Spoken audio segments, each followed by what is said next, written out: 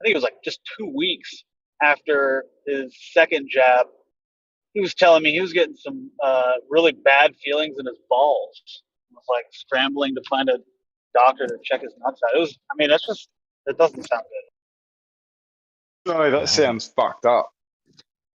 Well, there's no doubt Yeah. there's been some absolute horrific reactions. There's no doubt about that. Yeah. Really bad situations that, you know, for some. So, but that also kind of goes with like many medical procedures, if not most of them have some percentage where it causes, you know, all kinds of issues. Especially the some vaccine. people just have idiopathic testicular pain that comes and goes. So it's not. I don't want to say it's a really common thing, but it's common enough where I don't think he needs to be concerned. That was just it. We've all had it. What's becoming totally fucking normalized right now is heart attacks. Pretty much every day I go and I just type in heart attack news, and I use DuckDuckGo. I get some crazy results, dude. They're just like, there's like kids on the playground are having heart attacks now. Yep. It's fucking disgusting. Here. Heart attacks or heart failure brought about by myocarditis? However you want to phrase it. No, they're two different things. Yeah, whatever. However you want to phrase it. They are two different things. Pretty much. Okay, well, there was a 7-year-old who had a heart attack at a playground like 3 days ago. And this is in my city. 5 days ago, there was a woman running a marathon. She's like 40. She had a heart attack while running a marathon. You know, I mean, dude, it just every Friday. Yeah, but you're also looking for it now more than. By the way, I just right? want to say real quick. I guess we kind of U-turned into this topic. I guess like as long as we can keep it somewhat on the code word level, should be all right. Because we're speaking, we're not even have typing. Heart attacks after marathons all the time. Athletes die. Of course they do. Yeah. Training. Yeah. Look the other way. Just look the other way.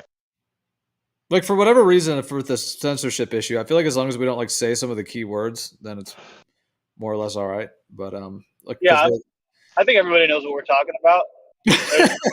It seems to be normalized that people are just having heart attacks now. Like kids are having heart attacks. That's not normal. Well, yeah, exactly. No, that is a huge issue. Did you see also like that soccer team? There's like in South America, there's like these huge like numbers of people on their professional soccer teams that are literally falling over in the middle of the field and like either dying of a heart attack or having a heart attack, like right on the field.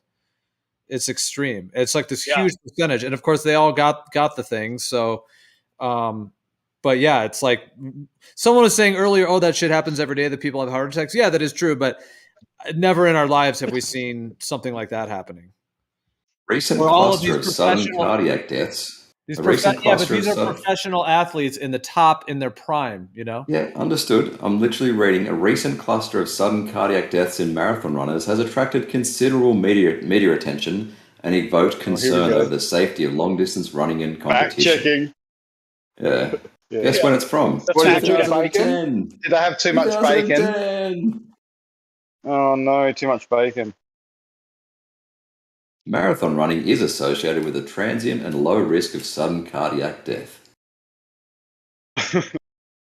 Look the other way, mate. Nothing to see here, folks.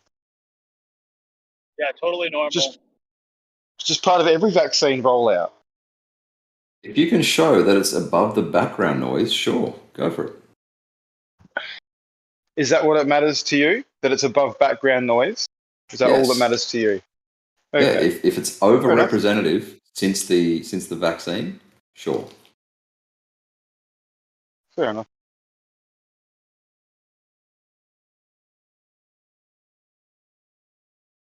Then you might have something to actually look at.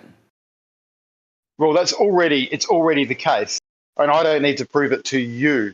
So there already is something to look at. So you can keep turning a blind eye or investigate yourself. I don't need to prove it to you, mate, at all. I see 30 people a week that have been vaccinated on average, and they're all fucked, mate. Right? From their symptoms to their fucking blood work. So, you know, you can say it's fucking not happening or whatever. I fucking damn well know it is. Not only you that, see- they're not chomping at a bit to make sure they show that it was because of a vaccine either. So if they can get away with saying it was just this, it was just that, then they will. Nothing to Well, I see mean, I here. guess, yeah, There's already a 7-year-olds have been study where having a heart guy, attacks forever. corners aren't doing it. I'm sorry, dude. I'm sorry. Yeah. Corners weren't reporting. Yeah, they weren't reporting that, or they weren't even looking for that issue. So 10 bodies were autopsied by somebody who was looking for that issue that the coroners had already autopsied, right? And Ready to go. there were 9 out of 10 of them showed injury because of like blood clotting and things like that that were related to a vaccine, and none of them were suffered by the vaccine. They were discovered by the time after the coroner. So it's not like the coroners are actually looking for this vaccine injuries in the first place, is what I'm saying. So you think they're all going to get reported? No, of course not.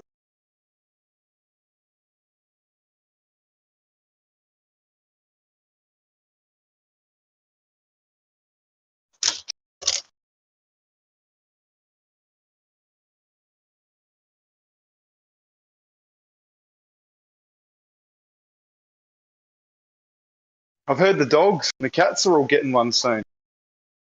Apparently the vets here have been given the go-ahead to fucking test it for free of charge. So obviously the government's decided to pay for that. Fucking out of taxpayer money without asking fucking anybody. Well, shit. We're gonna And of course- hear about how cat heart attacks are normal.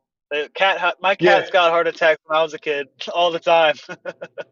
Yeah, are you feeding your cat raw meat? Oh, it turns out that's bad for them.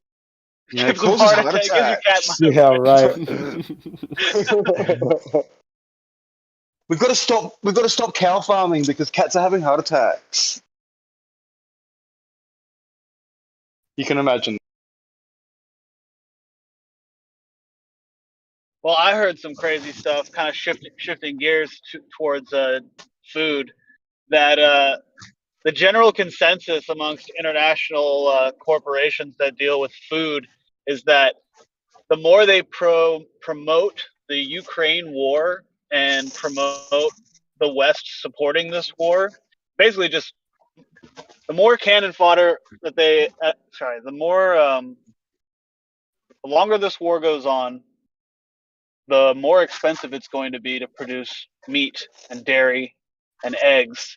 And so this is going to be part of the big switch over to getting people to eat bugs. So they're just basically Synthetic like, we meat, just want a too, bunch of Ukrainians to die so we can serve cockroach milk and fucking fried crickets. Listen, the real trick is I know. Israel's already prepared for doing this. The real trick is they throw the bugs at you, like the idea of bugs at you, so you'll go, oh, I'll rather have the synthetic meat then. That's the real goal. They Of want you to eat course. the synthetic meat. Meanwhile, the bug industry is that's why for the you hear pets. about bugs all the time, and bugs this and bugs that, and you don't really hear about the synthetic meat side of it, because when you do, you'll be like, oh, well, that's better than bugs. And it's just like, It is probably better So than what bugs. you're saying, Oh, God. what you're saying is we need to Better call than their Trump. bluff and be like, okay, give us the bugs. Show me the bugs. Bugs are Well, good. I mean, insects have start been trying used to for feed us food bugs and shit, since the dawn of go ahead and time. suck an egg. Bring me the bug. I'd eat fucking worms over synthetic meat any fucking day of the week, mate. Worms are good. Yeah, some insects. The gusano. Yeah, I'm just gonna eat insects the have been fucking eaten as cows. far as I know since You know the what I'm dawn of saying? time. They've always. Well, one could Imagine argue eating a that- cockroach though. That's fucking Listen, disgusting. the human Ugh. brain. No, I the wouldn't No, milk there's one only either. certain One of those ones little that you eat. chitties. You only eat Ugh. certain brain ones. starts Yeah, you really don't. developing well when we started hunting. Hunting is when we started getting smarter. Red meat. Oh, meat is good for you. Some insects you specifically don't eat. That's for sure, but because they can actually be toxic and not good. But there's Yeah, only you just certain swallow them whole. species. You don't chew, you just swallow them whole. You don't want the venom to come out. Yeah, but imagine the health department comes to the fucking bug facility. You know, you got to make sure your cockroach facility is up to health standards. Like, what the fuck is a health standard at that point? You're eating a cockroach. I don't know. There's no rats. Well, they've got to be purged. They've got to be sterile, fucking cockroaches. Come on. clean. The cockroaches will be clean. Yeah. It's What ridiculous. are they going to say- feed the cockroaches? You know how they It's say the you role are what you eat. reversal. It's like a health hazard when you have chickens around. But yeah, when you got they're already hundreds doing of that. chickens. They've got fucking PCR tests going on in fucking America and different places where they're testing fucking chickens, you know, backyard chickens for bird flu, and then ordering fucking the culling of any farm around it.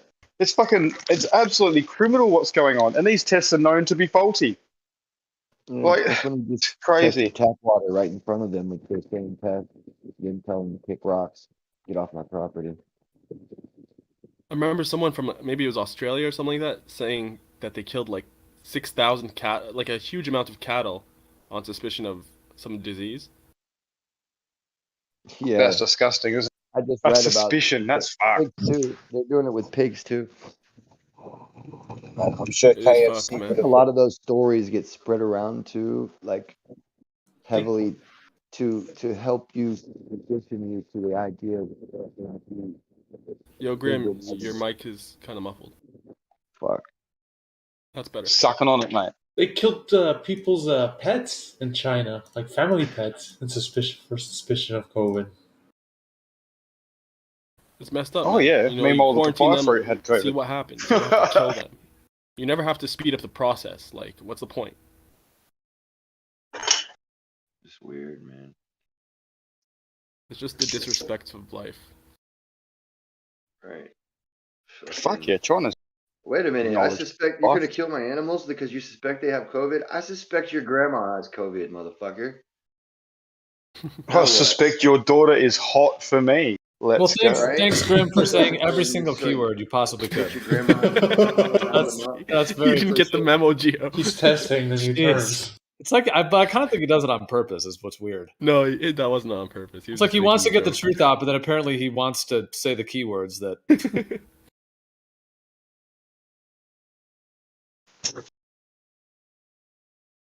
Is somebody crying about me again? I can't hear Yeah, very but we're in tears. well. Hey, percent. I'm sorry.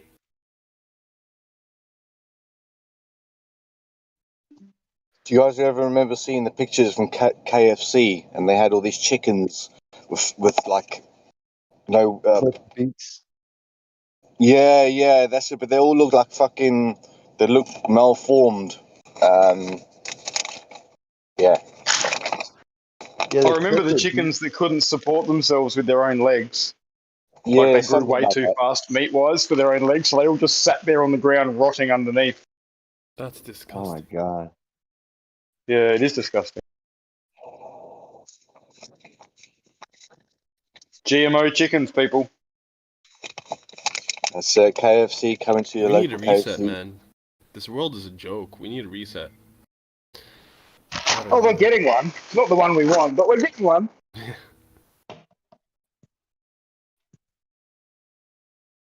Do you know what the funny thing is? Well, not funny. We're going to have pets soon that are fucking.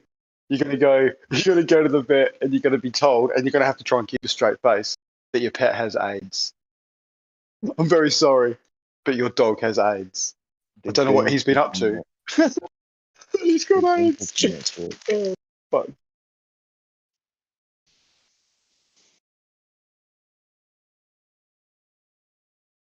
It's disgusting, man. Someone's been doing the wrong thing with their dog. Imagine how many people are going to get strange looks from their partners.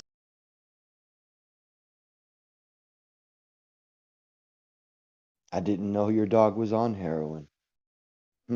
Tisk.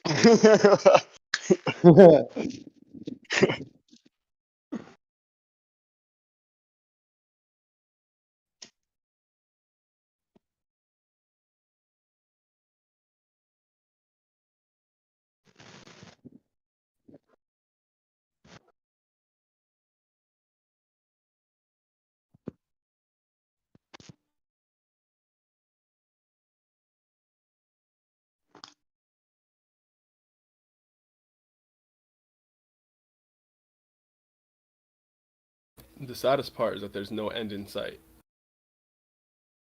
Yes, there is. 2030, mate. 2030. That's when the decade of vaccines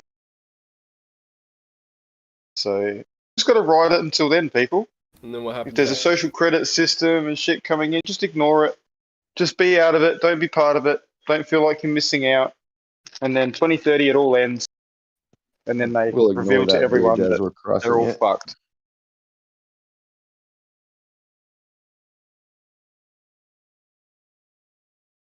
We'll be right. Just keep your cow on that hamster wheel, people. Well, I don't think they have ultimate control at all, and it's a very real situation. So, I mean, I would say the creator ultimately is who will choosing how this is all going to play out. But I don't think that these sort of evil controller people, they don't have it in the bag at all. Whatever even the bag they have is, or whatever they want to do. I mean, I think they can cause a lot of suffering and unfortunately death and pain and suffering for sure. But on the larger picture, I mean, who knows what their actual plans are, but by no means do I think they're going to accomplish whatever they want to do in that larger picture. I think they just adapt though, Gio. They just adapt.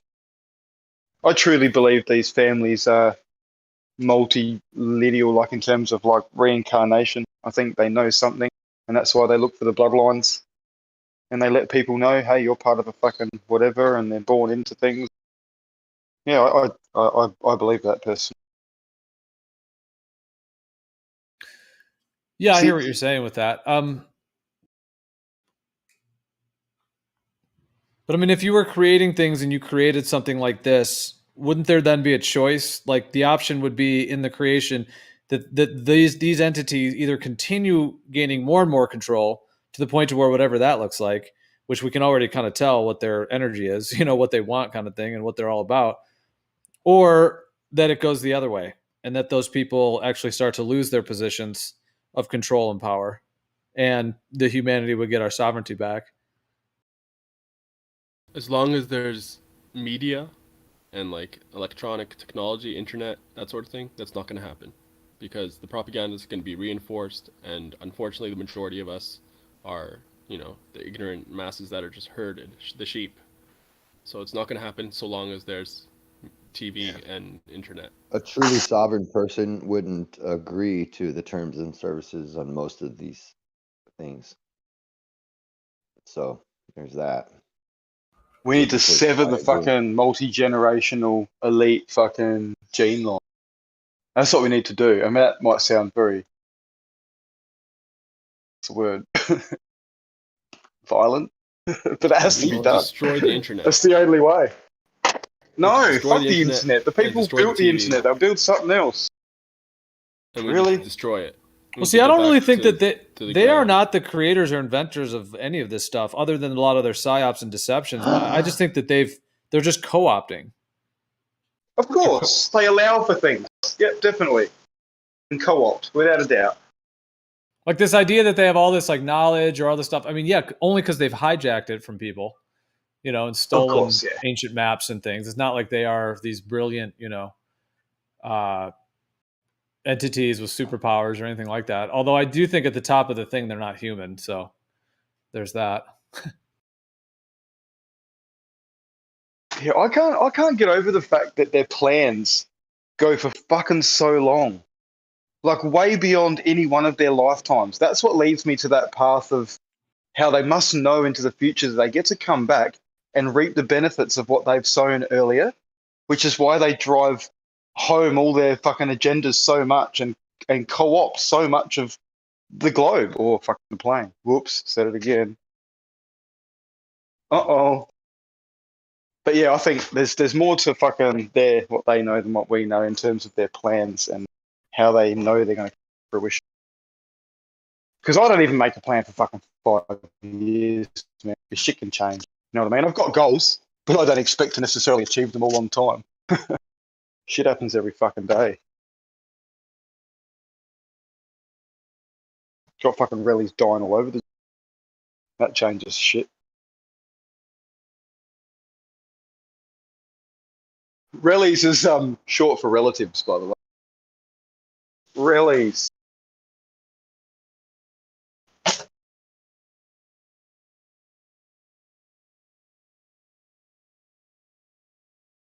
I think they've got a playbook.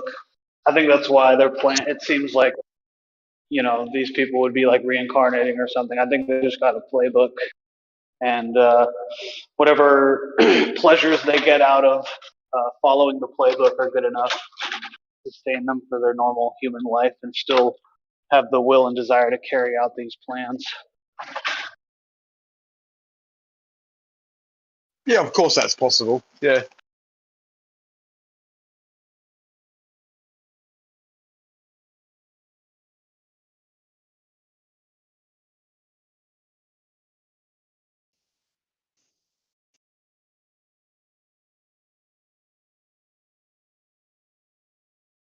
Yeah, since there's a lull here, Jace and Kosho and Ruhif, they went down to talk about like the quantum eraser experiment, and Suckers. and double slate basically. I'm gonna bring them back up here so they could, so we could all benefit basically. All right. Cool. Why? Okay, cool. Oh no, not that again. All right, go on. Bring them up. Move them up. Do they know they're being brought up, or do they want to be in that one? I mean, that one's not live. I didn't want to interrupt because we were talking, good. But that's nice of them.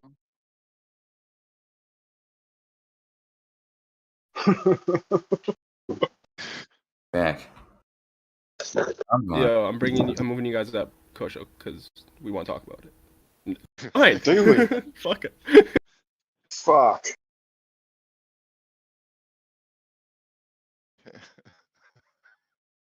So.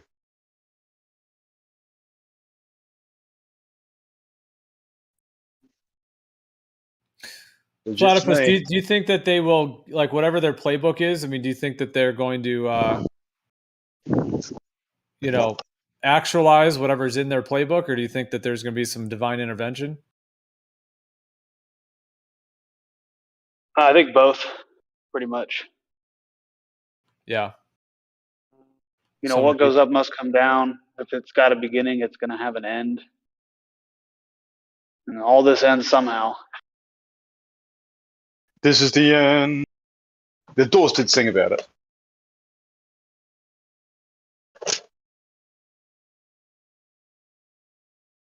I don't even think the playbook is anything supernatural or genius. It's just like lie, cheat, and steal, do anything to subvert power and obfuscate the truth. I mean, if you fuck with somebody's reality, you control them.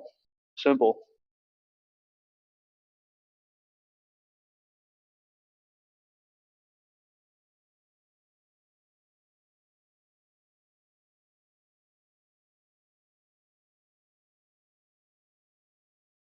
Yeah.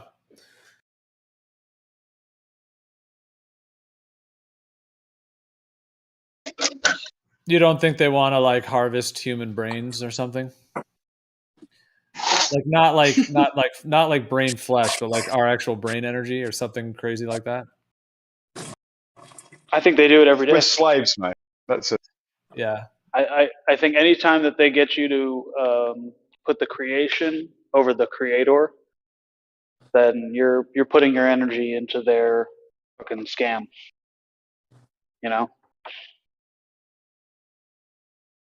Anyone with a mortgage to a property, fucking sinners. No, I don't mean it like that. Phew, shit.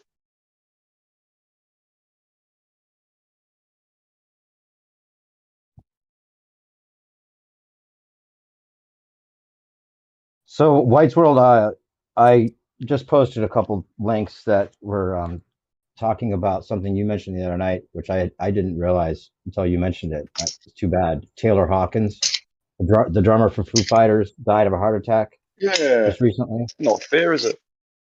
Yeah, and then I posted the Foo. They were part of that big concert that Vax only, or the Jab only concert that people were going to, and there's an interview with Dave Grohl about how important it was for his band and everyone else to be jabbed. And then the follow-up report, amongst others, you can find, which were like, trying to fact check all the claims that his heart was twice the size it should have been because of myocarditis, which is typically something people of a younger age get, like up to 39. But because he's 50, he's out of that range. So most likely not that because he was young. He was 10 years older. So it could have been that his heart actually did the same thing, just because it's more typical within the younger people for that kind of reaction to the thing, which should have been labeled and all that. Those things are addressed, but it's just ridiculous. I mean, yeah, of course he likes drugs. It was a 2001 thing that they posted in another fact check thing about a 2001 coma he went into from heroin use. But look at the list of drugs that they say they found in the urine test, and benzos and stuff like that. Are any of those known to enlarge the heart twice the size? Maybe your expertise would be able to tell us that to begin with. No, I wouldn't know about the stuff that he was on personally, but No. at the end of the Yeah, day, list the if things. drugs and heroin and pharmaceuticals could cause this, it would already be a fucking epidemic. Exactly. It's only becoming a real fucking issue now because of what's happened. And obviously it's just correlation at the moment. No one's saying there's a fucking direct cause, but the more this goes on and the more the evidence comes out that they were trying to hide, like Pfizer and that, the more, seems to be that there is a fucking direct cause. It's amazing that it's come out so much. In fact, they're even acknowledging some, like, what is it, like AIDS possibly being like something people should get tested for if you've had the jab. I mean, it's just, it seems like overwhelming evidence already, but then they're still like going on with the plan. Like, okay, you might have to have a test to get a job, or you may have to be, This, dude. it's just ridiculous how they're just continuing on as if none of this is happening. None of these things are actually being reported on. Ridiculous. Fucking Unbelievable. 2 years ago, what is it, vice president of a particular section in Pfizer, Michael Yeadon, told us about all that shit. ADE, they call it, antibody dependent enhancement. It's where you build antibodies against this spike protein that you're producing, but then you hang on, he was fact checked to be. Yeah, exactly. Fact check. Yeah, right. That's all they need. Once they have 2 years ago, and then all of a sudden he's right now. Yeah, exactly. Yep, because anything that's going to be, they've got corporatism to the point now where if you want to have any credibility and not be totally shamed in the industry, you cannot post anything that even indicates that this is the case, in any major publication.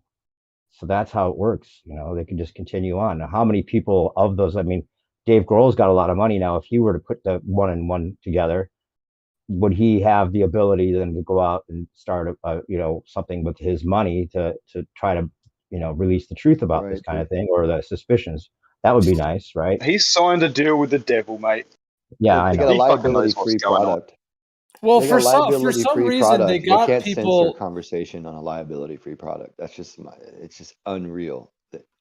For some reason, they got all of these like musicians and all these people to somehow back this as if it was like the cool thing, like getting the jab and what. It's so. They're contracted, man. They're contracted, Gio. They have to. The ones that are willing to give up everything, their contracts and everything, and be basically cancel cultured, they're the artists that speak out. And really, early on in the piece, there were a few footballers and sports people and all this and doctors that come out and made videos on their social media, basically saying, "Look, I've been offered fucking 50 grand to make a video promoting this, but it goes against everything I believe. And if I fucking do it, I get to keep my contracts. But if I don't do it, I fucking lose everything. But I'm not going to do it." Heaps of people did this, but the masses didn't see it because of the cancel culture. It's fucked. Yep. They got put on BitChute and shit like that, and then you give the link and they go, "Ha ha ha, BitChute." Ha ha ha. Like, dude. Yeah, exactly. That's a congressional hearing, dude. It had to go to BitChute because it got censored off of. That's ridiculous. Or a House, a Senate meeting or something like that. Yeah, just canceled right off of, because they're talking about it was like the health ministers and all different kinds of people were sitting at like a roundtable meeting and talking in a government facility, and they filmed it, and it was very bad for the narrative. And so, say the least, yeah. And it literally got censored in the US on, I guess, private, platforms like YouTube, Twitter, Facebook. But I thought there was a town square law where it's like if it's the biggest platform and it's in the country, they have to follow the rights of the country. Like, you know No, what I mean? corporates, mate. So how I can was we kind of. say then? Yeah, go ahead. Yeah, I'm sorry. Yeah, I'm just No, go ahead. I rambling, wanted trying to to hear fill the you. room. I didn't mean to interrupt you. You said Jonathan Weeds or what? Oh no. Anyway, Yeah, go ahead. go ahead. Well, I was just going to say, what was Ruhif's claim about the heart attacks? I didn't get that. Something about bacon and eating high fat or something like that. Was that what he was trying to say? Makes sense. I missed that. I was kind of distracted at the time. What was he saying that caused the heart attacks? Hell if I know, dude. Is he speculating? I think he read. I don't some think he said excuse that. I for it. think Whites might have jokingly said that, maybe, but I'm not. I don't remember exactly. But I think Ruhif was just saying that heart attacks happen all the time. He was just trying to downplay that it's a thing. Right. I was looking for a thing by Flat Earth Banjo that he posted a while back, and I think he took it down or someone or it got yanked. But it was about all of these young athletes, and it was like report after report, news report after news report of like all these soccer players and young kids having like someone was mentioning earlier, just right on the field, heart attack right on the field. So they must be giving the NBA players the better batch because otherwise we'd be seeing that on live TV. I imagine.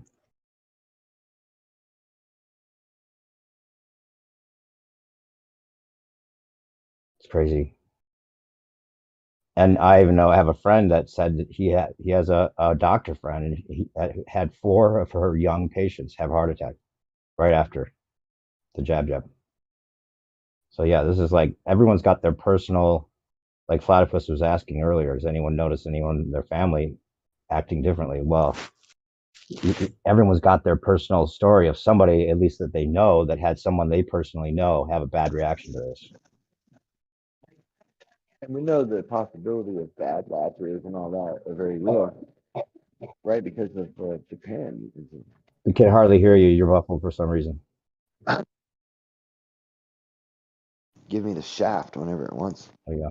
How about now? Is it any better? That's good.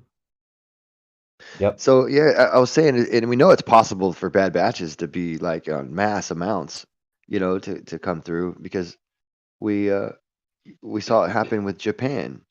It was like first it was like,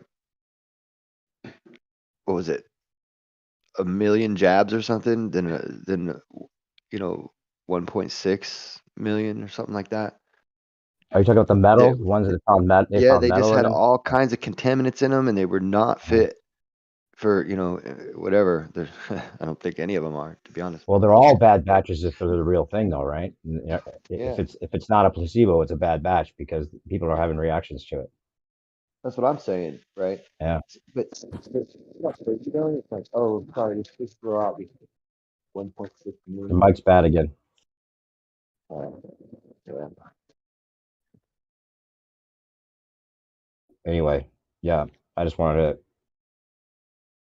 chime in about that. It's something I worry about all the time with my own family. I hear you.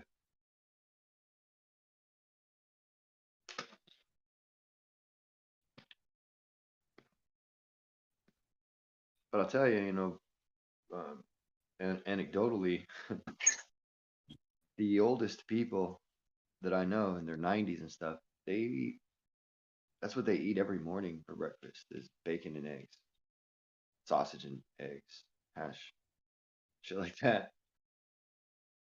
Every morning they're at the coffee. But isn't that found to be kind of a myth? Food. Like, don't you think, hasn't that kind of been discovered to be a myth about the bacon and the eggs being bad for your heart?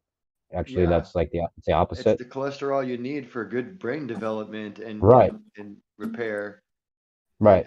And they're telling us the repair. opposite. Yeah. Yeah, and then they're putting them on cholesterol blockers. Yeah. So that it's blocking all their cholesterols. It's you wonder why people are getting sick, dude. It's like, yeah, that's fucking terrible. Absolutely terrible. Yeah. Blocking fucking cholesterol. And then putting people on vitamin D supplements because they fucking got no cholesterol to make vitamin D with. That's fucking so fucked. It's all about the money, clearly, you know. All about the money. Yep. Nothing beats a couple eggs every day in the morning, vitamin D wise, except for some sunlight.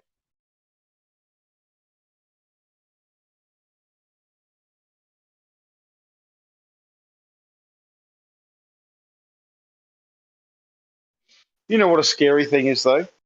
Is the fucking glyphosate that's in a lot of the fucking standard fucking eggs you get.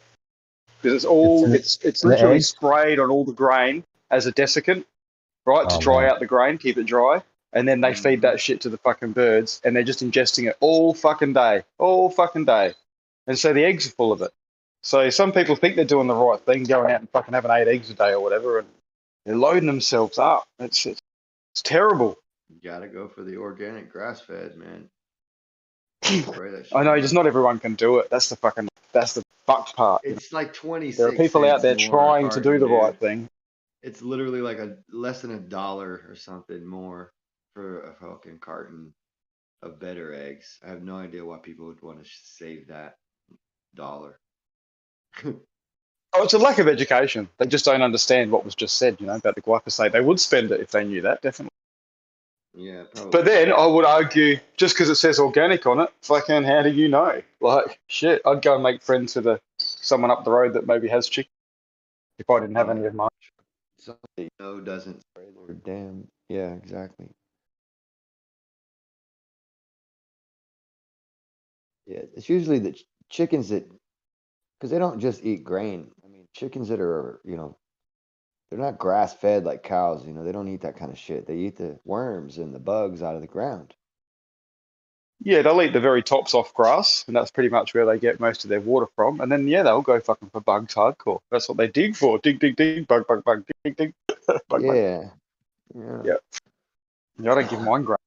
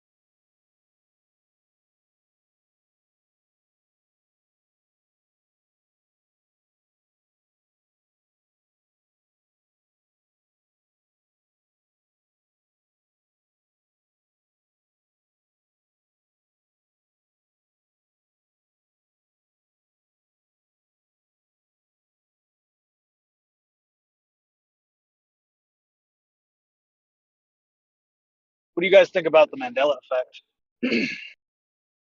Oh, shit.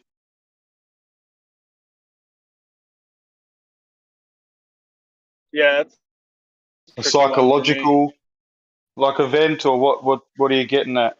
Yeah. How do you interpret it? Oh man, I've been down the schizophrenic hole with that one. I really don't know what to make of it, other than I seem to remember some things the way that they're not remembered, and a lot of people remember them similarly. But as for why it's happening and what's happening, man, your guess is as good as mine. Is any of what you have sort of heard about or come across or remember yourself, have you been able to definitively verify that what you believe to be the case was in fact correct and things have changed, or not? Oh, absolutely. I grew up being babysat by my grandma after school, you know, like first, second, third grade. And we would sit together and watch I Love Lucy. And there's that famous line, you know, Lucy, you got some splaining to do. And that has never, ever been said in an I Love Lucy episode. That one's pretty gnarly. I mean, it's not a line, you know. I mean, there's some that are kind of tricky where you're like, oh well, you know, maybe you just misremembered it. It's like, no, the line doesn't even exist. He never says it. Yeah, I know, but that's not definitive to me, because it could have just been something that maybe a game show host fucking said, and it's just referenced for different reasons. Like the memory picks it up for different reasons. Like it might have been a line that you heard, a bit like "Beam Me Up, Scotty" sort of thing. You know what I mean? I know that's associated with, but just something that you've heard and connected to it for some reason. Is there anything like definitive, man? Like something where you've got a box fucking that you had from a toy or something when you were a kid, and the box clearly says one thing, and now all the marketing online shows that it says fucking something else, even though you've got the fucking box. No. There are cases of that. They call it residue. Okay, that's interesting. I've ever actually come across that. Yeah, I've seen pictures of residue, but you know, it's just a picture. I just think it's interesting because I know that CERN is tied into all this, the Large Hadron Collider, and where CERN is located, you know, with this whole Ukraine war right now, energy to Europe is kind of being threatened, and CERN was supposed to power up the collider and do some experiments this month, but they postponed it. And I was just reading some conspiracy commentary about how sounds funny, but Putin is basically trying to cut off power to that part of Europe so that they can't continue to screw with the timeline. Interesting. Is this a Q drop? That Yeah. sounds like a Q drop. God, I have no idea. I just I find it entertaining and thought provoking. Yeah, only time will tell as well. Fucking at the end of the day, shit. Half truths everywhere, mate. You never know. Yeah. Well, I mean, from the war breaking out in the Ukraine to Will Smith slapping The Rock or whatever, they were almost the same. They were literally almost the same. Oh it's my like God. pretend outrage. Like, did you hear about this? Yeah. And God, I don't know. If you told me that this is because people are really stupid, I'd be like, yeah, that makes sense. If you told me that they have to like put these things out in the media to distract us from timeline changes, I'd be like, yeah, sure, why not? I mean, I don't know. It's all pretty crazy. Yeah, well, I can't back up on the timeline thing because time's just a fucking concept. There's no way you can manipulate a concept in a physical realm like that. So, but they are doing something with that fucking thing on the ground, without a doubt. Yeah, I agree. The symbolism that fucking goes along with the whole fucking charade is just absolutely ridiculous. You know, it's beyond See, fucking that's the thing. anyone. Yeah, dude, I would have written off the Mandela effect so long ago if CERN wasn't involved and CERN didn't have these like crazy satanic parades whenever they're gonna do a fucking science experiment where they're dancing up around dressed up as goats. Like they're like, hey, we're gonna do a science experiment. Bring your beakers, bring your fucking test tubes, and your goat suit. We're gonna do a science experiment. I just feel like, I mean, yeah, Scott, it has my attention. Bloody oath. Maybe that's what the whole thing is designed to do. Right? Yeah. Just psyop upon psyop, you know? Just look over here, look over here. Or its symbolism is to treat it like a church, you know? It's a different type of church now. Like it doesn't actually do anything. It's just like a church doesn't actually do anything. People flock to Well, I the think ideas of it. symbolism literally is a signal. So there are people who see that symbolism and they know it's like communication. They know what that means. It's a message. It's whatever. And then there's everyone else going, "What the fuck? Why the fuck are there goats getting around on the fucking?" You know what I mean? Like they're clear messages to whoever needs to see them and read them or hear them or whatever. That's what it is to me. I see it sort of as like there you're entering into some kind of social contract when you watch that. Because when you watch something, you see something happen, you're gonna have like a natural reaction. You can have any sort of reaction you want. And there's probably a specific reaction that you're supposed to take when you see a bunch of people who are supposed to be some sort of authority on reality dancing around as animals. It's probably something you're supposed to do. And if you don't do it, you know, that's your fault. You kind of entered into this, you know, you decided to watch this thing, you know. That's kind of how I see it. Trick you into a spell or something, a contract. Yeah, I get you. Yeah.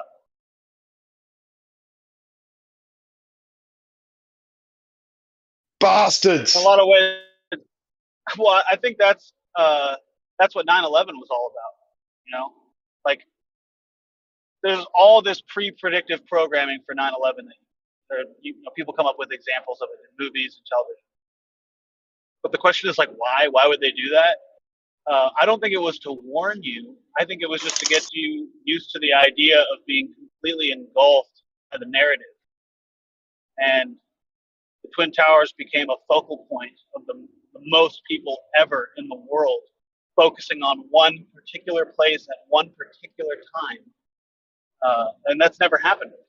That had never happened.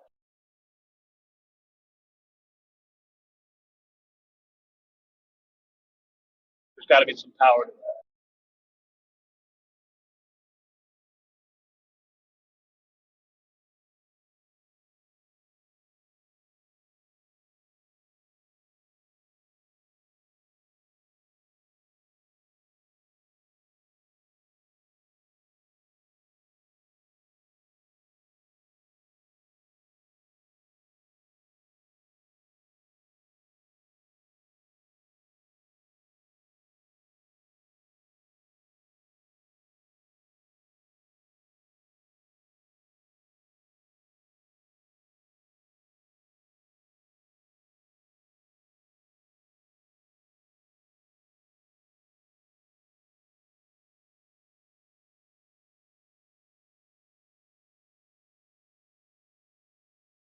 Like I said, 9/11, and everybody just left.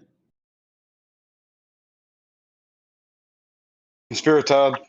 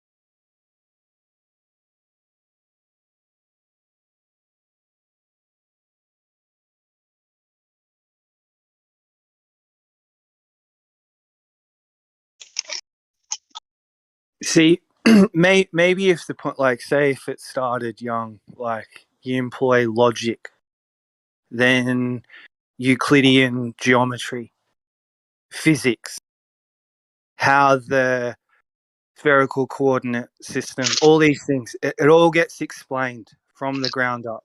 And then you get to high school and you've got that foundation.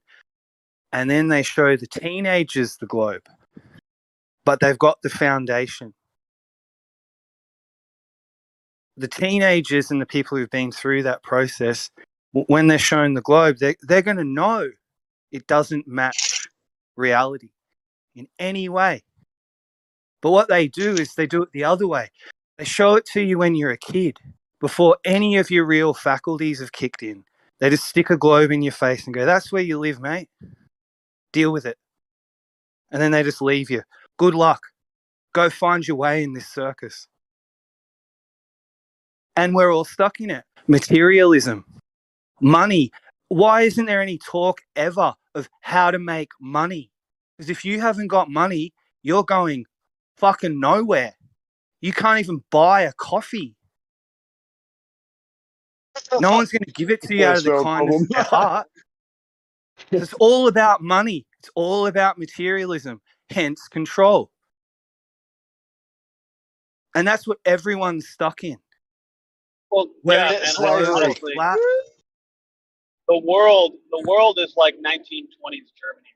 If you guys go back and read what was it like in the 1920s in Germany, that's pretty much exactly what's going on in the world right now. Hyperinflation, degeneracy, just nonsense, nonsense politics. It's a joke. Yeah. It's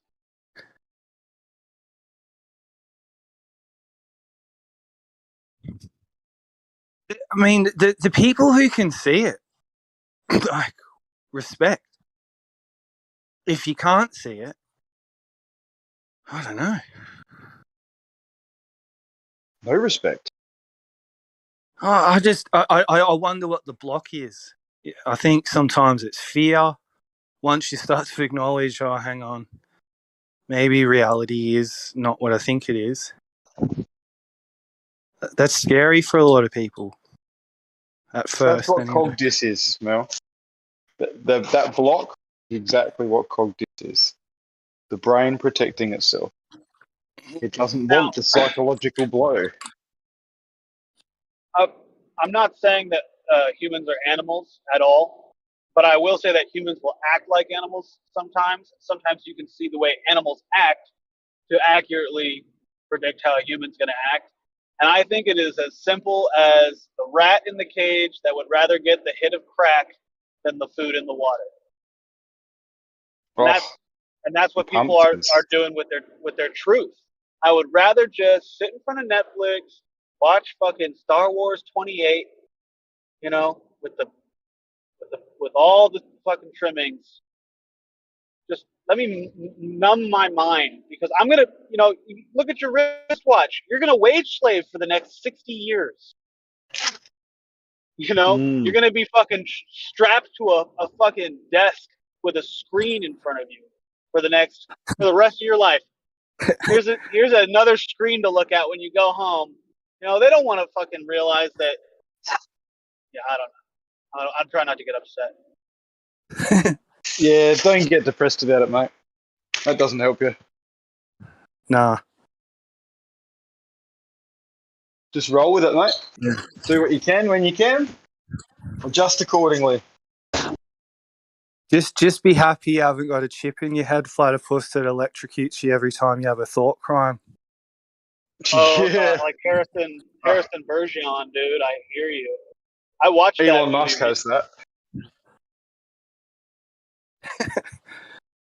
Fuck's sake. He does. If he strays from the narrative, mate, they zap him fucking good. Fuck yeah. He didn't inhale on Rogan's. I like how him and Alex Jones pretty much said the exact same thing on Joe Rogan. Like Alex Jones went on this crazy rant. It seemed crazy, but if you're listening, you're kind of picking up on some of the things he's saying. Where like, we've got this AI and it's testing reality, like finding weak points, gravity, or some crazy thing.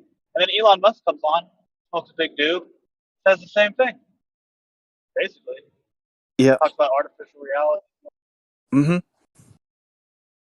Yeah, I think the first time he busted the simulation theory, he was saying he was in a hot tub, and it even took place in the hot tub, and he had to put like a kibosh on it, like, look, we can't discuss this, we're relaxing. But he said the probability of humans not being in a simulation is, the probability is very high that we are. That's what he reckons. In the hot tub, full of water. I mean, when I hear simulation, I just hear creator. I just hear proof for God. That's basically like that's what that would be. Whoever. Yeah. Yeah.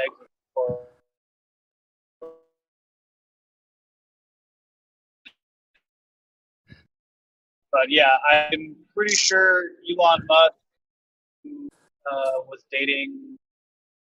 Pretty sure what was a man. Yeah, I think that's it. No, I hung out with her. She's a bit tomboy, but I hung out with her. She's Canadian. Pretty sure she had a womb and was a girl. Yeah. We invited her out to a party, but she had a manager and she wasn't allowed to go. That was before. Well, I think she's dating a trans now. Right. They're broken up. Okay. So I don't know. That wouldn't surprise me. Yeah, her art and her whole thing has changed a lot since she shacked up with him. She became more cyborg, clone, anime, goddess vibe. Yeah, I don't think any of the things that she espoused are going to age well along with her. No. I get this really like satanic vibe from it all. Yeah. I've also, actually, I can't really like share this with a lot of people. So I'm a Christian, and I had my whole coming to Jesus thing like 2 years ago. But I have come to like amongst my own Christian circles, saying that anything other than the 66 books of the King James Bible is pretty much no, with the minor exceptions for Enoch amongst like the flat earthers or the biblical earthers. But I was just watching some shit last night, and I think the Bible has been completely shredded from what it used to be and from the types of knowledge and information and historical accounts that were in it. Just wanted to share that.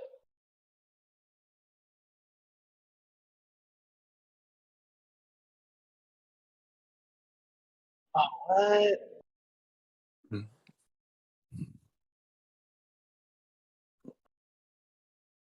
That's just a given, though, isn't it, really? Like, if there was actually ever a book, if there was ever 10 Commandments, if there, anything of the above would have been adulterated, Chinese whispered, or fucking whatever the situation. We're never going to know the true intent anyway. I agree. I do think that it's just been adulterated to a point where like there's some things in there that are true that you can get some information on, but the other bits, without the missing pieces, they don't give you an accurate understanding of of the message that's trying to be conveyed. Yeah, and it confuses what actually is true and legitimate or isn't. Like, discernment is pretty much fucking gone. You can't discern from reading the book. No way. Yeah. Because just some of the stuff that they describe in the books that were taken out of the Bible, I mean, they blow my mind. They talk, like I was talking about it earlier, genetic miscegenation, these fallen angels teaching humans how to do metallurgy and cloning plants and all kinds of stuff. We are definitely designed. We did not just come about and stand up from having went over on all fours and all this sort of. There's no way. All the other animals in our environment are designed so cleverly, right? In so many ways. We are so inadequate as a fucking animal or a species on the planet compared to all the other ones when it comes to survival. Yes, we've survived through ice ages, but we've just got like our abdomen, like our stomach is so fucking exposed. Our groin, the two big fucking veins that go down past our groin that, you get them nicked and you're fucked, you're dead. You're like, all this stuff is protected on pretty much every other fucking thing on this planet, except we've got things in place that shouldn't be, but they are. And we've got things in place that would leave you very vulnerable and exposed in a real, animal versus animal survival type situation. Absolutely. I completely agree. Like I was thinking earlier about language and how evolution could never explain language. Because in order to develop a language, you can't just have one organism start making sounds and then it just develops a language. You've got to have multiple organisms all using the same sounds to talk to each other to develop a language. And it's like, no animals can do that. There are no animals that can talk. You've got parrots that have got pretty good vocal cords and they can mimic. You got monkeys they can mimic using sign language. They don't really have voices like we do. And that's it. I think language was given to us. Yeah, it's an interesting one. It could have, yeah, you're right. It could have been given to us or left for us to discover, or our abilities for whatever reason to communicate on a more mental basis with each other, because I do believe we have that capacity, has diminished. So we were forced to do other forms of communication purely to, form tactics to take down big prey and things like that at the end of the day.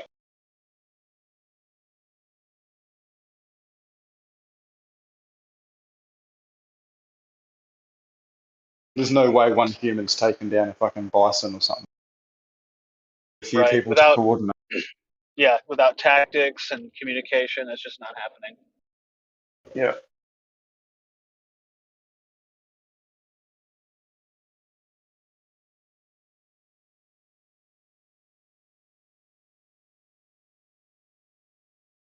I'm pulling into my parking garage right now, so I'm going to lose service. Heads up.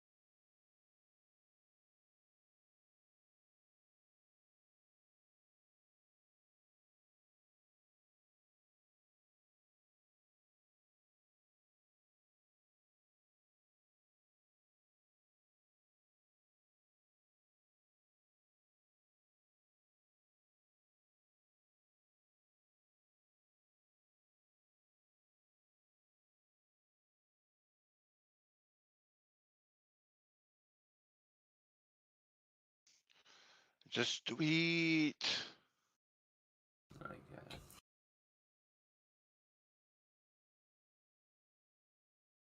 Seems to know his stuff. Oh yeah, of course. But that's why I had to talk to him yesterday, the day before yesterday, also, because I was sharing information with these guys, but I know I'm getting it wrong. So it's like I kind of wanted him to just explain it. Did this all stem from can the observer or can the camera influence the result? Yeah, I think so. Yeah, because I was expressing that correctly, but it wasn't until percentage had asked about the delay, like this special test, which is like the delayed choice quantum racer double slit. That one I wasn't aware of. So, like, the whole setup and results and everything.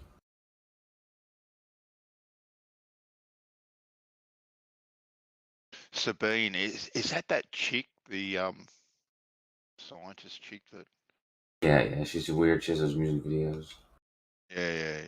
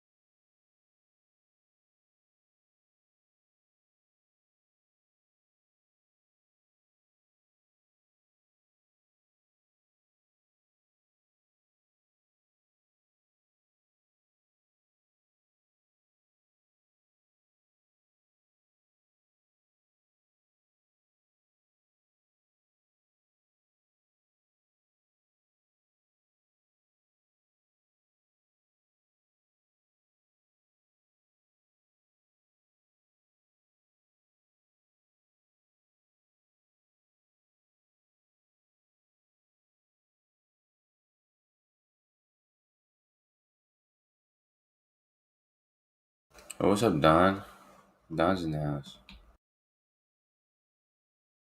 You just missed our whole talk, man. We were talking about fucking quantum erasing.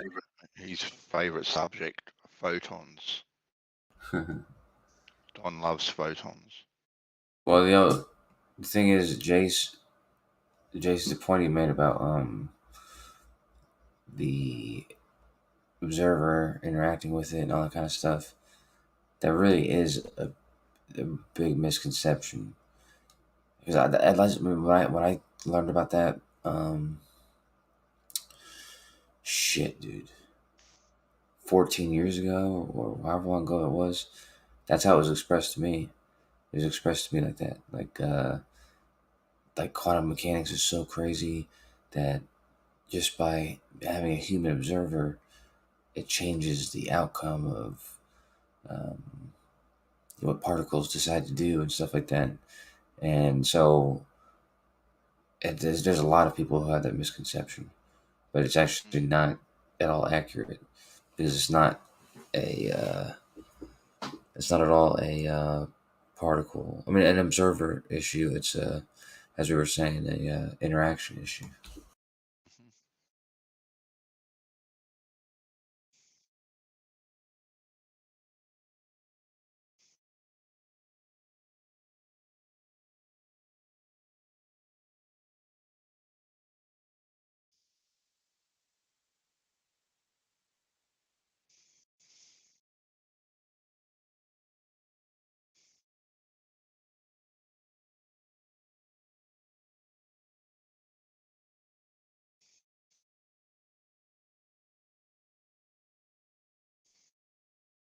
I've got no idea.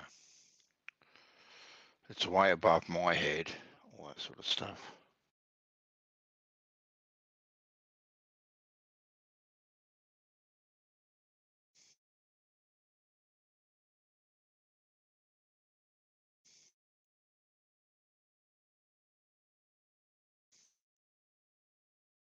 What's above your head, Bandy? A fucking shellac tin. Fucking shellacking. Wish bloody quantum mechanics or whatever it is was as easy as that. So, It's a pseudoscience, Bandy. It's as hard as you fucking.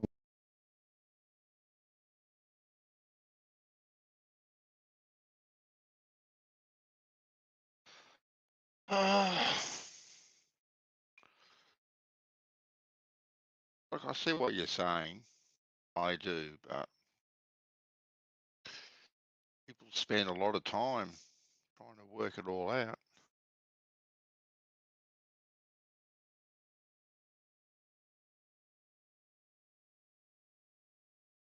But work what out though? You know, like if you're going to have a man-made thing and you're going to get a result from a man-made thing, what are you really working? Well, I don't know what they're trying to work out.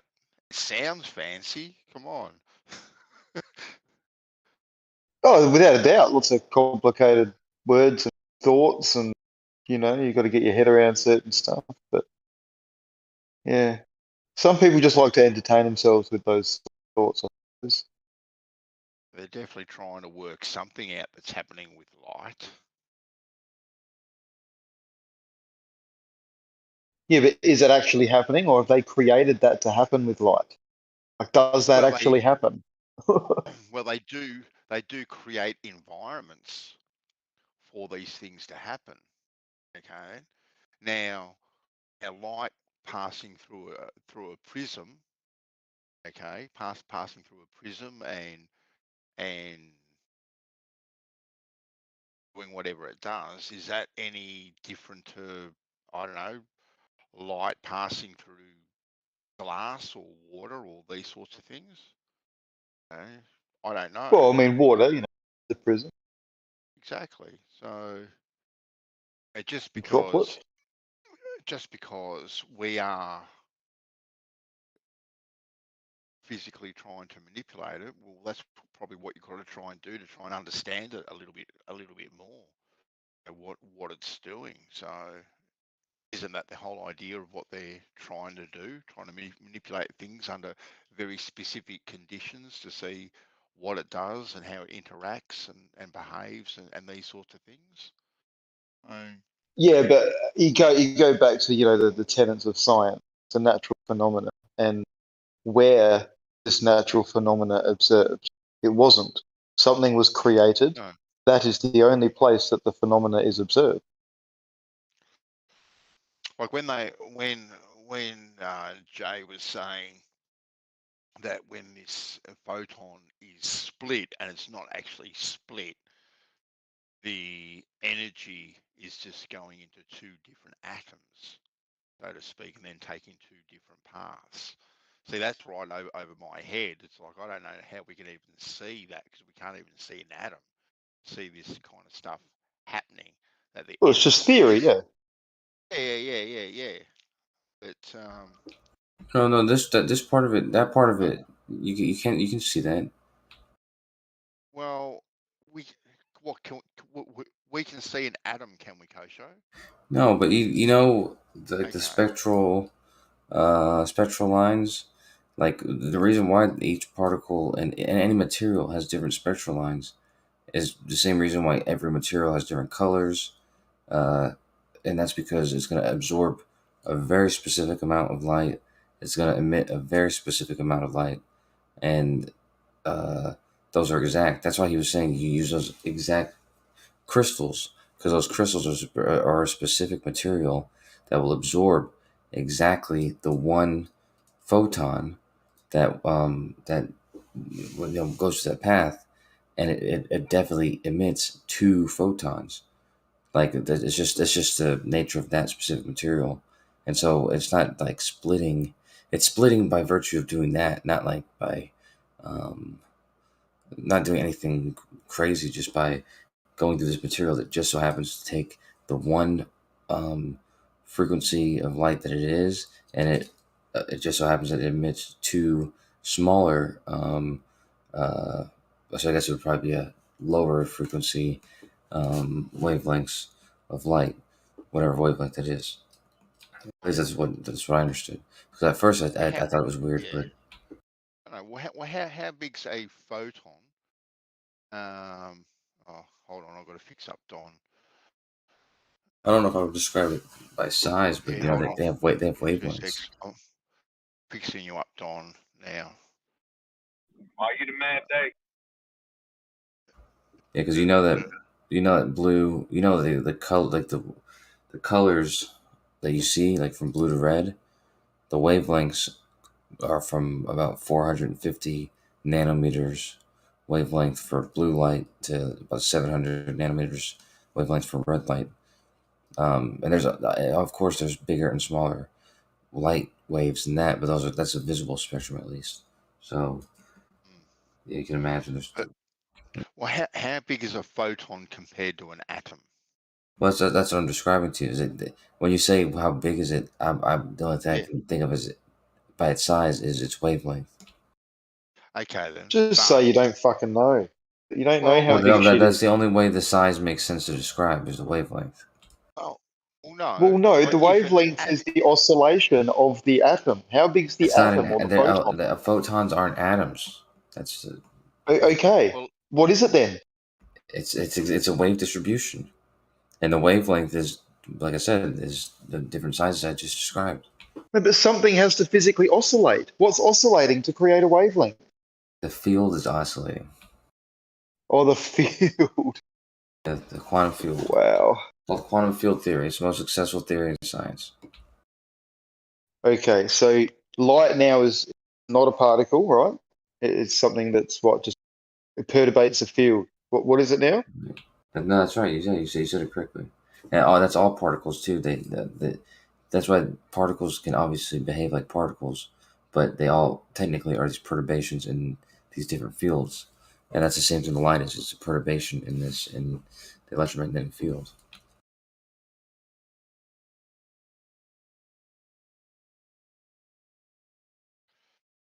But ether definitely can't be doing something similar. Has no Sorry, size Brandy. whatsoever. Has no size. No. I described the size with the wavelength. Okay, then. So if an atom is a golf ball, is a photon a basketball? No, but you know what's funny is that protons and neutrons, these don't have size either.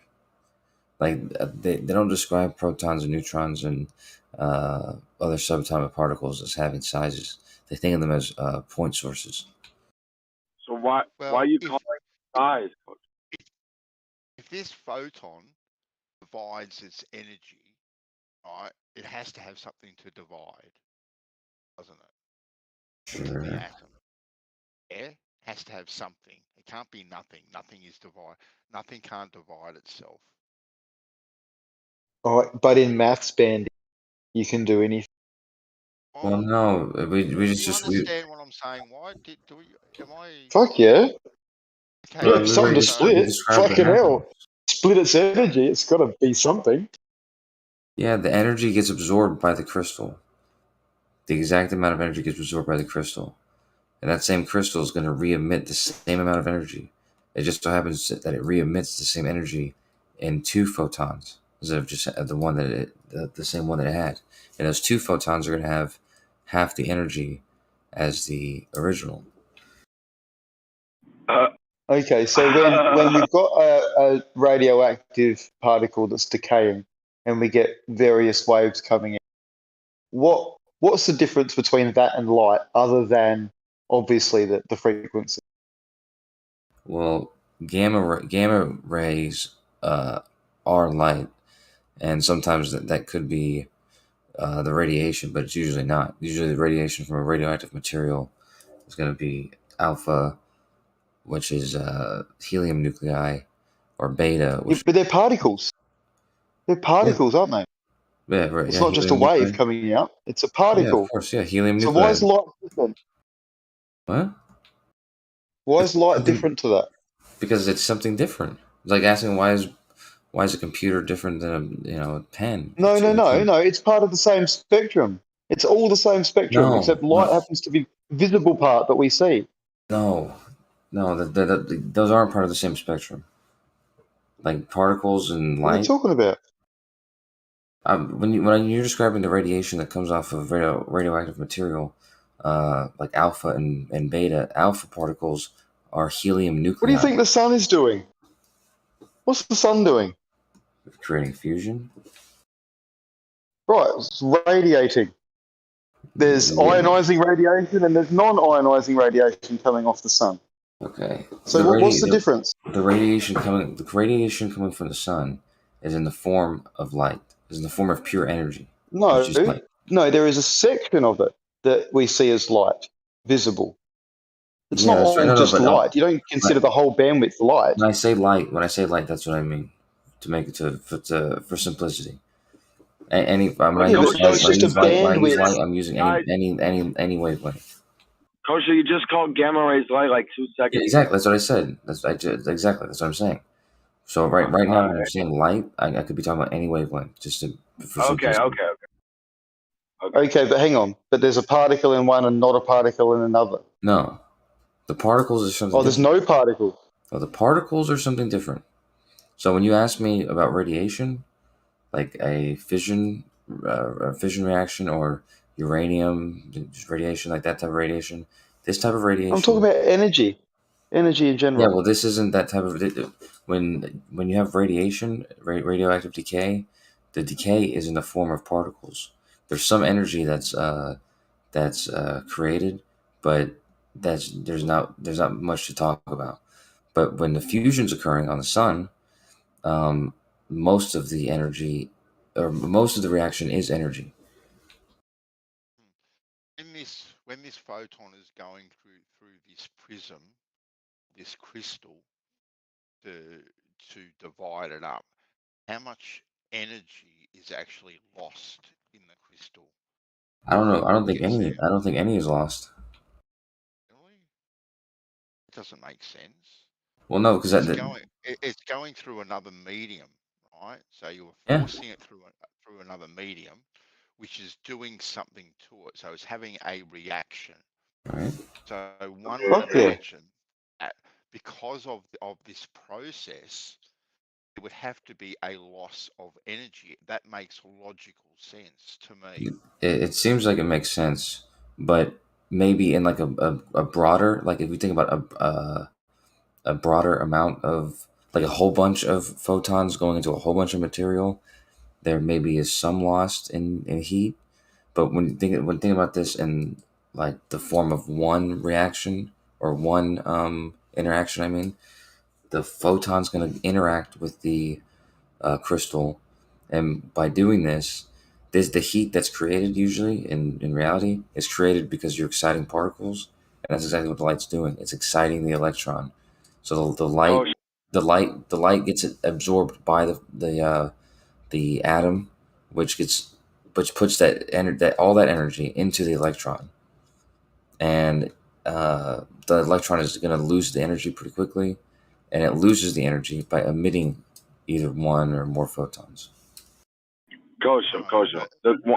Oh, go ahead, man. I'm next. I was just going to say, I'll let you jump in after this. It doesn't make any sense whether or not it's 1 million photons to me, right?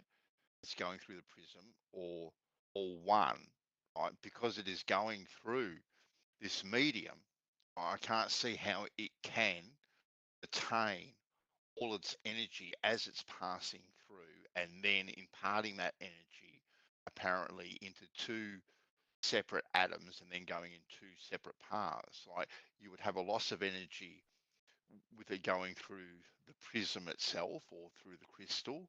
That'd be one loss of energy, and then it has divided again, apparently, and then halved its energy again, going in two different paths. Like the actual process, like I said, it just doesn't make any sense whether or not it's one or a million. There is still going to be slight loss of energy. It's like having 100 swimmers in a pool compared to one swimmer in a pool. Like one swimmer is going to lose energy as he's swimming along, just compared to 100. Like you. I mean, I love your point. It sounds like perpetual motion is being, you know, like, you know, I mean, if what you're saying is true, if they claim what you're saying, man, it's almost like they got perpetual motion or something. But Kosho, one of the hold on for a second, Don, because the actual perpetual motion, like perpetual motion that doesn't like give out more universal energy, perpetual motion. that doesn't give off more energy. The only reason why that's not possible is because of the heat. But the heat, the system not being isolated. Basically. Well, it not being isolated, but also it not being perfect. Because like an orbit is almost the perfect isolation. Well, right, because an orbit is almost a perfect perpetual motion machine, but it loses heat over time. So over a long portion of time, it'll just. In my opinion, for all we know, the universe might be a perpetual motion. I mean, eternity, existence, everything always being there. But one of the coolest questions relevant to how you're talking about this thing splitting, losing energy, like going through the mat. The coolest question to me is, when does the energy turn back into matter? Right? Since it came from the matter, when does it go back into the matter? Right? Well, I explained that a second ago with the light. Like the light can, like when the light gets absorbed by the atom, the electron will get excited and will move up a step. If you do this to enough, like if you shine light on a material and it heats up or whatever, it's because you're exciting a lot of electrons and energy and stuff. Right. So but then it dissipates the heat. So where does the extra matter get dissipated? Yeah. But right. So the cooler question to me, what I'm saying is, as this energy keeps moving around and moving around and moving around, when does it ever turn back into matter? I mean, on its own, it won't. Eventually, it'll in that form. It'll dissipate. Like entropy. Like entropy is always going to increase. So right. So where did all that? See, the thing I'm saying is, like, basically, to me, everything is particles. Like photon, whatever you think is one photon is really a million of something smaller, in my opinion. And it's like, the matter left off a little piece of itself.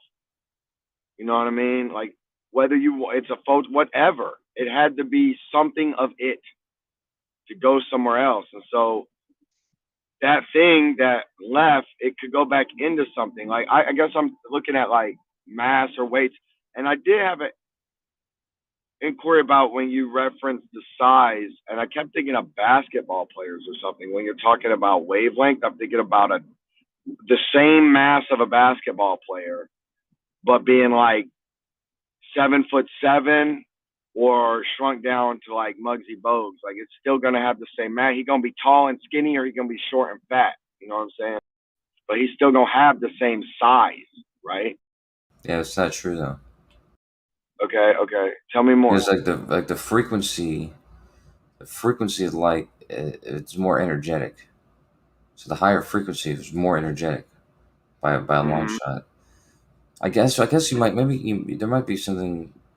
You might be right with what you're saying. It's because like a giant radio wave it's more massive, but a lot less energetic with a lot lower frequency. I mean, it's the same amount of stuff just stretched or squished. But it's not really stuff. That's what's weird. It's like it's not really. But I guess you call it not stuff, but it's stuff. I mean, photons are a thing, man. Like they come from the atom. I don't know if I call it stuff. That's why.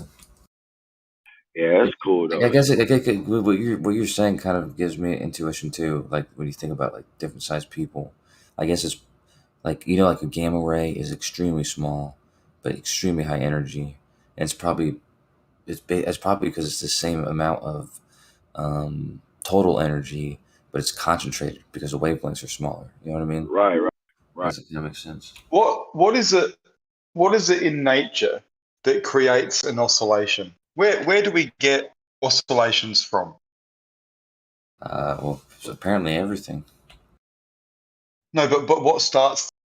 I'm trying to get at the Big key Bang. driver of an oscillation. The Big Bang did it. Well, God bless. Anytime electromagnetic wave is radiated or created, an oscillation is created. Okay, what causes an electromagnetic wave? Like I said, an electron It's losing movement. energy. Movement. Right? I mean, the So electron. for things to oscillate, something has to move. What is moving to create these different frequencies? Well, an electron could just lose energy, and then a photon is created. So, but what's causing these oscillations? So it has to lose mass, though, right? Because the energy and mass. So if it's losing energy, it's losing mass.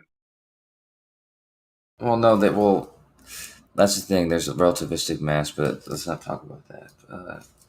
There's supposedly mass. I don't want to talk about it. Don gonna bring you Has the to be hard something question. coming off. Don gonna get him. Don gonna get him to the dead end right here, real quick. Supposedly, if there's more, if like an atom held together, like a water molecule held together, has more mass than the sum of its parts, because it's there's mass in the energy that holds it together. There's the extra energy.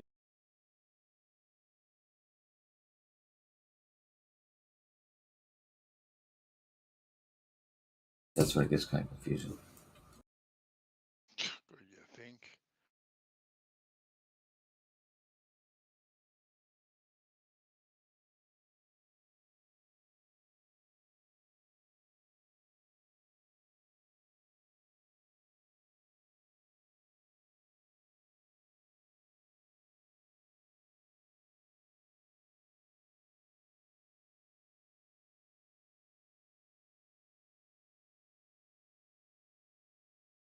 I'm sick, man. You're sick. What? I missed. I tried to catch up on y'all's convo earlier about all your brainwashing and everything, and your fucking hypnotized. Right, yeah. I was like, damn, like, man, I ain't gonna. Because y'all was talking for hours on this shit, but I got delayed and I couldn't run it all back. I'm like, fuck it, just come talk to y'all, you know.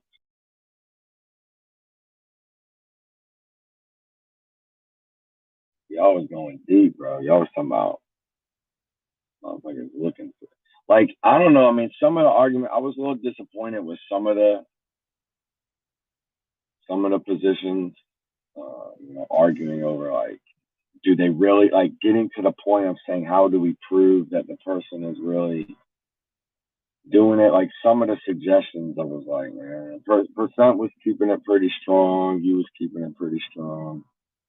But anyway, can you just how that ended real quick? How did that end? Well, no, but the thing is, there's certain things you can do to people. Like you can make them. So it's like, but he was arguing that people arguing that it was like a thing that you have to participate in a little bit. But that's true a little bit. But it's also true that there's things that you can't have chosen to participate in. It's kind of happening unwillingly, like when you can't see somebody anymore, or you can't say your name and you don't even know your own name, stuff like that. Yeah, but that, you know, like, it's hard to prove that stuff like that isn't an act. I mean, I'm sure you would agree. No, I don't agree with that. Uh-huh. Like if you told somebody you can't remember the number 7, and then have them count, and they can't say 7, they can't say 17, they can't say 27. And what do you mean they can't say? What if they're just choosing not to say it, Kosho? Well, yeah, but if you can tell if someone that people aren't capable of doing that consistently, right? So on their own, you know what I mean? It's like, no, I don't know what you mean. They're 1, 2, there. 3, 4, 5, 6, 8, 9, 10, 11, 12, 13, 14, 15, 16, 18, 19, 20, 21, 22, 23, 24, 25, 26, 28, 29, 30, 31, 32, 33, 34, 35, 36, 38, 39, 40, 41, 42, 43, 45, 46, 48, 49. I mean, what are you talking about? But it sounds like you're skipping those numbers on purpose. Okay, so show me, how do you prove that I'm not? It sounds like, it just doesn't sound scientific, Kosho. Well, it's not scientific. Oh, okay.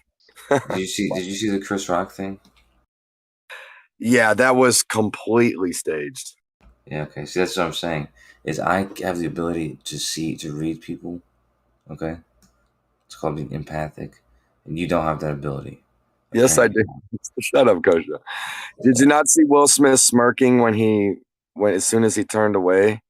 Yeah. You got to keep context in mind. They've been having a lot of drama recently. Will's upset about it. This is their family putting out a message of stop putting fucking like it's basically a Will Smith leave my family alone paid advertisement. Is that right? Absolutely. Could he have been like a little bit fucked up, and also a little bit absolutely a little bit regretful, immediately regretful? Could he have felt awkward and having to do that, and like, you know, in that awkwardness, you're gonna have fucking making weird faces, like he's smiling at one moment, then he's like extremely serious the next moment. Oh, absolutely, it could be. Well, if it was an act, wouldn't he have just acted better? No, I think he acted really good. Also, you could see how he came from sidearm, and we'd have to discuss if that's like he was trying to really sneak the blow in there, like because he didn't cock back at all. Like he kind of just gave him this quick, like, you know. But then the face leaning forward of Chris Rock, I'm thinking that's he was trying to share the mic. He was like, "Oh, what's no? He was probably trying to. He was probably he's walking up to him like, he was going to say something to me. He wants to. Whatever. No, but he would have been talking to him on the way up. He would have said, "What's up, Will? What you doing? What's going on?" Well, no, he probably knows. He's probably waiting for him to come up, and you know he's gonna fucking probably tell him off, you know, quietly maybe. But he's not expecting to get hit in the face. No, but I agree right there. Like the telling him off quietly, maybe that's where you would he would reach wherever his microphone was and cover it. So he was bracing himself to put his hands because he didn't want to react. He was premeditatingly getting himself ready to act like surprise and not flinch. So he held his hands behind his back. He stuck his face out to give the mic to, like, I'm not saying he stuck his face out for a slap because it was too obvious. You know what I mean? So it's like almost like he's like, "Hey, bro, what's up? What's going on?" Like, you know, like the mic is on their neck. He's not holding a mic. So it's like he was wanting the crowd to hear whatever Will said as soon as possible. It's like, let me stick the mic as close as I can to Will. But I don't know, dude. It was just fucking obvious, dude. The fact that the movie role that Will was up for ties in with all that shit, bro. Like, it's all an act, bro. He's sick of these motherfuckers. All right, my bad. Is it me? No, I don't think so. Oh, it's Wyatt. He's roboting or doing whatever he's doing. Dude, there's no way security would run up and have grabbed him. I mean, it's ridiculous, dude. It's absolutely, there's no way that would be. It was literally on a stage. Like, come on, man. It was real. You guys love it. Laughing it up. There's no way it was real. Well, it was real. I saw it. It wasn't CGI. He would have straight knocked that man down, bro. He would have straight knocked him down if he hit him for real. Come on. I think. So, what difference does it make if it's fake or real? Bitch slap from way back. Like, what difference does it make? Well, what difference it makes is like you get to learn, like people be like, "Oh, well, you know, Will Smith will get a little bit of shun, a little bit of rejection or bad reputation for this." And it's like, No, the people that are on the inside, you get to learn, like, there's this inner circle of people who know shit, you know, that they're on a little secret team. They know the information that they don't share with other people. They play their secret little stage games, you know, trying to manipulate people's. See, that's what's crazy is, Coach was talking about hypnotizing all day, and he's not. You're not pointing out any signs of how this was hypnotized. Give us some counter perspectives, Coach, of what any clues that stage and Chris Rock was doing that leads to them being suggestive. You know what I mean? Like, I'd love to hear more of that. I don't listen. I've heard this is what I've heard. Like RC Micey had this thing about it, just like because he's seen so many fights, and so looks like the fights he's seen. But I'm telling you, from my perspective, it just reads as everything. Everything seemed natural, not natural in the way that it seemed natural. It seems like it was a very reactive. Everything that happened was reactive. Like every reaction made sense. Why were his hands behind his back clenched? One, because didn't know he was going to hit him, and when he hit him, his hands weren't behind his back anymore. And even after he hit him, they both looked at each other. They both reacted in a way of unknown. Yeah, that was a good. He doesn't know how he's going to respond to him. Yeah, he's making sure he doesn't have to protect himself. Will Smith, and then Chris Rock, it doesn't know if he's going to get hit again. But when he sees he's not, he immediately starts calming down. He's hosting a show. He's keeping his composure. He does a good job of doing that. But he also doesn't completely keep his composure because he's like, what the fuck? And he does look a little emasculated whenever Will's telling him that, don't keep his wife's name out of his mouth. He's like complying with him. He's like, oh yeah, okay, all right, yeah. Right, but everything just seemed natural. Bro, that it seems natural. Like, imagine me and you plan on. First of all, this is their industry. It's professional, fucking natural, fake stuff. So I mean, okay, of course. And then, when was the last time you seen Chris Rock act as good as he was acting there? If there was an act. I mean, I don't think he was acting that good. That's what I'm trying to tell you. To me, as a poker player, Coach Show, it's obvious that Chris Rock is going through a script. It's obvious. Like you'd be like, damn, bro, what the fuck? You don't just like, you throw in one. Chris Rock didn't throw in any extra little, like you said, you're using word natural, but any little, what do you call it? Outtake or any little, improv. And he was improvising, but whatever it is, like that shit that would be a outtake or whatever. When we have a plan to slap each other, like, yo, we're gonna do it. We practice it a bunch of times, right? Then when I actually come and do it, right, I'm gonna actually hit you. You're gonna look at me like, yeah, good job. Yeah, that motherfucker was good. Yeah, you got me. Yeah, you got me. Good job. Okay, yeah, I'm good. I'm good. You're gonna look at your friend and be like, you good? Right? I mean, there's so many other ways where you could look at this from the perspective of it's planned. It was choreographed. Okay. And what was, in your perspective, what was the quid pro quo for, say, Chris Rock? What did they offer to him whenever they said this is going to happen? Oh, the job. The job. So they said, you want to host the Oscars? It's going to be big for you. You've never done it before. I think he's done it like 3 or 4 times before. Oh, he got the job this year. He got the job. He got to be. He also. Oh, hold on. I got a great answer. Eternal life. Also, he gets to live longer. It's more of a. He's immortalized in that moment. That moment, like that's what actors do. They want It doesn't matter, fame and whatever you call it, publicity is. Dude, they just want to be seen. They don't care about. They don't care about your perspective of it. You understand that it's not like this is kid and play, right?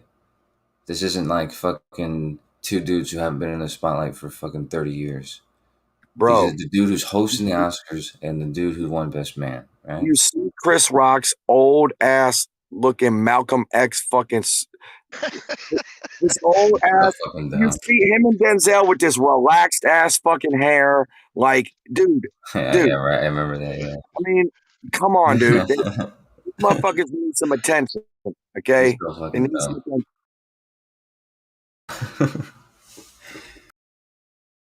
First of all, he's on tour right now. I respect both sides of it, man. I mean, I could see it both ways, but there are a few things where you're just like, yeah, like here's what I don't like. I don't like that Will won the. It would be cool if like they knew Will was going to win the Oscar, and therefore they tied in this family man. Because like, dude, his speech was just so like, happenstance, like. Cross-reference excuse of, you know what I mean, the character he played, it's a tough family dad who sticks, like, what? So they're not supposed to know who the winner is going to be, right? So that goes against my theory of it being staged. That's like, unless they actually knew who the winner is going to be, or unless they didn't fucking care and they're just going to send this message. Look, I don't know if y'all follow this shit, but Will Smith and Jada have like what appears to be actual real fucking shit. Those niggas talk about they fucking each other and all this. And Will is not cool with it. Like, he gets upset when motherfuckers said there's infidelity. I mean, Will be like, nah, look, my wife is fucking niggas, but there ain't no infidelity, okay? I got high fidelity with my wife. I hear her loud and clear. She telling me. Why do people keep saying that? Is that true? Yes. He said there's no infidelity, but because he means, I mean, what does the word fidelity mean? It means no. What does he really mean, or what's no, the he truth? really means that. I promise you. He explained it, and like idiots take it out of idiots that don't understand the English word, that don't understand the English word. What you're saying though, like what's the extent of the truth? Is this something that is admitted? Yeah, she was fucking a little dude. She was fucking a little rapper. I mean, dude, like the little rapper's like, look, she loves me. I love her. Like, dude, you don't know nothing about this. See, niggas is out there talking about Jada Pinkett Smith is a fucking hoe. Will is a bitch. This is Will taking he's $1 billion. Well, he's a $20 million actor, dude. This dude's got millions of dollars he could throw around. This is his advertisement of, shut the fuck up about the Smiths. And also, hey, we're gonna tie it in and like, yo, we're gonna show like, yo, this is what men should be a little bit more of. It's a public service announcement, and it's a Will Smith protection plan, and you know what I mean? It's all these stupid little things like, and it's fun. It's I feel fun like this for is stupid. everybody. I don't know how much to believe you. How stupid this is. I'm not sure. It's so wait, fun. Hold on. I believe Pax. Because talking about she's saying they have an open Earth marriage. Awakening celebrity fucking TV. No, this is Illuminati shit though, bro. This is like these are Illuminati. This is Illuminati. They are not Illuminati, mate. They are pawns in a game of chess. Will Smith knows the shape of the earth, bro. He knows. Don. No, he doesn't. You ever seen Obama or Will Smith in the same room together? Oh no. Oh, for fuck's sake, Bandy.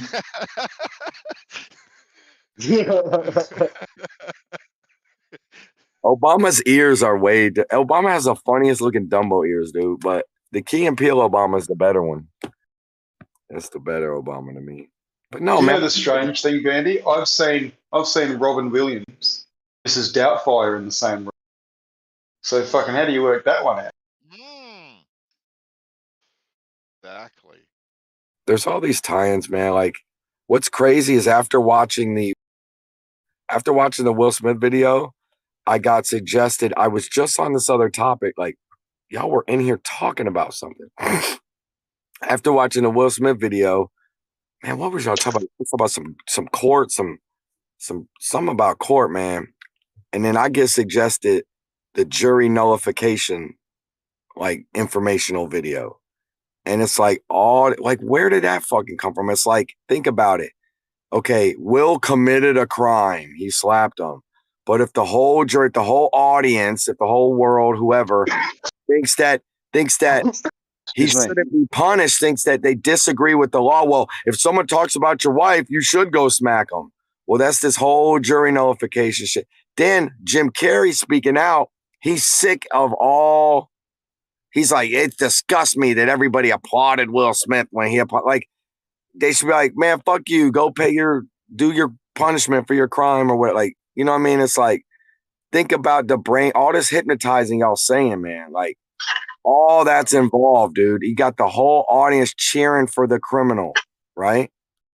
Think about it. Fuck yeah. It seems like their plan worked. They've got you talking about it, Don. So their plan has worked. Absolutely. Absolutely. But that's why it would be Celebrity TV. Staged.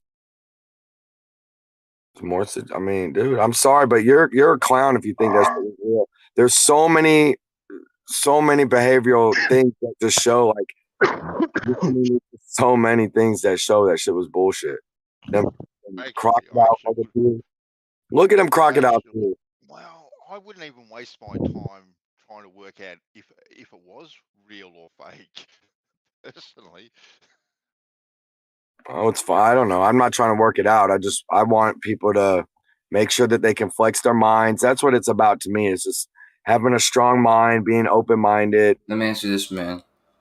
What was going through your mind when you were fucking playing poker and you got fucking 33rd place and the guy, what you showed him your cards for some reason?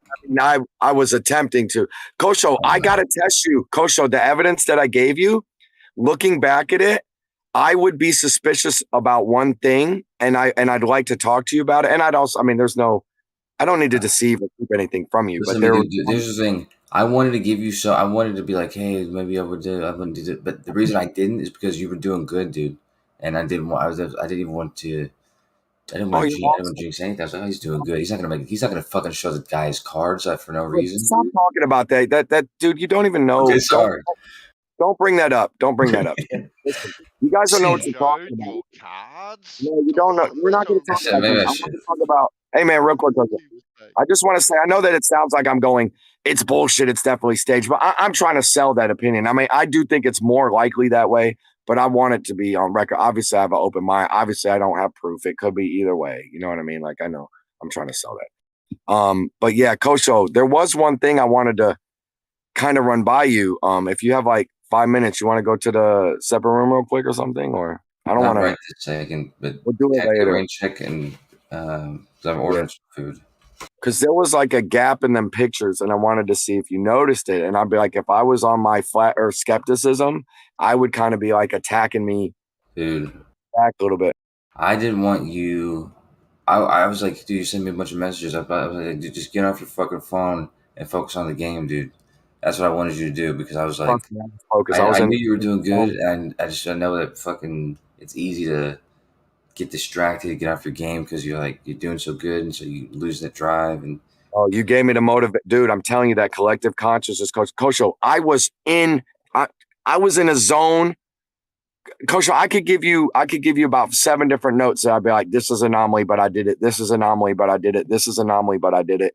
I was in a zone like it had been a little hot minute, Kosho. We got to do that more often, man. Yeah, sure. I mean, sure. I mean, I just trusted a friend for $300, and I'm still waiting on this fucking asshole from 4 days ago. I trusted you, and I got returned very quickly. And the only thing I would be worried about is the fact that how it ended. Hey, Kosho, I need you to. Hey, Kosho, young man. I will explain it to you and I'll walk you through it. But until we're done with that, I would appreciate a little respect with that. I'll give you respect where respect's due.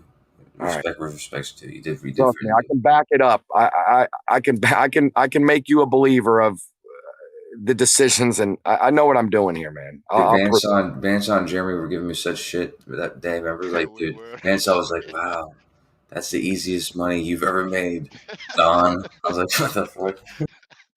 Yeah. They don't know. Check my record. Check the stats, son. Check the stats. I'm world class. No.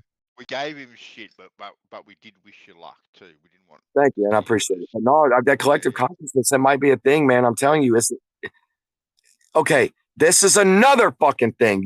I got you on fucking record. I got your little spy ass Kosho. I got your little phone hacking. I got y'all cold busted. I'm gonna tell you about it. Y'all want to hear about these spies up in here, y'all? Y'all want to hear about the conspiracy? Yeah, I guess. It makes sense. Okay, y'all, today, was talking about Einstein. Rakia was in here before the hypnotism. Oh, dude, Rakia, I turned them all the way down, dude. But yeah, Jeremy, Percent. Y'all were talking about Einstein. You were talking a little bit about the quantum eraser. So yeah, maybe you get a little bit of a pass, okay? Because here's the part where it happened. It was 2:30 Eastern, okay? Percent kind of goes, hold up, Jeremy, I'm playing a game. Jeremy goes, what game? Percent didn't respond immediately. I remember that, yeah. Right? I remember that. Yeah, someone's typing, and he's like, I'm playing a game. Yep. I come in the room. Okay. No, I come on YouTube watching you guys. Yeah, obviously, because you weren't here. Right. It's dead silent. Okay. Okay. All of a sudden, Percent goes, yeah, Jeremy, them experiments you sent me, you know, like with the intention. I thought he was saying some other word, not intention, but no, yeah, intention, right? He's talking about the water shit, yeah. There was some other word. It doesn't matter whatever I thought else he was saying, okay? But then I was like, oh no, he's saying intention. But then he goes, yeah, like the stuff with like McTaggart and blah zitty blah. Yeah, I remember him saying that. I was really following, but I remember that. Yeah, he said she should have done that for the whole city. Yeah, she should have done that for the whole city. Yeah. Right. So this is like a 1920s gangster. Yeah, this is some magical connect. This is some really fucking freaky observer bias, okay? Because I think on Space Force, is there a McTaggart on that show, Space Force? I think so. I've only that sounds familiar. Something recently 2 weeks ago, I saw made me recall. Oh yeah, McTaggart from 30 years ago in middle school, or not even elementary school, right? Then this is 2 weeks. I forgot about this. This was a couple weeks ago. Right before I came in and watched y'all, okay, I was coming to watch y'all, and of course, there's the TikToks suggestions on YouTube. If you've ever clicked on one booty video, it's girls, titties, and booties all in your suggestions. Good to know. Right? So I clicked on the one, I clicked on instant regrets, and they always show a fucking titties on the news anchor or the butt from the pole vaulter. It's always at the end of the 10-minute montage. So I was like, okay, there's a butt. I clicked on it. Let me see it. I skipped to the end to see it. Okay. Yeah. It's a pole vaulter. Okay. Okay, yeah. Here goes the announcer. It's not that. No, not that one, girl. It's not that. It's not the. This is the one with the wedgie in her butt. Italian or something. This is the wedgie in her butt. Instant regret. This isn't This isn't the fine girl that everyone perverts over. But this is. She's going for it. She snapped her pole. Okay, she snapped her pole. That was the instant regret. But as she's running, here goes the announcer. Okay, she's ready to go. McTaggart, blah, blah, blah, blah, blah, does the pole vault. 30 seconds later, I come into y'all's room. Percent says McTaggart. Not a fucking game. You guys are cold fucking busted. You guys are cold busted. Okay, stop fucking spying on me.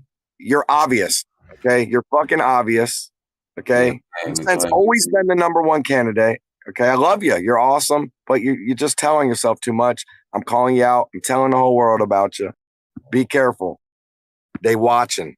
Dude, I had. I'm just gonna say a fella. I've never heard McTaggart for 20 years. Oh my God. Except on Space Force 2 weeks ago. Who says McTaggart? Who says that? McTaggart's fucking lawyer. I don't know. I don't know who else says it, dude. Okay. It's a coincidence. Okay. It's a funny coincidence. 30 seconds later, when dude, no, it could just be magic. I do think the universe is magic. Doors opened again for me today, Kosho, after I closed some. The magic is real, dog. Y'all connect with this universe. It's real. Believe it. You can manifest it, decide whatever the game is not do good. The game is find out what is good. You know what I'm saying? Make good. Know it in your heart. Like that's the game, y'all. It's a good name for a game, actually. Make good. Okay, I got a better one. Better name for a server, Flat Turf. Okay? You want to debate on an equal playing field? Flat Turf. Flat Earth, Flat Turf. Maybe, dude. I like the fucking other. I like the game called Make Good better. Okay, but sure, Flat Turf.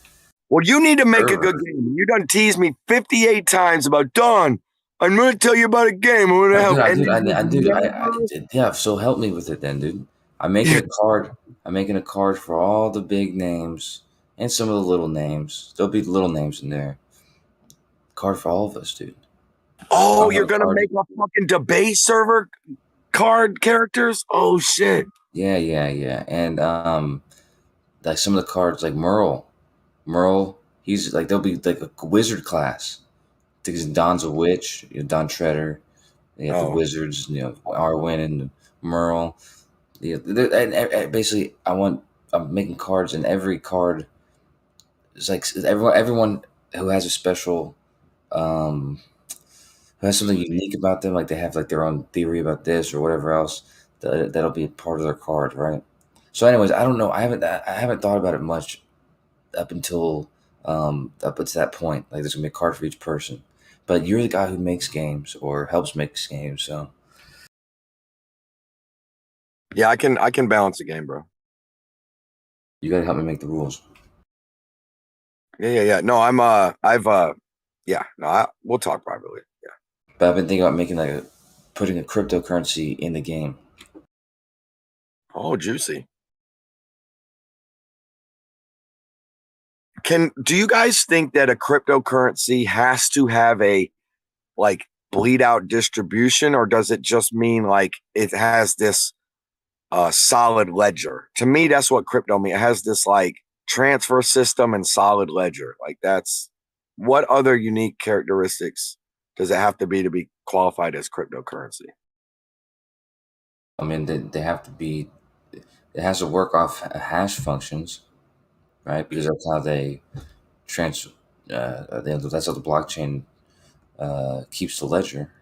The ledger built on the blockchain, which is built on hash functions. So I would think that would be the requirement. Okay, so kind of like that's over my head, but is that kind of hash function is a lot like a crypto, like what's a good example? It's not using. Yeah, it's computer stuff, right? Like whatever. But like, do you know if I gave you like two prime numbers, if I took two giant prime numbers and I multiplied them together, and it gave me a new value, and then I told you that this value is the product of two prime numbers, then you have to basically solve that. But anyways, the number it would multiply into would be like the key that allows me to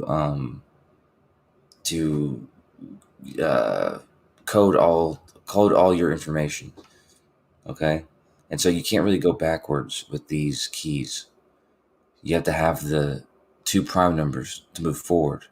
You can validate them by multiplying them and getting the other number, but it's very hard to move backwards.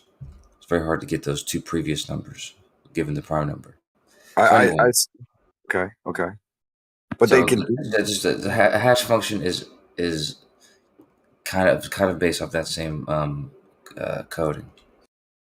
Well, I do appreciate that, and you're telling me your name isn't from that samurai shit or whatever. Like it's like your name is like is it Coach Hose? Is that what it is? Is it like, or is it really that Japanese? I need to know what this means, man. This Coach Hose, because you know, I appreciate the coaching, but I ain't no hoe. You know what I mean? I put that in 24/7 when I was I had alts, so I made one. I put Coach O's coat show, and so I was like, I've seen if anybody would notice it.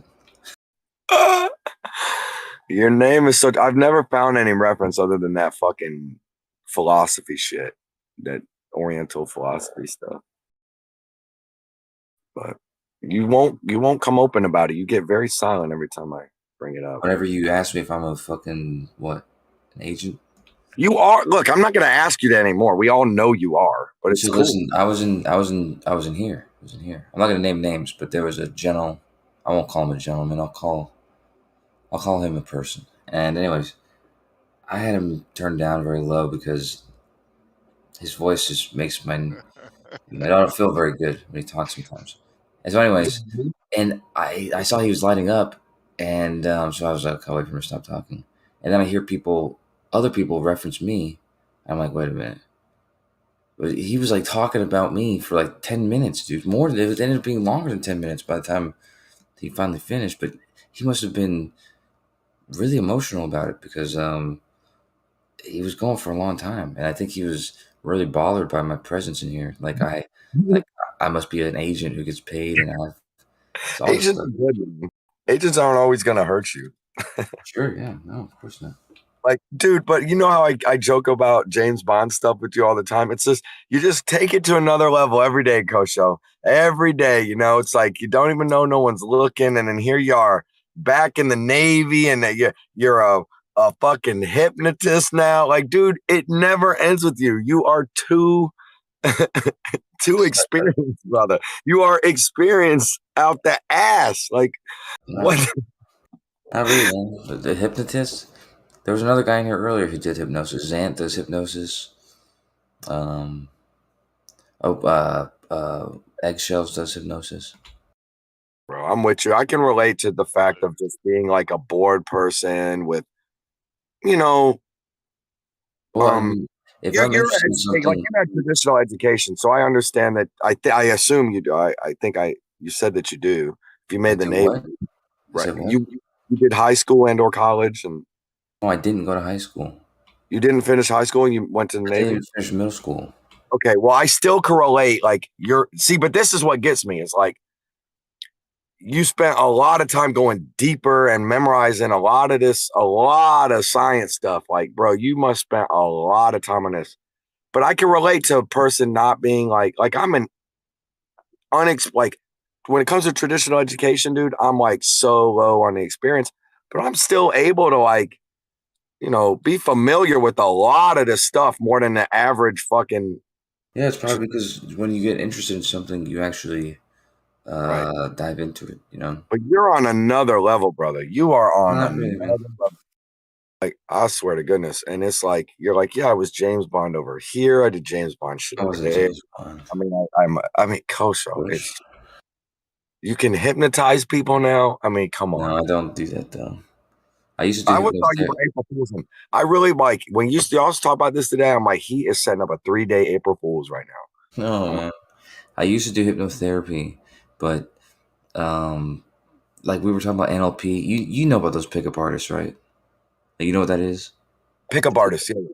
Okay, yeah. Well, you know that the pickup artist community was built on NLP, which is built on hypnosis. And in my opinion, the pickup artist community, they were kind of using those techniques for what I consider like it's like dark arts sort of thing. You know what I mean? Right. So yeah. So I don't use anything like that for I don't know, like malicious personal gains. I would only do like hypnotherapy type shit, but I haven't been into it for a long time. It was just the tone. I was just so surprised when immediately it was just like, you other mainstream, other like traditionally scientific type people, like, although that obviously we know that there's mental influence scientific evidence, but Yeah, to absolutely. the lengths of what you guys were claiming, like, I'm just like, now what, talking about disappointments, talking about the one example was the pain in the head and smoking. That was Cordis, dude. Cordis, yeah. Well, yeah, Cordis. You would imagine him to be like the most skeptical dude. Like he's a dude that. No, I get it. Let me Yeah, but elaborate. so it's like when he was backing me and Zant up by talking about how he had hypnotherapy, and like I said he used to wear glasses and he had like a right. Now listen, I love it. I love it. A great example, and I was disappointed in some of the responses of like percent talking about the, you know, tricking yourself out of the nerve ending pain, because that example was more of an example of like, look, person can be stressed out. They can have anxieties or whatever issues in their life that's going to stress them out. They could be eating bad. Whatever's going on could give them a little headache, could give them a stress headache. The stress headache could affect your vision. If it was some trauma that he was locked in this stress or whatever, and then the meditation, the hypnosis, like he decides to, he gets the therapy to make the decision, see the tunnel, to let go of the stress, which would let go of that, his own self-created cramp in his head, and then maybe also the vision. And people were answering like it's, the pain and the nerve endings. And it's like, bro, this is like could be a totally different mental situation here. Yeah, exactly. That's why hypnotherapy is a real medical practice. It's not like I don't think you have to be licensed medically, but I think you have to be a licensed therapist to do it. But regardless, those type of therapies are very useful for for certain things, specific things. And the orgasm thing is completely real, 100% real. When that dude said that did you hear him say that he shook a dude's hand and he came? Right. I'm not buying that, bro. Yeah, I wasn't sure about that. Maybe he had a reaction, but I'm not sure it was like a liquid. It could have been though. I've seen dudes on stage get hypnotized into having orgasms, like a whole row of people, and I don't know the full extent of what happened to the dudes. The girls look totally like they're doing the whole thing, but when you know. But yeah, when he said he shook that dude's hand and then he fucking, I was like, damn, dude, that's real weird. To me, the suggestible people are just people that are just willing to act. You know what I mean? That's what it is. I agree. Yeah, but that's not the full extent of it. I was saying that's part of it, and that's definitely part of hypnosis, hypnosis like show. Sometimes that is part of it, like sometimes having willing participants, you get people to do crazier stuff. But I told you, it's in the stuff that you can't really even coach somebody to do. That's where I don't. There's nothing that you can't coach.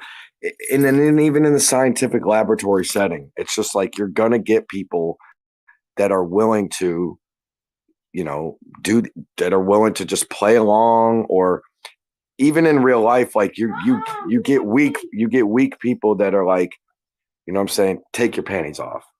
So you think people are fucking having orgasms all over the place, and like just because somebody's telling them to do it, like they're on a stage sitting down with 4 other people, and he's making a dude have an orgasm while he's touching them. You think like he's just going along with it? Yeah, absolutely. Yeah, for money. For money. Money gets people to do all sorts of shit. There's no money though. They don't. No? Yeah, I'm sure there's been plants before, but with hypnosis, you don't need plants. You don't need them. You just need if you've got people willing to do it, maybe not.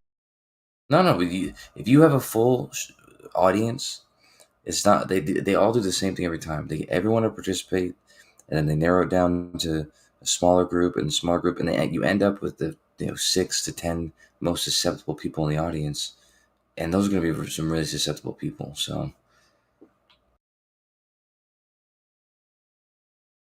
Yeah, I don't know. Look, it's one of those things I personally would have to see happen in front of me with someone that I knew wasn't playing along to ever entertain that there's something real to hypnosis. I believe there's easy people, susceptible people in terms of just they're really willing subconsciously to go along with fucking anything. I believe that's the case, but to suggest that that's hypnosis, that's a bit weird. Well, yeah, but that's like I said, that's not even the extent of it. There certainly is. There's several, like I was saying earlier, there's several ways to make sure that somebody's in an inductive state or they're ready to get suggestions. I like the term the guy used earlier. He said bypass your something. Either way, they're not fake. So what? It doesn't mean that they're not, just because you could tell that they're really chill doesn't mean that they're not faking it. What are you talking about? Tell who's chill. The person that's ready to Or that's what it said. Bypass of critical something. Anyways, as long as you're in a state where you can bypass those, that's why if you're drunk, usually you're more you're more willing to do things. If you're in a state, if you're like with somebody who's intimidating you, and you also want to, you just if you feel threatened by somebody in a very immediate way, they could easily put you into a suggestive state. But Yeah, but like I said, most stage hypnotists, they don't do stuff like that. They do this stuff where they find the people who are the most susceptible, and they set the frame of trust and also the frame of authority. If you're on a stage show, then yeah, it makes sense that the person who's running the show, if they have you up in front of everybody, you're probably going to listen to what they tell you to do. So even privately, I mean, look, you imply like it's a straight puppet master situation that happens, that is straight robot, drone. I mean, that's just, there's no fucking way. That's not, and what trips me out, I'm trying to communicate here. I cannot believe y'all coming at this like it's literally scientific. And we know that someone could go bark like a dog, hop on one leg, and that the person who's, what is being implied here, correct me if I'm wrong, is that the subject is completely out of control. They cannot resist. they've given up. You've bypassed their critical, I don't know, brick walls or whatever you want to call it. Like they've allowed you past their subconscious walls, and you can speak directly to their subconscious. Wow, in which case, you don't realize this, but your critical brain, when it's acting, it's the one acting. It's your conscious critical brain. Otherwise, it's always listening to your subconscious mind. Your critical mind listens to your subconscious mind. But if you talk directly to the subconscious mind, then and the critical mind shut off, then that's it. It's a wrap. The only way to like, let's say like somebody's doing this to you and you don't want them to, your critical mind is going to become aware right away, and it's very easy to not let yourself become whatever. But there's people, like I told you, that guy who went to jail he's in prison still for 12 years because he raped or he had sex with like 5 or 6 women, and just because he hypnotized them. Never ever met a girl like you. There's people it sounds like y'all are way too, I know you could suggest to people stuff, right? But it's almost kind of like implied that once you've gotten past that they done, like in the movie Get Out and stuff like that they done, that they never could get in control, that there will all be the automatic trigger, not them, but you know what, I'm going to do it. I'm going to play along, or, I'm going to get the reward. I have to tell you, dude, there's so much to the human mind that when you start to study this, like I told you, remember I told you the pickup artist thing? That's based off NLP. We're talking about getting panties, right? That's the thing where these guys are like, well, that's what they were using it for, but they're using these same techniques, dude. And in NLP, there's a lot of these techniques that come from hypnosis that really work, and one of them's called like anchoring, and this works on your brain. Like you can anchor certain stimulus to certain reactions that you want from somebody. You can easily make this happen. So it's like, by you can anchor like touching somebody's knee or something like that, and cause a reaction by subliminally like giving them messages every time that you touch their leg. It's kind of, oh fuck, what did I press? Please don't tell me I canceled it. Hold on. Oh fuck. I think I would tend to agree with you. Well, it's true. Hold on. The extreme and of what. Okay, thank God. Sorry, I'm waiting for some fucking Chinese food right now. Ooh, you get 3 a.m. Or wait, what are you at right now? You get Chinese food this late, bro? Yeah, there's a place in the city usually like 4 o'clock. 4 o'clock. Sometimes opens at 5. Nice. But anyway, that was slick. See, I know what you're doing there, Kosho. Not doing anything, dude. I know what you're doing. Guess what I'm eating? You're always eating nuts, dude. So I'm gonna assume nuts. Peanut butter crackers. Peanut butter? Is that what you said? Crackers, yeah, peanut butter crackers. Close enough, dude. Yeah, peanut. Yep, there you go. Man, this boy slick, y'all. Look at him. Dude, you're always eating peanuts on fucking mic, dude. You're always sucking on nuts. Literally. If you suck nuts for a living, trust me, at least it's the. Yeah. I just had some nuts actually. Anyway, it's not important. I would like a cashew and or almond and pistachio farm. What? Nuts for the win.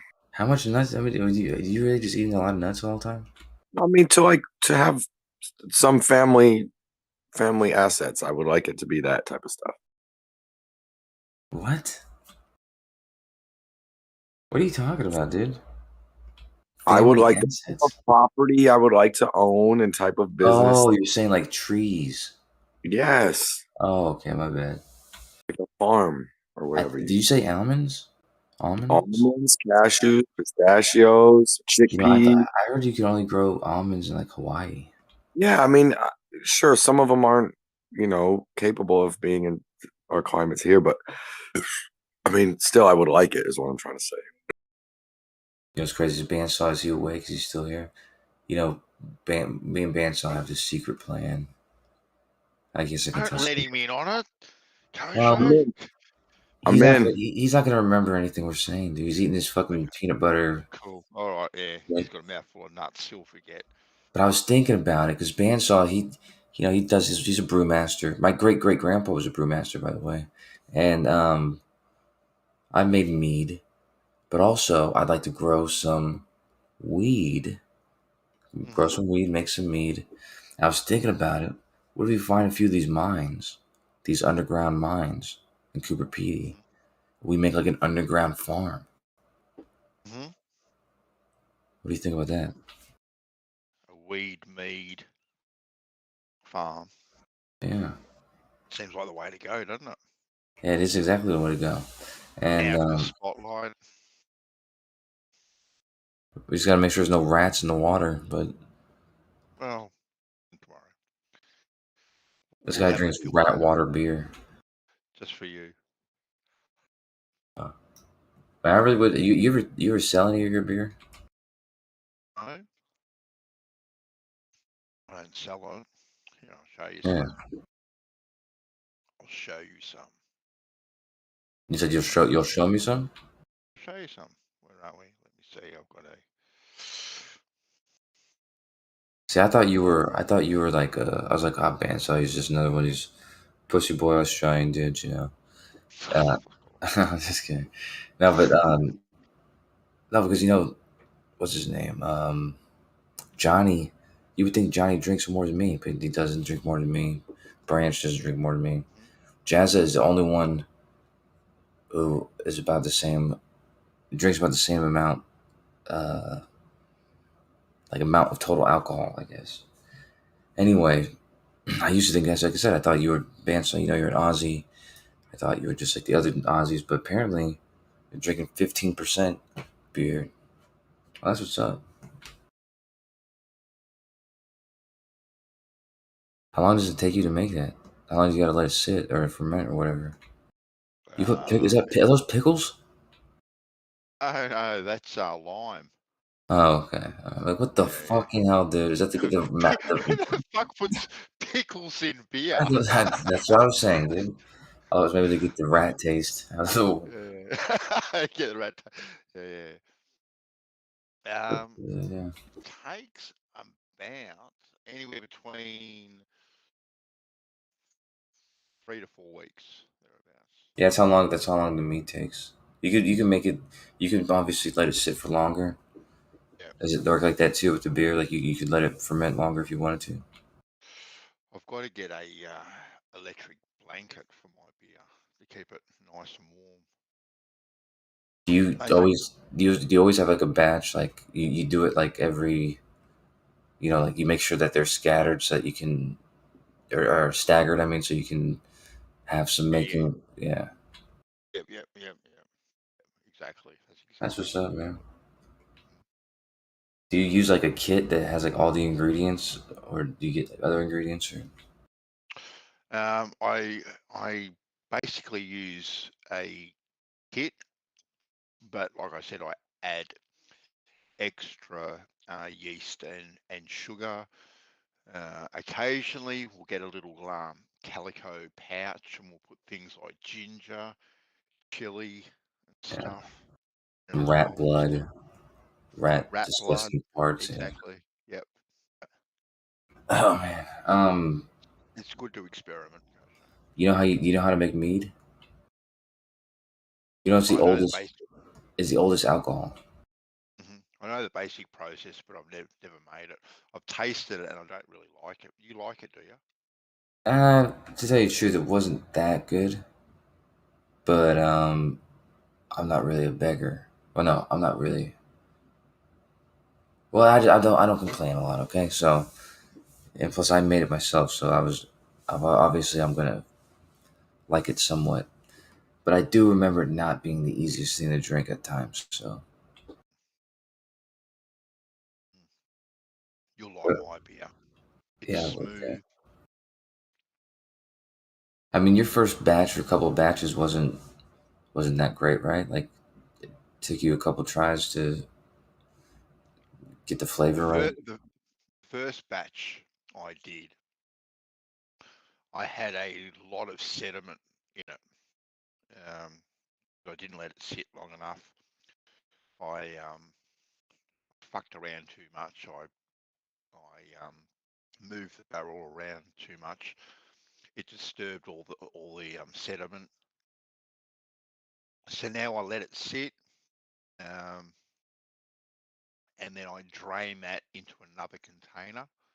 Do you have one of those double straw things? Those that like those pumps you put at the top that lets the air out? Yeah, Yeah. Then I put it into another container. I'll let that settle for a couple of days, and that's when I pull it. So I let it settle in a couple of different containers just to get rid of all the sediment. You know what, man? I drink too much beer that I don't even think it would even make sense for me to make it. You know what I mean? I'd have to be making like giant batches. Well, it's heaps cheaper to make it. Yeah, probably a bit boring. Boring. You don't do anything, Kosho. You put it in a corner. It Yeah, I does know. it itself. I know, but that's what I'm saying. I put it. I remember it was in the garage. And I put it on the kitchen counter. And so you're just watching it like, oh, okay, it's almost time. Fuck, dude. But it has to be super clean. You have rats in yours, but I was reading a lot of stuff and it said you have to make sure everything's sterile and clean, and otherwise you can get real sick. You got to sterilize everything. You got to sterilize your bottles, your container that you make it in. You've got to do all that.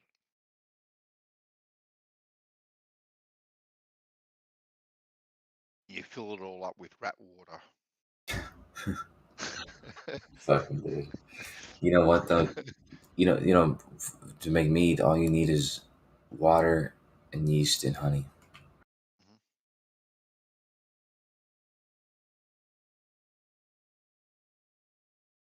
But they say it's the oldest alcohol. That wouldn't surprise me.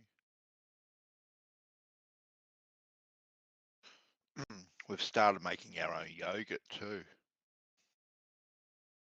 Have fun with that, man. The day you wake up and you find a dead rat in your fucking yogurt, I don't think you're gonna be eating yogurt again.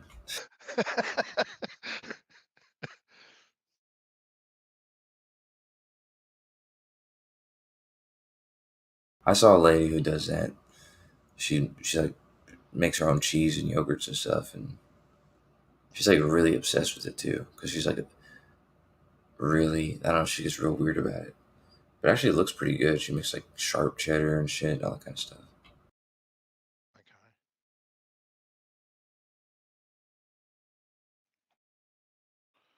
It's cool to make anything yourself, actually. Yeah. That's why I got into whittling, just like same shit you fuck around with. Mhm. Whittling woodwork.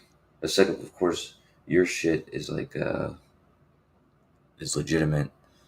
The only thing I've made that was worthy was that wall. Did you see the wall I made? Oh no, I just saw the magic box. I didn't see the wall. Yeah, I never finished that though. Like I built the prototype, but anyways, yeah, the wall though. I had to build a wall for my girlfriend, and it's sturdy. She loves it. It's a great wall. Oh, nice. I It have hasn't that's it. fallen down. Yeah, no. Nice. The gazebo's fallen down quite a few times, but the wall. Especially anyway, I don't want to get into it. Give me a second.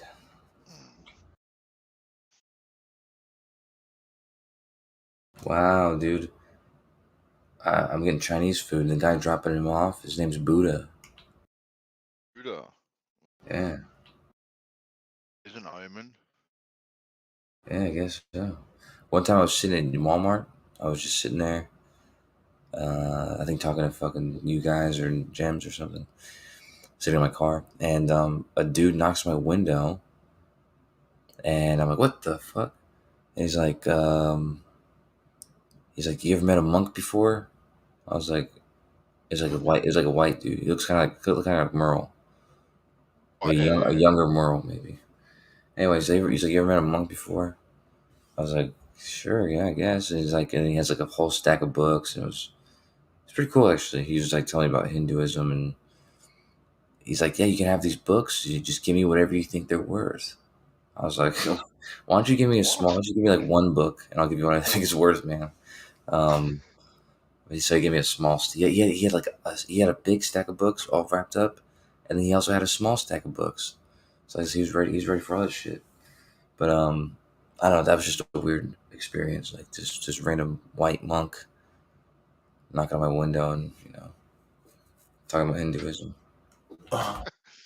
A random monk comes and knocks on you Yeah, on your window. That's I still pretty have the funny. books right here too. I got to get into it. I think eggshells used to be Hindu. He? I mean, he sounds like he was into it at least because he knows a lot about it.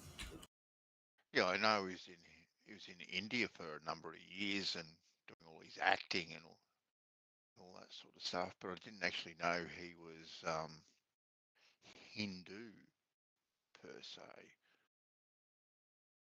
I like talking to Branch about Hinduism because he kind of views it the same way I view spirituality, which because he describes like Hinduism, they have like thousands of gods, but he considers it all the same God. He says they have thousands of gods because they have thousands of cultures that they put together, and so they just when they put cultures together, they just kept their God. You know what I mean?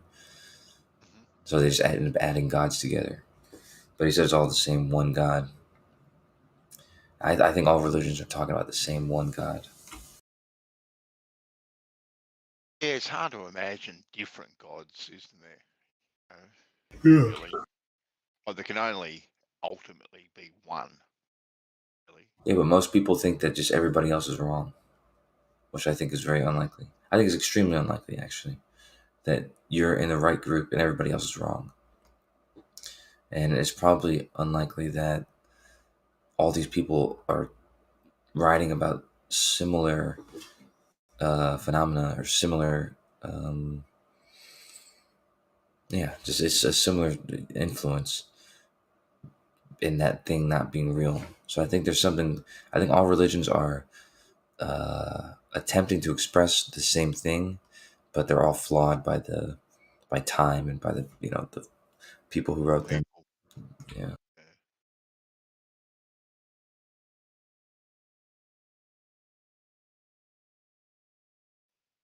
So just say for argument's sake, that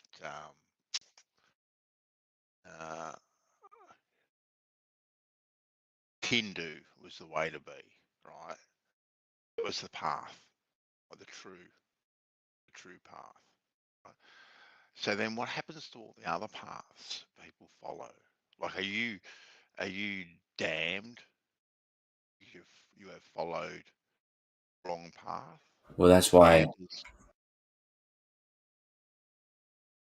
That's why me personally, my own understanding, and it's been this way for 20 years that I came to this conclusion, but just logically thinking, that doesn't make sense. That's what I'm saying. It doesn't make sense that there's this all powerful being and like I'm a better person than he is. Doesn't make any sense. Like I'm because if I had all these powers, even if people couldn't figure out my riddle, and they don't believe in me, like it seems like you have to figure out this riddle to know that he's real in some people's religions, and everybody else is just condemned. It seems like there's no being that's more powerful and better than me that would be acting like that. You know what I mean? But anyway, so yeah, I don't think that's the case. Talking of writing, he just popped in and he just popped out. Maybe it was. He hates talking about God. Maybe he thought that you were going to ring him into a. I bet if we were talking about sextants, he would have stuck around. Man, dude, Jeremy tries to set me up so many times. There he's back. There's Mr. Eggshells. But he was trying to he got Rumpus in today to try and get him to agree with him or look like he's agreeing with him. But it gets a little stressful, actually. It does in the moment. You love it. No, not really, dude. Because especially when Rumpus is the validation Jeremy's being going for. Whereas Rumpus, he doesn't let you speak. So it's like they literally because there was a whole conversation and everybody else jumped in, and so it's like Rumpus puts my words in my mouth, and then I don't even get the chance to respond.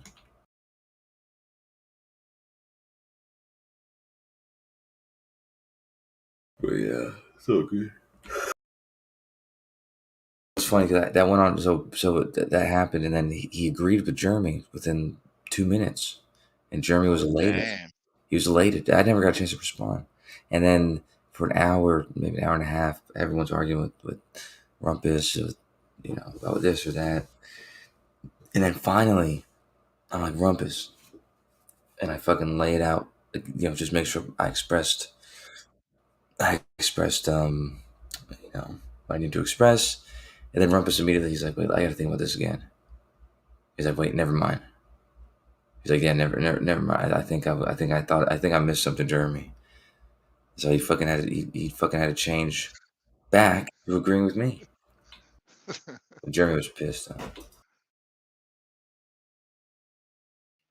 Why does Jeremy care so much what Rumpus says? Because he's fucking these dudes, man. He's fucking Rumpus, fucking Xanic. I don't get it. Fucking all you dudes. It's a love triangle. Yeah, haven't you seen the movie poster? Hold on.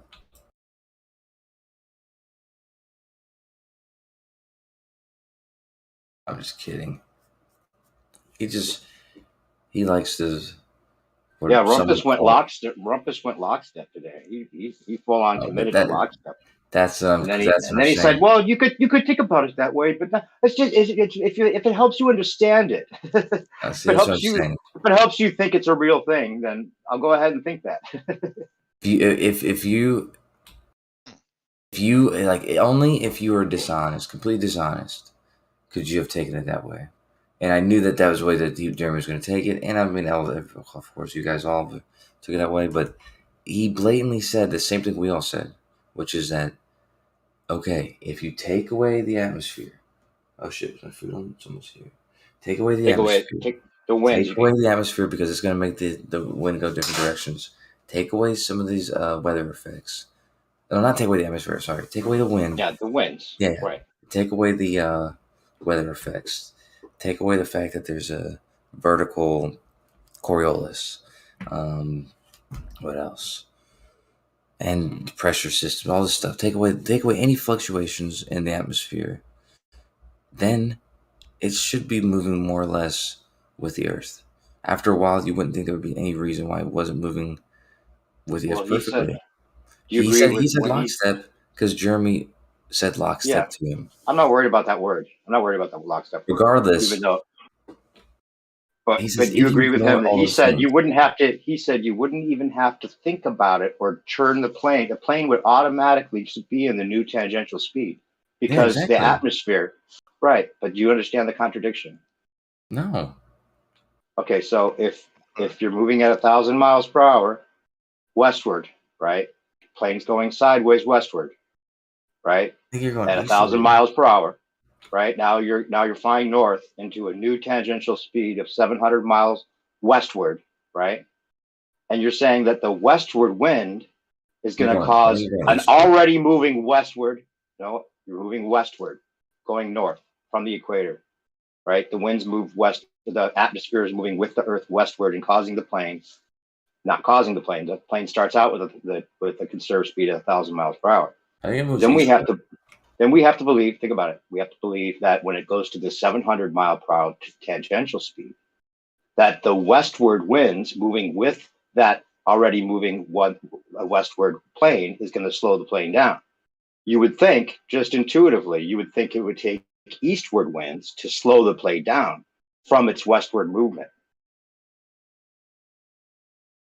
Yeah, I mean, I guess. You understand that? Yeah, you would think to slow the plane down to match the 700 miles per hour, it would take an opposite force, not a force that's already moving with the plane. He was trying to switch that around and say, well, it doesn't matter. It doesn't matter because if it's moving with it, you know how when you stick your hand out the car, you might feel a tailwind that's actually a headwind, and it's just this double talk all over the place. But intuitively, you have to admit that it would seem that you would need an eastward wind sideways to slow your plane down 300 miles, rather than a wind going, an atmosphere acting as wind going with the plane to slow it down. Yeah, I personally think it would be a very subtle adjustment that just you wouldn't notice, especially because you're flying a plane. Can you acknowledge what I'm saying, though? Can you acknowledge? I acknowledge what you're saying. And intuitively, it doesn't seem it would work. It doesn't seem like it would work that way. Even if it does in imaginary land, it wouldn't seem so. I mean, it seems like it to me, but... Well, then explain it. Explain how a wind moving with the plane slows it down. With the plane's already faster speed. Because it's already moving faster. So now a wind moving with it is going to slow it down. Because... Not against it. Because when you're flying to New York or to Florida or to New York and you're going 700 miles per hour eastward, sir. Anyway, it would be eastward. West to east is what I meant. Yeah. Yeah. So you're going 700 miles per hour eastward and you're flying down to Florida. It takes you 4 hours. And when you get there, it's going to be moving 900 miles per hour eastward. So... really, if you want to make sure you get there, that's where you're headed, you're going to need to gain 200 miles per hour over that 4 hours. Okay, so what does that mean? That means every hour you have to gain a half hour per hour.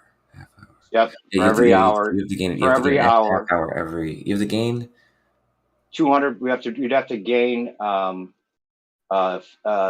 100 miles every hour. You'd have to gain 100. If it was a 4-hour trip, you'd have to gain 100 miles for every hour. Right. You have to gain 50 miles per hour every hour. For every hour. Okay. Let's just call it 60, just for simplicity. You have to gain 60 miles per hour every hour.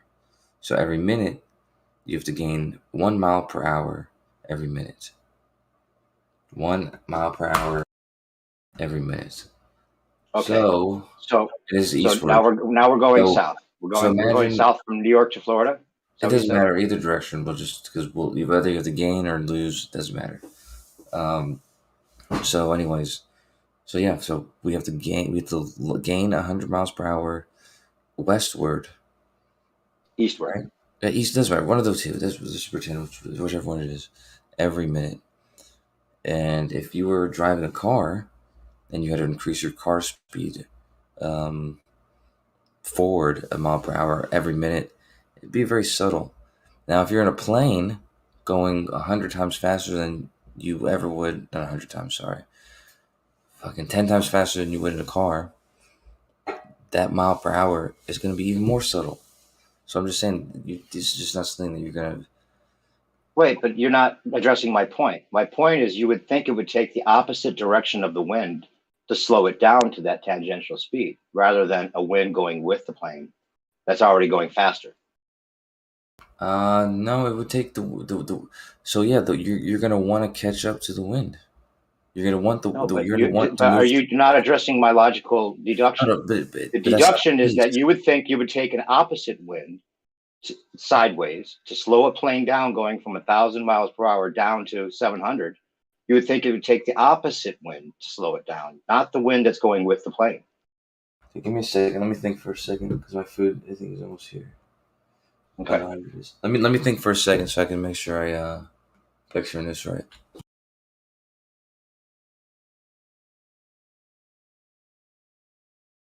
That's kind of a huge deal with bandsaw.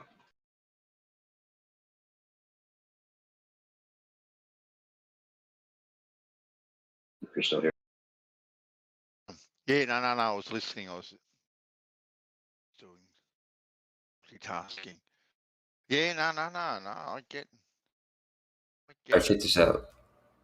I get it. You're in New York and you're going to Florida, and the Earth where you are is going 700 miles per hour eastward, and the ground in Florida is going 900 eastward. You have to gain 200 eastward, right, in order to not be funky when you get there. Right. So and according to Rumpus, you could, if you flew the plane without any wind conditions, it would just do it automatically somehow. Well, that's what I'm about to get at. First of all, don't forget, we only need to gain a 1 mile per hour every minute. So the wind has to only be influencing us every minute enough to add 1 mile per hour. And if we're flying through, air that is constantly getting faster because the tangential velocity is increasing, we're probably going to experience that will be the acceleration we experience. And let me remind you, I don't know why you said it was backwards, but the air would be going eastward. But I was talking about the other direction. It would be the same thing in the other direction now. You're going from the equator up to a 700 mile per hour tangential speed, right? Right. Okay. Well, you're already moving eastward at the equator. This is my example I started with, right? You're moving eastward with the wind to begin with, or with the atmosphere to begin with. Yeah. Now the atmosphere is still moving eastward, and you're going to the 700 miles per hour, and you need to slow down to that, right? So you think it would take a westward wind to slow down your eastward direction. But that's what you don't realize is that, or maybe that's what you're not realizing is you will experience a westward wind. I don't know if I would call it that, but that is what it would be. So, but well, that's the thing. How would you experience the westward wind when see in the scenario you just came with? You said, well, the eastward wind is gonna help you get to your destination because it's blowing with the atmosphere is blowing with it. But now you're saying it works the same way in the opposite direction. Let me say it like this then. Let's pretend you're flying north to New York. You're going east 900 miles per hour. New York's going east 700. The wind all over is going eastward as well.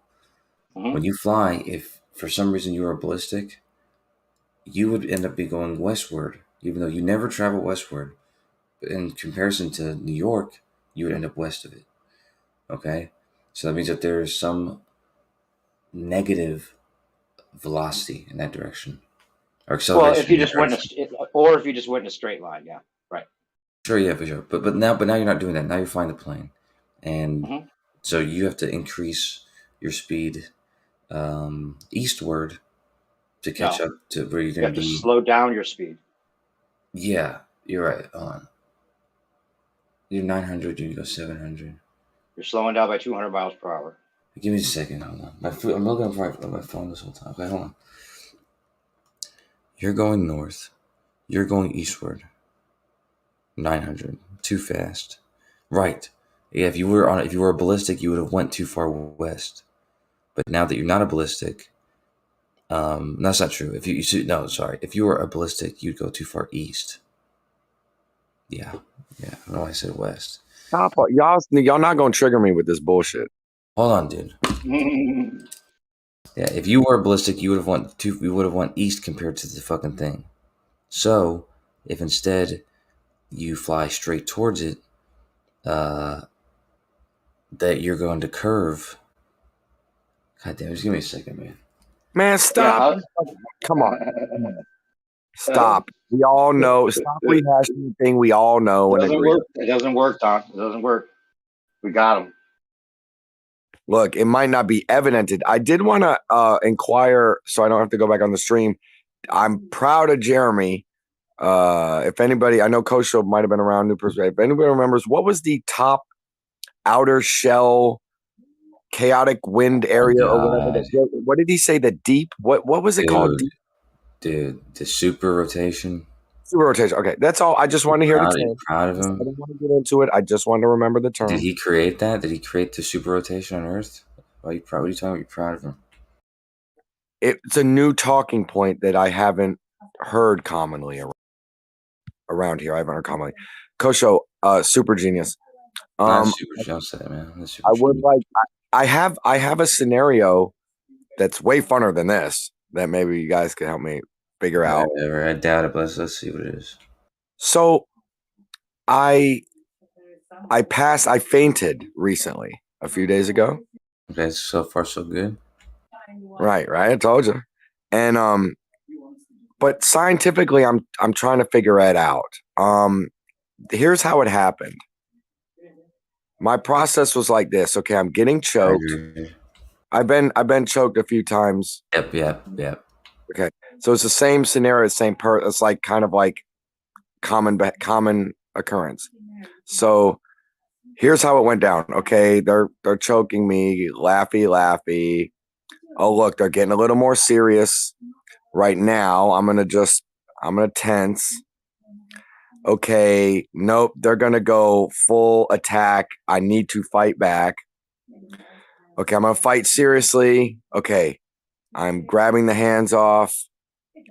I rip them off. Borderline a little bit scared.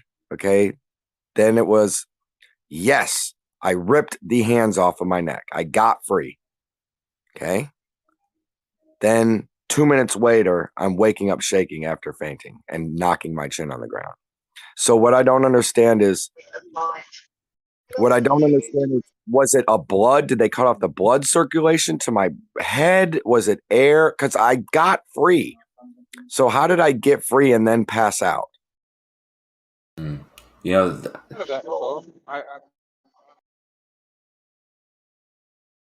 thought? Hey, you were fighting who?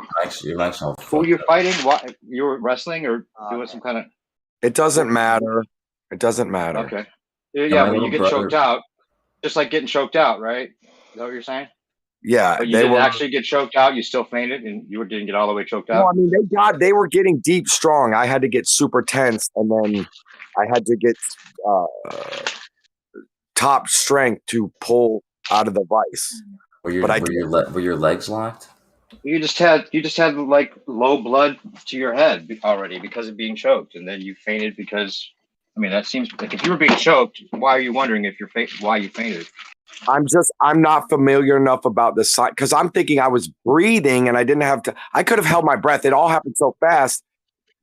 I could have held my breath long. I don't know how the process works. Is it an oxygen? You could faint just from standing up too quickly. I was on my knees. You were on your knees? Okay, so that's part of the problem.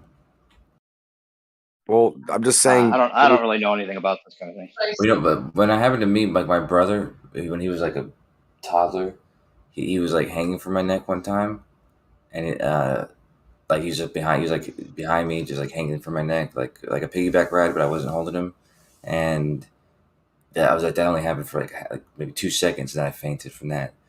But then another time, I was just standing in line at Marley Fest. I had just taken a pot brownie, and I was in front of a lot of people, and I just passed out. But that was from heat.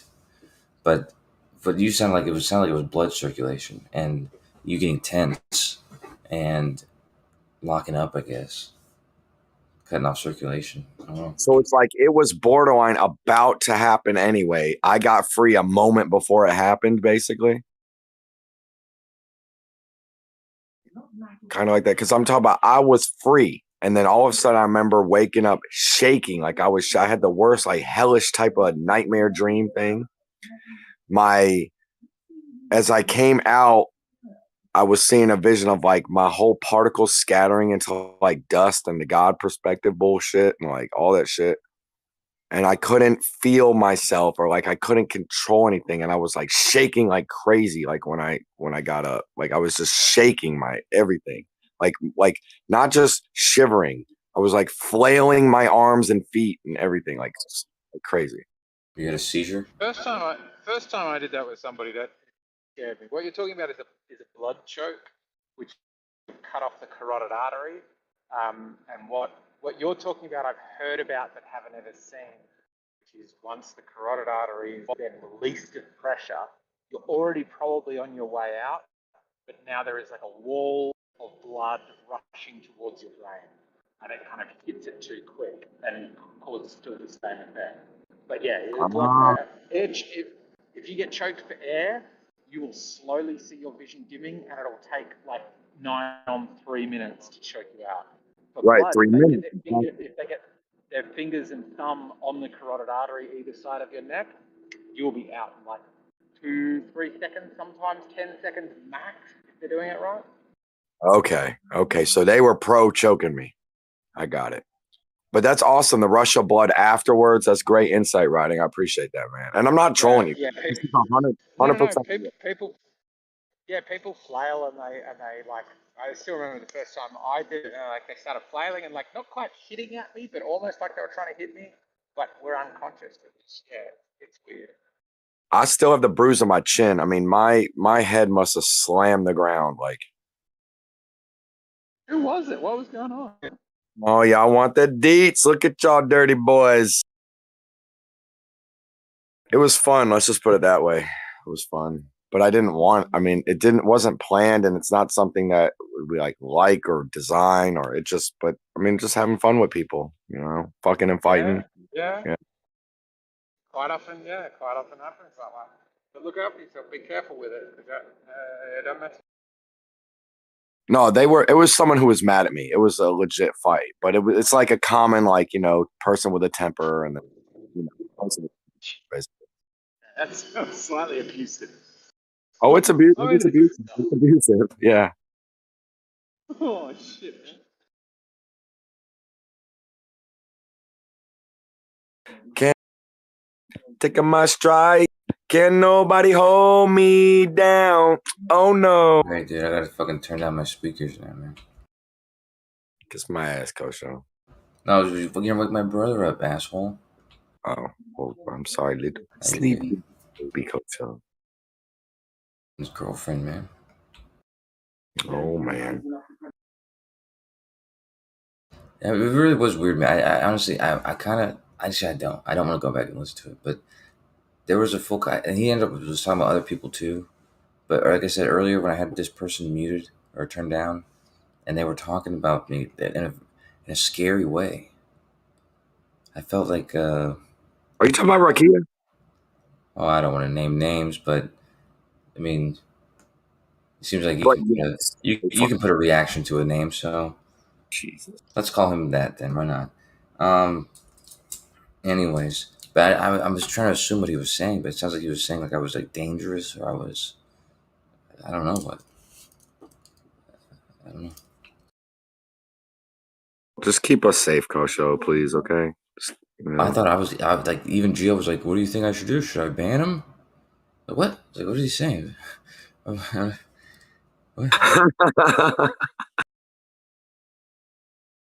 What'd you do? I think he was just asking that because he was trying to see like what, why are you saying all this? Like, do you have like a solution to this pseudo problem? Fuck a pseudo problem. You guys got a real problem. The outer shell of the earth or whatever Jeremy was talking about, bro. Y'all always like, yeah. He was coming up. It's a fucking problem. They can't solve that shit, bro. Y'all don't know Jeremy shit. will say that before he knows what the topic is. What's his problem? He was basically saying that he thinks that if you're on here all day, like 24/7, that you must be getting paid for it because it'd be stupid to be on here all the time without getting paid for it. No, dude. Have you noticed that I'm actually not on here all day every day? I've been on here all day for the past couple of days. You're too often. That's because I'm at my house working on shit. That equates to every day. I'm usually at my girlfriend's. I was at my girlfriend's house all day. I mean, all last week.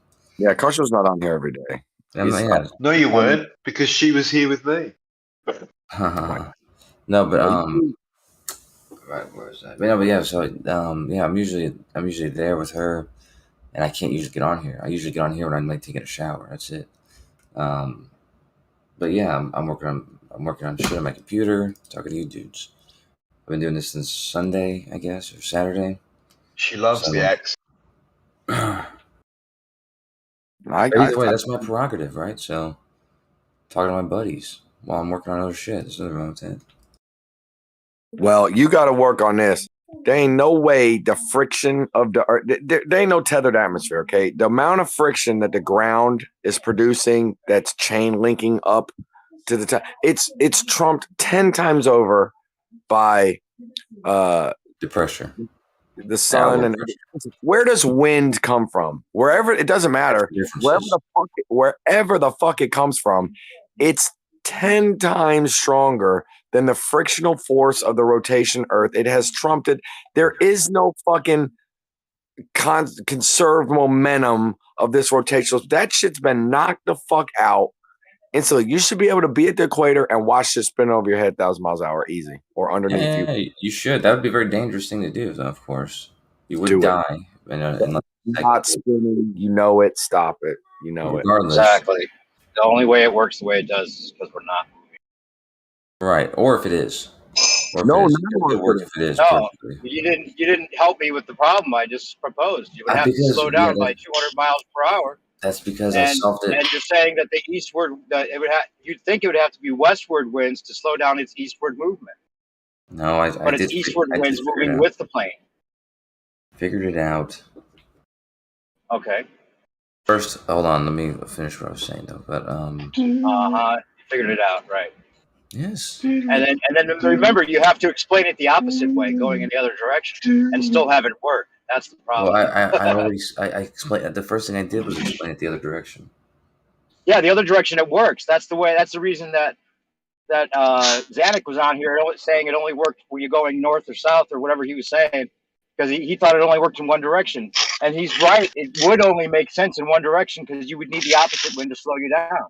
But you have to explain it both directions, matching the plane to the new tangential speed when it's the same direction for all the winds or atmosphere acting at like wind. So it doesn't work for you. Sorry.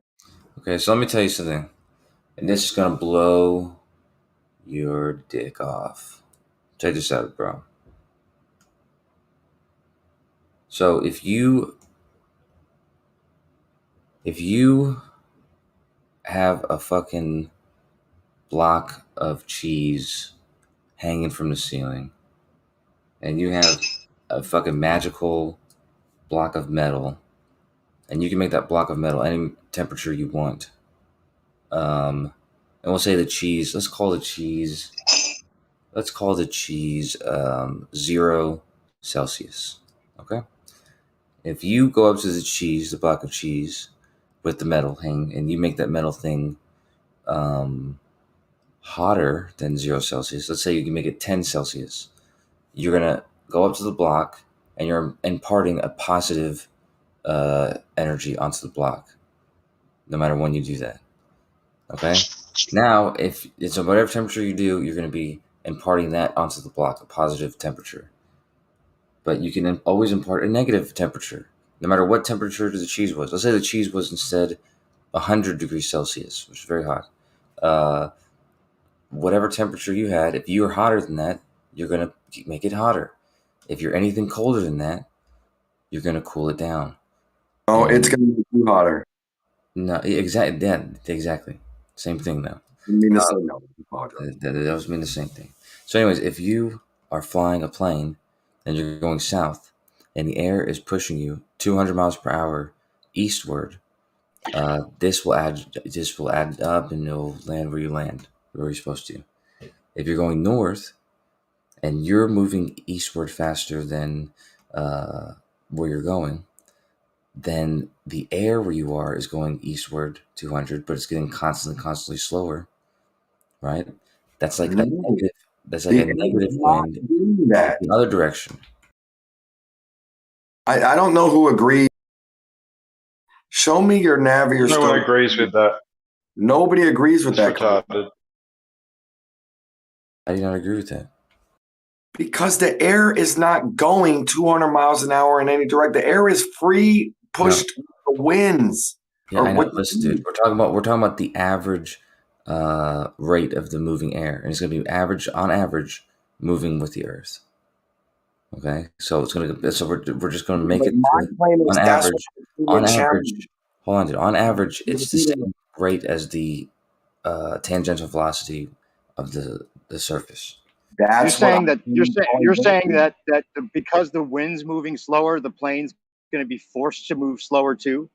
No, I'm saying because where you're leaving, you have a 900 miles per hour speed eastward. The air next to you is a 9 hour per speed eastward. As you move north, the air going eastward. The air going eastward. We need to talk about that. You've got the surface of the Earth plane. You're roboting, bro. The air is going to be what's doing this, though. Kosho, that's what I'm challenging. No, the air's not doing anything. The plane is traveling straight. Going on tangents. Let me get back to the point here. The point is the point, dude.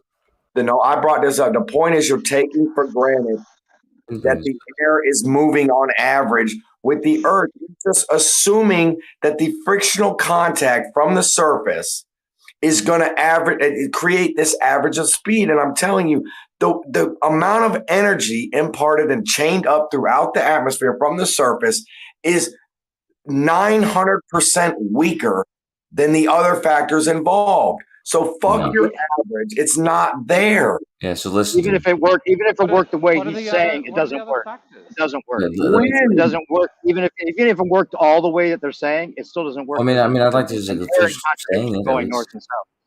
Go ahead. For fuck's sake. Yeah. So, anyways, you're traveling north, okay, and you're leaving the Earth. I mean, you're off the Earth. You had a 900 miles per hour eastward speed. The air around your plane had a 900 mile per hour eastward speed. Okay, so imagine the air as a river that's moving with the surface of Earth. Hold on. As a pilot. First of all, we're not supposed to think. Well, just let me get stopped real quick. The 900 miles per hour eastward speeds because it's a conserved. Hold on, wait. It's not that the air's pushing it to begin with. We're supposed to assume. Yeah, no one said that yet. You would know that if you let me finish what I'm saying. That way, but a river would be pushing it. Okay, go ahead. No, don't rumpus over my shit, Kosho, to say the same shit that you know you've solved 100 times and do this. Stop, you guys are rumpusing me for whatever reason. Anyways, he's going eastward. The air is going eastward 900 miles per hour with his plane. Okay? Show me how that's happening, dude. Okay, we'll just let him assume it's happening for this example. Let him get through it. Well, he wins because it's an important point. It's an important point. He doesn't win because it doesn't. The first law of it doesn't work. It doesn't work. College of law school. Okay, first law is if you're fucking going to speed, you're gonna keep going to fucking speed. Okay, so he's gonna conserve his momentum eastward, 900 miles per hour.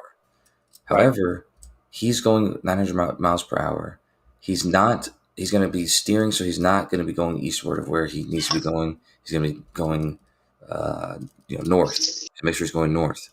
Anyways, in doing this, the speed, the wind that was hitting him eastward at 900 miles per hour is, as he's flying north, hitting him not eastward anymore, but it's not going eastward because it's getting slower. As he's going north, he doesn't still have moving eastward. It's still moving eastward, just at a slower rate. Yes, exactly. Right. You're going eastward at a slower rate. The air is going eastward at a slower rate. Right. That means that the air, in order to make the air around you go at the same speed as it needs to be wherever you're at, it's going to need to be subtracted. Right. So that means that it's going to be, even though it's going eastward, it's going to be acting on you westward. Wait, okay, now that's a contradiction. You can't say it's going eastward but acting on you westward. That's what Rumpus tried to do earlier. Yeah. How is that Why possible? not? So what's wrong with that? Because you would think it would take a westward force to slow down an eastward moving plane. Right. So what if I'm on a travelator, right? Because I'm at the airport. I'm not near a travelator, but you've seen them at the airport. And I want to head slower than the travelator. Sorry, I want to head faster than the travelator. Right? So the travelator is going east. I want to go running towards the east. But I'm held up, right, by the travelator. There's this maximum speed I can run on the travelator. Right? Riding, I'm a little lost. I don't know that. What is it? What's a travel? I'm moving sidewalkway. I'm moving walkway. That doesn't moving go sidewalk. Yeah, like a horizontal escalator. All right, that's what I assumed. Okay, thank you. Yeah, so you sort of step on it and it just sort of, it goes at about walking pace. So if you stand on it, you can stand still and keep going at walking pace. Or if you want to go at double walking pace, you can walk forwards and get double the speed. Absolutely. Right, but the scenario eggshells that we started with was earlier. Rumpus was saying, if you were traveling from one tangential speed from like the equator, 1,000 miles per hour to 700 miles per hour, you wouldn't have to make any. You're talking about a conscious way of matching the new tangential speed. He was saying the atmosphere would He was saying the atmosphere would automatically do it for you, even though the atmosphere is traveling. So let's just have, if it's okay, let's just have this conversation, not a conversation with somebody who's not here. No. We were trying to work out the scenario of him saying it would do it for you, and Jeremy was trying, and Kojo was trying to explain how. Hold on, I just want to clarify where we're at. He was trying to explain how the atmosphere would do it for you without any kind of conscious decision to match the new tangential speed. It's not like that. It's not like the air. It's not like the pilot's trying to make sure of it or anything like that. No, I'm not confused by the conversation. I'm just trying to have this one we're having right now. Right, I know. I just thought you were saying if you wanted to do something, you could do this. Fuck me drunk, mate. Go ahead. Okay. So I'm on a travelator going about walking speed, and that dumps me straight onto another travelator. It's either going faster or slower than I am currently traveling.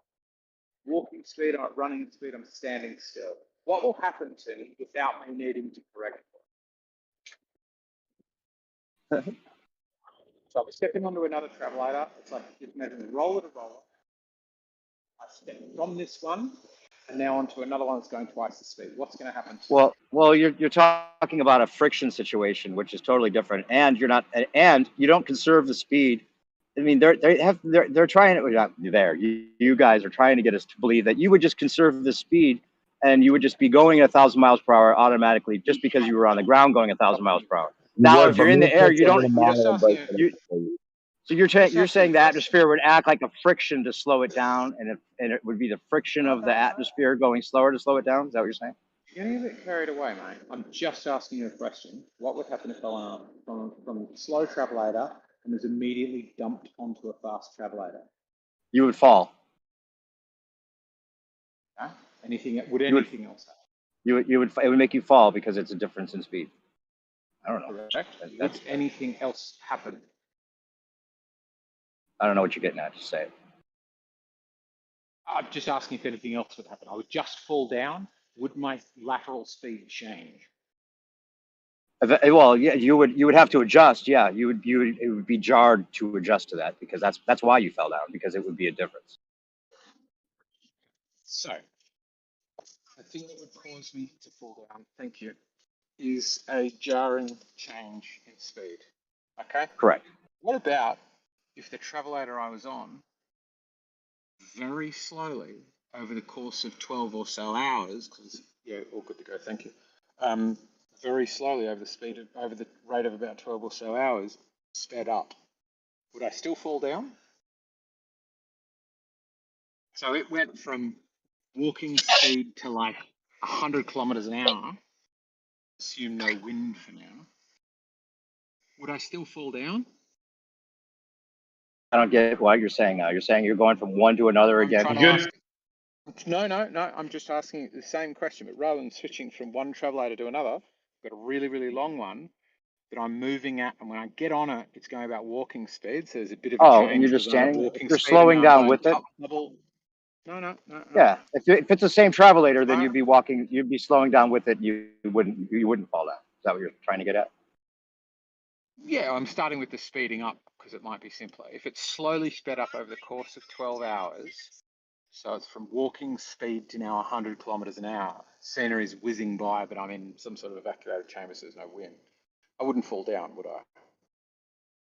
No, exactly. Yeah, you can see it that way. So if the reverse happened, if I was born on a travelator going 100 kilometers an hour, and that travelator, as I was walking forward on it, slowed down to eventually go at walking speed, I'm not going to fall over either, am I? No, but that's a totally different situation. Would it totally take different situation. energy? What would it take energy from me to continue to match the speed of the travelator as it sped up or slowed down over the course of years? It's just not the same situation, though. And you can Well, think of it it's that exactly the way. same. But if it helps you keep believing it, you can think of it that way. Well, so that's useful then. Describe to me For you primarily maybe. that make it different. Right. So the Well, question I'm just simply pointing out. primary differences that make a difference. Well, I'm just pointing out there's a contradiction, because it would seem that if you're going south to north from New York to Florida, the winds going eastward would help the plane move more eastward. But when you're going the opposite direction, the winds are still going eastward. And so you would think you would need westward winds to slow you down to the new tangential speed rather than eastward winds still going with you. That's the point. Okay. Go back to the travelator. I'm But going at but you 100 have to kilometers think an of it hour. working the same. But hold on, you have to think of it working the same way, even though you're traveling the opposite direction with the same direction of wind or atmosphere. And then you have to figure in that the winds go in all directions, and that they could be pushing you off course or out of that tangential speed on their own, That's not really regardless of which way the related. atmosphere is going, which is also a contradiction. And then you have to think about, if it's always an eastward atmosphere and you go against that and you're flying westward, then you're always going to be facing 1,000-mile-per-hour wind or wherever you are in the tangential tapering lines. You'd have to be facing those winds going against the atmosphere. And that doesn't seem to be the case either. The winds for me are the travelator. Could you, while traveling at 100 miles an hour, stop walking forwards, turn around and walk backwards? What? Now traveling at like, so aren't you gonna feel it riding? Aren't you gonna feel it though, right? You have this unique feeling, don't you? It's gonna feel different than just walking in that direction. Oh, seriously? You think if you had an accelerometer on there, it would read the same as if you were just walking not on the travelator in that direction? Accelerometer does what it says. It measures acceleration. If my acceleration is going from walking speeds plus the travelator forwards to walking speeds backwards, still the travelator forwards, the only difference that will measure is walking forwards to walking backwards. It will not. There is no known device that can measure displacement, which is what you're talking about. I guess what? This is where I can call bullshit on Einstein. Shut up while I call bullshit on Einstein. The device would be the fucking atomic clock. Thank you.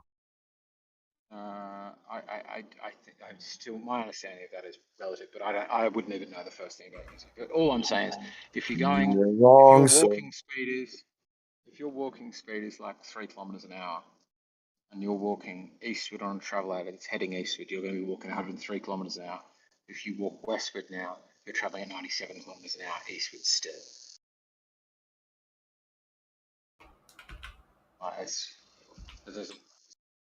Don't need to get out of a textbook for that. Kosho told us that you hypnotize people, but it's not working. I didn't say that. I said he's in. I said I was talking about who in here does hypnosis. I've studied hypnosis, but I mean, Yeah. like the simple thing that you need to do in your perspective is, rather than just saying it's wrong or don't, is go, what is different about this analogy that makes the base I thing did. you're talking I about, did. which is, You weren't listening. You weren't listening then. I said you want it to work the same going north or south within the northern hemisphere. You want it to work the same on the plane with the atmosphere traveling east always. And you want it to have the same exact effect on the plane, whether it's going north or south, and it wouldn't. that's just asserting your conclusion. I'm asking you, what is the? It's not asserting it. I'm explaining it. If it had to gain 200 miles per hour, if it had to lose 200 miles per hour in its eastward direction, you would think it would take a westward wind to do that.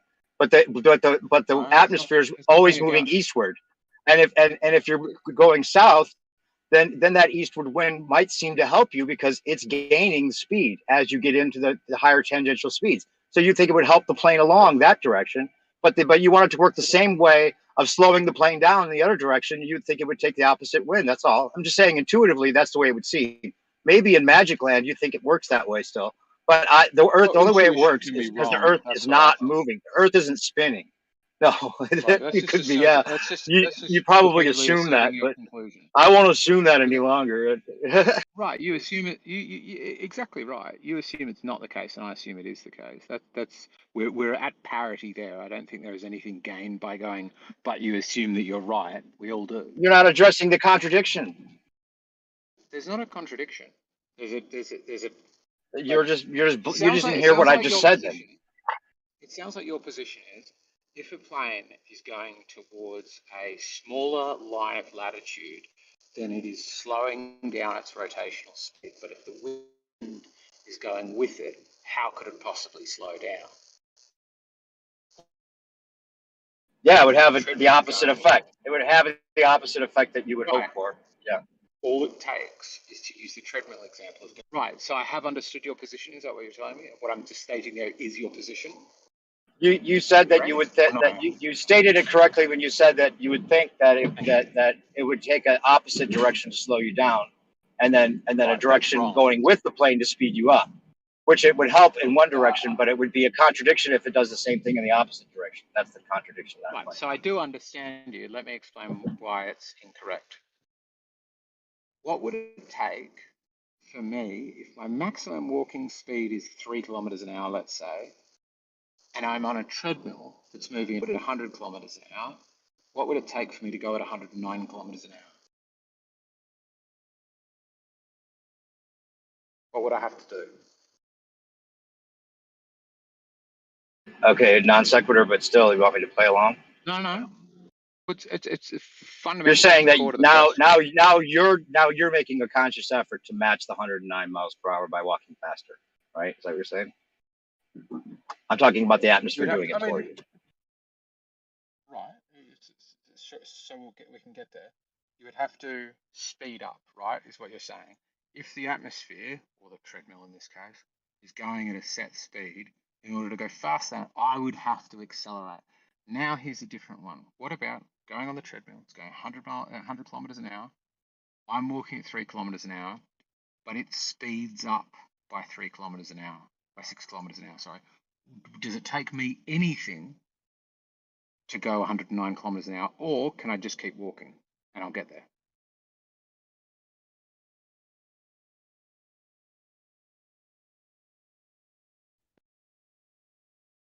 it's a total non sequitur, but I guess I don't even No, it's understand not. This your is comparison. exactly the Why is it a core. comparison to the opposite direction, moving you, making you go slower, when and the other direction is making you go faster because it's moving with you?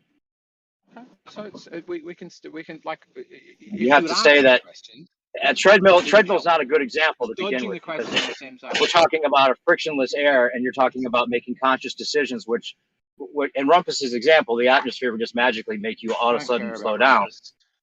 Well, but in this scenario, the atmosphere is automatically making you slow down to the new tangential speed, even though the wind's going. The atmosphere, as wind, is going with you rather than against you. It works in one direction, but not in the other, is all I'm saying. Sure. So now let's test it in the other direction. I'm trying to maintain a speed of 103 kilometers an hour, which is easy to do because I walk at 3 kilometers an hour and the treadmill's going at 100 kilometers an hour. What now happens if that treadmill slows down to 97? What speed am I now going? Without making any decisions, without doing anything at all, the treadmill slows down to 97. I keep walking ahead at 3 kilometers an hour. What speed am I now going?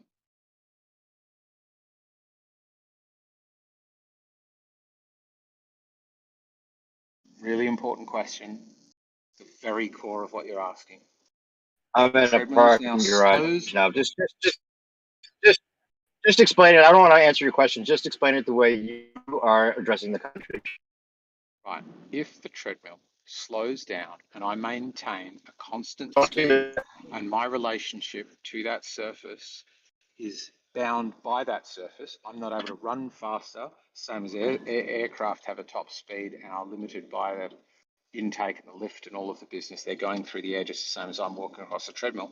If the treadmill slows down, even though it's still having an effect of pushing eastward, my net acceleration is westward because it's slowing down, and acceleration definitionally is change in velocity or vector, which I think is pretty much the same thing. So the treadmill's still going east, but for some reason I'm now heading east at a less quick speed. Problem solved. I don't think so. You don't have to think so, but you just need to describe what is fundamentally different about it without just asserting the conclusion. Oh, fundamentally different. You're first of all, you're on a treadmill, which has to do with you being on a moving surface rather than with a moving surface that's a moving atmosphere. And you're talking about friction, and you're talking about it just slowing down and speeding up and trying to ask questions as if it's the same thing. I'm talking about a direct contradiction. Stick to one at a time.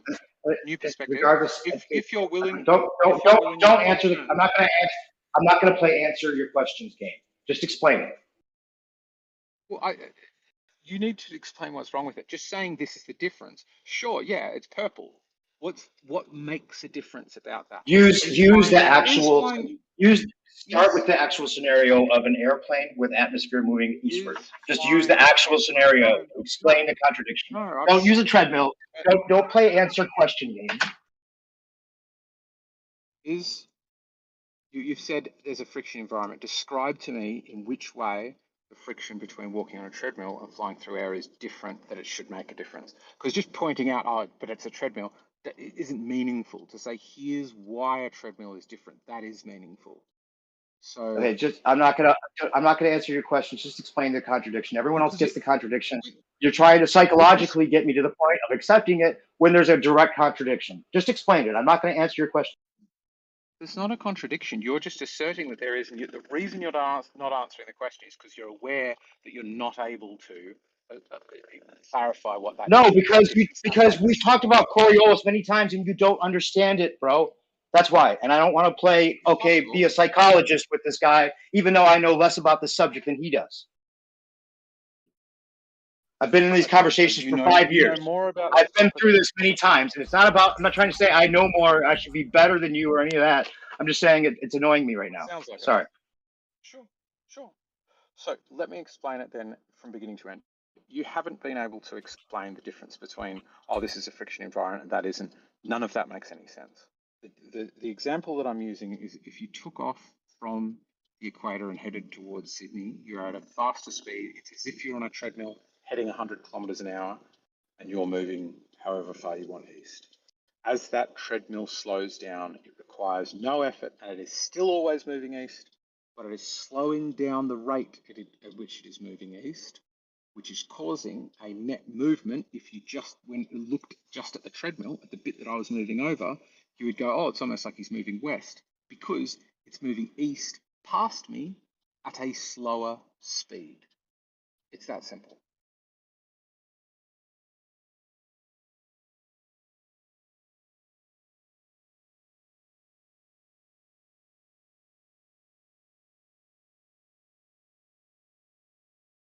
Okay, so I don't know how you just explained that it's that simple.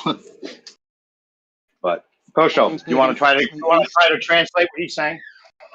If something's moving past me east quickly, and then it moves past me east less quickly, I have had an acceleration westward. That is definitionally what that means. You're saying something that's moving past you less quickly would slow you down? Well, you could say it's slowing down, but you could also, in terms of physics, describe that as an acceleration. Either way. Mm-hmm. In terms of different frame of reference, you would actually say, haven't accelerated at all. What's happened is something's happened under you. But I mean, you know, you can get very complex with it if you want. You can make it. But I mean, you at least understand. If what you're saying makes sense to you, that's fine. But you understand what the contradiction I'm pointing out, at least, right? That's all I'm asking. Not even other, with respect, new perspective. You would think. Not even, You would think you would need a understand. westward wind to slow down your eastward movement. That's all. You would think that. What I would think is that the fact that even other flat earthers don't agree with you should give you reason to question it. The fact that other flat earthers get this and explain it to you in the same terms that globers do should make you go, maybe I'm wrong. Name a flat earther that explains it that way. Name one. Well, I've heard many. I'm struggling. Many. Okay, name one. Name one. Name one flat earther that explains it that way. Name them at the moment. You can't think of any, but there's many. Okay, so here's what. So what's that? What kind of claim is that? Other flat earthers explain it the same way. That's ridiculous. Well, other flat earthers don't get this. There are other flat earthers that don't get the contradiction. You're right. Well, and they're not able to explain it at all. That's true. I'm able to describe to you your position. But if you think I'm gonna give up all the logical contradiction that I'm pointing out because other flat earthers somehow don't get it still. You see a contradiction. You can't talk your way around this, bro. Sorry, you just can't. Talk to somebody else. I'm sorry. You see a contradiction between an eastward wind causing a slowing eastward wind causing a net westward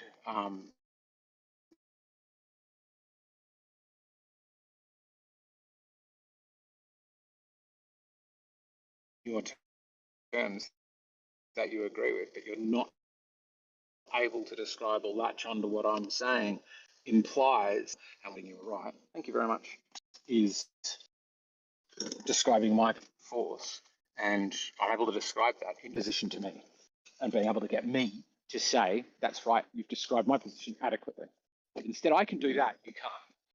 So that's interesting.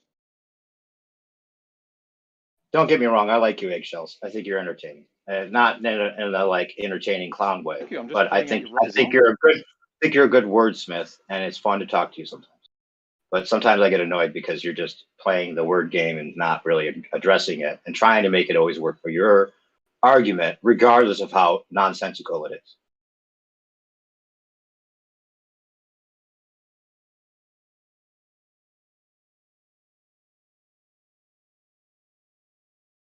But I gotta go anyway.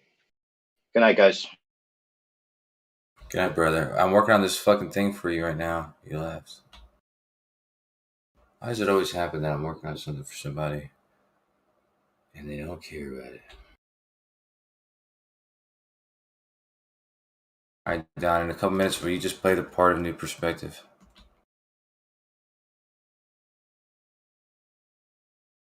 Wow. I see, dude.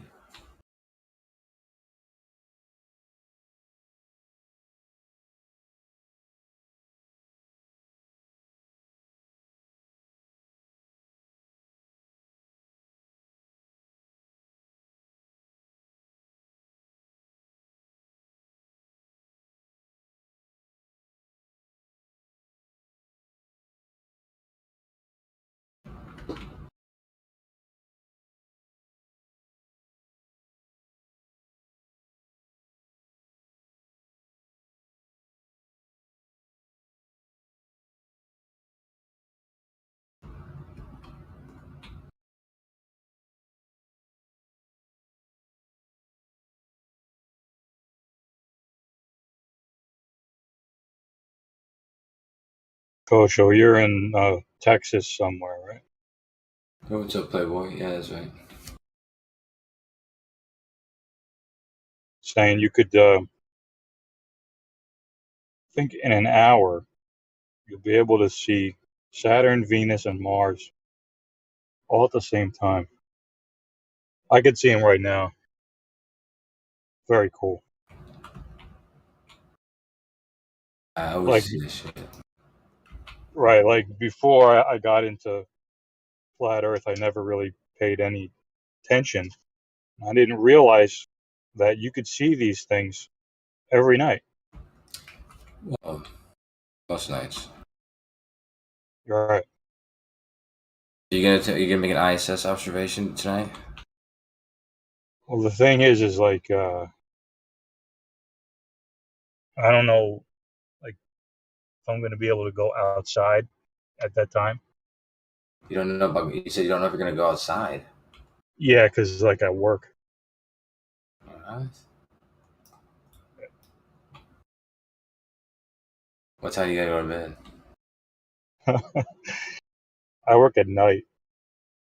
All right. You can't go outside at your job. No, that's forbidden. It's forbidden. Yeah, I'm locked in. Sorry to hear that, sir. I can tell.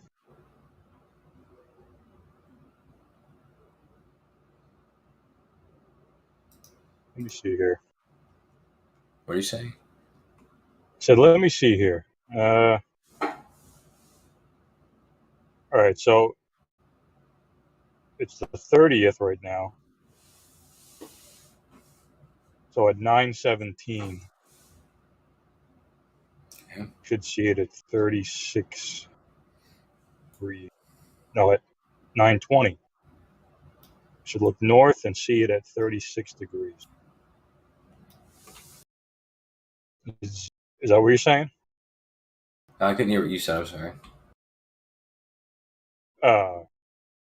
Tonight at 9:20, if I look north at 36 degrees, you're saying I'll see that thing flying by, right? No. I was just trying to picture where you were.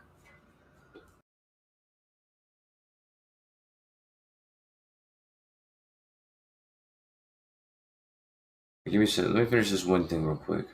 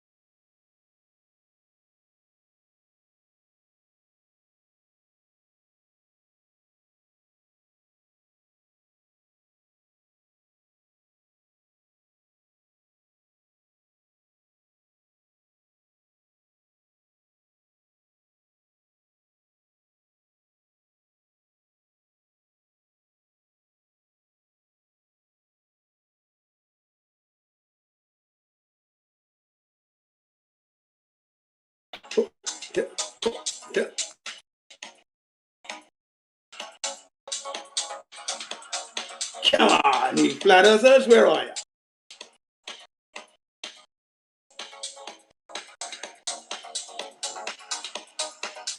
It sounds like a flat Earth exercise tape. It's my exercise.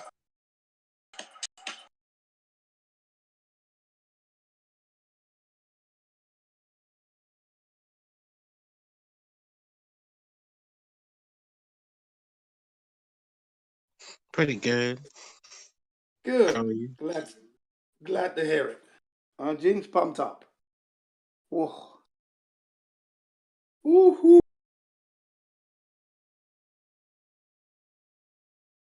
We've covered about 45 kilometers today. And that's a lot on foot and bicycle and foot. Dang, you make me want to lose weight. Yeah. That's the whole point. Keep the body in trim. Try and keep the weight down. Fight the flab, as they say. But yeah. Nothing like, you know, getting the body fired up to some nice house, flat earth house music, you know, to really move your soul. Nice. And like I said yesterday, you have that feeling of euphoria because everyone's wearing masks, but you're the only one, the black guy in the town with the head up high, dancing as he's walking, dancing as he's running. You know, I just look at him and think, are you people really living? Fuck. Honestly. Man. Inspiring. Thank you. Yeah, that's the whole point. I mean, we inspire each other. Let's not forget that. Everybody, I was thinking as I was exercising, everybody has a certain amount of knowledge that another person doesn't know and vice versa. And you learn from each other. You feed off of that. And that's what we do here. So I have learned a lot from these servers and people on them. So, you know, I'm very thankful for that. Believe you me. Yeah. So I'll always be saying that. I'll never forget that. That's been very instrumental in developing the gin of today. The gin of today is slightly different, more refined than the gin of the 80s or the 60s or the 70s or the 90s. The integrity is there, but it's that knowledge, you know? Wow, that awe-inspiring knowledge that I didn't have that has now made me a helium balloon, more lethal than before. I was already a lethal character, don't get me wrong. All Flat Earth has done is just boosted my power. And I'm 60 getting old, but I'm going on like I'm in my 30s. I just love it, man. I just love it. Huh? So yeah, thanks for the inspiration, guys. That's what I'm saying. I've noticed the past couple of days, maybe a week or so, that the opposition's getting emboldened, aren't they? Because Flat Earth is being censored and being misdirected on these platforms, yeah? You know, so they're getting emboldened now. But not when I'm around, they don't. I'll always remind them that they're cheating. They're hiding the truth and promoting your lunacy, your fantasy that the earth is a globe. A shit world. Absolute shit, the world you live in. The world of the heliocentric modelists is a shit world. It's the world that allows all these wars to continue. It's the world that allows lunacy to continue. It's the world that stifles truth, stifles dissent, as Kennedy was saying. Yeah, just to quote a little bit of Kennedy there. But yeah, I'll always remind them of that. Don't get too emboldened, mate, because you're going to meet me and I'm going to knock you down with my words and then physically if you worry. So, you know, it will be a rough and tumble because that's what it deserves. People promoting those sort of lies, you know, intellectually, verbally, physically, any which way. I'm more emboldened than they'll ever be. The truth must come out and will come out. It's because of the flat earthers that this is going on, this nonsense. That's why. We really did shock and rock at the foundation. They were scared. They panicked. They had to speed up the technological prism. That's what they did. The secret was getting out too quickly. The smartphones and all those devices were enabling people to learn quick, awaken quick, and had to slow that down.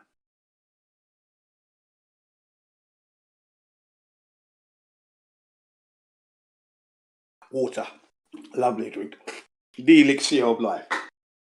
Right now, they had to do that to slow it down because, yeah, the truth was coming out. Such is the power of the flat earth truth. That's why they had to liken those people who are aware that the vaccines are not good for us are the flat earthers. And those who say the vaccines are not good are the flat earthers. So yeah, thank you for that. I'll wear that badge with honor, mate. You know? Yeah. So I've just noticed a little bit of emboldenment from the opposition in recent days. Don't allow them to argue strongly like that. Shoot them down every time you get. Shout them, remind them that they're in a world they haven't proven. Yeah? Their heliocentric model that they haven't proven to themselves exists. Don't be that Hello, guys. emboldened, mate. Hello? How you doing? The Oh, dawn has arrived. I'd just like to remind you, Jim, that you live in a world that you haven't proved.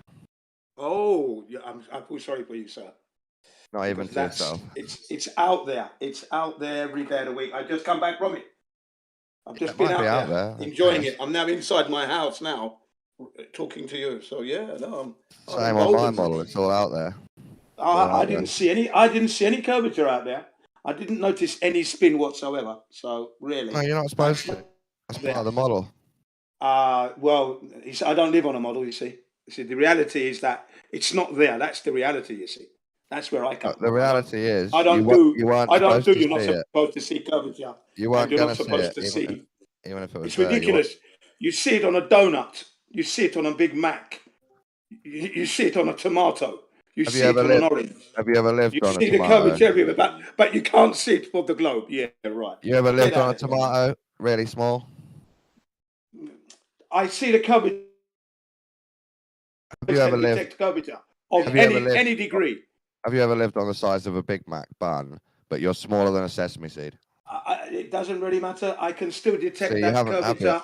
No matter the size, my eyes will pick up that curvature. You don't know what it'll be like because you never have. No matter the size, mate. No matter what you say, curvature is recognizable. From a woman's breast to the woman's backside. Not to you, obviously. Not to you, obviously, because you went outside and you couldn't see it. It's recognizable.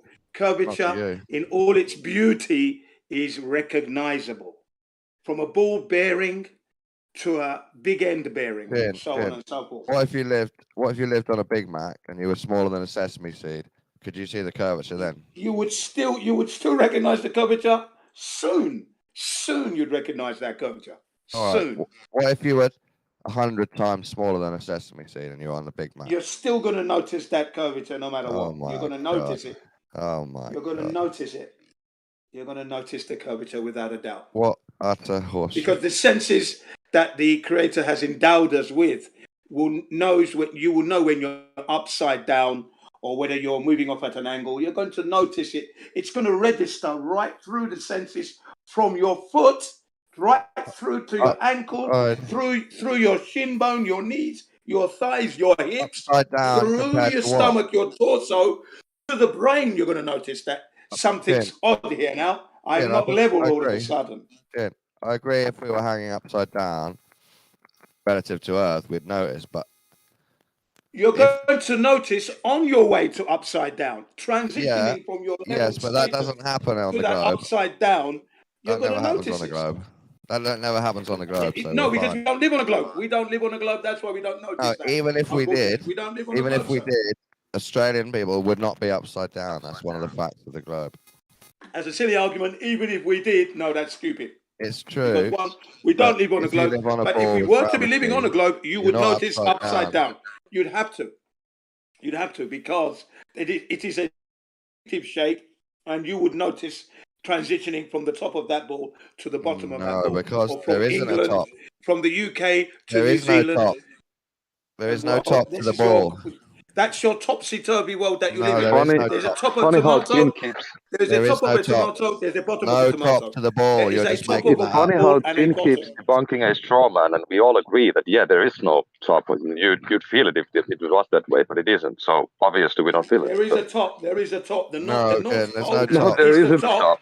and No top. Australia is down under. Down Sorry, under is no. the No, expression. no. Down under from UK. So you're down. You're underneath me. There's the bottom. I'm on top of you. You've Thank lied you to very much. yourself Down with under. basic language you've used, and It's you've not lied to basic yourself language with it. at all. It's apparent and appropriate language describing the top There's of a just a ball. Definitely name not. battles like New York. It is the New top York of the has to be ball. The newer North than the Pole is old at the original top. York. The South Otherwise, Pole it is can't at be New York.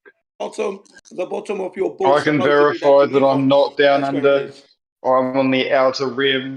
I am on the outer rim, not Thank you down very under. much If the Earth indeed. was flat, then Australia wouldn't be down under. It would No, be it to would the be on the side. outer rim, as the man just explained to you. Yeah, so why are It's on you the Yeah, and it outer using the rim. term down So under? welcome to the globe then.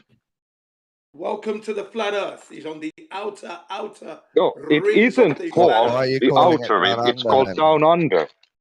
Yeah. Your logic, Jen. No, your logic is sick.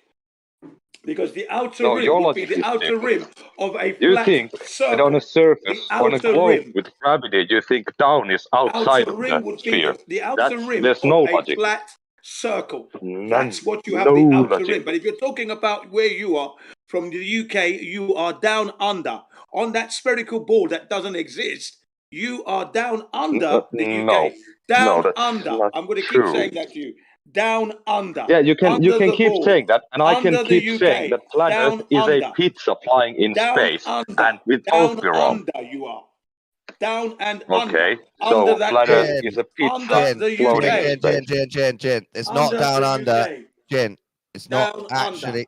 Listen to me. It's not actually down under. That's just a turn of a It's phrase. down under because you No, are it under isn't. the UK You're from where the wrong. UK is You're wrong, and you're lying about my model. geographically positioned on that invisible, elusive ball that You're you're supposed to talking live over on. me with The lies. UK Wrong is lies.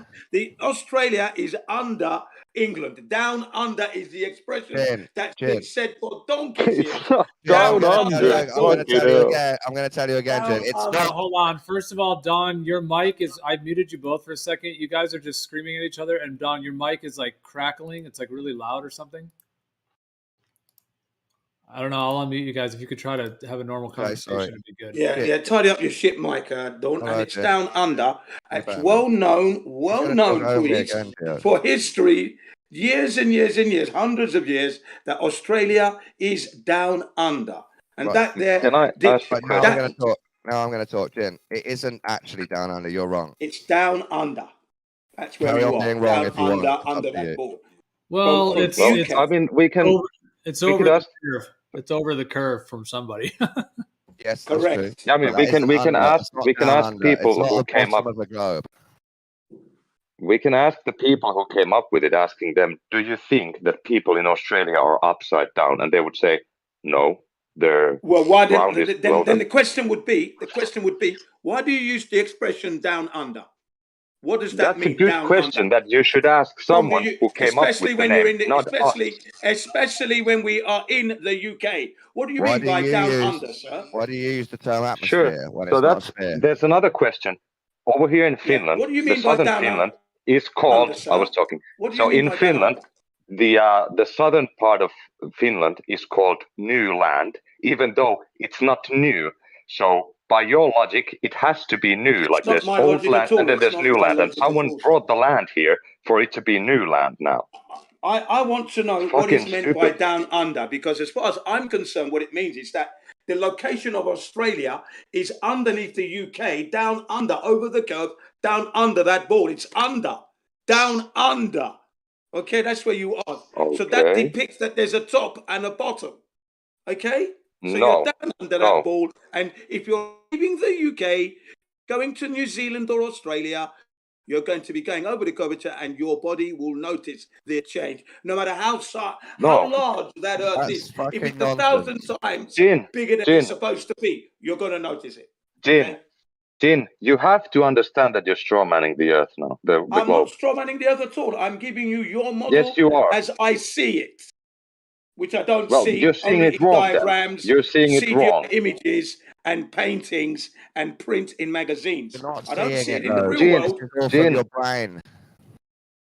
Gene, you understand it wrong. Down is towards the center of the globe Down in under. the globe model. Down under is what I understand. And Yeah, down what someone under colloquially means calls you a are land underneath me. has It nothing means to you are do with the underneath the physics giant ball. of the Earth. Down under. That's how No, stupid your model is. Down under is no, that's is the not. reference to Down under Australia. has Yes. nothing to Down do with under. the model, Jin. Down It has under. nothing It's to to do with do the with the description of model. your model. Maybe. Down It Australia just keeps is on down talking. I mean, under. So if I'm going to go to it's Australia really from the pointless. UK, I'm going to be If going one of the down flat earthers under could the explain to ball. Jim Down that under the the Earth ball is So where was I'm going to be on the aiming. globe having an model, upside Jin, down. if you're Hold on, Down if the under. globe guys, are model, you all just gonna scream like Jin? Are you just gonna talk nonstop? Is that how it's gonna go? I'm going to hammer. I'm going to hammer away. All right, well, that don't down hammer. under. Please just make a point and pass the mic. It's not a place for you to come just to hammer. Well, I've made it. I've made the point. But if they Okay, carry then on, mute your mic. Okay, thank you. Okay. So if on a globe in your like version of the globe model, we're going down if we go to Australia. What happens if you go from Australia to UK in the globe model? Where are you traveling to? Well, as far as I'm concerned, you're coming back up onto the ball because there we the go. UK is up and over the ball to the top. That's what's happening on your This is model. racist. This is racist and denial of a sphere in general. Yeah, I don't care about the denial. I mean, that's okay. I mean, you can deny everything, but if you have to straw man the other one's model, that's like me saying the flat Earth is a pizza floating in space. How can it float in space if it's a pizza? And you would say the flat Earth isn't a pizza in space, and I would say, well, my model says that it is. Yeah, that's what Jen's That's up doing. to It's you. But as terrible. far as I'm concerned, Yeah, it the is. model that we talk about, this model of yours that doesn't exist. How can I can't deny something that doesn't exist? I'm just telling you How that are what you you tell then? me is How are you doing hideous. it then? How are you managing hideous. to? You're doing It's it, but hideous. you're denying a straw man, and I'm okay with it. If you think that Australia is down and UK is up, sure, I agree. That doesn't exist. That's not the true. expression, isn't it? It's a well-known, Yeah, it is worldwide an known expression. expression across the flat Earth. Just like when I get the way you drunk, think I it can is. say I'm shit-faced, but that doesn't mean that I have actual shit in my face. No, it It's means an your face expression. looks like shit. It means your face looks like shit. It doesn't That's what it look means. Doesn't mean like you are shit. excrement. You don't understand your own language, man. It means No, and if someone says that you're a shithead, Jin, it doesn't mean that you have actual shit in your head. It just means that you're dumb. First of all, Mailman is Well, correct. that's a better Secondly, it's analogy. not his language. He's speaking it, isn't he? He doesn't understand the English language. So anyway, down under is the expression. It's well known across the flat Earth. Everybody knows. Yeah. It means that from the UK or the North Pole, you are underneath that ball. You are under that ball. From down the UK, under, yeah, I'll at give the you that. bottom. I'll give you Just that. like the ice cap. The ice cap at the South Pole, supposedly where the ball is meant to be, is underneath. Right. So if I'm going to be going from the UK to the Australia, New Zealand, or the South Pole, I'm going to notice that on that ball of yours. I have to. Let me talk to what you just said, Jen. If you decide UK is the top of the ball, then you can say Australia is the bottom. But that's you deciding a top. I was born into that expression. I didn't create it. That was the creation. That was the expression I learned after I was born in 1961. You understand that it was around before that expression was around before I was born. It's just an expression. Doesn't mean you're because literally of the upside ball down. shape. Because of the ball. That's Yes. why they said that. Yes. Because of this Because they're elusive racist ball to shape. people in the northern hemisphere, and everything else is down under. That's why. Well, that's what I'm saying. It's obvious that if the North Pole is at the top and the South Pole is at the bottom, you're going to go underneath that ball. It's just period. It was, but it isn't. I'm not actually so sure that. Understandable. Sorry, Laurie, go. I'm not actually so sure that the reason that we say down under is because of the globe. It may be, and in my opinion, it actually is, because in the maps, it's down. I think that's where much of that language comes from. We also say down south. Yeah, that's because you're going down to the south, down away from the north. Every single map you see or globe that you see, that is how it is depicted. It is depicted that when you look at it from a visual point of view, Australia or Antarctica or whatever, look down under. Now you guys can turn around and say, yeah, but you're not down under because of gravity, or you're always on top and all that sort of stuff. That's fine, but the visual interpretation that we all have, and all our kids and all our grandparents have been given, is that Australia is on the bottom and UK is up the top. Yeah, but that I agree with. But you know that's not reality, right, man? So you know that. No, but it's still as an adult man, you must realize that's just a You map. can't ask Bansaw that question. We've because arbitrarily Bansaw doesn't think chosen the which Earth exists. side to put at the top of the map because that's where we lived. You must get this as an adult man. No. Can I ask Jin a quick question? Yeah, first of all, before you ask me the question, I want to address Dawn. Dawn, tell people to depict this stupid model, okay? You have your idea for your invisible model that you haven't proved to yourself, right? And when we get the expression down under, we're going to take it literally for what it means. If you take it literally, you're an adult. You're an adult, so you shouldn't be thinking like that. That's stupid talk. If you take it literally, you're stupid. That's your own fault. Silly. I'm going to take it because one, the ball doesn't exist, and it's ridiculous for you to even deny that Australia is under on that ball. So if you take it literally, you're stupid. Anyway, who had a question? Anyway, sorry, someone had a question. Yeah, go ahead. Don't make it a silly one. I'm not in the mood for silly questions, but go ahead. Endeavour. Yeah, just a second. I'm gonna post a picture. Do you see that the map there? I'm just scrolling. Oh, yeah. What is this flat Earth map that we're looking at here? Yeah. Yeah, the AE one. Is that the right? Yeah. Okay. Thank you very much. Yeah. Of course okay. Do you think that Africa is below UK in that map? Because I know it's a flat map. Africa is across from the UK. No, but is it below in the map? Is it below? Heading south for me. But is it below or it's not a ball, it's a flat. UK? It's a flat. So if I put this thing on the table, put this picture that you give me on the table, okay, I would say that Africa is across from UK, or if we're going to go in a proper direction, it's south, heading south from the UK. That's what I would say. Okay. What if you pop that on a wall? Would it be below? When you put it on the wall, everybody, when I speak to people about the flat Earth, obviously you have to put that. When we say flat, you have to put it on the table, so people know how to orientate that, and they know it's flat. So they're not going to be can't work it out from the wall. As a figure of speech, perhaps they might say Africa is under the UK as a figure of speech. Yes. Yeah. And no wonder they think that's why Australia is called down under. Thank you. I've actually seen. No, it's not figuratively, because in the case of the it is only globe ball, no, it's because of the shape of the ball. It's the ball that's depicting that. It's not a figure of speach. No, it relates no, to the it's ball. not the ball. It relates to the ball, definitely. No, you can take any map. Under. Don't you're making this painful for yourselves, because I'm never going to let it go. It's down under that ball. It's definitely more painful for down you. under that ball.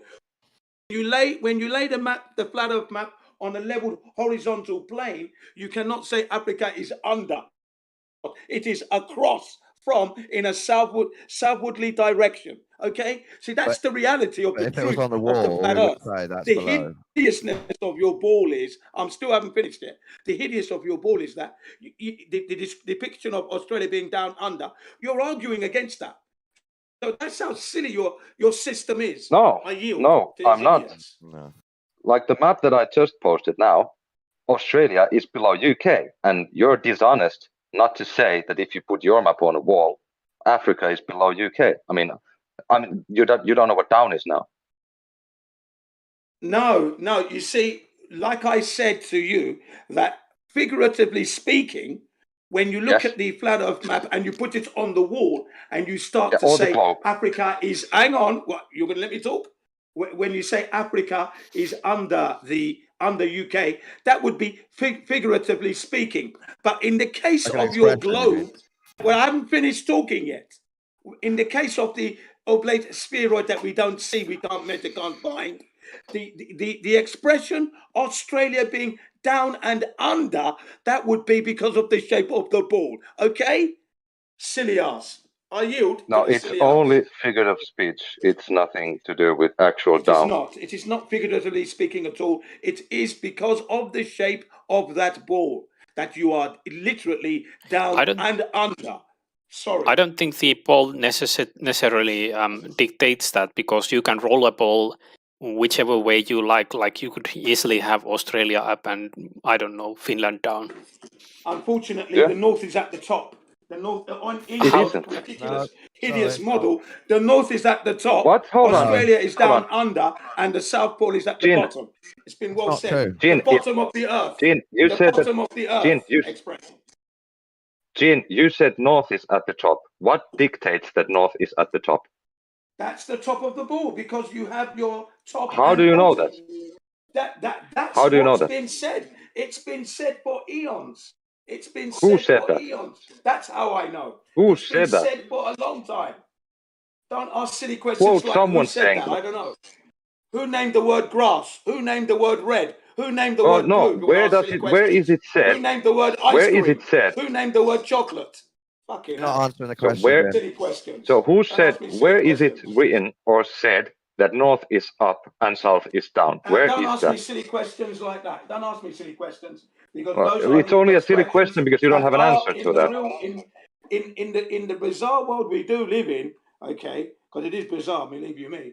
If you can find some reality, you're good. But the ball is referred to. The north is the top. The south is the bottom. No, it's the not. equator is the center. Circumference of the center, And and isn't. Australia is down under. Equator Under the can ball, be a down center, yeah. under. All right, thank you.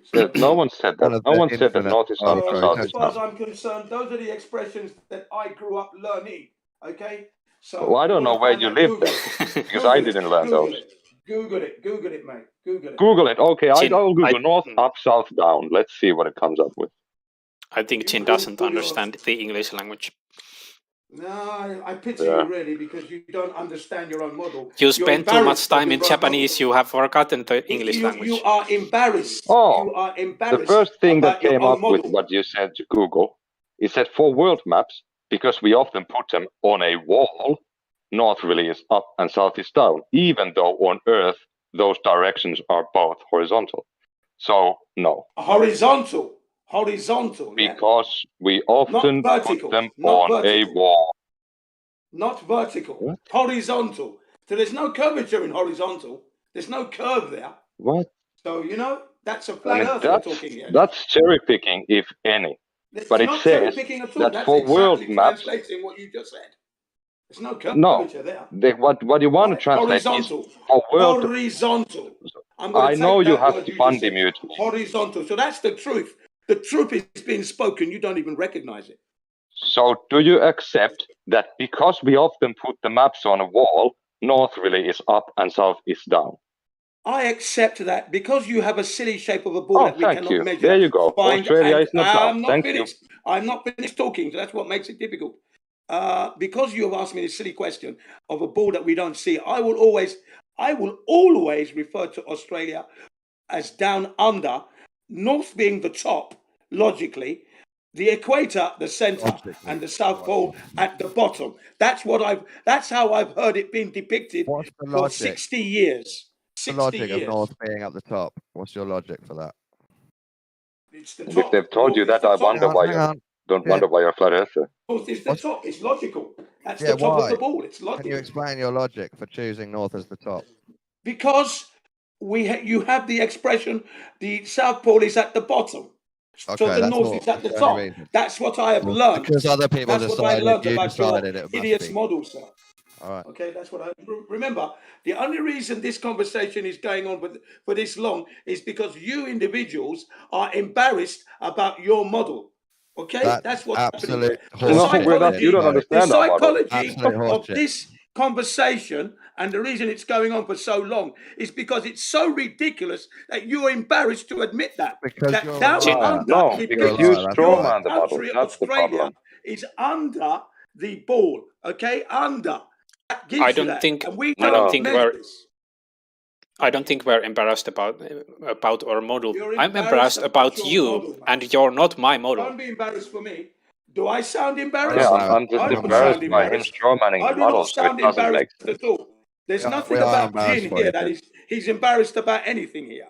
No, Yes, I'm not you embarrassed. you at lack the all. capability. Sorry. Even when you say the stupidest shit, you lack the capability of feeling embarrassed. When I say something stupid, It's quite and amazing. indeed it is stupid, I put my hand up and say, "Oh, that was a No, you mistake." And don't. I I call acknowledge you out that. all the time. In this and you case, ignore there me. is nothing stupid.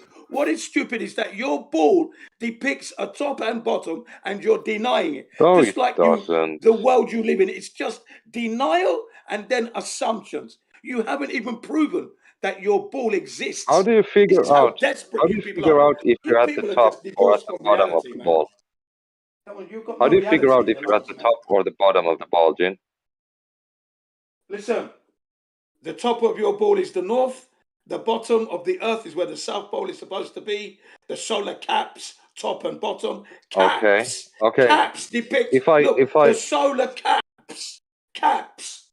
Okay. solar At the top and polar, at the bottom. but if I go down Thank to you. the Capping bottom of the stone. ball, Where does the capping stone go usually? At the Hey top. Jin, I Does it think not? you're just screaming at yourself. Could you mute so someone could respond? I don't think the word cap actually refers to things that are always at the top or the bottom. Like that's not how the word cap works. Usually goes to the top. The cap on your head. No, Baseball cap. it doesn't. Baseball cap. Baseball cap. That's a different Capping meaning stone. of the word Capping cap. stone. You're talking The about cap a on a different bottle. cap. The cap on a bottle, always at the top. I mean, you're just denying the truth.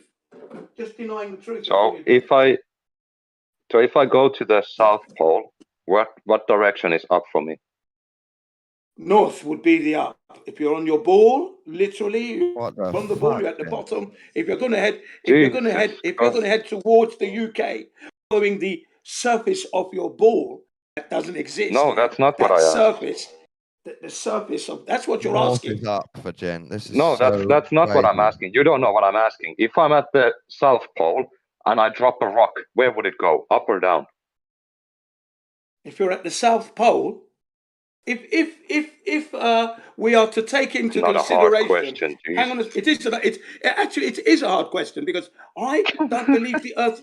I know the Earth is not a globe, you see. So I would have to stop to make. Hang on. I have to imagine now. Now you're asking me to use my imagination, and in the imaginary world, anything is possible. Okay? Anything no, that's not what I'm asking you to do. That is what you're asking. That is exactly what you're I'm asking me. you. Yes, no, it is. No, I'm asking. Yes, it is. No, it isn't. No, it isn't. You is. don't know what I'm asking. It is. You don't can't understand know the what I mean. That's impossible. Exactly, so I because meant you don't that know. if we You're not living in reality.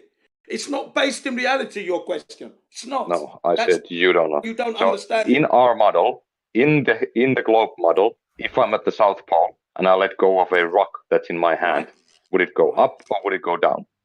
Well, if I have to imagine that the Earth is a ball, number one, and then gravity exists, number two, okay? Well, these things I don't believe exist at all. In fact, I know they don't exist. If I have to imagine that, then when you let go of your rock, it's going to land on the floor. Okay, would it move up or down? It's going to land on the floor. So you can't answer a question. Would it I move answered up your or would it question move clearly down? and loudly and logically. It's going to land on the floor. Many Okay, things don't does land it on fall? your foot. It's going to fall to your foot. Okay, fall, so down. Okay, thank you. Yeah, I didn't say down, did I? I said it's going to fall to your foot. I didn't use the word down. So it's going to fall up? It's going to fall to your foot. It's going to fall to your foot. It's not falling north. Is my foot falling is straight? my It's foot going to be below falling me? to your foot. That's all I'm going to say. Okay, is my foot If I'm looking below from my head? space, let me tell you something. If I'm looking from space now, at that action of you holding the ball. You're upside down now because I'm on the UK, but I'm looking. I've moved away from the Earth. I'm now How in the can you middle be of in space. space in Hang on a UK? second, please. Let me finish. I'm now looking at your action from space. When you drop your ball, drop it, it's going to be moving upwards. Because if I look at north, but that's what it's going to look like. That's exactly what it's going to look like. Yes, because you have your ball and you're dropping the rock. It's like it's going up. But that's how stupid your ball is. You remember, I know we don't live on a globe. And what you've asked me to do what you've asked me to do is to imagine that the Earth is a ball. And in an imaginary world, anything is possible. Okay? But in reality, it drops to the floor on a flat Earth. On this What imagine. reference frame are you viewing this rock from? Jin, exactly. Jin, if I'm at the South Pole, is my head above my feet? If you're at the South Pole, if I'm looking at you from space, right? No, and I'm at South Pole. There is no second observer. And you are upside down, because you're going to be upside down if you're in Australia. If you're in Australia or at the South Pole. I'm at the South Pole. Okay, so now your head is above your feet, of course. Okay, thank you. Yeah, so your head is the There you go. extreme So bottom. if I drop a rock, it falls It's down going to go because upwards. my head is above. If I'm looking at you in your bizarre world, the rock would appear to be going upwards. Heading towards north. Heading towards north. North? Hold on. You can't have it both. If I'm at the equator, would it still move It's north? heading towards north. Because if it's not going down, it's going like 45 degrees angle. If it were to keep on going and it had the power to drill and penetrate, it would be heading up north towards the north, wouldn't it? What? Hold on. I am at the equator and I drop something. You're saying you said that South it'll Pole. be You said going South north. Pole. You said Yeah, South but I now Pole. changed it to equator. Okay, so if I'm now out of space now, looking at you at the equator, okay, are you on the east side or What? East side of the equator. on the west? A side view of the Earth. Hello, You're now on my extreme. You're on my extreme right, okay, and you drop your ball. It's going to head to the west, horizontally. You're kind of straw manning their model a little bit, Jin. You know what? Because it doesn't matter. You know what? But that's the reality of the hideousness of their model. A little bit. That is the reality of their model, Bandsaw. Remember, it doesn't exist. We've never measured curvature anywhere. I'm not saying it does exist, Jin. I'm not saying it does, right? What I'm saying is, though, it doesn't matter where on their model you are, right? Yeah. You're always on top, sort of, right? Because that's the top. It's hideous. It's hideous, isn't it? There's still a direction. There is model says the north. There is a south. I think there is a north and I a don't south. want to be straw modeling their model, mailman or mailman. I can't remember how to say it, but everywhere is top. All right, so no, well, there is no top. But there is a North Pole. Hang on, excuse me. The North Pole, the ice caps 2 points on the top of that ball. Yeah, the ice caps supposedly is at the north and at the south. So there's your top and bottom already, and it's depicted that way. The language is that doesn't mean though that the top of the ball, northern hemisphere, southern the hemisphere. bottom of the ball. So to Hold speak. on. Northern hemisphere, southern hemisphere. Chin, Two hemispheres. earlier you earlier said, Chin, that the cap always goes at the top. Now, how come we can have two caps, one at the South Pole and one at the North Pole? You are saying that those both are the top then? Well, no, I'm saying that usually you find the cap at the top, usually, but of course there are occasions when you have the cap on the side, or at the bottom, but usually it's at the top, isn't it? Usually. On a bottle, it's at the top, isn't it? A cap on your head. On your head. We on the Finnish model of the globe don't have that problem. We use the word napa, which translates to the belly button. Belly button. So it's the northern belly button and then the southern belly button. Well, whatever you want on your, it's your hideous model, sir, not mine. You know, that's why if it appears that I'm straw manning, that is not my intention. It's just to highlight the ridiculousness of your model that's not been proven even to yourselves. You're so busy trying to rebut the fact that we don't mean that everywhere is top, but you haven't proven this stuff.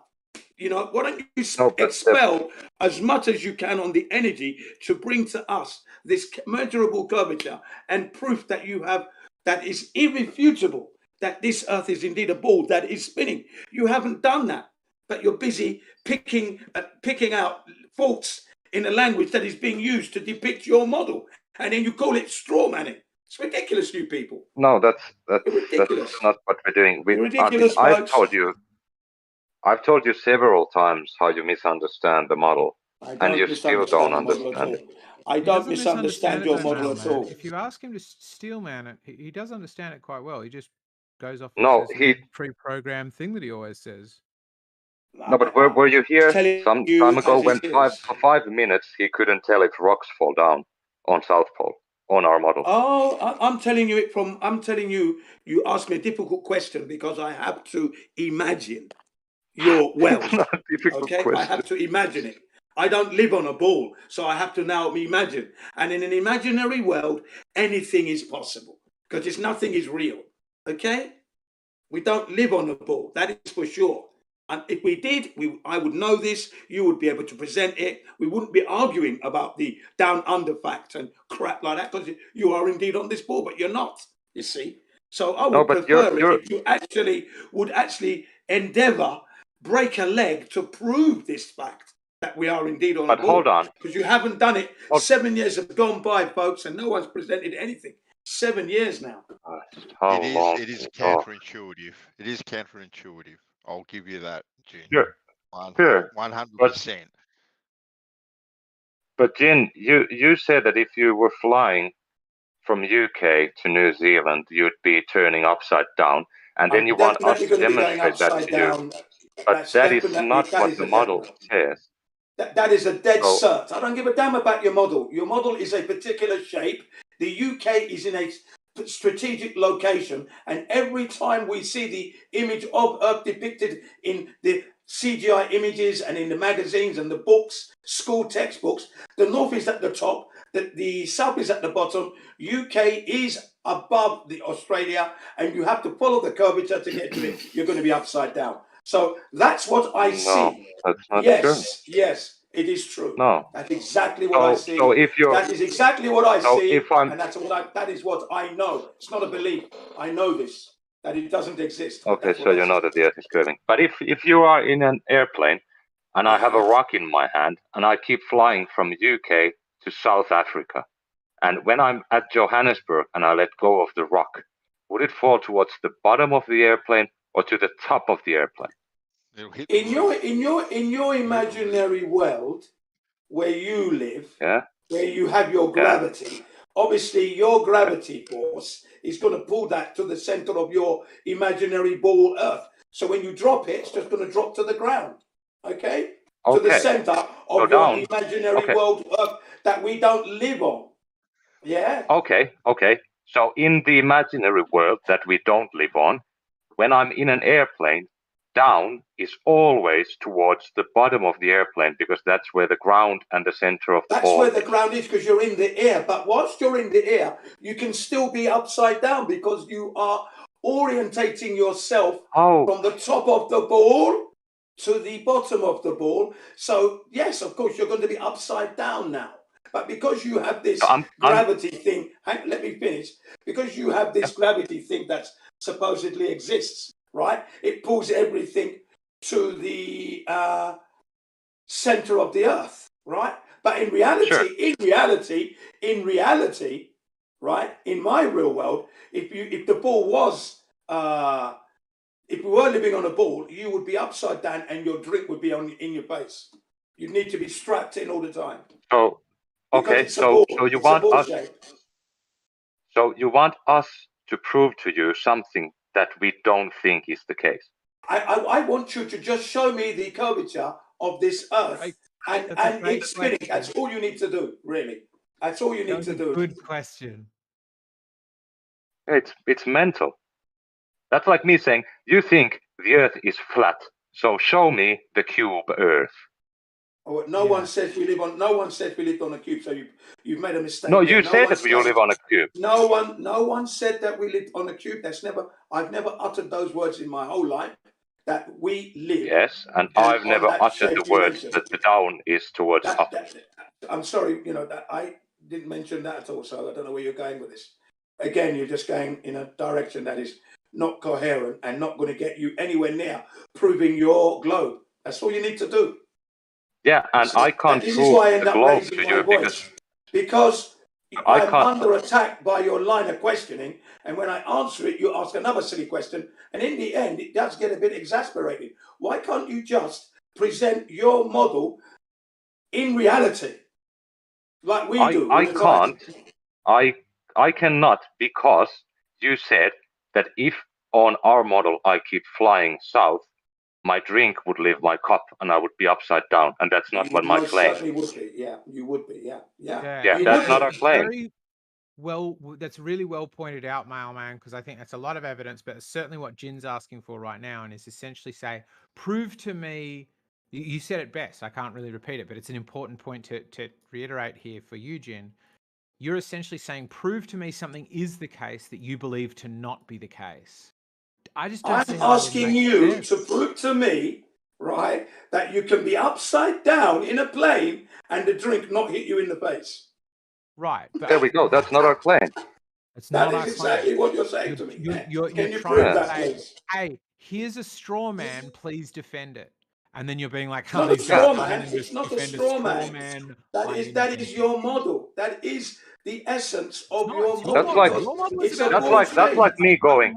It's like me going to a Christian and ask them to prove that Muhammad flew in a winged horse into the sun or to the moon. No, that's ridiculous in itself. I mean, no one would be asking you to do that because that's a religious or thing. go to a Muslim and say that prove to me that Jesus is God.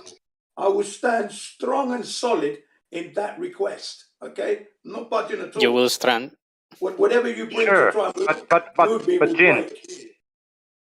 Jin, would you then say that it's okay for me to ask flat earthers to prove me that the earth is a cube? I would take, well, you can ask for that, but we don't say the earth is a cube. So yeah, and we don't say that drinks fly into our faces when we're in an airplane. Exactly. It would be that. That's what would be happening if you're upside down. Usually, when you're upside down. Yeah, it's just pointless to talk to Jin now because he's asking for something that isn't our claim. I don't live in your bizarro world. I don't live in your bizarro world where you can't prove gravity, you can't prove the curvature, you can't prove the spin, but we live on it. I don't believe that. I don't live in that world. So that's why you have problems. You're always going to have a problem talking with me. That problem will exist until you prove these things. It's always going to exist. Remember that, yeah? Jin CBR1, problem. That's what you've got to remember. Problem, because I don't believe you. I think you actually do live. I think you actually do live in a reality where we can prove gravity, where we can prove the shape of the Earth to be a globe. No, we can. We actually can. Then how come you haven't done it yet? You can't prove it. Because we have. Boys, throw up the white flag. You are not going to defeat Jin. Yeah. Throw in the towel. I suggest throw in the towel. Yeah. It's impossible. It's impossible to win someone who uses ego, lack of logic, and strawman arguments. I could do the same to Flat Earth, and I would probably win. That's all slander. That's all slander. It's slander, but it's also true at the same time. It's slander. It is not true at all. I just bring common sense and logic. Common sense and logic. You can't win that, Chin. You cannot defend against that. I know for a I fact. can defend all day long, mate. What do you Yes, think I but you exercise didn't. for? You haven't done that. Why do you think I So exercise? I exercise to be able to defend my yes, situation. and that's my why you need to reality. exercise. My That's why reality you where need to if I'm exercise living on a because you board, cannot. my You cannot reality yet where if I'm defend living, yourself, my so you have reality to where exercise. if I'm indeed living on a board, I would be upside down. Not only that, If someone we would have from satellite images of aeroplanes and ships floating and circumnavigating this Earth daily. We'd be able to link into a channel or a server that would give us all these images, and we would be marveling. Thank you for your contribution, Jin. Now I ignore all of that because that was a straw man. What else do you have? Straw man. It's not a straw man. Well, it was a straw man, and you cannot win. So what else do you have? We should have these images. You cannot win here. That was a straw man. Do you have anything else? Satellites. We should have these images by now. The beautiful Earth ball should be images. We do have those images. Should be on a special server where you see this Earth alive, spinning, and you see the ships and planes. It would be a marvel to watch. It would. Jin, we actually do have those images. So do you have anything else? On Earth. Just do like you have we anything see else? Hang on, let me finish, please. Just like we see it from an aeroplane, when we see cars driving by, on the motorways, as you're flying over the land. Like that, if we've got satellites, we should be able to zoom into a point and see that happening, where the Earth is spinning and planes are circumnavigating the Earth from the position of that satellite as much as it can see through its lens. Should be able to see that, and ships. We should be able to see this. So all of that amounts to nothing because what you have offered is strawman arguments and non sequitur. Now, do you have? So I'm gonna give you one last chance, and this is your one last chance. If you don't show me something reasonable, you lose this discussion. What else do you have? What are you talking about? I'm not in a discussion to lose. I've told you that I don't believe. I don't. So you concede you didn't show me anything, and you concede that you will not give me anything. I don't know what you're talking about. I've said to you. Thank you. I concede. I rest my I'm gonna case. start moderating, guys. Like, yeah, so come we on, can man. take Well, let me turns finish and. what I'm saying. Go ahead. I said to you earlier that I don't carry a belief for your globe. I don't carry a belief. What I carry is knowledge of the flat Earth. So, as far as I'm concerned, when I talk to you, you're a loser. I'm talking to a loser here. You haven't even presented your knowledge. You don't need no to name calling, thank you. Jin, can you calm down on the personal insults, buddy? It's not personal. It's not a personal insult. Hold on, Jin. When you call people losers and stuff, you are getting personal 100%. So please tone it down. You're on the back foot. I will say it like this then. You're on the back foot. You're in deficit. Yeah, they're in the losing argument for sure. They're on the losing side. Yeah, we get what you're saying. Absolutely. Yeah. Go ahead, Lowry. Yeah, that's what I mean by that. You're on the losing side. So hold on, Chin. It's hold on, Chin. Percent wanted me to actually. So I'm gonna pipe up. You said that you carry flat Earth belief. That's simply impossible because we don't live on a flat Earth, and you cannot prove that we do. So, and you haven't debunked the globe Earth, moreover. So, if you cannot prove the flat Earth, you cannot debunk the globe Earth. You cannot then have a knowledge of the flat Earth either. Why do you always get it wrong? Did I tell you that I believe the flat Earth, or did I tell you said I know the Earth is flat? Hold on. Please don't say. Let him respond. Do not say things I didn't say. Okay. You've never heard me say I believe in the flat Earth. That's fair never enough. come out of my mouth. Fair enough, Chin. Fair enough, Chin. But that goes both ways. Hold on, Chin. That goes both ways. So I didn't actually hold on, Chin. I'm responding to you. If you cannot handle it, shut the fuck up. Hold up. Shut the fuck up, Chin. No, come on. Jin, he's responding to how you said that you don't say you believe in the flat Earth. You know it, right? So let him respond. I didn't actually use the phrase believe. Thank you, Lemon. I didn't actually use the phrase believe. So if you're taking me up, no, I didn't. So if you're holding me to my word that I shouldn't misrepresent you, then make sure you actually got the words right that I said. Don't hold me up for words that I didn't actually say. I said you carry the knowledge of the flat earth. And then I said, no, you cannot carry the knowledge of flat earth. You did say those exact words. So you can take me up on using those words, but do not take me up on using words that I didn't use. Okay, Larry, yeah, let's keep it concise. I believe in the flat earth. I've never said that. Never said that. And I didn't say that you did. I carry knowledge of the flat earth truth. I carry that. That is knowledge. It is no longer a belief. And I don't believe in your globe is what I said. I don't carry a belief for your globe. I carry knowledge of the flat earth truth. You know that's what I always say. You will never hear Jim say, I carry a belief of the flat earth. Those words will never come out of my mouth when I'm actually talking about flat earth. It's always, I know the earth is flat. I know. It's not a belief, yeah? Right, yes. Okay, so I'm gonna return. Hold on, Jim.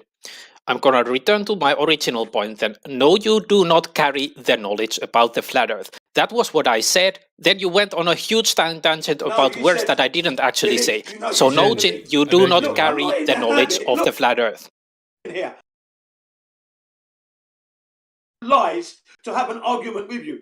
The less I talk to you, the better. So I'm not going to make up silly things to talk to you, but I am going to correct you when you quote me wrong, okay?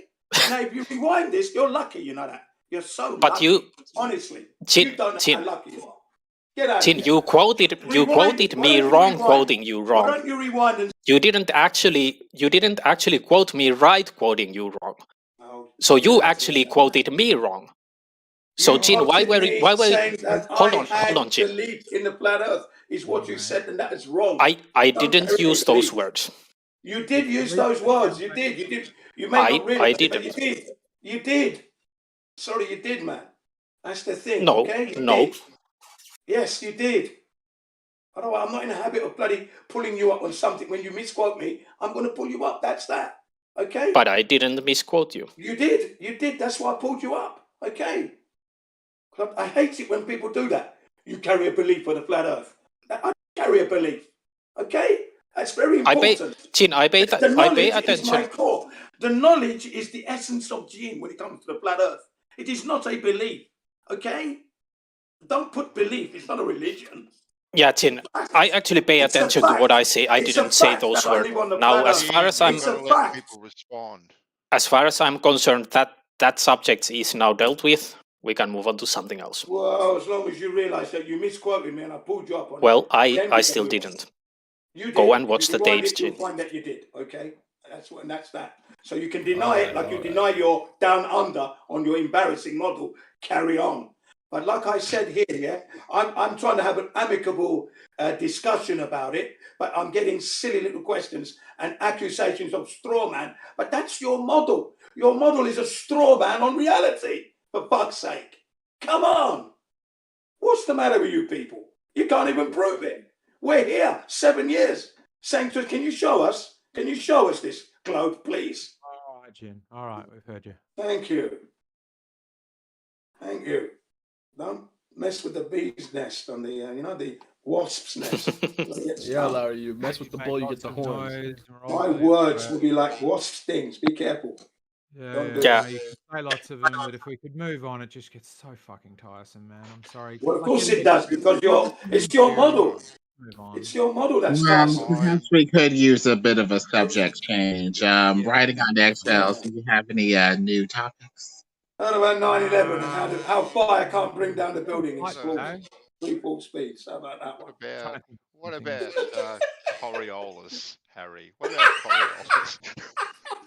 I can show you a bit of Coriolis in a second. I'm about to try and intercept and have an orbit with maintain a stable orbit with a very small moon. So it's very cool trying to understand this because orbital mechanics is like super weird. Like you don't shoot in the direction of the thing you're after.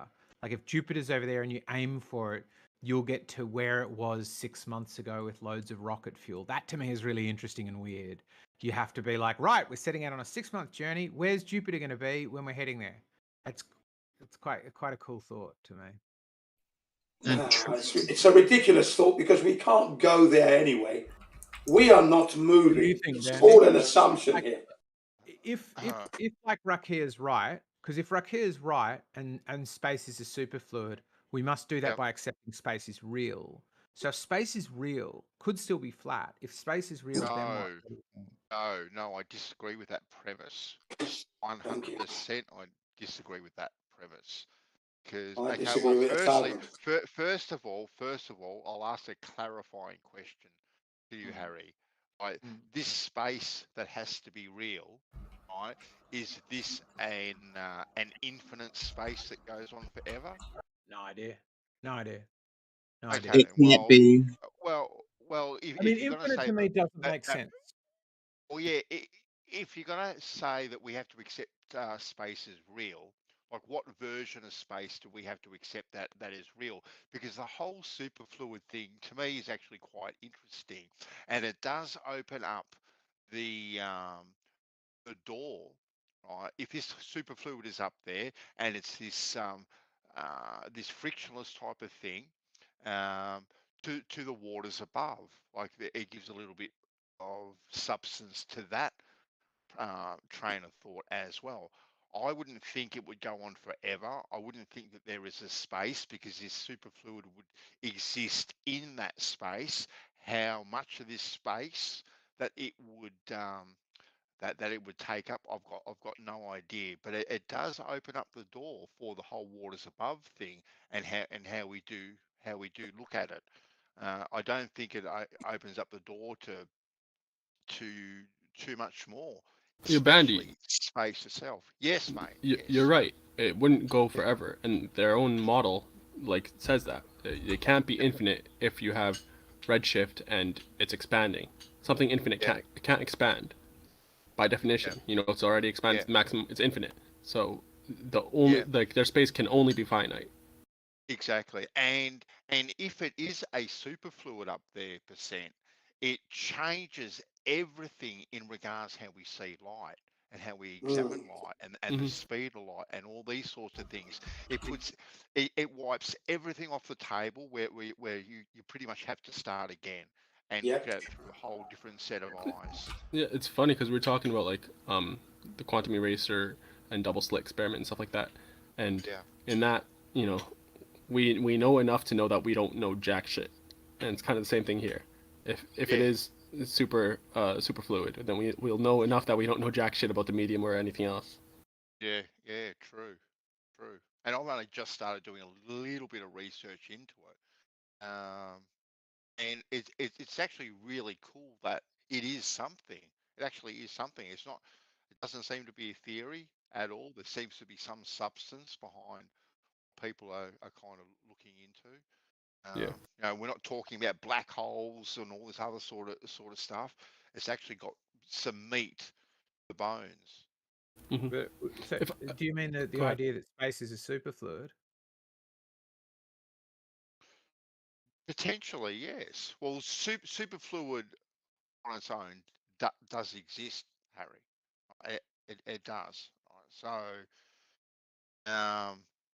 and me taking that to the next step and saying that what is above our head is a superfluid, like you want to call it space. So I'm happy to go along with that for the sake of the discussion. But yeah, that space could be a superfluid, and what's in that superfluid, if we've been able to penetrate that superfluid somehow with satellites or whatever, because it is a frictionless kind of state. You know, there's a possibility as well. But you know, the way light acts in water and the speed of light, you know, the light traveling through any sort of fluid, it's going to turn everything on its head. Yeah, I wouldn't say space though, because space is just a random. It's an arbitrary kind of area where they said, you know, now it's considered space. It's still air, right? I would say the medium that we know nothing about, wherein these lights are, you know, I would specify that instead of just saying space, because space would be on Earth. I get exactly what you're saying. Just for the sake, I didn't want to be too Mhm. pedantic at all. Percent. So Okay, it's recent news. The North Star is 30% closer than previously thought. It is now 323 light years away. Now, folks, 1 light year is 6 trillion miles. Okay? So that's a long way in itself, isn't it? You know, a trillion. Yeah. A trillion seconds would take you 31,700 and so many years to count. All right, sorry. Jin, do the math yeah, on sorry. that. How much is 30% of that? Well, it's a lot. Hang on a second, right? Right. You know. So a trillion would take you nearly 32,000 years to count. Right? A trillion, and they're trying to tell us that Polaris is 6 trillion times 323. That's a long way, man. That's a long way. Come on. Imagine that. Imagine that distance. Yeah, you wouldn't get full marks on a math test, that's for sure. Whew. you know when we were downstairs. Sorry to change the subject, but when we were downstairs before talking about the quantum eraser experiment and the photon, not necessarily splitting but dividing its energy between two atoms. Well, then that energy then would have to be halved, wouldn't it? It would. It's not even the energy. The energy doesn't get split. It's the probability of it. It's like basically that it's in both places at the same time, as long as you're not checking it. So and actually I was thinking about that, because if you have light coming from the sun, right, and it's the beam is split just because it goes into this thing that's causing it to basically refract, right? And you have the same thing with Snell's law. Whenever something goes through like a drop of water, for instance, you have the incidence ray and the refracted ray. By definition, then those are two superpositioned, like it's at both places at once. So everything in our every light that we have, is one photon has been split so many times because it goes through all these different things of water and whatever else in the atmosphere, different gases, and each one of those gives it another, divides it more. So you have the same photon basically almost everywhere. Which sounds insane. It does. May I pipe in quickly? This conversation sounds interesting, but I actually have to go to Japanese literature class. And before I do, I actually wanted to address for integrity's sake, the discussion from earlier. I did review the footage, and I did mistakenly use the word belief. I'm not sure how, because I did mean knowledge, and it made more sense relating to what I was talking about. But yeah, my apologies. I used the wrong word there. Yeah. Thanks for checking it anyway. Well done. My respect for you. Just shut up, Loudy. Good on you, man. Yeah, well done. Well done. Enjoy Japanese class. Yeah, gambatte ne. Gambatte ne. Hi. Gambatte, omae wa baka.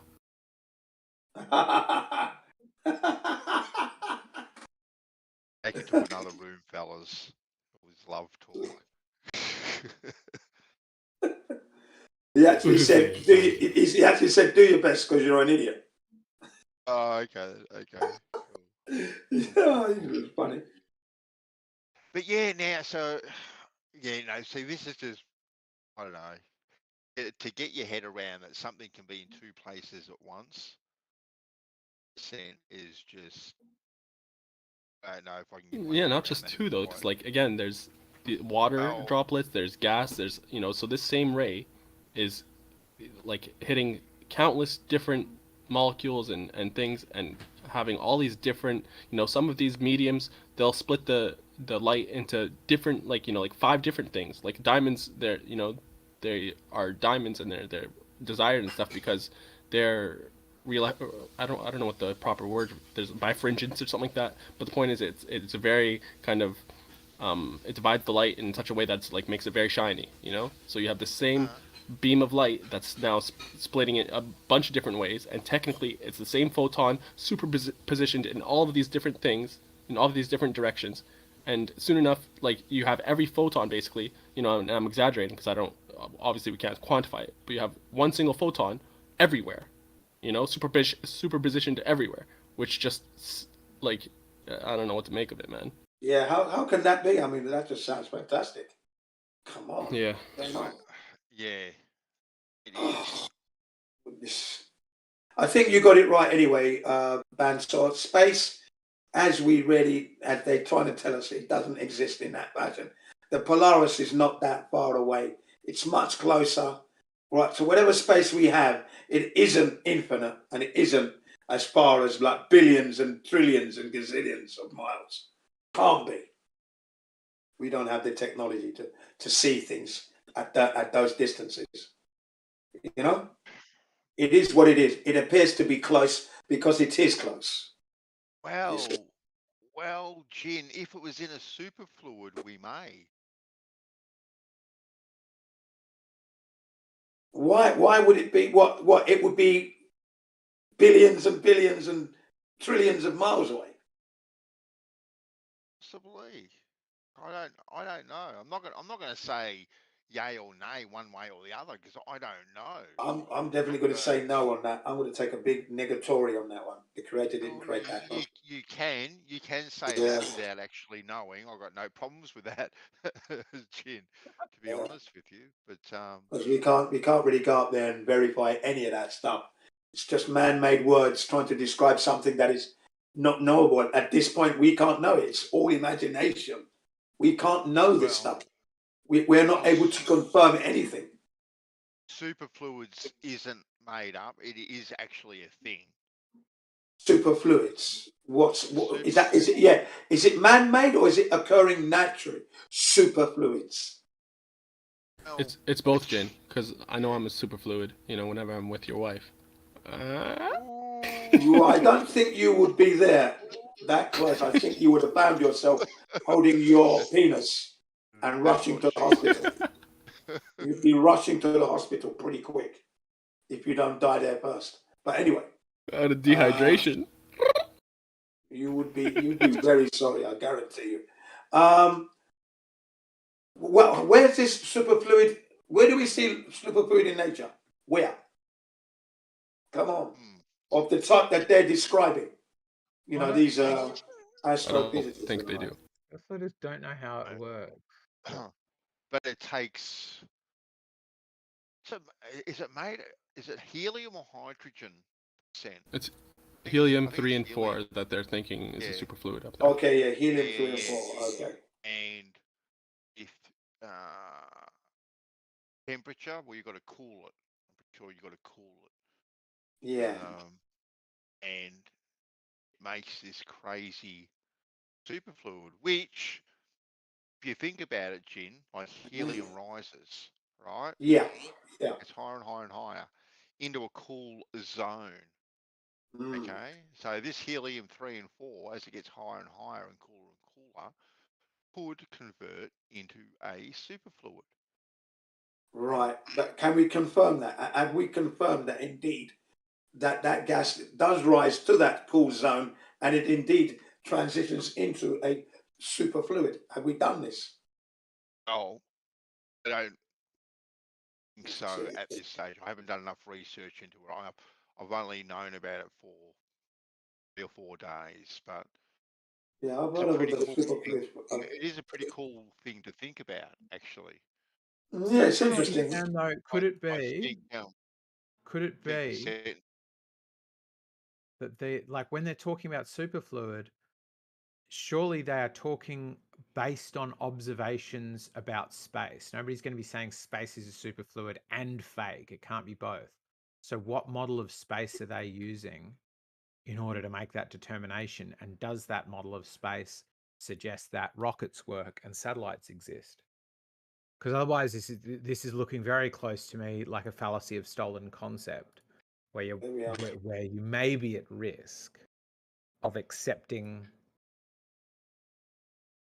this broader premise that space is a superfluid, while ignoring that this premise is based upon the assertion that space is real and you can go there and people have been there, right?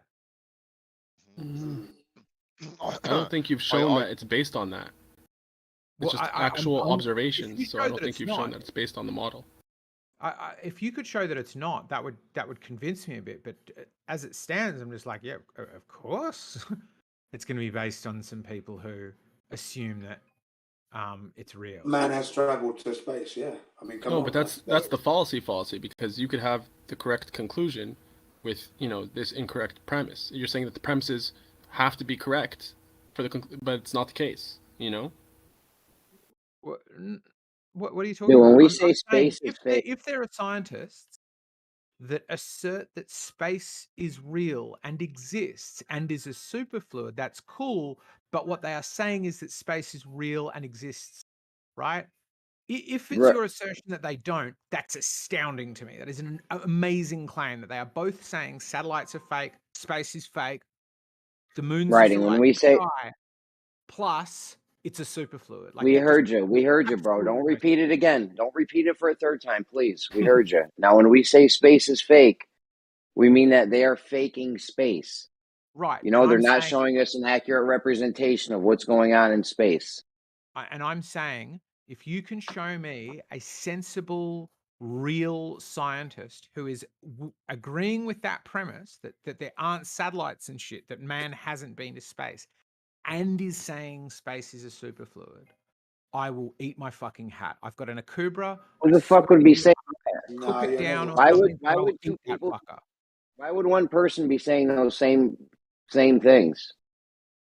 I don't know, but I'm just making a simple point that there is just not a chance on this planet that there is a scientist who think that space is superfluid, but also thinks that the ISS and satellites are fake. Well, I think there might be Nobody's possibly worth two things that are being conflated. My understanding of this would be this. So I often refer to it as like, NASA's outer space, NASA's vacuum thing up that they call space. And then they, say that, outer space, whatever you want to call it, where, there's a vacuum and it surrounds a globe Earth and you float around out there and all the rest of it. That's one concept. I think when people are talking about the idea of quote unquote space being a superfluid, they're not talking about NASA's vacuum thing. They're talking about like the actual space above our heads and what that actually may be. Could there be a liquid, superfluid? What are the stars held within? So in that concept, it would be using space in terms of like, just the space above our heads, the blackness, whatever that is, rather than, NASA's vacuum thing. And then the question was posed earlier, can rockets actually operate in a superfluid environment together with the satellites and the like? If that's the case, I mean, there's a lot to question here. See? I mean, I guess I was saying that from my perspective. Are you saying that somebody is trying to say that NASA's, NASA's vacuum thing, that's a superfluid? Or are you just talking about people that are saying that there might actually be a superfluid in the space above our heads? So there's a new topic that's been started by Rakir, which is nice because it's good to see a new topic, particularly one that's like sort of presenting some sort of model or possibility about the flat Earth. Space I think exists, but it's a superfluid. And he's saying there's good scientific evidence for this. People have looked into it. They seem to think that it's legit. And I think that's great. All I'm saying is the chance that thing of people looking into it does not include somebody for whom space is real and satellites exist is such a low probability. I'll eat my hat. So well, there's probably nobody saying that space is a superfluid that owns a unicorn too. I mean, what? I don't get it. Anyway, as for this being covered, you have Quantum Eraser and Robert Passano from the channel. I was talking here from the channel Planete Veritas. Writing, come on. Jen, I was talking here. This is how it gets silly. Now I'll state again. For this subject being covered, if you look to Quantum Eraser and Robert Passano from the channel Planete Veritas, they covered this superfluid helium thing, and they covered it in great depth. I think a 3-hour video. Fantastic. Can you give us a brief synopsis of what their conclusions were? I'd rather you watch it, and you need to watch it Exactly. That's and what he get always into it does. because it was a Come while on, back. come on. I'm talking 2016. I'm talking I'm with you. 2016, man. Okay. Okay, can you at link that it in the chat for anyone At that's... that time, it was new to me. It was new to me, so you need to watch it. I can link it to the video if you want it. Fantastic. Yeah, cool. Thank you. Cool. Thank you. Thank you. Yeah, I'm the man who can do that for you. That's 2016 as we came back. I'm the man who's got the good shit. Yeah. Jin is the man for your viewing pleasure. Writing. What are you looking for? A got that crack, scientist, an astronomer saying that space is real, or I don't know what you're asking for. What I'm saying is, if we're going to entertain the idea that space is a superfluid, which I think is a cool thing to entertain, then what we are saying is space is real. Of course, everyone knows there's space above our heads. Not real. Like, I feel like what I'm saying is pretty uncontroversial. If No one says space is actually there's obviously space above our heads, right? Like when we say space is fake, what Geo said, we're talking about NASA's space. Somebody's got an echo. That's Jin. Jin, Jesus H. Every day with your echo. Sorry, that's me. Oh, Let me it was sort you? it out. Okay, we didn't know. It was. Yeah. I don't think you're going to get a scientist turning around and saying that space is fake because they're scientists. At the end of the day, they're in an industry that they have been taught that all this sort of stuff is real.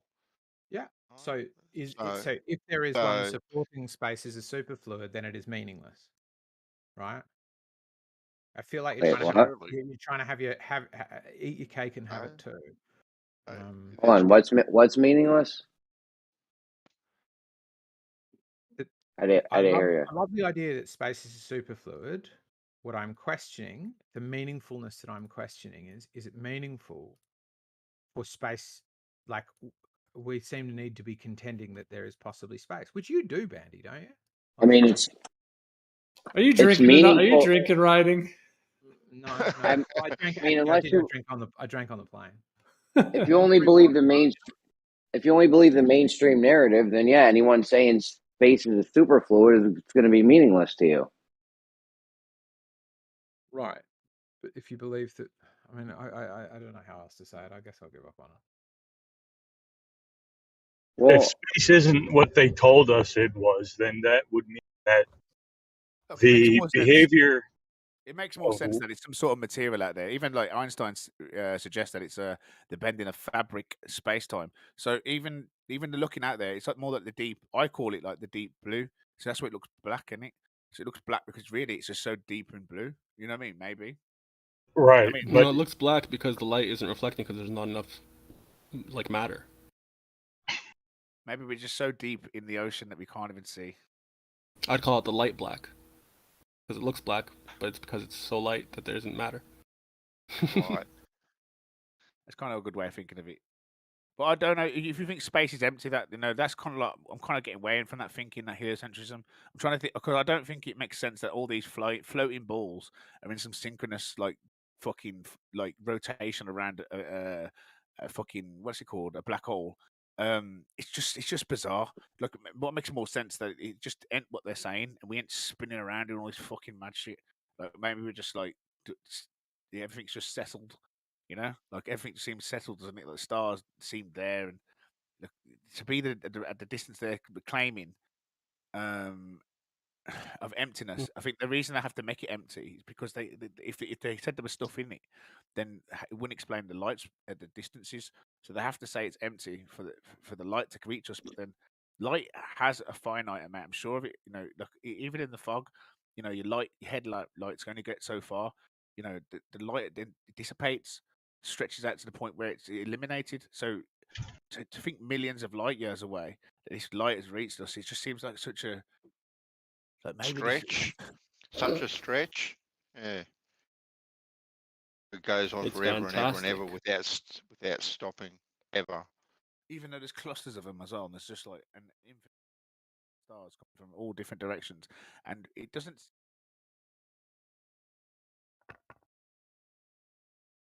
Really low, Brummy, by the way. This is just Check. There we go. Yeah, that's better. That's better, mate. That's better. What was I saying? You were saying how you love space and NASA. How much I love NASA. I mean, I love space and space exploration as a kid. I'm sure we all did, and that's why all the hardcore people that really look to think about life are here.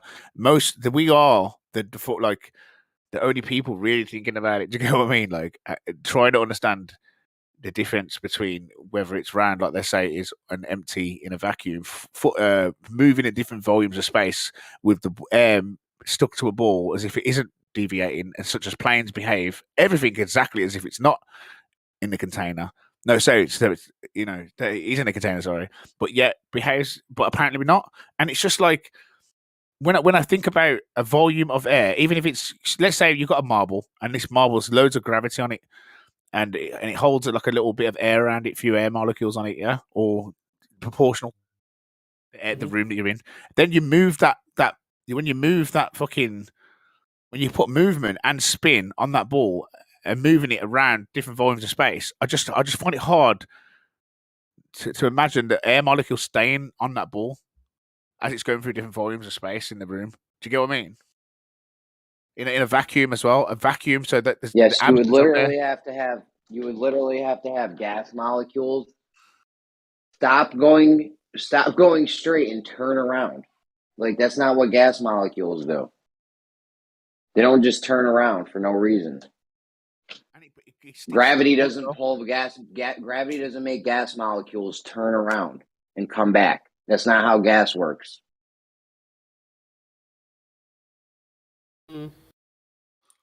So the model just Would you disagree with that? The model falls apart fundamentally. I disagree a little bit because why? Sorry, I was going to say the model falls apart fundamentally. So you have like, oh god, who's talking while I'm talking? Let's say you have you have Percent you keep air cutting that you exhaled, right, and it's going up. It can only go up so high. At some point, it's going to reach gas that's less dense than it, and it's going to effectively stay where it is. It's going to turn around and stay, right? Now, you could say that that's, like a glober would say that's due to gravity, right? But it's really the fact that it's more dense. So, yeah, you would have, this relative density, or what they, the gravity, by way of, just the effect, not the cause that they claim. But you would have it slowing down and, stopping at some point. Not I find with the globers, what their problems with gravity is because they can drop things and they can see it such demonstrable, like things going downwards and going at a uniform rate. It's very easy for them to get their heads around. Things are going down. Something is pulling up. When I used to argue against flat earthers, and they always used to go, "But what about helium?" And that goes up, and it used to really piss because things are pulling. So you try to explain things are getting pushed up because things are getting pulled down. And the way they keep that inconsistency is by saying, well, because it's pulling everything else down, therefore it's displacing it and pushing it up. But no, it's elevating. It's elevating because it's able to get through the gaps because it's less dense. And then if it's too dense to get through, it just won't go through. And then it stays dormant there. That's where clouds sit where they sit as well. Like, like there's a certain density that it stays at. They sit nicely over the all level, doesn't it? It's all level over the ocean. I mean, yeah, percent. I thought you were done, bro. Go ahead. Sorry, no, that's sorry. I was done. Yeah, I realize how their model works of gravity and shit, but that's not what even in their model, they would have to have a gas molecule go up so high that the gravity pulls it back down and just decides to stop going straight and turns back around. No, bro. And a molecule in motion remains in motion unless acted on by an external force. But gravity isn't an external force, is it? Because that force is always at play, apparently. Apparently, gravity is fundamentally always at play. So it can't be an external force, because once you've got something that a molecule in motion opposite to that, it's already exceeded it's already paid its payload, and it will remain in motion. That's how it works, isn't it? So this gas should be flinging off and going off into space. It's behaving as if it's contained. And that's why, like, even globers, they present some good evidence, some very convincing things they present to me. And I look at it and I'm like, I don't want to deny what I'm looking at right now, but it still doesn't fit with what I'm experiencing. You know what I mean? Because this like ball and then flying up into space and these videos I'm looking at, I'm just like, this could be tricked. You know, this could be some sort of trickery, and I ain't qualified enough to corner it down and be Cluedo in this situation. But there is a way, and I thought that because it's possible, you know, it's open for discussion, and it's not a nail in the coffin, is it? When you look at these space videos and them showing rockets going up, but they don't go straight. You're up. getting far away from your mic again. Sorry, I want to see a rocket go straight up. That's what I want to see. I want to see a rocket go straight up, all the way out, all the way up, and just straight up. That's what I want to see. Yeah. What if going straight up would disprove the model? How would it? Well, the model says don't go straight up. So what you're saying is, I want to see what the model says is not the case to prove that the model is the case. Obviously, the model's not going to say why we're going. Look, I personally think a rocket going straight out into space, yeah, if it continues its thrust in that direction, it should escape it. It should have enough payload to pay off the payload. But you're saying it goes into orbit because it wants to pick up some sort of like dropping speed over the curve, and I think that's lovely. It's a lovely explanation, but it's super confusing. I absolutely. You're telling me you can't design a rocket that just literally goes and shoots out into space. Let him respond. Sorry, it's super. I accept it's super confusing. Nobody expects it to make sense, right? No, I mean I'm playing Kerbal right now, and Kerbal deals with exactly this. You can have a rocket, and you can give yourself rocket power is measured in meters per second per second. How much can you change your acceleration by? There's not a top speed. If you just crank all your fuel, you can end up at that many meters per second squared. So I love the maths on that, and I'm glad that you're intelligent. Hold on. I'm not finished. I'm not close to finished. Oh my God. If you just shoot all of that juice going straight up, where are you going to go when you run out of juice? Well, what I'm trying to say is that they should be able to design something that could. I understand your question, but look, I am not a rocket engineer, but I'm sure there is some good minds that could put together something that is able to do the task that we were asking for, which would be good to go directly up. Whether it's not a man-crafted one, just a rocket that was able to propel itself with some sort of device on it that we could all confirm. Systematically connected to the internet, whatever, and see like from all the angles of a piece of something going up, a camera looking downwards and looking from all different angles, and just proving what the fuck's going on, and just stop the argument. Start telling me about your velocity. That's a fair request. No one cares about your maths. I have an answer to that, Friday. So I'll answer it. It'll come straight. Can I make an announcement? Can I make an announcement? Hold up. Let me answer his question. So if you shoot it up, 5 seconds. If you shoot it up, right, and it runs out of juice too soon, it'll come down. If you shoot it up, though, the juice will start, having more of an effect because gravity is going to get weaker according to your model, and there's going to be less matter, and propulsion is going to be stronger. So you should need less juice as you're going to maintain your course and to get out of the bottom line is they could design something.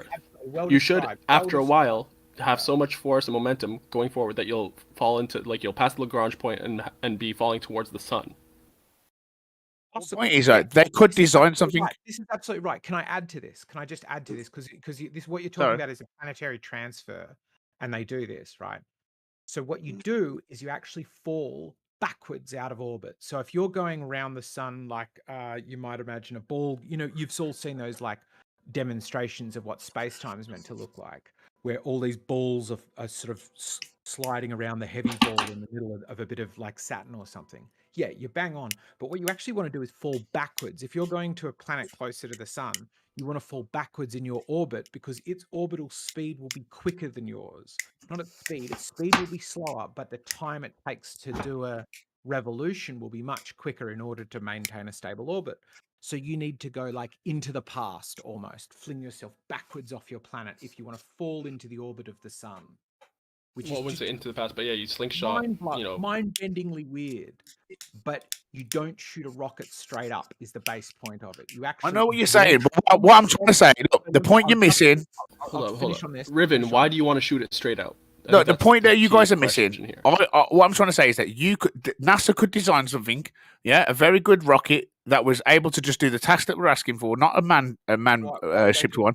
You're asking for? Yeah, why do you want it to go straight up, Riven? Because basically, you say that rockets go over because they're going into orbit, but I just want to see something go straight up in a trajectory all the way out with a camera on it that we could all just tune into. That's some sort of satellite connected device where we could just fly it straight up and everyone could just watch it live and just see what the fuck's going on. Let's see how far it can go. So what if I just told go you that they could straight do up. it the way that they do it, where they have orbital velocity and it's in its orbit, but they could have a camera fixed on the Earth and you could see what's going on that way. No, I want something straight. I want something straight. No, we just want it simple. Can't we just have it simple? Simple, like the man's up, bang, fire, go, camera. Straight up and out. No bullshit. Straight up and nothing else. No, because they'll Keep it say clean, that keep our it technology simple. doesn't allow us to go straight up because Yeah, of course it does. we don't have enough like fuel to go to beat the gravitational pull to get out of Earth's gravitational pull. We have to slingshot. We have to use the momentum of the orbit and slingshot. You know, when it's on its perigee or whatever. Jin, just so you know, we can get cars on Mars, but we can't get fucking rocket up in the sky. Brummy, real quick, Brummy. Jin, just so you know, you're muted. You gotta, guys, we gotta stop with the over talk and let's let people finish their sentences, please. Absolutely. And Riven, we can hear you snapping. You can put. But why would they do this? Just describe to me. You can put cars on Mars. You can't shoot a rocket. Let me finish the thing I was saying before. The way you launch rockets in Kerbal, which is the game I'm playing, you launch them near the equator going east. You launch them always with the spin of the Earth to end up in an equatorial orbit because the Earth imparts speed onto you that you can use to speed up your orbit. You would have to do twice as much work basically to go backwards. Why would I shoot straight up? Supposedly. Of course you would. But of course it wouldn't make sense. But supposedly, why would hold they up, do guys? it? Let Riven respond. Come on. Just have a look. Let's see what we can get from a rocket going directly up, reaching the highest record documented with a camera that we can all watch live and from all different angles, going straight up in the air as close as we can into orbit. Mm-hmm. Do you get what I can add to that now? If I may be allowed to get in now? It's all yours. Wow. Right. Thank you very much. First, big shout out to Zedeco in the chat room. Thanks, Derek. Big shout out there. And I posted that video that everyone wanted to look at from Planetae Veritas. Yeah. Our stars and the constellations, nano diamonds floating in the Healy H4. It's really good. Okay. 2 hours and something. And I think Brummy's request, glad to hear your voice, mate, long time no hear, is a fair and clean, honest request. Okay? It is indeed.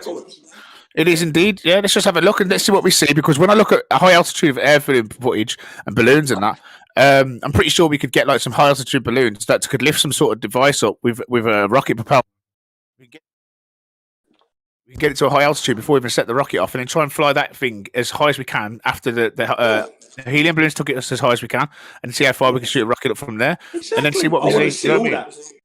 Yeah, I want to see all that, absolutely. and I want to see it. I want to see it return back to Earth as well. So we want to see the whole thing, man. We should have these. That's a simple request. You know, remember they buy missiles Jin. for destruction here.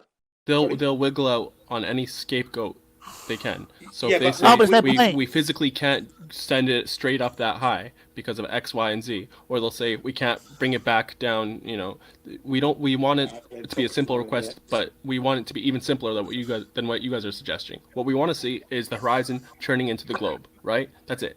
Straight horizon turning into the full globe, uncut. You know, continuous footage of that. Yeah. Whatever means necessary that they need. If they say we need to slingshot it to do this, as long as they keep it fixed on the horizon, turning into the globe, I have no qualms.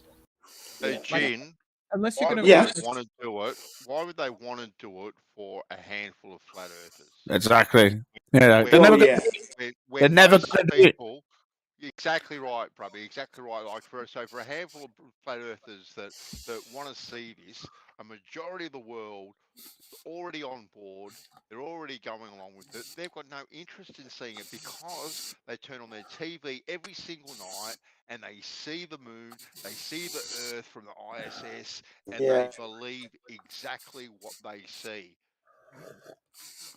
It's a super important point. Like if you're saying I want them to take this silly rocket, for what gain? That rocket's going to let's cost out the rocket. I reckon a couple of million to start a new space program would be pretty cheap if you were private enterprise or something.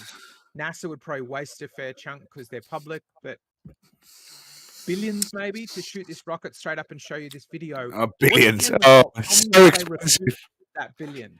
Oh, it's so expensive. Oh Yo. my god, this is so Rummy, hold it's up. so Just back away logical. from your mic just a little bit. Now it's too strong. Sorry. It's impractical. It's illogical. Oh, it's just no point doing it, man. It's just no. Well, don't do it then. You're never going to do it anyway. No point. I'm not saying there's no point.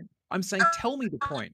I'm telling you the point is that you because I want to see you do shit that you don't want to do, or that you give me excuse that you can't do. Because if you guys can land, hold Nobody in this room knows how to set a fucking on, rocket in hold on. I haven't finished. If you can land a fucking rover on fucking Jupiter or wherever it is at the moment, on Mars. I can do it in Kerbal. If you can land stuff on Mars, yeah, and you can't shoot a rocket straight up in the air, what's going on here? What is going on? Brummy, I can't do either of those things. I'm a fucking useless I can. freak. Give me NASA's budget, and if it's possible, I'll do it. As many times as possible. Let's get out of fantasy and go into reality and go. You don't even. The only people capable of sending stuff into space say that give you really good maths to say here's why it's a dumb idea, and then some random guy who doesn't have any budget who couldn't shift a single vote if he tried is like, well, why aren't they showing me? If you could shift like 50,000 votes, they would do this for you. I guarantee you. If you could get 50,000 people to put pressure on one senator, you could make this happen. But you're arguing with some fucking random guy who can only play Kerbal. What are you doing? What is this proving? Well, it's just proving that there's obviously holes in the game, and I think that people need to be awakened to the fact that there is questions upon the Marxism model, and by asking why something that doesn't make sense to do isn't done. no, but that's how you're digesting it. What I say and how you interpret it are two different things. Like what I'm saying is just be alert that there isn't no footage, right, of an airplane. Check. We've got airplanes over the speed of 1,200 miles per hour. Some of the military airplanes, the high altitude ones. Now they could easily do a demonstration also, which is like if the rotation of the Earth is the reason that the sun is moving in the sky, that when they're in an airplane, they should effectively be able to do sun chasing, what's called sun chasing. And I know a lot of pilots say this is pop. I want to see some footage of sun chasing, which would be letting the sun set and flying towards where the sun setted, and then bringing it back over the horizon, and then letting it set again, and continuously What would doing that it. do, though? What would that do? That would show. It's amazing to watch. Yeah, the sun like tries to set and can't. It's really weird. It's like, oh wow, it's been setting for ages. Hold on, eggshells, Brummy. What would that do if we had a plane and we just kept flying at the? What I'm saying is get video footage of an airplane watching the sun actually set while he's flying the aircraft at a low speed, and then speeding up and bringing it back What does that from do? underneath it. Because it show it's flying over a curve, it'd be consistent with the airplane flying faster than the speed of the rotation of the Earth. Because the speed of the rotation of the Earth is 1,000 miles per hour at the equator. So if you've got an aircraft that's traveling 1,200 miles per hour, then you can then exceed the effects of the counter effects of the gravity called pulling you backwards. So effectively, 200 miles per hour, you could chase towards the sun and bring the sun back up if you're flying on a globe. So you think a plane flying into the sun, never letting the sun set, would prove a globe? No. Listen carefully.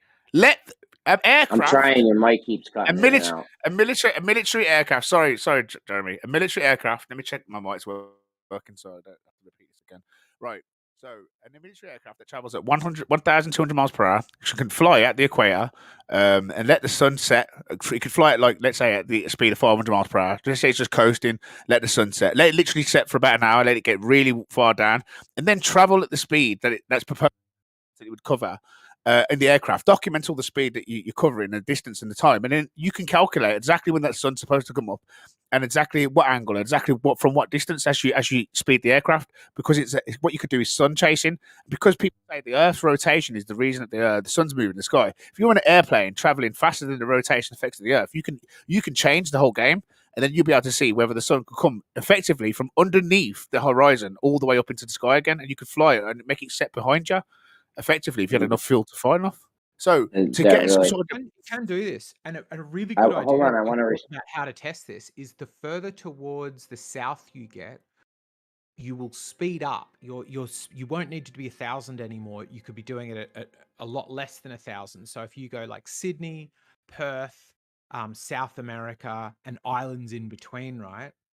You could not only keep bringing the sun back up, but you could show that the circumference of the AE map, that should be the bigger distance than the equator. And what you could show is I can bring the sun back up quicker than I should be able to fly a plane. I can head due east and show it keep rising in the sky. Okay, that doesn't show anything. It doesn't tell you. Hold on. Hold on. Let me respond to what you said before. Hold on. So that doesn't tell you if the Earth is spinning or if the sun's moving. Like you don't gain anything from this plane and the sun. What you do figure out, all right. What you do figure out, you figure out whether it's the Earth that's responsible for the sun's movement, or whether it's the other way around. No, you don't. You don't glean anything from this. So they say that the Earth's rotation, the Earth is responsible for what moves in the sky. The sun moves in the air. The reason the sun goes across your sky is because the Earth is rotating and you are fixed to the Earth, right? So if I'm in an aircraft exceeding the speed of the effects of the rotation of the Earth, then you can no longer put down to this rotation of the Earth, and then you'll be able to determine that what they say about the heliocentric model is true, because the sun will rise from the sunset. Or the sun's moving and you're just going faster than the sun, making the sun reappear. This doesn't tell you anything. Crypto said yesterday. Never mind. It tells you about their model. It tells you about their model. It confirms their model. It confirms their model. It doesn't confirm anything. It confirms their model. If they can do that, it doesn't. It does. It does. You could say it doesn't, but I think it does. Okay, Brummy, when you do this thing with the plane and the sun, it doesn't tell you if the sun's moving and you're catching up to the sun. Hold on, Brummy. It doesn't tell you if the sun's moving and you're just catching up to the sun, or if the Earth's rotating and you're outdoing the rotation of the Earth. It doesn't tell you either one of those things. What I'm telling you is that it tells you whether the model that they're proposing is true. Nothing to do with what you're responding it on, Jeremy. I'm talking about the globe model. Now, on their model, this should happen. This is something we should experience. This is something we could confirm with the technology we have. This could be some evidence for their model. That's all this is. So if we chase the sun with a plane, this confirms that, and we outdo the rotation of Earth, this confirms Earth's rotating? It confirms that their model is holding up to scrutiny, because I like to look for gaps in their model. The reason I'm a globe skeptic is because I'm skeptical about their model. Doesn't make me a flat earther. I can't prove the Earth's completely or uniformly flat everywhere. I just know that it's locally flat. So I can't be a flat earther because I can't make that jump. You have made that jump. Right.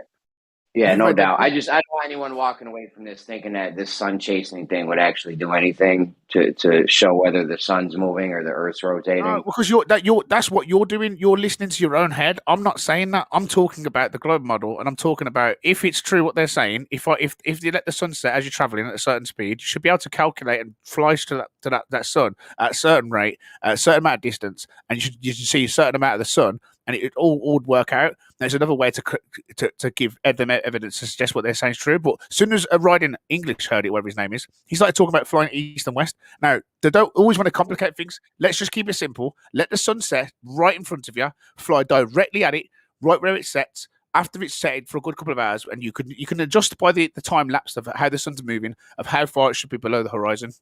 And then you could fly towards it, and then you could bring it up exactly where you'd expect it to be if the world was a globe, and you could actually calculate all this. I just want to point out you would see the same exact thing if the sun was rotating, if the sun was moving over a flat Earth. It would look exactly the same that you're going to see when you chase the sun with this plane. And it doesn't tell you anything about whether Earth's rotating. It doesn't confirm their model. It doesn't do anything. How do you know what you'd see if it's never been demonstrated, Jeremy? I wonder how you know already what it would say, how it would look. Well, you would still be seeing the sun, because if the sun's just disappearing because it goes too far away, then when you get closer to it, you'd see the sun again. Why would it confirm that the sun went below or above the horizon? It doesn't. Yeah, because the speed of the airplane, the aircraft, and the distance covered over the terrain and the direction that you're flying and the sun setting, you could all make calculations from this information to just confirm their model. That's all it's about right now. What you're making it about is, oh, this isn't a globe proof or a flower proof. I'm talking about just a bit of evidence for the globe. It doesn't confirm. It's don't not care what evidence you for the think about globe. it, Jeremy. It's Right not now, you're not evidence for the understanding globe my because point. it- You're not understanding the point, Jeremy. It's just a bit of evidence towards their globe. That's it. Just That would try and do make it. it more than that. It's not more than that. Can I point out that this is Yeah, happening? if that would do it for you. That's why I want to see it. That's why I want to see it. I've heard of sun chasing before. No, hold on. But I haven't hold actually on. seen it. If that would do it for you, you could just see a boat go over the horizon. Yeah, kind of true. It don't even make sense. Where the flight of the planes going, I want it to all equal up to the map that they're purporting that we live on this globe. I want to see the direction where the sun's actually set, where it's purported to be, how fast the plane's traveling, how much terrain it's covered, and then we can get measurements about how fucking big the Earth is, as well as fucking whether it's round or flat. I want to know if the maps that they're giving us are accurate. I'm not too sure even the distance that they're covering in these airplanes are accurate. How the fuck do we know if it's traveled 10 miles or 15 miles? No one gives a fuck when you want to play. What about the idea I just put in the live stream right now about the sun and how its shadows would work? It seems that if the sun was going down below the horizon, we would see the shadows rise up, right? That's true. Do they? Yeah. If you Do stand they? on a mountain, We have examples of that. Rare conditions, but I've done it. I did it. Oh, rare? No, I'm talking about consistently. Yeah, consistent. I don't mean rare day conditions. That like just rare. You've got to be in a place that you're not often, which is a place high on a mountain that can see down to the sea, and you're there for, I think, well, I've been there for sunrise. That's when I noticed it most, and it's bizarre. You look down. I was looking down over these mountains, and there's blanket of fog at the bottom. So the blanket of fog was really good backdrop to see what was shadowed and wasn't. And the mountains take this really weird shape when they first appear. Even though the mountains are getting thinner towards the top, the shadow is spreading out. It's really weird. You're like, that's backwards, and then it suddenly sort of flips. I've never seen that. You'd think you'd see it all the time. If the sun's moving down, then all the shadows would go up, and you'd see like your own shadow just standing on the beach with the sun going down. You would see your shadow rising up, like I guess like a backdrop against the mountains in the background. But that never happens. The last bit is you've got to be high up a mountain with you need to see the sun setting below you. So on a horizon, it's going to set like arc minutes below your view. Tiny amount below your view. If you're up on a mountain, it'll be a lot more. So what you need is those arc minutes to spread a shadow. If it's a tiny 2 arc minute shadow, you're not going to see it. But if the shadow takes up like a chunk of your view, you're like, wow, that's a shadow. I'm not talking about spreading them. I'm not talking about spreading them. I'm talking about lifting them up above your head in the background, and it never happens. Yeah, like what? Yeah, stuff that is lower than you in front of you. You can see mountains that are below you shooting a shadow to above you. But you've got to be up a mountain looking down at sunrise. Or that's when I saw it. Well, no, maybe you would think if it happens, you'd think it would happen all the time is the question. I mean, not just a special circumstance. It happens all the time. You go up a mountain. You just need to go up a mountain. There's no like wait for the special day with a refraction and shit. It happens all the time if you go up a mountain. Okay, just show me something that actually shows that. I don't see it ever happening. Well, I didn't know I was going to be asked for proof of my life experience. Well, you're claiming it. I've never seen it. That's all. You could claim it. Go up a mountain, man. I don't know what to tell you, man. If you I don't think you should have to go up a mountain. Is the point. The point is, if the sun was moving down, it would make shadows in general rise up. Would it make the sun's going down? Would it exaggerate the way that the picture shows? To me, it exaggerates the effect. You're just doing it to see, is this happening? Where am I going to see it most from? The higher up I go, the more I'll see the shadows going up, such that if you're in the ISS, you can watch it happen, but you don't believe in the ISS. So just go up high enough that you can see. You're going to see it starker. You're going to see it best from on top and least from horizontal. And you're going like, no, I should be able to see it from horizontal. No, not in my model. If that's your model, you're arguing with a different person. I'm not that person. I'm not saying that. So I'm not defending that. Does anyone else have any thoughts on this? Not really. No, I think it's what's to be said. I mean, you either believe the globe or not. I mean, what do you believe, Ryden? I'm not too sure. I don't believe the globe. I don't believe the globe. And also, on your comment, I don't think that someone needs to think that the whole Earth is flat to be a flat earther. That's ridiculous, and no one can know that, so it doesn't really require that. Yeah, sure. Well, I think some flat earthers Not that do it say. matters. Some flat earthers do claim they know that the Earth's flat and not, and stationary. Like I think it seems flat and That's stationary. ridiculous. They know it to be like you'd be able to know what the whole Earth looks like. Like we could even guess. You know. Well, that's why I stay away from flat Earth, the flat Earth label. Yeah, because I agree. Because I think flat earthers will tell you, "I know it's flat," and I think that's where you've lost. That's how they've cornered. They've cornered the conversation into being like, you have to define the whole thing because we've defined the whole thing because we believe in this ball that they took this picture of from space, and so we see that the whole thing's round. Therefore, you have to prove the whole thing's flat. Otherwise, you have to agree with us, which is stupid. We know locally it's flat, and that's all anyone can know. So that's the only reason that we can say that that's all we can know, and that's pretty much the default position. Your base axiom. If you're saying no, the whole Earth isn't that thing, I would agree you're not like required to, but is it reasonable that somebody asks, okay, what's your model? And for you to have a coherent model that explains simple things like sunsets? Yeah, that seems reasonable to me, man. No, if you stop believing in the model, you're just left with your base axiom, which is everything we all experience, a base level axiom. Well, but that's just saying I don't want to have to prove my position. No, it's not making me claim that. I understand why you could have a problem with that.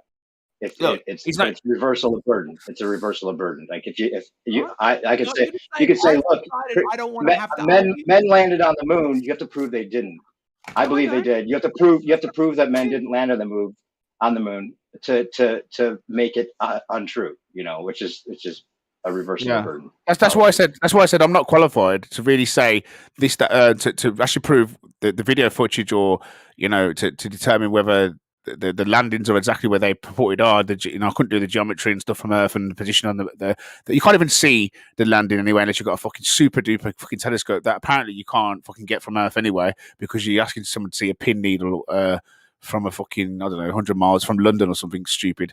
I've heard some mad analogies, but we seem to we always seem to be impressed with what like technology can do until we need it to do certain things. You know what I mean? Then it becomes like an impossible task. But for fuck's sake, why can't we see where the flag? Why can't we see where the flag landed? Oh, because it's too small and where the landed. So we can't really confirm. What we do know is that there's no way for us as an individual to confirm the landing apart from shooting a laser at the fucking moon and apparently some reflector.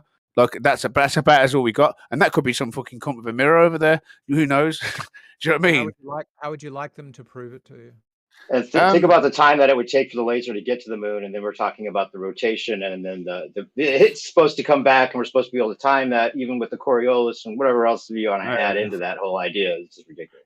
It could be just a reflection anyway, because there could be things that we can't see in the sky. Reflecting off, and then we would have none the wiser if it's reflecting off the moon, or it's reflecting off somebody that's flying around the moon. You know what I mean, right. or something, or the dome, or something else, right? Yeah, there could be some sort of technology. There could be some sort of technology that hovers around with the moon. Do you know what I mean? That's something they put by the moon, or something that goes right by the moon, and it reflects off something there. We don't know if it's a little piece of shit on the moon that's reflecting it. How the fuck would you know? And they claim that they did it before they even put the reflector up there, so they ruined it for themselves. I've heard that as well, but I mean, you always hear like, no matter how successful somebody is, you always hear like the worst things ever to bring down their accomplishments. And I want NASA to have gone to the moon, and I want NASA to have sent all these things out into space and stuff. But but now it's we all did it first. Then you know what I mean? We couldn't continue to fool ourselves. Now I'm just like, well, maybe they're not. Maybe they're not floating around with stiff hair, because the hair wouldn't be stiff in space; it'd be floating around like water. And they're all around with stiff hair in that. And I'm like, why the hair stiff? Why is the hair stiff? That hair should be like effortless, like water. Have you seen Kelly Brook in Zero Gravity? Oh, yeah. The funniest thing is when they claim to poop in those little pipe holes that with no seat, and they're hovering and they suction themselves around it. No, that doesn't make any sense. Okay, so the toilet is it's all gaslighting. They're all just smirking and everything at us. At least that's How do we know what their hair should look like? Out of interest. Because I mean, if you look at what's her name, Olsen Brie or something. There's like a famous model. She's gorgeous, and They put her in zero gravity, and her hair is just like she's underwater. You know, like when you're underwater, it's like it's just everywhere. It's like fluid, and that's when you take away gravity, or you're in or basically what they're in, like zero gravity.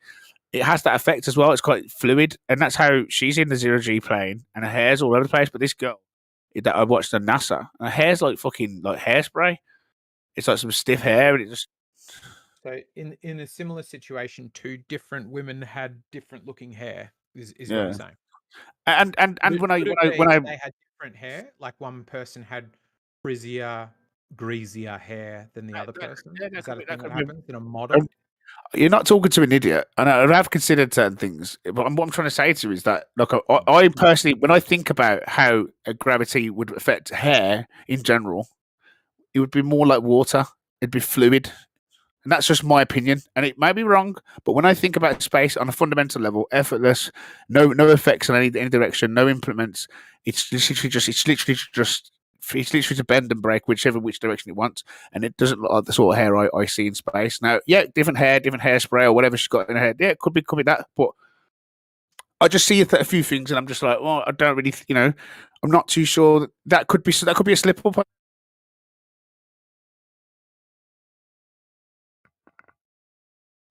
It could be a slip up on their behalf. It could, it really could be a slip up, and then they're going, "Oh, there's reasons for that."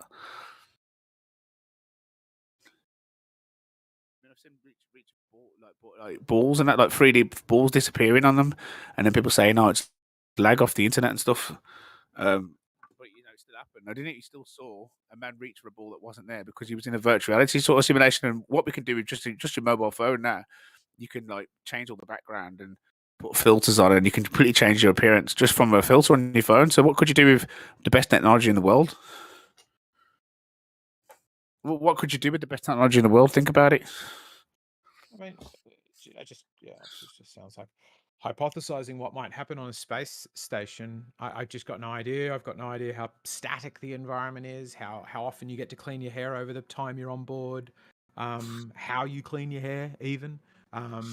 What their hair would be like anyway. I wouldn't be like, I am so certain I know what zero G hair should look like. The examples of zero G hair that I've seen, I've decided which of them are fake or not. I would want to be a pro on zero G and hair. If you wanted to be devil's advocate, if you want to play devil's advocate in my reasoning, then that would sound very rational and reasonable. But this is coming from somebody that does watch space programs, watches all the NASA footage, and they explain about how they wash their hair and how they have to use like basically a Hoover to shit and piss, because basically it will go everywhere. It makes a mess. So when they release body fluid, so they wash with like. I'm guessing, they can't use suds and stuff. They're not showering, are they? Yeah, but they do wash their hair. They have got showers. Do you think the model that you saw go up in a plane had showered and had her hair done because she knew she was going on camera the next day and wanted to look amazing? That she showered and probably even had a hair and makeup expert on set for her before she went up? Yeah. I'm pretty sure women are constantly grooming themselves on a regular basis, but she obviously according to whether they're a model or not, yeah. So would it be possible that this? You have to be a model to have hair that's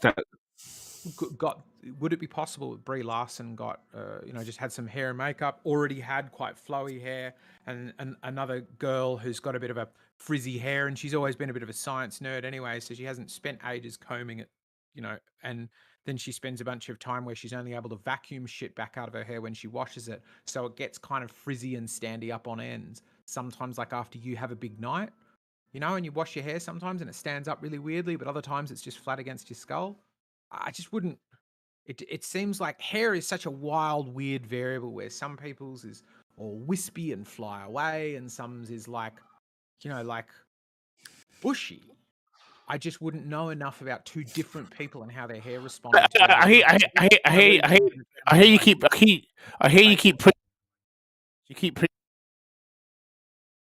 Fuck's sake, man! This microphone's doing my head in. You keep preaching at my ignorance. I wouldn't know enough about it. I've never experienced space. How would we know what the moon landing looked like if we've never seen a moon landing before? How would we know? Like sometimes you just know shit, and sometimes you look at something and you just think that looks a bit off. And I think having an intuition on things is not. It can be bad. It can be bad having an intuition on things, but also not just the hair. There's loads of things. If you look at all the stuff and you put it together, if they were forging it, they've done a decent job. And a decent job is why that people ain't no wiser. So, but there is a few people out there that just want to look a bit further, a bit deeper, and see ways that this could be tricked upon us. People are easily tricked. It's easy to trick a herd of sheep. It's not difficult. People don't realize I don't realize how stupid people were until you start stopping people in the street and asking them simple questions, and they can't even answer simple questions. No wonder people think the Earth's round. Do you know what I mean? No wonder they think everything they see on NASA's true. Like, no wonder. Like, but no, like we don't know for a fact if it's true or not because there's not enough people looking into it. That's why we don't know whether what I'm saying is true or not about her frizzy hair.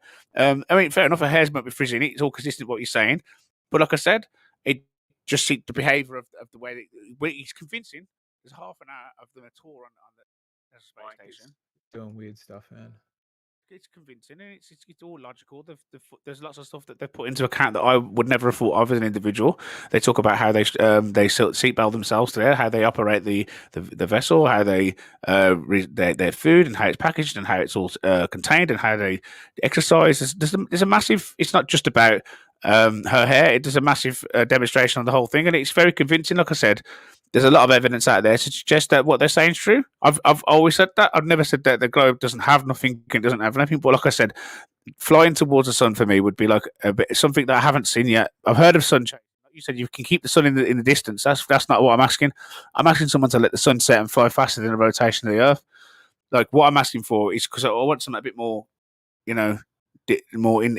more clear as day.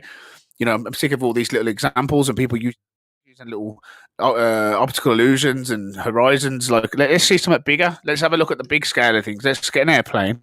Let's travel faster than the speed of the rotation of the Earth, and let's see what the effects of the sun have, and let's see where the sun goes proportional to the Earth where you are, and what direction you're supposed to be flying at. They did that for a radio. I remember I was a kid and I tried to apply for it. I didn't get it, but apply to do the sunset. The New Year's Eve, multiple times. So it was an Australian radio competition. You go out to like the Solomon Islands or somewhere in the South, South Pacific, I think it is. And you have a New Year's Eve party on this island. And you get on board a jet and it flies you to New Zealand somewhere, I think Christchurch or something. And you have New Year's Eve again. And go doo-doo-doo-doo-doo, and they count down. They go woohoo, New Year's Eve. And then you go to the next place and you do New Year's Eve again. Now, I know that's not quite what you're talking about because you're not actually bringing the sun back up into view. But for like New Year's Eve, nobody knows the time. No, not everybody knows the time as perfectly as we all do on New Year's Eve. You can watch people in New York do it exactly when they're meant to be doing it according to the local time code, right? So it's not like noon is moving around or sunrise is moving around, and they do it with midnight. They used to do these New Year's Eve. Sorry about the cooking. So I think it does happen, is basically what I'm getting at. Not the way that I would like it, and I think that there's always it's not. We want things straight up in the air. We want see straight direct examples, and we want measurements. We want the plane to take off, documented by casual individuals. We don't want this fucking setup. We don't want no little parade that they always do online. They always have like this little parade. Oh, NASA's going to do something. Oh, then we all watch something for half an hour. They're all talking stupid shit. They're all walking around looking at computers. No one gives a fuck about the computers or the people looking at the computers or what they're doing. We want to see some fucking shit. And what you show us is like a 5-minute clip of some bullshit. It's bollocks, man. You dress everything up and just let people disappoint everyone. I'm not in charge of NASA or their budgets or what they produce. Or like, it sounds like what you want from them is quite a few things. That's cool. Like, can I ask this of you? What are you willing to do for them? Like, what are you willing to do to get this stuff that as you state, is so important?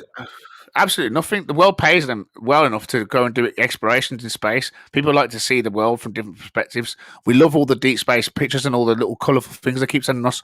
But where the fuck they come from, I haven't got a clue. Hubble telescope, apparently, he's up there. We can do all these other things. Why don't we just shoot something straight up? Why don't we go and fly towards the sun? Let me just have a look at like a few things to see if what you're telling me is true.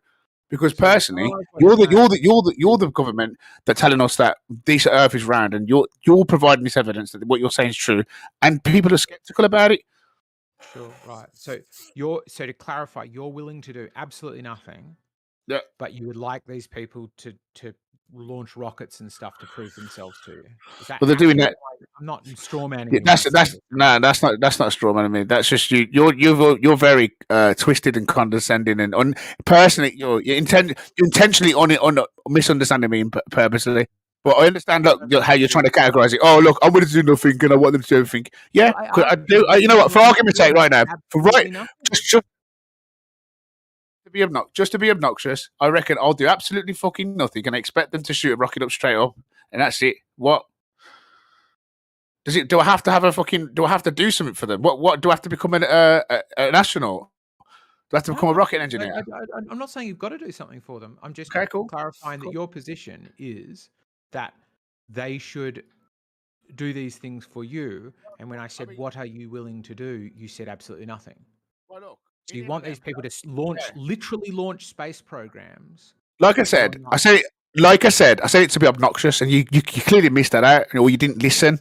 I told you, I said it to be obnoxious because you see that the way that you talk and the way you twist things, that's why I'm being obnoxious to you, because you're being obnoxious. From this space agency who knows nothing about you, and you're like, well, this is what would settle it for me, and they're like, settle it for who? A lot of people. At the end of the day, if you're saying what it is, if they're putting it out there that this is what they're doing, I've looked at it. I'm not too that convinced if what they're doing is true. A lot of people are skeptical about it, and so that's what naturally people like us that are spectators would say. Same as the way that people watch a football game. They may not be professional footballers, but I'm telling you what, they watch the game well enough to have a good enough opinion on the football game itself to critique it and have a voice to say whether certain players should be on the pitch or certain players are not performing so well. So if the players that are such as NASA are on the pitch and they're complaining about a criticism from the audience that they're providing this stuff to, then oh well. Yeah, I mean, it's a good example because I feel the same way about when I watch people critique sport. I'm like, according to who, you know? Well, some fans and some people that do watch the sport and they're passionate about it may have more of an understanding about the actual game itself, and other people, Yeah, I think other people might, you know what I mean. And so when I'm asking when the flat Earth community or people are asking for like this definitive proof, is because we can see that's why can't we get what we're asking for? Why can't you have a rocket straight up? Oh, we got. Well, maybe what I should do, like you said, if I'm willing to do something, maybe what I should do is I should get an actual what's it called, a helium balloon, two large helium balloons, and lift up some sort of device up into the high altitude that would be able to also elevate itself once it reached the high altitude from the balloon, so we could save a lot of fuel by bringing it up in some sort of, you know what I mean, get it to a certain distance and then fly some off from there. And then see how high we can get a device and get it to look at the horizon with like a 3D-dimensional camera. Why can't we design a camera that basically just picks up in all directions and just send that up? Why have we always got these like limited cameras with certain views? Why don't we just have an open camera? I'm sure we've got the technology for that now. 3D cameras and stuff, you know? Like just have everything on it. Just have like a camera device that just gets you like to look at everything and coordinate everything and stuff. So we can be designed. You know, we can design all these other crazy things. So maybe that's what I should design, something like that.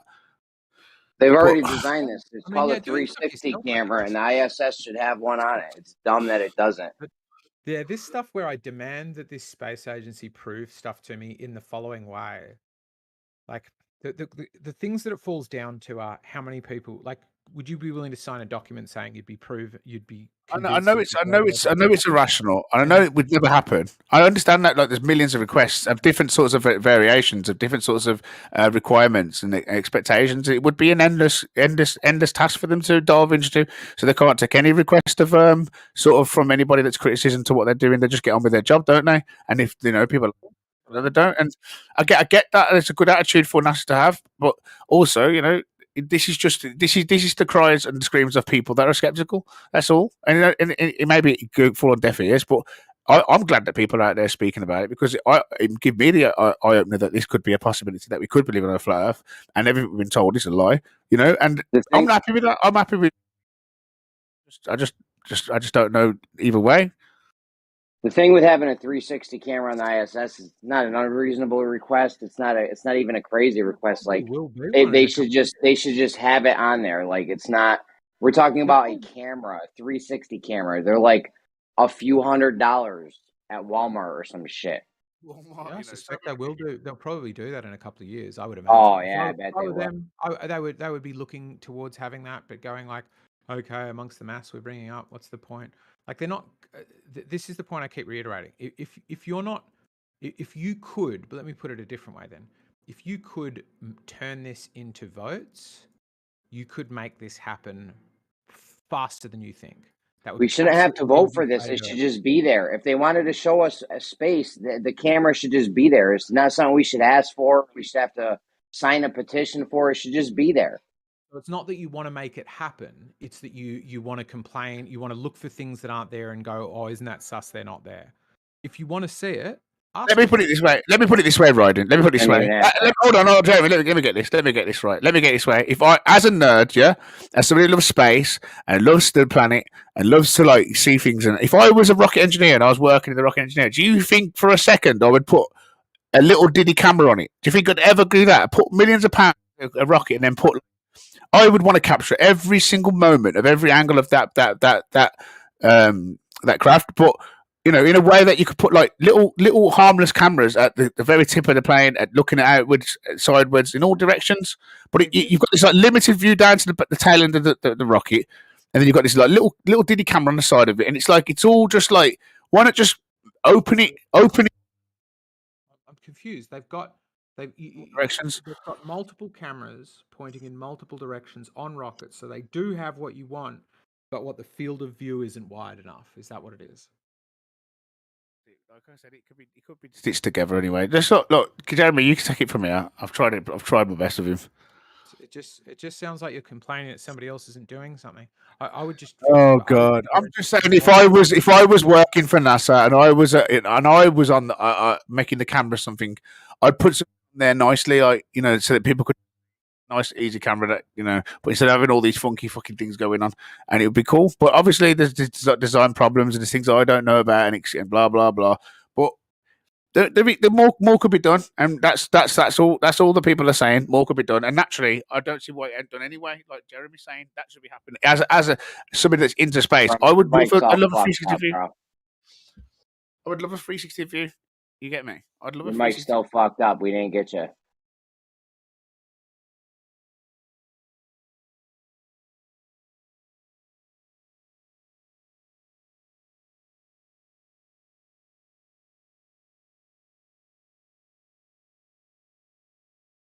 How's that better?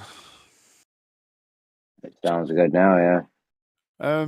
Yeah, I'd like that Jeremy said, it should just be on there anyway. Like I think as a nerd, if I was working on rockets, I'd put some really good cameras on there. That's all. Sure, I just think they do. Like I can find. I did this. I've done this a number of times. You just go full launch, uncut, raw, and then type in a bunch of other codes, and you'll find Ariane's. There's one from, I think it was the Challenger or something like that. Not the one that blew up, but one of its previous missions or something maybe. There's ones where like it's just one of it's like 17 minutes from on the base up into orbit and like ejecting the fuel things and stuff, uncut from 7 different angles, just played like one through, and then it starts again on the pad with the next camera and goes that one through. Like there is this stuff. It does exist. There should be a 360 cam on ISS so we can see all the angles, every which way. It's not something we should have to ask for. It would just be obvious. That's what you would want to put on there as a camera where people could see the most stuff. If they're trying to show us and live stream space to us, you want it so that the people can see the most stuff. That was their excuse for why they used the fisheye lens, so we could get a bigger view, a better view. But now they have 360 cameras. They're not on there. They're not giving us that bigger, better view. They were using the fisheye to fake the curve, not to give us a better view. Okay, yeah, okay, maybe. I'm not going to be able to argue with you about what's not there. I just don't get why it would be. Like, you don't get why it would be. They want to show us space. They want to show us the most space. They've used the fisheye lens as an argument for us to say, hey, we get a bigger view with the fisheye lens. Now you're saying, I don't know why it would want to be. Who's talking all over me? Sorry. So they use the fisheye lens to say that as an excuse for, hey, so, you get a bigger view, a better view with the fisheye lens. Now that we have 360 cameras out, they're not giving us the bigger, better view. They're just keeping the same bullshit camera they've had on there. Doesn't make sense. When did 360 cameras come out? Like I was I don't know. pretty much cutting edge of that market, and it was. They've been out for a good few years, mate. Good about 5 years now. If the story I just said adds up to anyone, you got fucking mental problems. You got ones you can throw up in the air. You know the balls one that you throw a ball up in the air and it takes a picture in all directions like a ball. So when they became commercially available, how quickly did they need to put them on the ISS for them to not be sus? Look, I'm not. No. Why aren't look, they installed? stop being a devil's advocate. Why do you always be devil's advocate, and why are you always like so negative? No, they're not dumb arguments. It's the way that you're digesting it. All we're suggesting is that better equipment could be used. And that's just from the general public. If the general people like Jeremy, a little janitor like Jeremy can figure it up, why the fuck kind of fucking scientist? So is there an upper limit you would ever get to where better equipment couldn't be used? Is there a point at which you would? Is it one 360 camera, or would two be better? You would think that they would want to put the latest technology, the latest state of the art cameras on everything at all times. Like this is NASA, SpaceX, Origin. This is the best of the best, bragging about the technology that they have. Right? So you would want to put. You say, why would they put cameras on them just for us? It's not just for us; it's for them. That's what I'm trying to say to him. I'm trying to say, if I was working for NASA, if I was a rocket engineer, I would do that myself intuitively. No one would need to interpret that. It wouldn't be a request. And I made that clear to him, and he just went back to, so what you're willing to do is absolutely nothing. I'm like, fuck me. Listen to what I'm saying. It's just common sense. Like Jeremy said, this should already be on there. This is something that should be. Why? I'm happy to say sure. Oh my God. But what I'm trying to ask is there an upper limit? Is there a point you would get to where you'd go, okay, you've got 24 360 cameras on the ISS now. I can watch people shit into the tube. That's enough now. Is there a point you would ever get? That'd be more than that as well. We need like infrared. We need infrared. We need fucking. And then I need to go and see it myself. It's just complaining about an absence of evidence. It's pointless. It's unreasonable for asking too much. As a switch of topic, show me some evidence, not for not globe Earth. Show me some evidence for flat Earth. Oh, I'll give you some evidence. You've got basically you go in at a plane, you fly in a direction for so long, and you experience no curve, you experience no deviation in time sets, whether you go east or west due to the rotation of the Earth. You get off, apparently you're moving, you're on a rotating Earth, but it doesn't behave exactly as if it's not. It behaves. There's no difference from your model to a non-rotating stationary Earth. There's no difference. Everything behaves as if it's inside like a giant cupboard. Not that we're spinning around on an open ball. It doesn't. No, we don't experience any of that. You don't see any curvature when you go 40,000 feet in the air. You look and you just see flat all the way out. All the way out, and I believed at one point that I seen curvature. I used to believe I saw curve, and then when you actually look at it, it's completely flat, bro. Like the evidence, it's literally what you live. You don't. Everything behaves exactly as if it's in a contained system. It doesn't behave as if it's in an open. I've never seen an open contained system move through different volumes of air, maintaining a rotation, and affecting everything that moves through it in some sort of like solid fluid. But then, basically, it goes out into some sort of gravitational field and falls back down and creates some sort of like force field that allows it to travel through different volumes of space without any effects of low pressure. System, this spinning ball with everything moving exactly as if it isn't moving. I mean, like when you actually think about it, flat Earth evidence is that the base axiom. Yeah, well, you know what? I don't see any curvature. None of us see it. None of us can sit here and say, I look at a plane and see curvature. And what you will say is, you shouldn't expect to. It's so stupid. Well, I could. I'm just asking for flat Earth evidence rather than why you don't believe in globe Earth. Not that I don't. So, like, what this would be for me is evidence of a container or something like that, like positive proof about yours rather than I don't believe globe Earth. We get you don't believe globe Earth. What makes you think flat? Okay, what makes me think flat is because when I cook, let's say we've got two children that come up to us, yeah? One's got chocolate all around their mouth, one hasn't. One's telling me that they never touched the chocolate. One of them telling the other one's telling me that the other one did. Everyone's pointing, saying it's got chocolate in their mouth. The globe has got chocolate.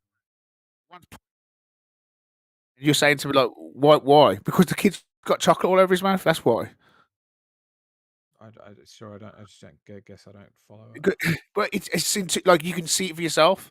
That you can look at the globe and you can say the globe looks it has it has okay, things so to why be flat? Why not a bigger globe or concave Earth or shallow because Earth? flat hasn't got no chocolate in its face. She's literally saying, well, you know what? This is what I saw. Lack of evidence of No, cheating. It's saying, therefore I seen him. No, it's the one child saying to the other child, saying, I saw him eating. Am I still there? It's the one child pointing at the child and saying, I saw him eat the chocolate and he's got the chocolate all around his mouth. So I'm going to look. That's what the flat Earth saying. I just experienced. This is what I saw. This is what I experienced. Honestly, he ate the chocolate. I look at the other kid. The kid's got chocolate on his face. He says, "Oh, well, why are you asking me? Why I've got chocolate for? Why couldn't it be him? Because you got chocolate in your mouth." And he said that you got chocolate. So have you had the chocolate? And you're like, "Oh, well, I'm not missing that bit."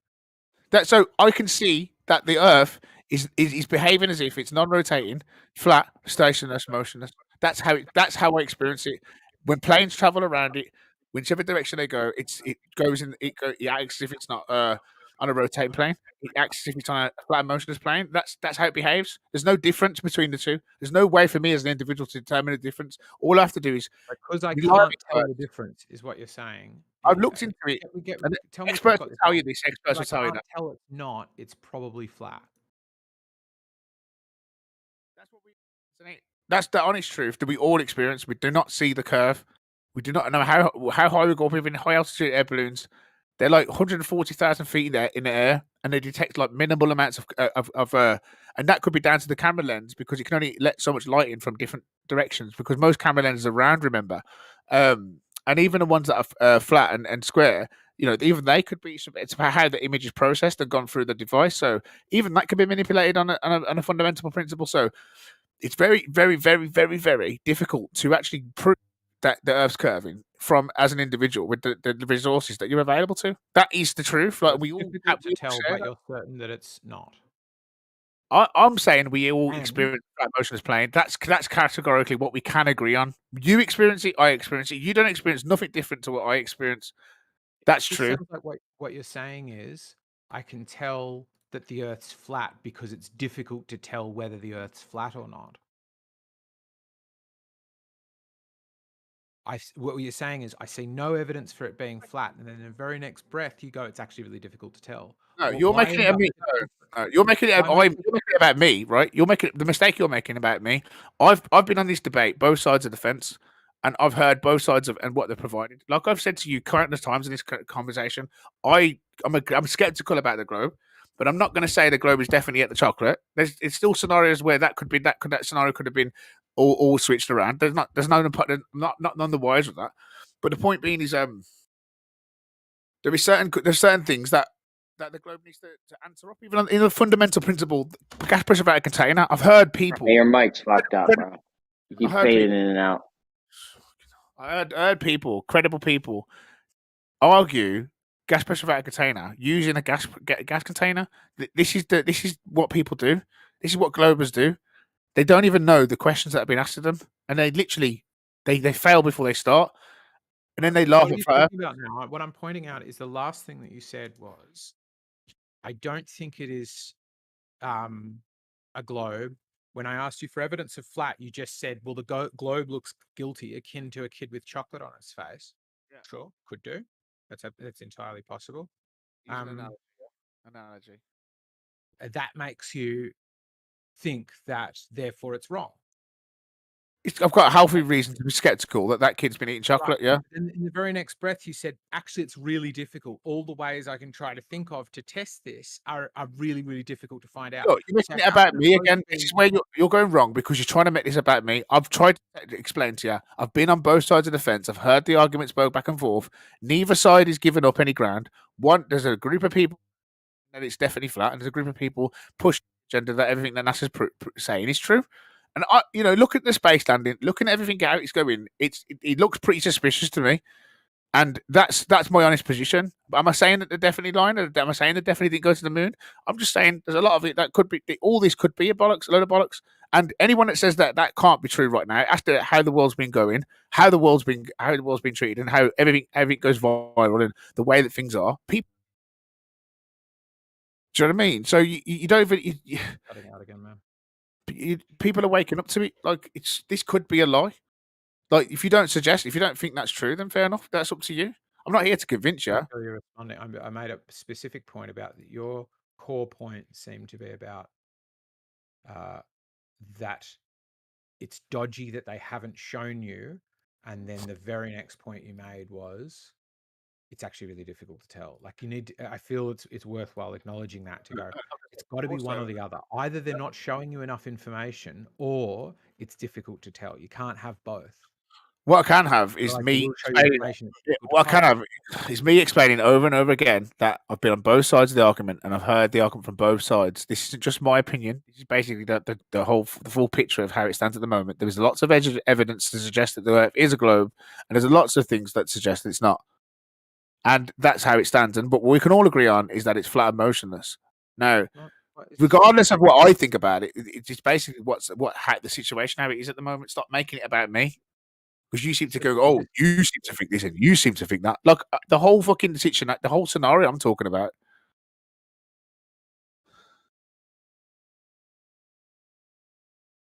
I'm sorry, man. I've been a bit dogged, and I'll get off the mic now. It's just it's for me. It's a constant argument I hear, so I'm probably taking out more on you when this is one of the first times we've spoken. You're actually really nice to talk. It's just this arguing from absence of evidence. Yeah, to me is not meaningful until one can put an upper limit on how much information would be too much. Right? Well, you say Brummy was really nice. When you think about gas pressure, not enough. If you're saying it's not enough, if I've not got enough data from NASA, what you're suggesting is there is a point at which there is enough, and I'm not at that point yet. So what you should be able to say when I say what is enough is go, here is what enough is, and I would like this. I would like this is what I hear a lot of. What I want to know is let's say we get that 360 camera. Let's say they're launching it up there now, and they're going to take a while to test it, and then they're going to install it, and then they're going to stream it. Will you really go, okay, that's enough? To be honest with you, no. I don't think anything could ever be enough. We're always improving, and that's one of the things about human species anyway. We're always learning, we're always updating, and we're always open to new knowledge. And I think that's a nice position to have. Like you say, in science is all about, getting more information and adjusting your worldview to that knowledge, is it not? Even and both sides agree that both sides have different views on science. Whereas most people would appreciate that the blue marble is a picture of the Earth, and other people will be more skeptical about that.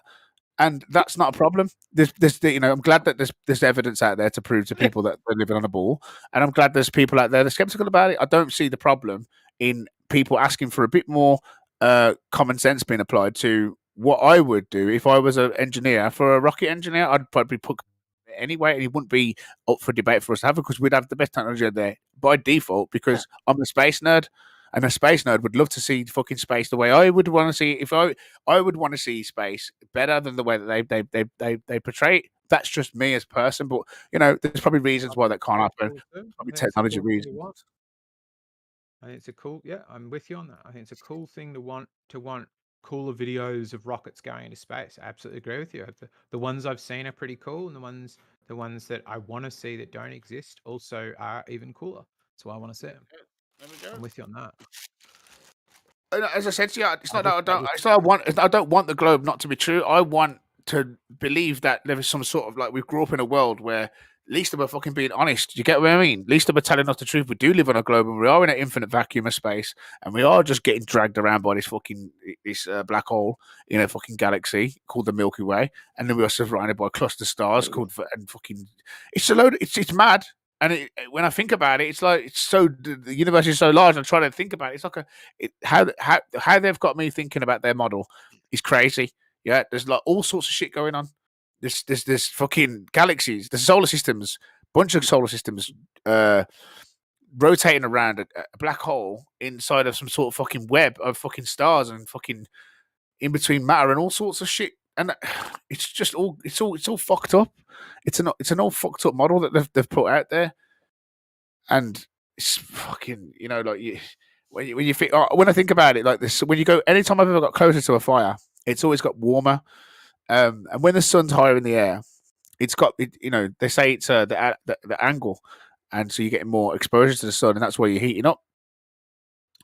And I just find it mad that a ball, as small as it is proportional to the distance of the sun's radius of heat, when you go when it's going around the equator or when around the elliptical path, that when it's closer to the sun it makes no effect, but only the angle seems to be it just seems to be so counterproductive. And I know that there's got great explanations of the light disproportion over the distance as it comes into the atmosphere and all these effects happen, but it could also just be bollocks. Do you get me? It could just also just be bullshit. Could be. And that's there's things like that when you corner it down, you look at it and you think, well, that could be just a cover up for what they're trying to say their model's doing, because realistically that should be hard when you're closer to a fire. And I know it's not a fire. They say, oh, it's not fire. It's so you're so stupid because it's actually plasma. Oh, you didn't know that it has nitro fusion. You didn't know this. You didn't know that. Yeah, but I'm just talking casual because it's a lot easier. And I think when people it's the same problem that when creationists talk about like fish turn into monkeys, and they go, oh, well, you don't understand how evolution works. They do understand how evolution works, but they're just taking the piss out of the way that you guys are trying to basically paint the story that we came from in a basic fundamental way. Do you get what I mean? There's a massive communication error between the two sides, and I hear this all the time as well, like flat earthers and globers. There's a lot of commonalities between religious people and atheists, and a lot of the atheists are globers. They are, and then they a lot of the globers will judge you on the label that's attached to you. They don't get to know you. Like you said, you're only taking out of me frustrations of other people. That I ain't had these arguments. No, I am bringing other people's arguments. I'm probably defending other people's arguments with a sense. So there's a reason why probably you lash out in that way. But it's just it is up for debate. He didn't just certify. And I think that throwing a few cameras on there ain't fucking the end of the world, and it should have been done in the first place. If you ask me, I think fucking most people would want to see. I want to see Yeah, Brummy. They use this is what doesn't make sense. Their excuse for using the fisheye lens was they wanted to give us a wider view, more. They wanted to show us more of fucking space, more of the view from space. That was the reason for using the wide angle lens, not for faking Earth curve, of course, but to show us more of space. Come on, Brummy. You just went a 10-minute rant. No, sorry, brother. Fisheye lens to show us more of space. Now we have cameras that can get a 360 view. Could have just bought another fucking camera to point other plate. It just doesn't make sense that the shit's not there. Should be standard in it. Should be standard anyway. Standard. If I'm setting up a fucking £100, £1,000 rocket, even when I went on holiday, I bought myself a flying drone when I was going on holiday to Mexico, because I knew that I'd never go to Mexico again. It's the only time I'm ever going to go to Mexico. So I took my drone with me. I went and invested and bought a drone. I didn't bring the propellers with the drone, so I never got to fly it when I went there. But I know, man, it really sucked ass. I went all the way there. I've done that kind of shit too. Forgot my remote, broke my remote. I now don't have one. Oh, sorry, man. All the way to Mexico, I pulled out the bag and I left the propellers in the fucking side of that pocket, and I was like, oh, I could see them in my head when I was there. You're all excited to get some good shots with the drone and shit. Yeah. And I left the propellers in. When you pack your stuff to go on holiday as well, and you triple check everything, don't you? And I thought I had them packed until I pulled it out at the hotel, and then I realized what mistake I'd made, and my heart sank. I was like, I can't believe it cost me £1,500 that drone did. So it cost me a lot of money at the time, and which still a lot of money to me anyway. But and basically fucking didn't even get to use it, man. I had to enjoy the holiday without it. But yeah, man. Hopefully, fucking hopefully the Earth is round. Hopefully, all the flat earthers are wrong, and hopefully, fucking we see that. But you know, and they are hard. They're a hard, tough crowd to please, and I understand why a lot of Globers don't even want it. Like, why should they expect to do this? And I hear that frustration in you when you say to me, like, I come in here so demanding that they must provide me with this, they must give me that. Especially how dismissive I have been to all the other things they have provided. So it's very a double smack in the face when you're hearing people that are looking at the work that you are providing, criticizing it, saying it's all fake, and that you must further do more to prove them right. And it's like, that would make me not want to do it. If I was NASA personally, and I put out a lot of good evidence out there and footage that I didn't need to do anyway, and all I did was got criticism saying it was fake, the last thing I'd do probably would be to entertain the request anyway. Do you know what I mean? Yeah, that's what I'm saying. As a perfect steel man of my position, I like if they go, here's this rover from Mars, and somebody goes, but I don't believe you, I want X, Y, and Z. You'd be like, yeah, how? I think it's well said. How enthused would they be? Yeah. Even if they could, how much would they want to help? Yeah, probably think go thinking the Earth's If somebody was faking the funk, if somebody thought I was faking the funk on something, I would shove it right down their fucking throat, dude. Would you? I think I just depends if there was cash writing on it, or if they were like calling me out on a big TV show or something, maybe. For principle. Like, if some guys on a Discord somewhere think I'm full of shit, but they don't even have my name, they just think, oh, those folks are full of shit. I might turn up to argue with them for fun, but I don't think I'd feel like launching a space program to prove them wrong.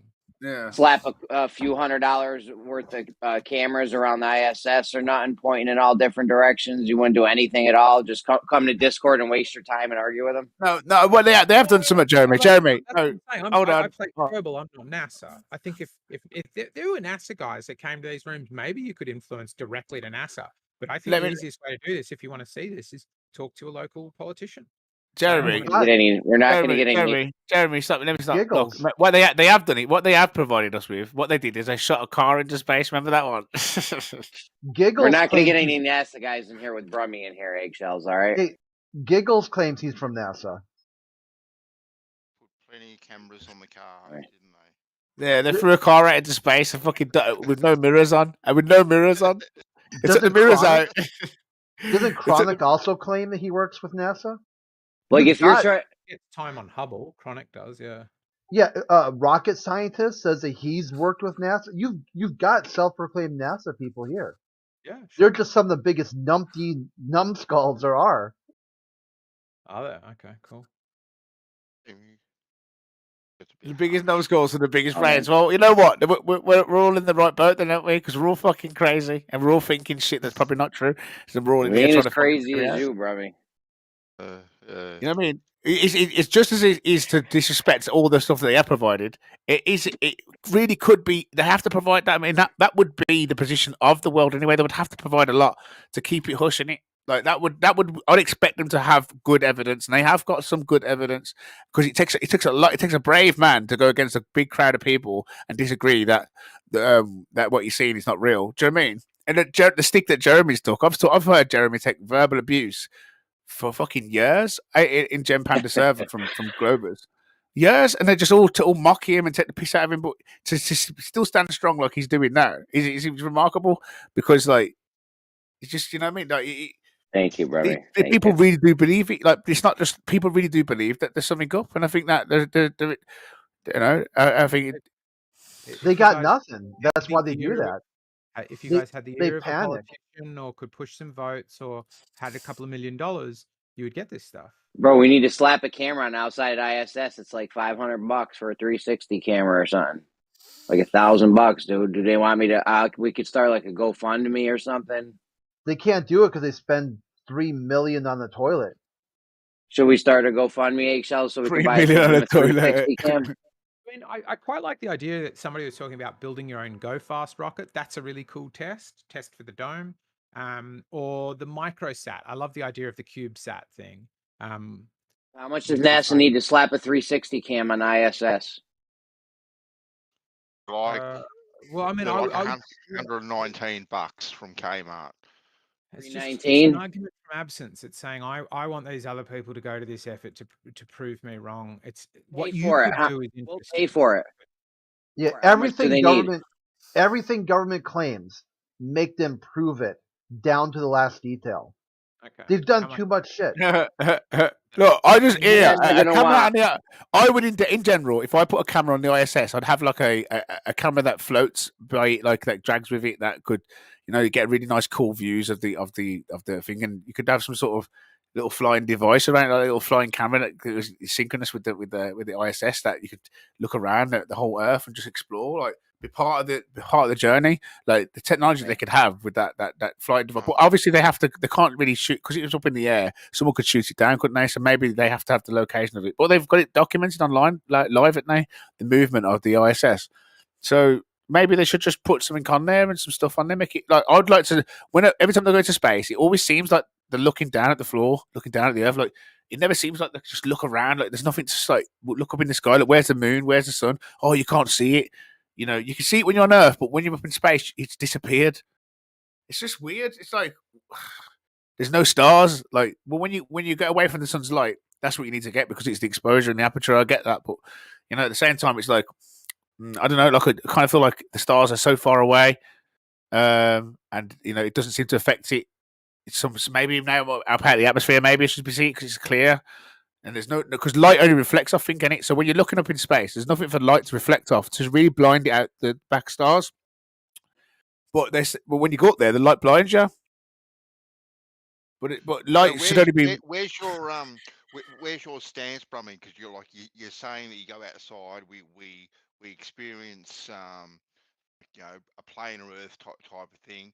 Now, when it comes to over your head, where is your head there? Like, have you got a space up there, like, or a dome, or waters above? Like, I think maybe waters above is where I'm going, like some sort of liquid or some sort of like matter that that can contain gas, but also doesn't seem to come down. Like, for some reason, it's kind of like space is wherever they say space is. I think it's a different type of material, and that's why they're able to fly things into it and stuff. Yeah. But it just makes sense that things are just like floating in absence of any matter. Just that contradicts everything I've ever seen and experienced in my reality. The sun and the moon, right, are the sun and the moon are the most anomaly things. Like, they're two giant flying bodies of mass producing energy and reflections and direction. And it's absolutely like incredible. Like, when you actually just look at the sun and the moon just alone. Like, what they're doing and what actually is it, you know what I mean? And why have we got this infinite, they say it's finite, but what seems to be an infinite giving amount of energy that outlives everybody that ever has ever existed, and it just continuously flies around, defying all fucking shit that makes any sense in where we live. Nothing flies around constantly giving out energy like that does. That is an anomaly itself. That sun, and whatever the fuck it's doing, is absolutely fucking fantastic. It is kind of counterintuitive to think that something can be in nothing, and nothing's kind of holding it up. Yes, they tell us gravity and all this kind of stuff, but it is still kind of counterintuitive to think it's just like there in nothing. Yeah. Way counterintuitive. Like, but you do see the moon doing it. You see the moon and the sun as an example of what they're proposing that we are doing also, like a dance of flying around in some sort of synchronous movement. Of energy flow, like it's like a giant energy flow thing in it. Like, we're thinking too small. Like, we got to think of how this may look from how would a palace look to an ant? Yeah, an ant would probably only see the fucking curb. Do you know what I mean? Mm-hmm. But you can't even see the palace, can you? So, like, maybe that's how small we are compared to what we're looking at, and we don't know what the fuck we're seeing. And then they're just saying, "Oh, we're in some sort of vacuum." We're probably looking at a wall. Yeah. So, do you think the moon is a solid object, like a solid spherical object It above looks us? like a rock to me. Yeah, it looks like a. It looks like a. It Does looks like. yeah, Yeah. 100%. Yeah, it does. That's what it looks like with a naked eye. It definitely looks like Mm. that with all its contours. You know, it's all its little bits and pieces. It definitely does look like it's got shape and some sort of substance to it. Yeah, I'd agree. Looks like a rock, man. What like Kind of, yeah, people? it does. People are saying it's like an illusion and Yeah. a light, an independent light and stuff. And I can't get my head around it, but Oh. I've seen the illumination of the moon, and it can bright. There is like an illuminance of it, but reflecting from the sun's light. Yeah. I don't know. There's lots of stuff to work out now. You've got to get the angle of the light, where the sun's set, where it's supposed to be, where you are on the Earth, what's the angle you're looking up at, the rotation of this, rotation of that. You're in a shitstorm before you start, yeah. I guarantee you and I aren't going to work it out. That's for sure. You know what I'm saying? there could be something going that they really could be spinning after. There really could be just. The whole world could just be not none the wiser. It really could be that easy, man. People don't even know if they're sleeping with their partners and that. You know what I mean? Never mind. Do you know what I mean? Like, never mind whether the world's round or not. I asked someone a question of the day, like, and they didn't even know the answer to the question. It was like a simple question. It's just like fucking. We know so little, and so we're all looking at these videos online. We're all hoping to be true, man. Look. Listen, I'm starting to GoFundMe. We're gonna get that $316. How much you say it was, Vansa? $119 from Target, but it might be cheaper over there where you are. So it's probably like $60. We get like $400 or $500. Start a GoFundMe so NASA can slap this thing on the ISS.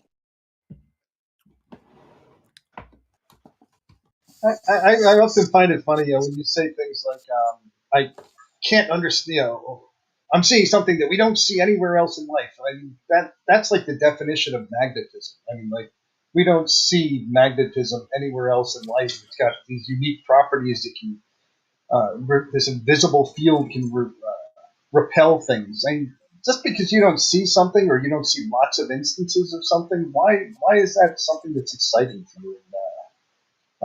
The good thing about magnetism, though, Moyoc, we can play with it. We can manipulate it. We can use it for many things. So we've all got experience with magnetism.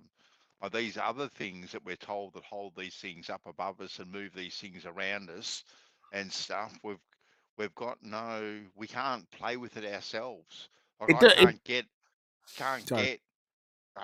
I can't get a glass full of gravity in my garage and start playing with it and manipulating it to do all these wonderful things. But I can get a magnet, Moyoc, and I can do all these things, with it. So that's the difference.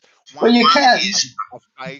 One is a faith-based thing, and the other one is actually tangible that you can actually do things with. Well, I disagree. I mean, you can get a glass full of mass, and you can see it attract things. It's just really minor. It's a puny attraction, but you can get a glass full of it and do it. It's a boring magnet. You can hypnotize yourself with tricks. You can hypnotize yourself with tricks of reactions of magnetic substances or balls going back and forth, such as pendulums, with misunderstandings of the model that you're on. If you don't know what you're on anyway, you don't know what effects that could be happening on these pendulums and on these the Cavendish experiment you put forward. The Cavendish experiment where the balls having these slight effects on them, but there could be other things at play here that we're not aware of. But I do think that gravity holding up the solar system, is inside of an infinite vacuum, and they're not attracting to each other. They're all in some sort of dance, like some sort of synchronous dance. Like all these things have got mass, and yet they're all dancing around each other. Well, they do have attraction to each other. It's evident that they have attraction to each other. We can see the variance in their patterns as they go around because of the influence of the other bodies out there. So, like, we'll see Jupiter pulled off of center slightly, because it passed by another planet at some point. These are all things that we witness and observe on a astronomical. All I see is that there's a giant moving sun around my head, and the background, kind of follows in some sort of mad pattern. And we're told that like that could be anywhere from where we're looking at. It really could be something flying around the top of us, just the way that the flat Earth model in some sort of way has been purported, and even the flight paths and stuff, and nothing north to south, and Antarctica all leading down to south, and it's been the most hostile place on Earth. It's like the most hostile place on Earth is like the opposite direction to where we've all been told north is. It's like who determined north? What if north is the other way and south is where we're told north is? You can determine north because it has a defined set of criteria that defines north, and you could do it even, Brownie. What is Blue? Is Blue doing his Cavendish thing at University of Tennessee? I think they're doing some kind of renovation right now, so it's delayed right now. I think. No, he blamed Bev. He blamed to disassemble it because they have to move it because they're doing renovations or something. So. Yeah, he did a whole social media post that Bev and Rakia and a bunch of flat earthers have stalked him, and it's not safe. Like there's some sort of security risk. Well, there was some crazy stuff said by Bev and Rakia. Well, not Bev so much, Rakia. Not Bev even. Bev wants to go up and he wants to go and carve his name in it. Just weird, childish things.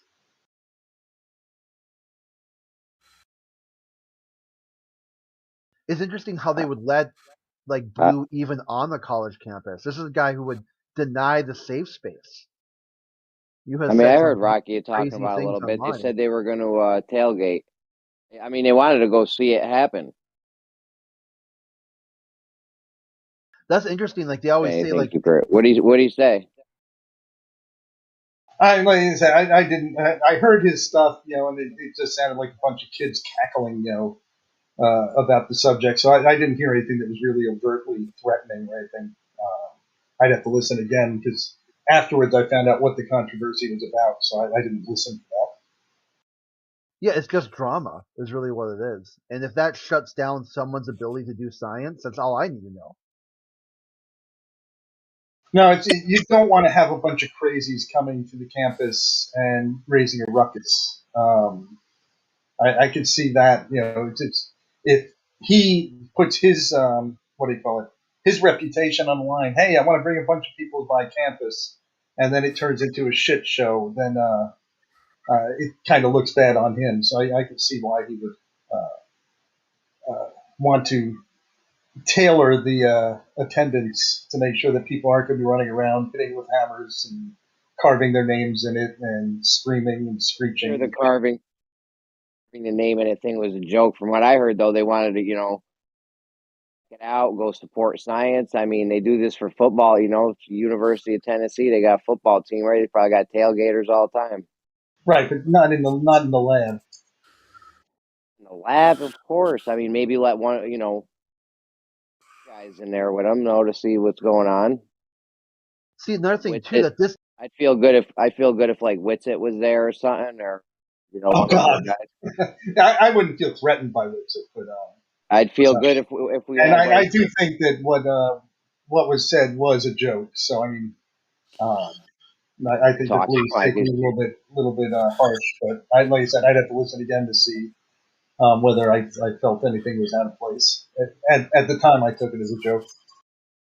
It won't I change. mean, I don't want to call names, but Blue's not the nicest guy out there. Neither is Rakia. Yeah, Blue has talked about shooting flat earthers. Fucking hell, are you joking me? It's that bad. People like that's what I mean. Like, even when I was coming, I go, "Yeah, I'm a glow skeptic," and they're like, "Oh, you're just a flat earther. You're just all the same. You're all the same." I'm like, "Why are you so angry? Like, why can't I just be what I am?" And they're like, "Yeah, you're just the same. You're the same as a flat earther." So I'm like, "Why am I the same as a flat earther? Why?"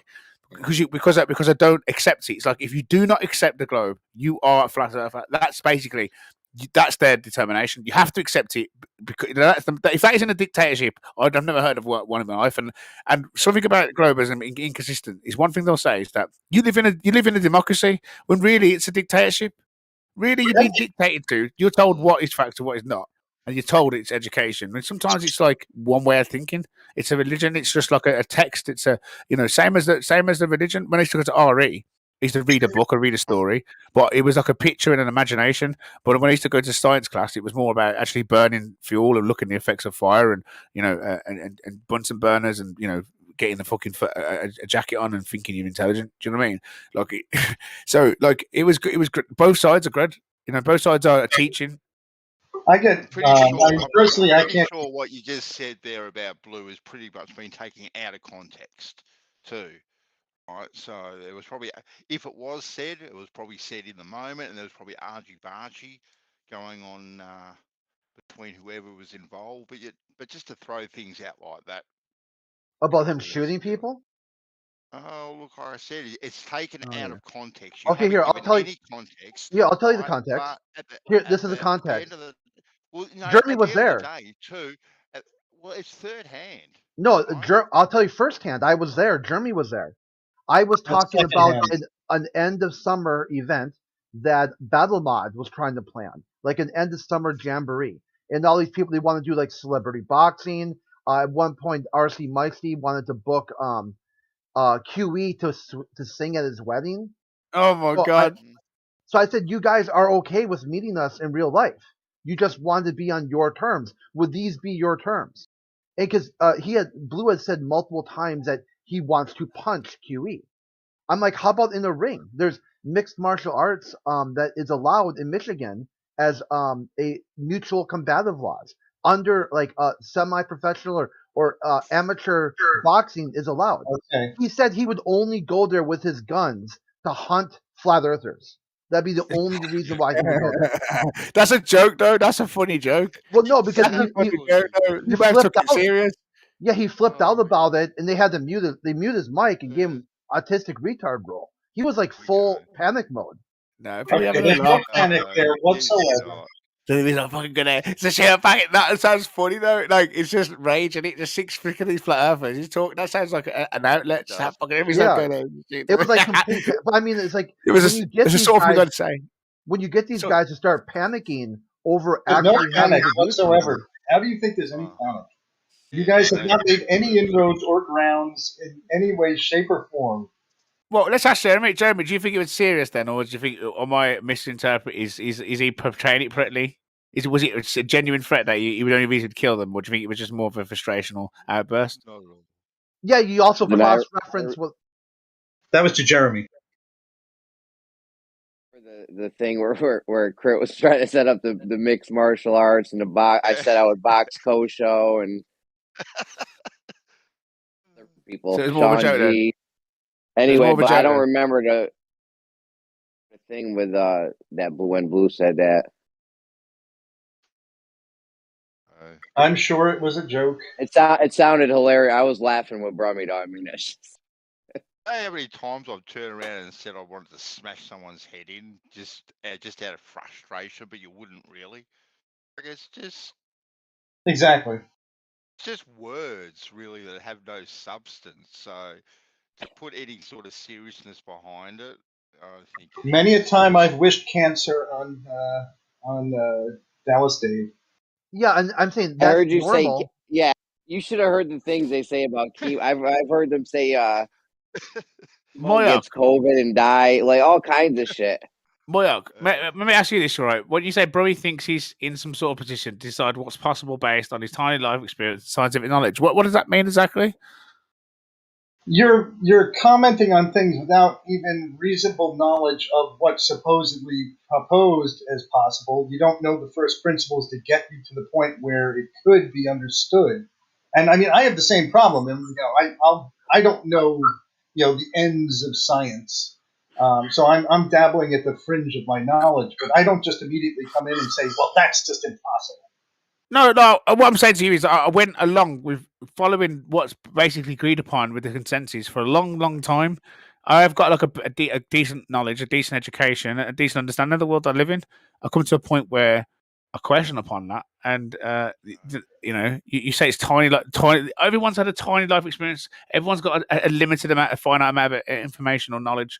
So, I don't it seems more demeaning, I think I'm in some sort of position to decide. Like, what? Of course, I'm in a position to decide for what I believe in or what I think to be true.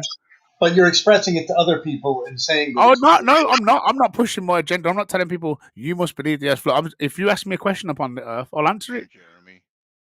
I don't push my agenda on people. I don't say people you're stupid for being a glober. I said I believed in what you believed in for a very long time myself. But when I say that to globers, right, they think it's just like flat Earth rhetoric that they all say, but it's actually just a true story. Most flat earthers or most people that get skeptical about the globe tend to believe in the globe so passionately that they found out that they needed to do more information defending it. And I've heard that not even just my limited information. I've also pondered on everyone else who's actually better and more versed and better explaining.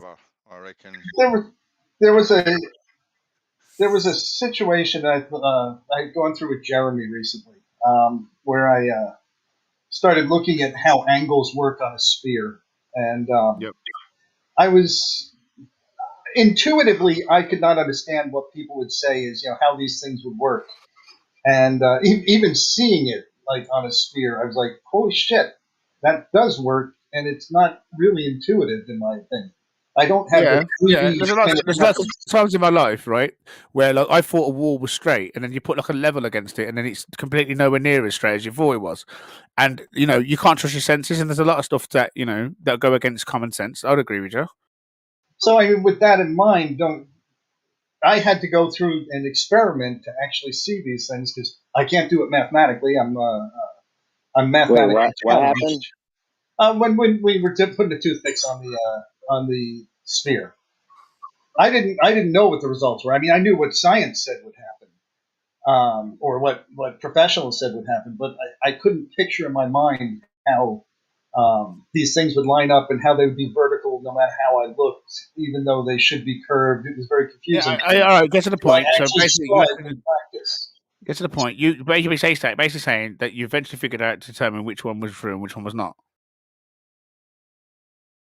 No, I mean, the key thing there was that I also deferred to like geodetic surveyors until I did this, and then I found out what geodetic surveyors said was true.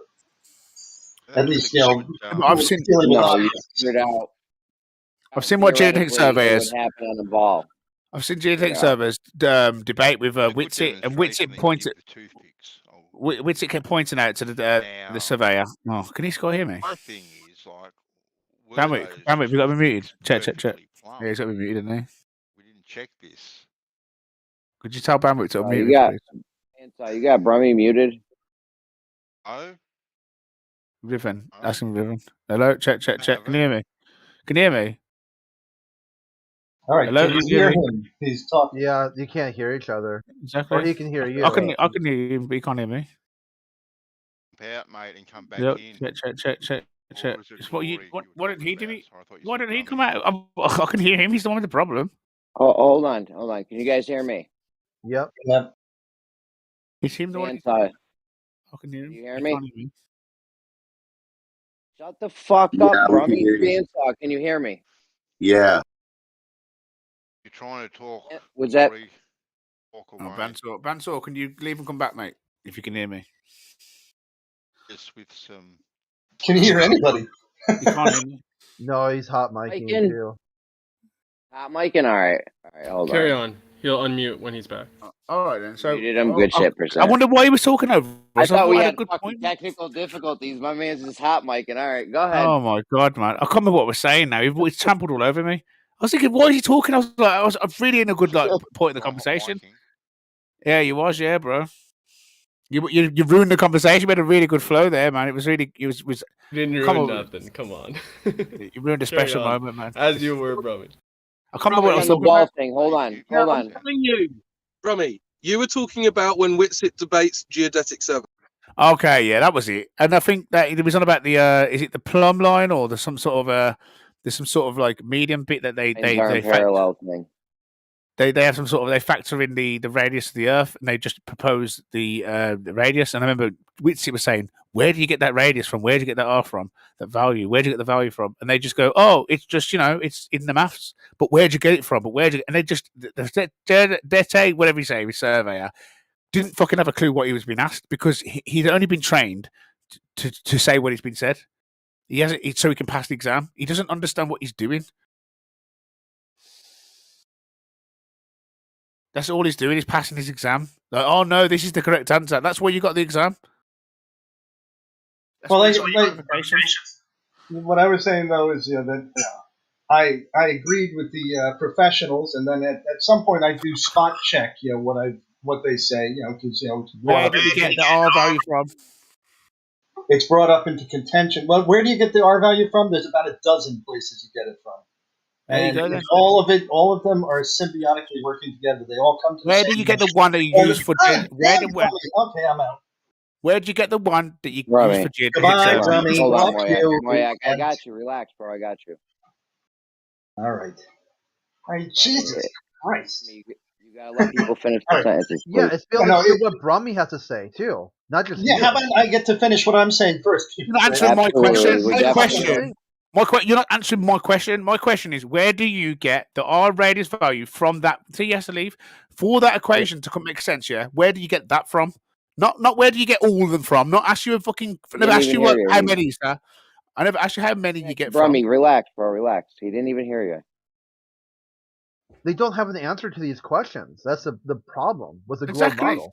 Exactly. They're all how about we let him just answer though? He was like right in the middle of it, wasn't he? What he was doing, Jeremy, he was going, oh, you can get it from loads of places, you can get it from here, get it from there. Where did you get that one from? I asked you. Not where did you get anyone else from, or what, or how many you can get, or don't start talking about how intellectual you are with all these numbers and that. I'm asking you a simple question.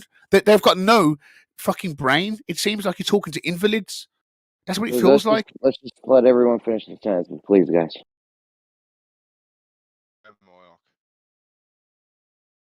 No, I'm done. It's not worth it. Where do you get the R value for that calculation of your plumb line or whatever it is on your geodetic survey? And that was the question that was asked. And it went on for like 20 minutes. And he, just like you, couldn't just give us, oh, we get this from this. That's how we get this. Job done. Right. Now, the reason they don't want to answer where they get the R value from somebody else is because it's in your head. The R value is the R value is presupposing their calculations. That's why the Earth's round in their geodetic survey, because they factor it in and they put from thin air and insert it. You having fun talking with yourself now, Brummy? He's talking to me. You can not interrupt. I wasn't interrupting. I waited until he finished speaking, Crit. So shut the fuck up. So what do you want to know? Where you got the R value from? He doesn't want that. He doesn't want that. The R value that you're using in your geodetic surveying that you have to put in there for your little maths to make the globe possible in your calculations. Where do you get that R value from? Well, I don't even know. I remember the conversation with Witsit and this guy, and it went on. And I'm just bringing up a contentious point, and this seems to be happening every time you corner the globe, or you get them into a point that geodetic surveying. Now that sounds very fancy, so most people will just go, "Oh, geodetic surveying. I know nothing about that. I didn't go to university. I ain't heard geodetic surveying." So automatically they just think, "Oh, we'll have to trust experts because I don't know nothing about geodetic surveying because it's a specialist." So obviously we've got to trust the specialist. I actually saw that debate. I don't remember Witsit calling him up. Sorry to cut you off. You're going off a mile a minute. I saw that debate. I don't remember Witsit calling him up on the refraction shit. No, I never said refraction. You said refraction. I said the R value in the plumb line thing where there's like calculations between point A and some sort of like thing in between the middle of these things that he's measuring, and he's trying to show the dip to the curve of the Earth, and there was some sort of calculation, and Witsit point. I mean, Witsit's had countless debates. I don't know if you've watched the same one I've watched, but I remember him putting it out in the geodetic survey. I just couldn't fucking figure out for life where we got this R value from. Because to him, the main surveyor one, right? Yeah, the main surveyor.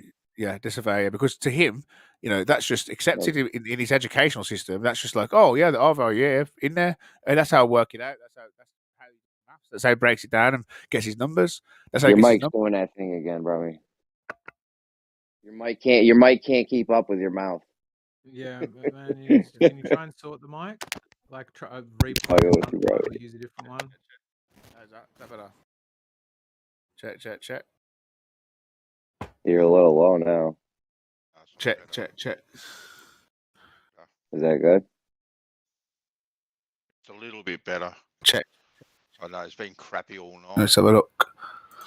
They're trying to block the truth. That's what it is, boys. They're trying to block the truth. Oh, you're mad loud now. I know. They're trying to block the truth, boys. They're trying to block the truth. They're trying to block the truth, bro. No one should talk to you. You're rude. You speak 1,000 words per minute, and you say absolutely nothing. No, my man. I asked you a question, a simple, direct question, right? Where do you get the oil value for that? And then you went, we get it from everywhere. We get it from here. We get it from there. We get it from right. That's how you went on. All I asked you is where do you get your value from? It's worse than before. I wish we hadn't even said anything because now it's worse than it was before. Yeah. You know, they got tons of places they claim to get the R from. Eratosthenes. I mean, there's a whole list, thousands of years.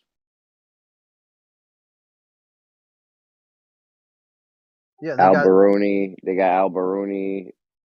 You know, and they got all kinds of problems. stuff. Al-Biruni also debunks their celestial navigation claim. Because that's what he did. He drew a curved adjacent. Or non-curved adjacent to get that from up in the mountain, drew a triangle.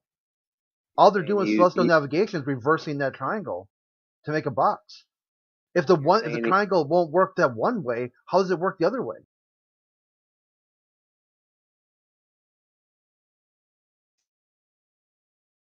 Correct. Are you saying Al-Biruni's math or the geometry he used a flat line from his mountain to the other mountain he was looking at, or the horizon, I mean? Yeah, and that was the same thing as if you reverse it. You just would make that a star instead of the mountain. Or just flip the triangle upside down the other way and make a box. That's something. It doesn't work. If that part of the triangle doesn't match reality, then how is that method even possible? But yet they plant a flag on it and then say, oh, this guy's slave walked for 2 days and 2 nights in a completely straight line. And hold on a second. Let's address the Al-Biruni thing. Moyak, did you know Al-Biruni used a flat line from the mountain of the horizon? I think I've heard something about that.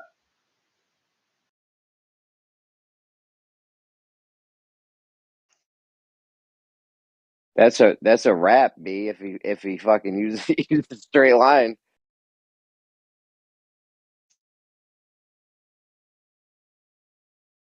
Why? Great. You got anything on this?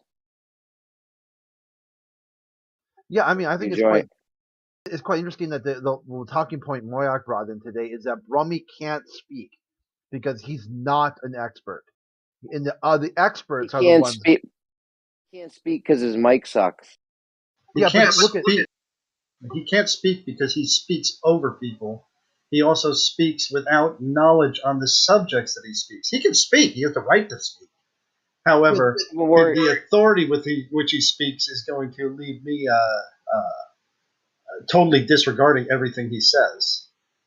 Okay, and look at Professor Dave. I'm worried about Brummy right now. I'm worried about this Al-Biruni thing. Where's the? Well, don't worry about Al-Biruni. Worry about the guy who did it today. Who's been able to do it? Not someone like 1,400 years ago. How about today? Where's the Al-Birunis of today? There isn't any. It can be done anytime, any day, anywhere. And they use this Al-Biruni thing a lot. So like, if he used a flat line of the horizon, that's huge. Yeah, you had the one guy who did that Canadian dude with 2 sticks and a bike. Then he got the wrong radius, got the wrong answer. And then instead of assuming he was right, he just threw away his experiment and just went with what the globe said. No, but go back to Al-Biruni. Where did he fail? Like you said, he used a straight line. So let's nail this one down first. That's what I mean. We're not going to just breeze over this, bro. We've been talking about this shit for years. Yeah. You guys been in it 7 years. Let's nail this shit down right here. Did he use a flat line or what? That's fucking huge. Well, if he used a flat line and he found that it deviated severely from flat, then you can ascertain that it's not flat. Isn't that true? I mean, I don't know the exception here, but I'm trying to think, I don't know the numbers that they're working with. He made a flat line from him horizon to Right, a flat assumption. His math that ended up showing it was a curve. Right. Again, that goes back to, and I'm speaking out of turn. I don't know for sure, but it's like when you assume flat and you start doing geodetic surveying, you find out all the numbers don't make any sense. It's when you finally assume the Earth to be a globe, when you start accepting the radius that's involved, then the numbers start giving you valuable results. So with the assumption of flat, it proves it's not flat. Okay, does anyone have a link for this Alberoni thing? The only thing I've got is Wikipedia. I'm not at a fucking computer right now, and I gotta go to bed in like 5 minutes. Bandsaw. What that means, Moyak? If you use the flat line. Yes, I said that. I answered that. I don't know. Did you hear me? Yeah, you don't know if he did or not, but you know what it means if he did, right? I told you that it depends on what the numbers are. If you go and you find, like, if you assume flat when you're doing geodetic surveying, all the numbers begin to make no sense and yield random results. If you assume radius, if you actually accept the radius and you use the radius in it, all your numbers start to make sense and work. So you can use a flat line, you can use Euclidean geometry on something and determine something to be round based on the numbers. But you got the land going flat to the horizon. Yeah, you see land going flat to the horizon, and the numbers don't jive with being flat. Well, no, he's the- only taken one. Go, Jeremy. Just like Crit said. Hold on, let me think about it. Go ahead, Bandsaw. I'm saying he's taken where he was to the horizon. He's drawn a straight line. Yeah. Made a triangle to a star. Now, I don't think there was a star involved, was there? No, Baroni's triangle went from him to the base of the mountain to the horizon. Okay, then. Up into the and then it's either to the core of the Earth or center of the Earth, or up in the sky. That's your only two triangles you'd have there. Yeah, this is what I'm trying to.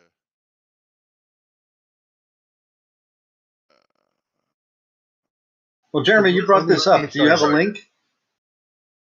No, I didn't bring this up. Crit did. Oh, okay. I'm looking for it though. I'm on my one triangle. If he's only made one triangle. This is why I drew before when QE has his like parts of a triangle question that globalists have to ask.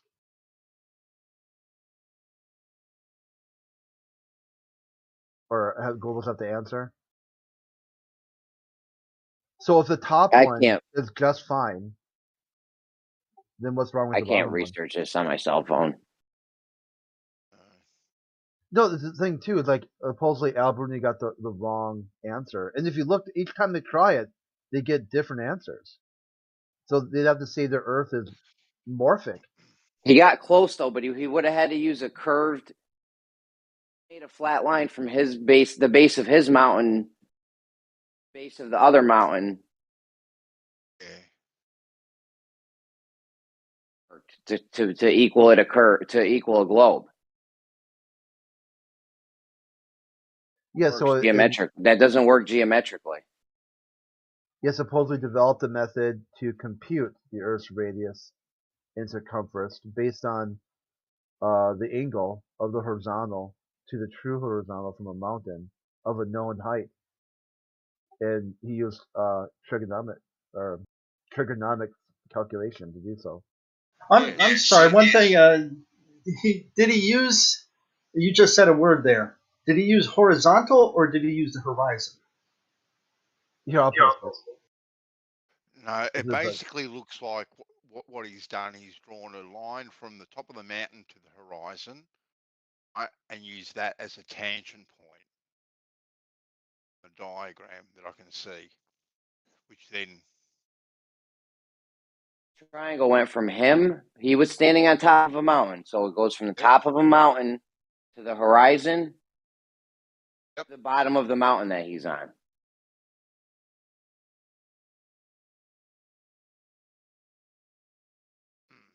well, is that correct? Oh, the diagram in Wiki shows something different, so I'll copy and paste it for you, Jeremy.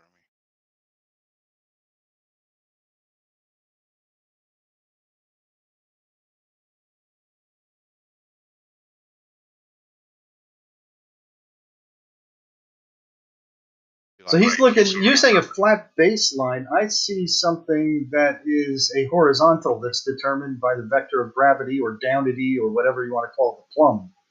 So he goes and looks from plumb and then looks 90 degrees from there. And then he is doing the comparison to the hypotenuse, the angle to the hypotenuse, or whatever you want to call that. He's taking that measurement. Where is this flat baseline that we're speaking of? The top one in the sky. Okay, so that's a horizontal on a sphere that works. In fact, you can see it working on the diagram. Yeah, and that it goes right up against this idea of celestial navigation, saying you can't draw lines in the sky. Well, who says you can't draw lines in the sky? We do it all the time. We have a reference of horizontal which never intersects with the horizon. Yeah, hold on. Let me get it. Well, all he's done is taken a horizontal from his eye straight out into space, and another line down to the horizon, and he's worked out that angle. That's all he could have done. No, I've seen diagrams before where he made where the triangle was the bases of the from the base of the mountain to the horizon back up to him on top of the mountain. Okay then. But we have to agree that any way that he would have determined vertical would be, I mean, that's the way everybody does it. I don't know anybody who doesn't do it that way. They determine vertical, and that's where we reference all of our lines to. I mean, this feels like the Eratosthenes bullshit. You can work out a radius from a flat surface using what Eratosthenes did. Yes. No, you can get an angle, quote unquote, from a flat surface, but no, I can calculate a radius surface using Eratosthenes method. You can, but there's an assumption in there, which is at this point we know it's curved. Therefore, let's see how big the curve is. That's what Brummy was saying. You don't know it's curved. You only know it's flat. Well, you could verify that it's curved with the Eratosthenes if you take it to multiple locations. I think 3 locations. No, you're still under an assumption of what the sky's doing. I've seen Eratosthenes also done on a flat surface. It was changed the way the sky worked out fine. Actually, All the angles. It depends on which one you're talking about, which demonstration from the flat earthers that shows it works. I've never seen them run numbers on it. Like, you will find the location of the sun, local sun, like in the case of a flashlight or something. You will find that location, but the numbers don't match what we see on Earth. Basically, a curved surface will yield curved answers. A flat surface will yield flat answers. The two won't mix. You won't get curves. The guy did was a flat surface. What the guy did was he put a lens, some kind of lens, in between the light he was using and the flat surface with the toothpicks on it, and it all works out fine. Isn't that a bizarre? I'd like to see that, but isn't that a bizarre thing to do? I mean, to assume I got it. The density gradient of the air is somehow forming a lens that uniformly points at you at all places on Earth. We're just changing your assumption of how the sky works to our assumption of how the sky works, and it works for us and it works for you. So really, this Eratosthenes thing is nothing. I'll find the thing for you. Hold on, it's in Brandon's. Right. There's no first principle leading to that. You basically are saying, yeah, well, if magic, then yes, it could happen. Whereas No, I'm saying if our assumption of the sky, we're saying if things hold true, if geometry holds true and observations hold true to what happens on the small scale, then on the large scale, what we're seeing here is indicative of curve. all I'm saying is that if our assumption of the sky is right, fine, and if your assumption of the sky is right, it works fine.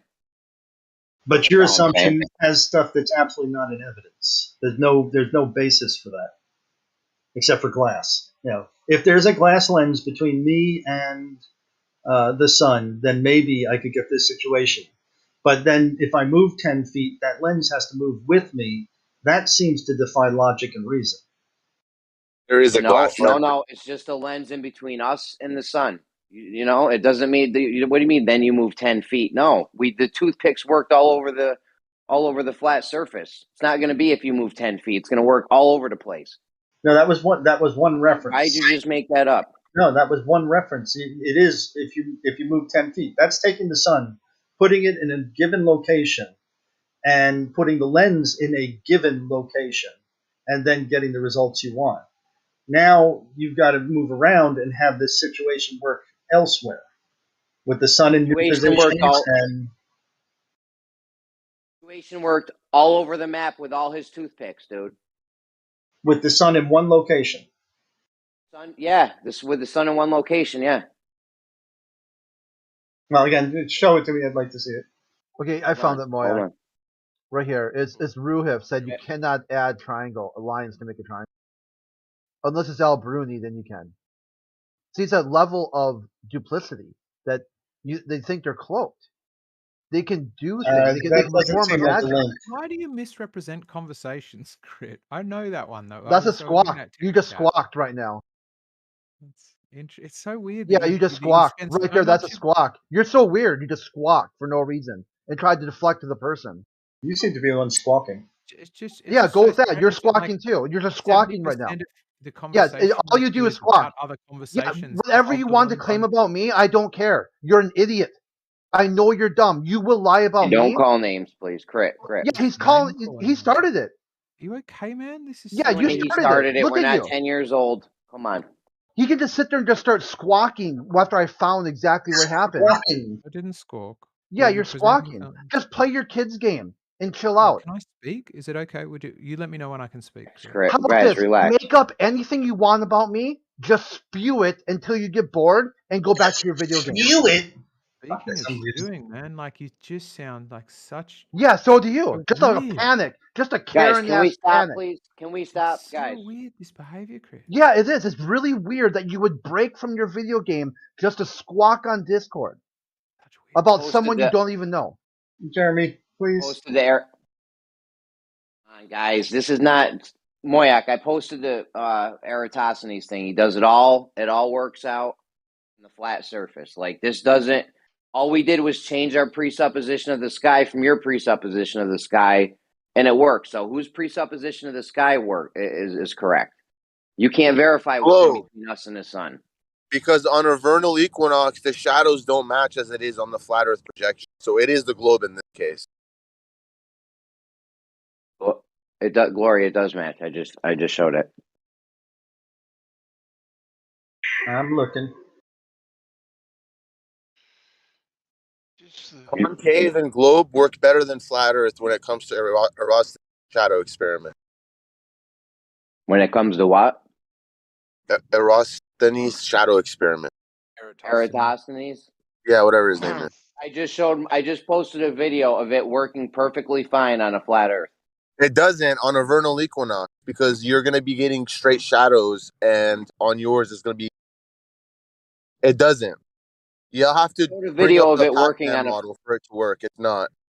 He's and even if it does work, video. Even if it does work, you're missing a southern axis of rotation for the fucking universe. Is Even this if the the one Video. where they put through a lens, Jeremy, or refraction? Yeah. I just put a video of it working on the flat Earth. I mean, you can go check it out. And yes, there's a lens in between the sun and. On the vernal equinox, when it's going from east to west, Every day. locations where the sun What is the directly fuck? over it, it The creates fuck is with this straight guy? shadows. Here's your problem, dude. Every day, vernal equinox, Christmas, my birthday, your mom's birthday. No, it's the model Right. doesn't work. Take it slow so I can systematically break it down for you, because that's what How I'm hearing. about all you watch the video and then you come up with a like debunk?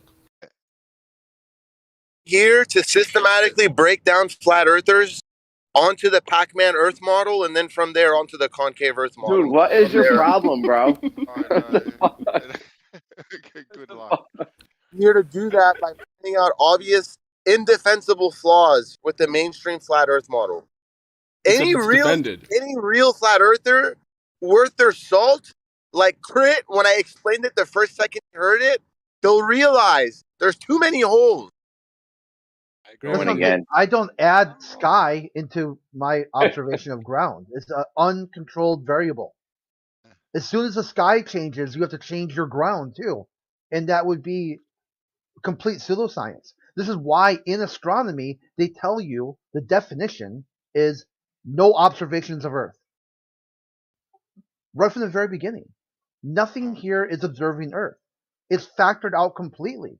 And they even started factoring the moon out too. It said the Earth and the moon are just one object, astrophysically.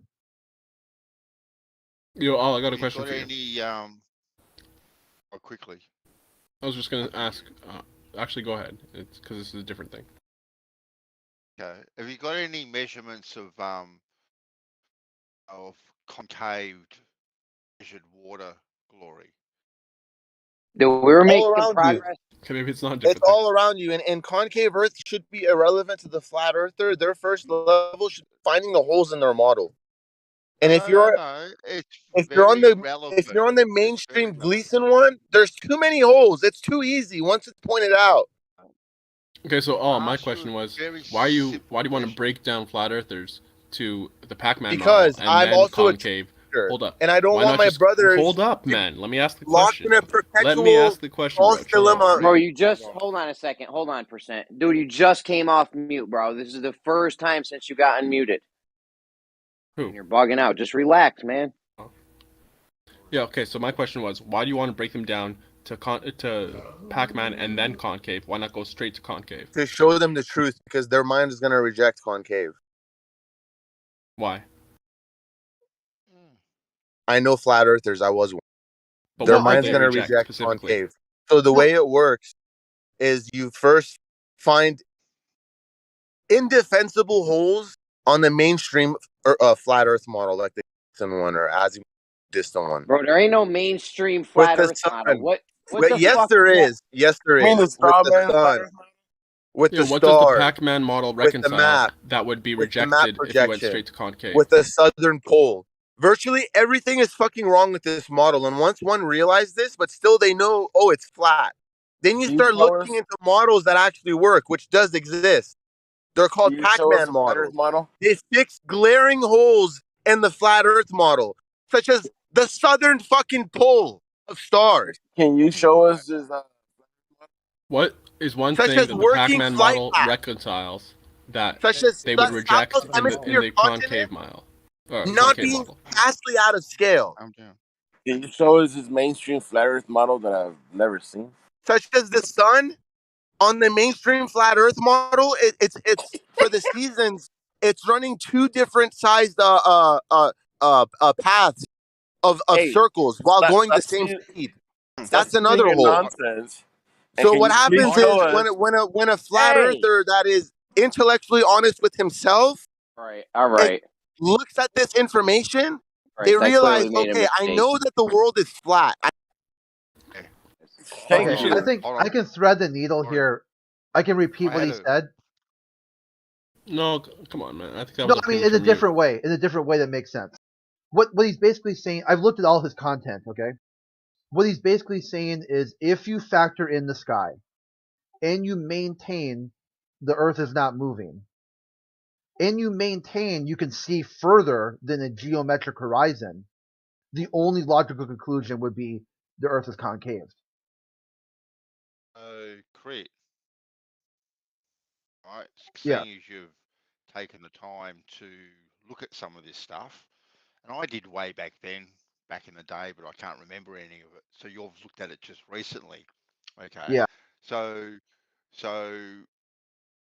There's more to it than that too. Just that's like the snap. No, That's a no, shotgun. yeah, no. I get that. But so my question is, right? We stand where we are on the concave model, right? Because of some centripetal force, because it is rotating air. No, I've got Correct?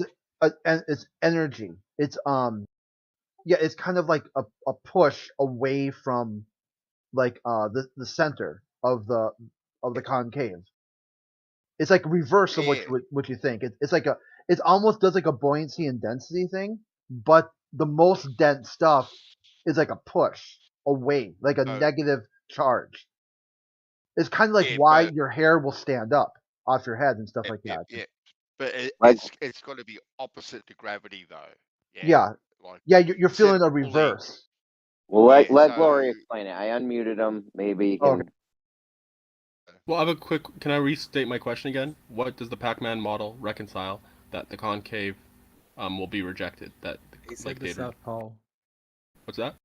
He said the South Pole. How does the Pac-Man? No, the concave explains the South Pole perfectly. So how is the concave? How is Pac-Man reconciling? I thought you were saying a flat Earth. What does the flat Earth not explain? No. I'm saying why. I can talk if I won't get muted. Go ahead. I'm not trying to speak over anything. Did you hear me ask the question? Yeah, I mean something. I can explain it if I don't get muted.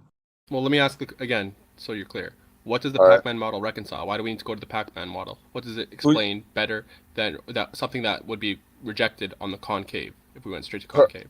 Okay, in order to properly answer that question, may I ask this? Are you a flat earther or are you a globe earther? I am not a globe earther. I am. Okay. I guess I would be, the most honest kind of thing label, if I had to pick one, would be a globe skeptic. Okay, flat earther / globe skeptic. The Earth is observably motionless, and Okay, so flat earther. Flat, but as you rise up, it'll curve. Continue. So your question was, what does Pac-Man? What about Pac-Man reconcile of a concave Earth? Say that again. What does the Pac-Man model reconcile that would be otherwise, like, rejected if we went straight to concave? If explained straight to concave. What do you mean reconcile? Reconciled means like, what does it kind of explain better than the concave? What does it fix? From what we know from the Well, globe model, basically. For a flat earther, at least some of the Pac-Man models I've been looking at, it's a flat version of the concave Earth models, basically. And for you, it'll reconcile is that it'll fix many of the glaring holes you have. And sorry, I don't mean to say you because I don't want to be confrontational. Many of the glaring holes on the mainstream flat Earth model.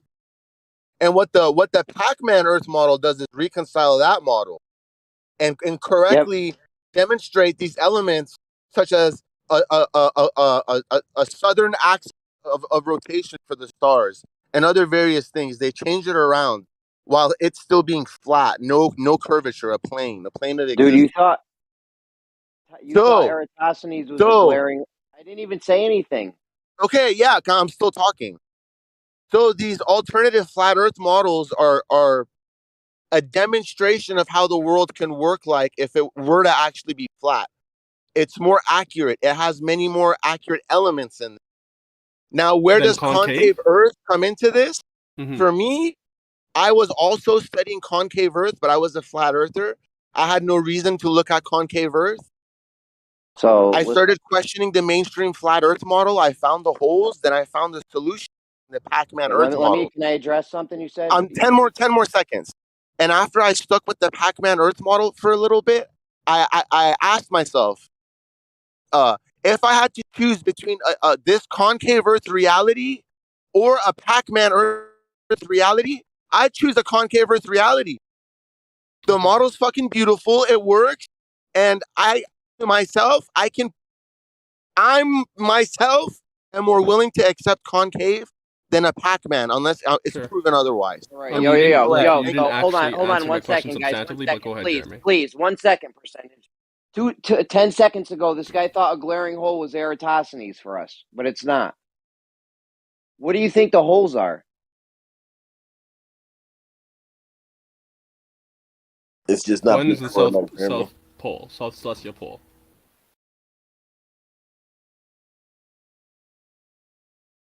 That's all I have. South celestial pole, the track sun analogy, which I'll discuss at a later. Flight paths. The whole southern hemisphere is completely fucked. Anything southern hemisphere, whether it's stars, it's wind patterns, ocean patterns, anything southern hemisphere is completely fucked. Have you ever seen the old school map? The projection on the null pretty sure school I've map? seen every map projection. And you saw those nice concentric circles of wind patterns, ocean currents, everything. Yeah, and then it becoming Beautiful. retarded once you go below the equator. It looked beautiful. It was a thing of beauty. They had to take it down. It was so fucking dangerous looking. This is true. Ori, is there any direct measurements of a concave Earth? I'm not here to talk about or prove concave. Concave Earth is a topic that requires a special select group of people who have their knowledge and their intelligence under their own authority. Ori, I understand that you want a model. My question was very simple, right? You can say either yes or no, right? Is there any direct measurements? Yes, there is. Concave Earth. Okay, could you point them out to me? Can you point me in that No, I will not. No, I will not. Then fine. Well, then what's the point of talking? What's the point of Got talking? them. Don't ask questions about concave Earth if you're not a genuine truth seeker. No flat earther has any reason to give a flying fuck about concave Earth. Why would they? What they need to do is find the holes in their model, so they're forced to find the solution. I actually think it's a very reasonable question to ask, Glory. You want to fly off the deep end and get all defensive and all It's combative reasonable, but now is not the time. Because I said so. I'm the boss. When I'm the speaker, I'm the boss. He's talking over you now. There's a lot of people in here that just want the truth and they don't give a fuck. The truth will come. I'm like Morpheus. I know how your minds work, and so do you guys. Yes. Anyways, that's a troll. All right, so I just watched a good portion of Dr. Zach's video. I don't know enough to comment on this, but I'd like to know if he could form that lens so that as the lens is essentially fixed, right, wherever it is. The dome is now a concave dome, and as I move the sun around above that lens, what's going to happen to those shadows? What if the lens moves with the sun? Is it still a problem? Oh, okay. We got a giant floating lens in space that hovers around in line with the sun. Okay, that's a good assumption. I'm just saying, bro. Like, you can have the sky. If we can ever go there and like see, all right, there's not a lens in between us, and if the sky works like you guys say it does, Earth's a globe. Well, if some of your assumptions are wrong, then it might not be. 100%. There's glass or some kind of lens or multiple layers of them in the sky. 100%. Well, that would be good if we had any evidence of them. I guess you could say that this is slight evidence. If we assume flat, there are measurements of sphericity that don't include lenses. So I mean, like just a simple preponderance of evidence is enough to say that the lens is not a likely answer. That the fact that we measure it physically and stellarly and optically, basically we look up the stars, we look at reciprocal zenith angles, they all come up with the same answer, and even Eratosthenes' experiment all come up with the same answer. So we have different methods to indicate that this one possibility of maybe a floating lens that follows the sun around, you can just disregard as plausible for the moment until you show me that lens. Well, it could be shining through a superfluid, which is the So lens. we're going to disregard our assumption, but your assumption's true.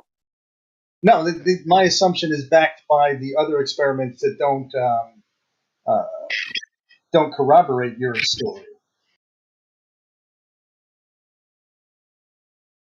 Doesn't corroborate a lens.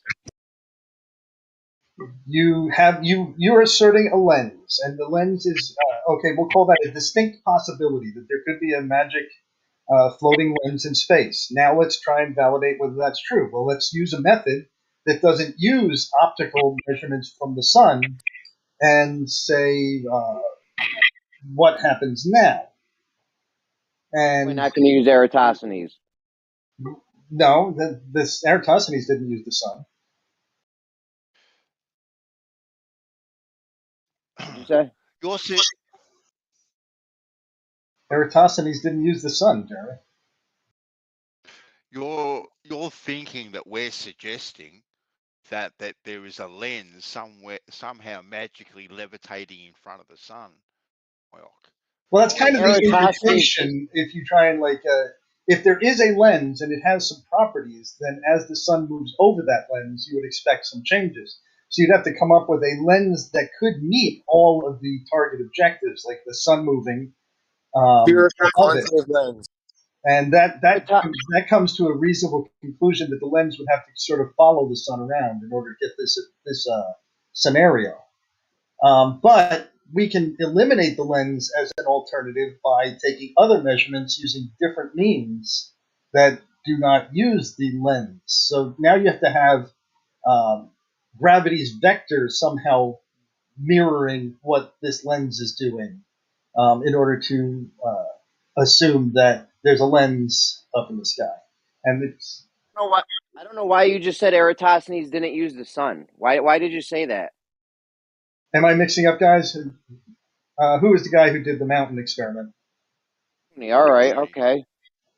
So Eratosthenes is done. That's out. It's over with. That's not evidence of anything, right? We're never. I don't know. I'm saying that he didn't use the sun. So Eratosthenes, he used the not shadow. Bruni, Eratosthenes. Yeah, that's the shadow. out. Oh, sorry, Jeremy. Go ahead. He's getting confused. Eratosthenes, the one you just saw with the lens in front of it, that one with the shadows and the sun. We're never going to use that one again, right? That one's done. All right. Let me clarify. Who was the guy who did the mountain one? Al-Biruni was the mountain. Okay, we have Al-Biruni. Al-Biruni uses a distinctly different method. No sun involved. I know, but hold on. Before we just roll off the Eratosthenes one, we're good on that, right? That one doesn't prove anything. No, I'm going to keep it in evidence. There is a potential argument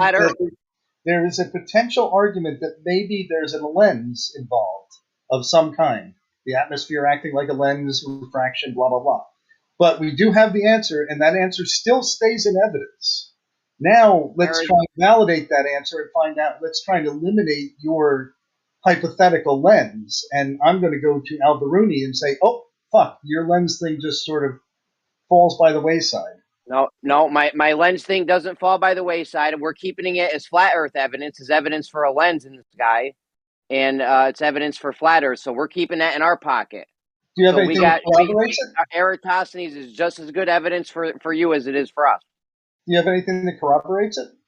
I just corroborated that the lens, the lack of a lens, or lack of necessity for a lens, because I've now tested it with two different methods using two different means. Okay, we didn't go on to that yet. We're not on to Al-Biruni yet. We're on to Eratosthenes. We can't eliminate the lens until we test it by another means. You can't eliminate the lens until we go in between us and the thing we're trying to look at. Until then, you'll never eliminate the lens. Why not?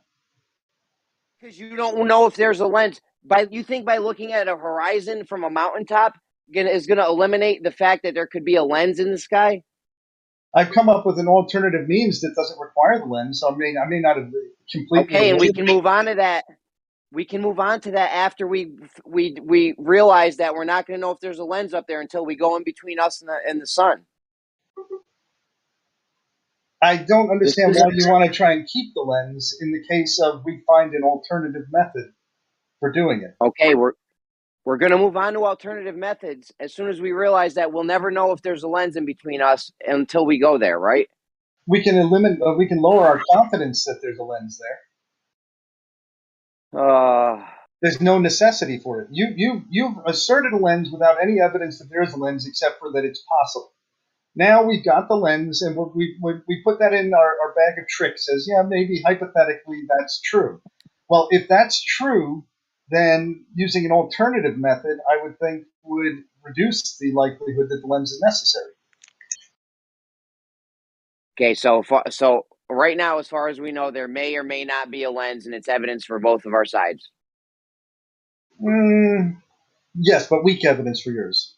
Okay. What? No, it's my presupposition of how the sky works. You have a presup. Your shit's weak evidence. No, my evidence gets stronger with the more tests that I do.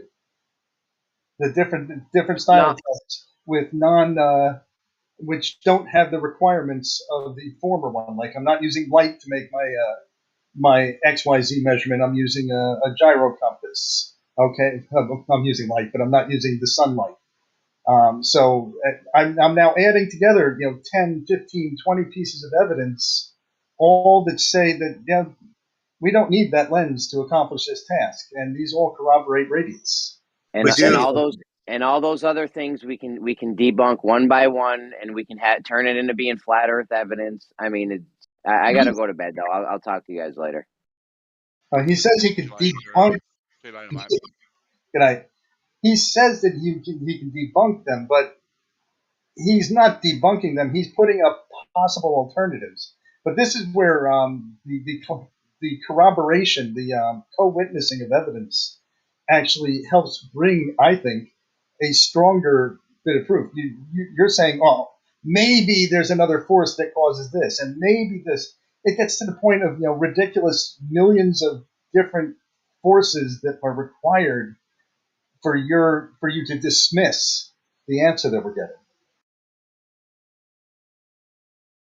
And all of the reasons for dismissing are based on weak supposition.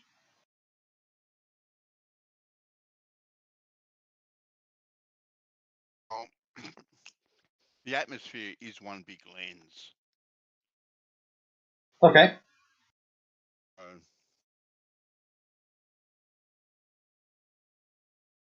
Can't really dismiss a lens and have one big lens all around us that we're looking through all the time. It affects what we're looking at all the time. Is it actually a lens though? Of course it's a lens. Define lens. Define lens. Do you think a lens is just, say, a solid piece of glass or plastic that's convex or concave that when we look through it, all right. Looking all right. So convex or concave, that's interesting. Once you start putting proportions on it, now we've got to decide whether that condition happens in between me and an object. Is the convexity involved? Like the let's say that the overall, the dome, the rakia is the concave surface we're talking about.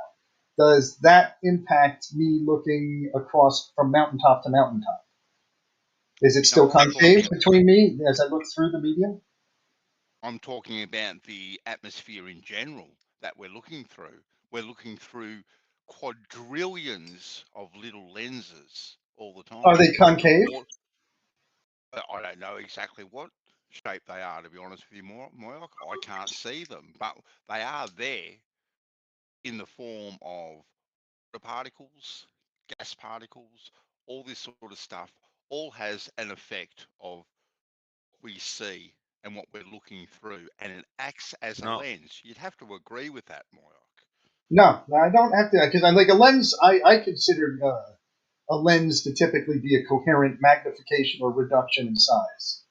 That's just my definition of lens. Now, there's other things that, like, single axis lenses, like if I put a piece of Lexan on the table, and I look through the Lexon like a prism on the horizon. Now it's only going to magnify in one direction. I don't know if I call that a lens anymore. If I'm looking through a water droplet, right, would that act as a lens? Yes. Okay, then. So I have one water droplet. So if I have millions of those water droplets, Ooh, you got a problem there. Millions of them. If they're all doing bending of light, they're going to cause scattering. I reckon there's quadrillions of them actually. Right. But that's going to cause scattering. That's not going to cause lensing. I don't know if it would. Like, this is a presumption that we're making. Well, no, this is something that's validatable. Like when you see a mist, there's millions upon trillions of little tiny droplets. Fog is tiny little droplets, millions of them. None of them are white. All of them are clear little droplets when we go and look at them up close. Yet they cause white. They actually scatter the light that's coming back to you and mix it and match it and send it on different paths, so that there's no coherency to it. It doesn't follow. They don't all act together to make something larger, smaller, or angle changes. What I'm looking at in the distance, right?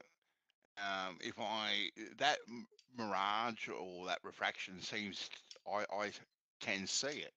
So part of that light is actually getting to me, isn't it?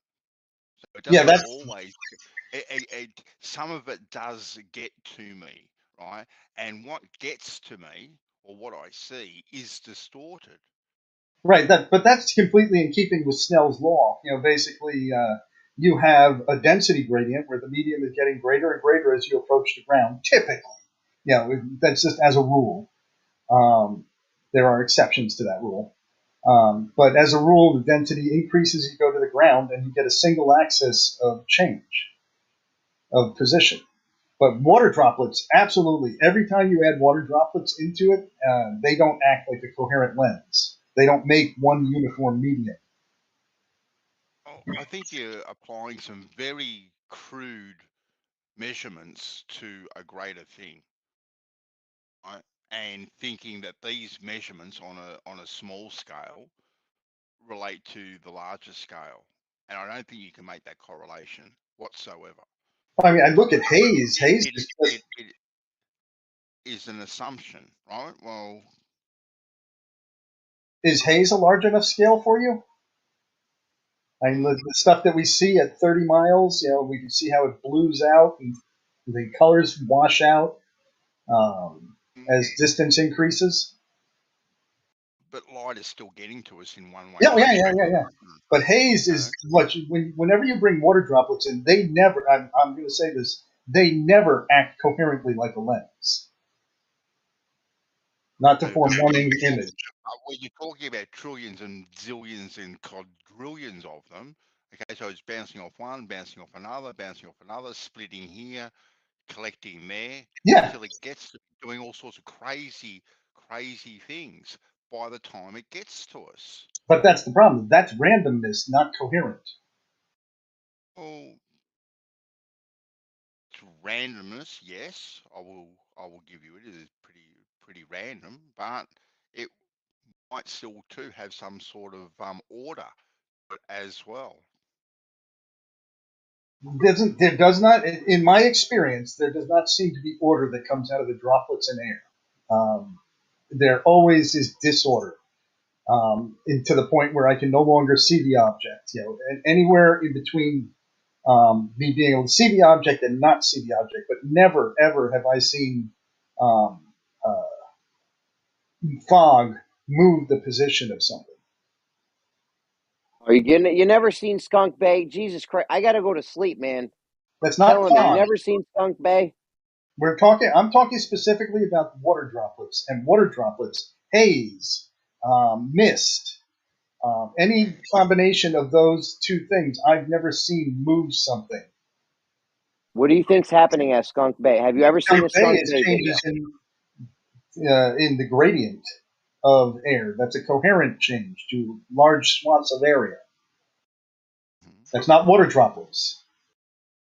There's no water droplets in the There Skunk are Bay water in droplets. between us They and Skunk Bay. cause the haze. In fact, you won't even see much of a change in that. The clarity of the image will change based upon the water droplets. I'm sorry. Are you saying there's no water droplets in between us, the camera, and the footage at Skunk Bay? Actually, if you were listening, I said no. I said that there are water droplets. They are, in fact, those remain uniform through the image of Skunk Bay. The amount of water in the air causes scattering, and I see the blueness, that distant haze that comes over things, that remains relatively uniform as shit moves around. So water droplets aren't changing, not appreciably.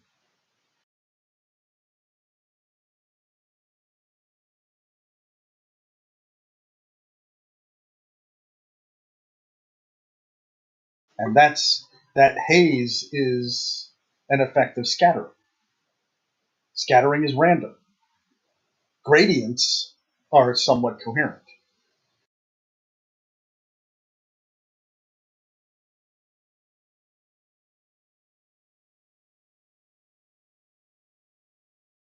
And why are you trying to go to sleep at 10 o'clock in the morning? Because he's got to work later. Yeah, I'm just taking a nap. My life's crazy now. Dude, I don't even know. I can't even get involved with you. I mean, you're all over the place. The Skunk Bay footage. Turn off the phone. All right, later, guys. Turn off the phone, Jeremy.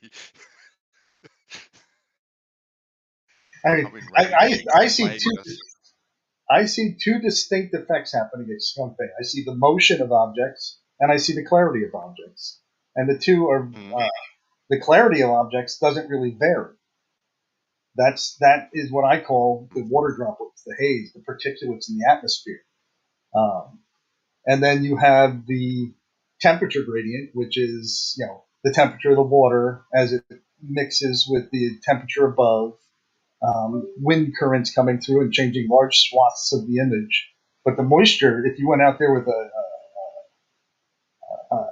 what the hell they call it, hydrostat, humidity meter, you'd find out that the water in the air was pretty uniform through that time. Pretty uniform. I think the water content in the air is going to be changing all the time. That's why we see things changing all the time. And this density gradient is, especially lower to the ground, is going to be full of a lot of water particles. Well, I mean, places that are super dry, like less than 7% humidity, out in Nevada and out on the ice packs of where the hell's that place? Antarctica, deserts around the world. You have almost no water in the air, and yet you still see the same type of effects based on temperature. You're still going to have water in the air. Yeah, but you can't just say water is water, therefore. You have to say quantity of water causes X. There's not quantity of water. There's vastly different water over the ocean as there is over the desert. And yet we can go and look at the temperatures and see the effects being very similar. So how do I go from 80% relative humidity and the same effect as desert with 7% humidity? But the miraging that you see, say, over water, Moyoc, is a little bit different to the miraging you see, say, in a desert or a very dry climate. Or the miraging that I've seen in the middle of Australia is distinctly different to the miraging that I see over the ocean here where I am. It seems to be more stable. I suppose more stable is a word I'm looking for. Whereas in the desert, it seems to be more wavy, dancing around a lot more. Okay? Right, you would have to get you would have to get a weird weather condition to get pretty much an exact replica of what happens over water. Like you'd have to have a cold night, which happens. You go down to the 30s. Now the ground is 30 degrees, but then you'd have to have a warm front rolling relatively quickly. If you have those same conditions, cold ground and hot air or warm air, then you would see almost the exact same results. Yeah, but you know what I mean by the desert conditions compared to the water conditions. The miraging over water seems to be more stable than over deserts. Yeah, you kind of generally agree with that. Yes. Well, yeah, you have higher temperature deltas. Like the water doesn't change temperature with the sun fading off it. It's very subtle how much that changes in an hour. Whereas the ground in the desert, as soon as the cloud moves away, the ground goes from being 100 degrees to 150 degrees. So in the desert or the drier climates in the middle of Australia, a lot of red earth and all that sort of stuff, there is moisture being sucked up through the ground, right? And it is able to escape far quicker to the atmosphere. Right? So now it's moving a lot quicker from ground level up.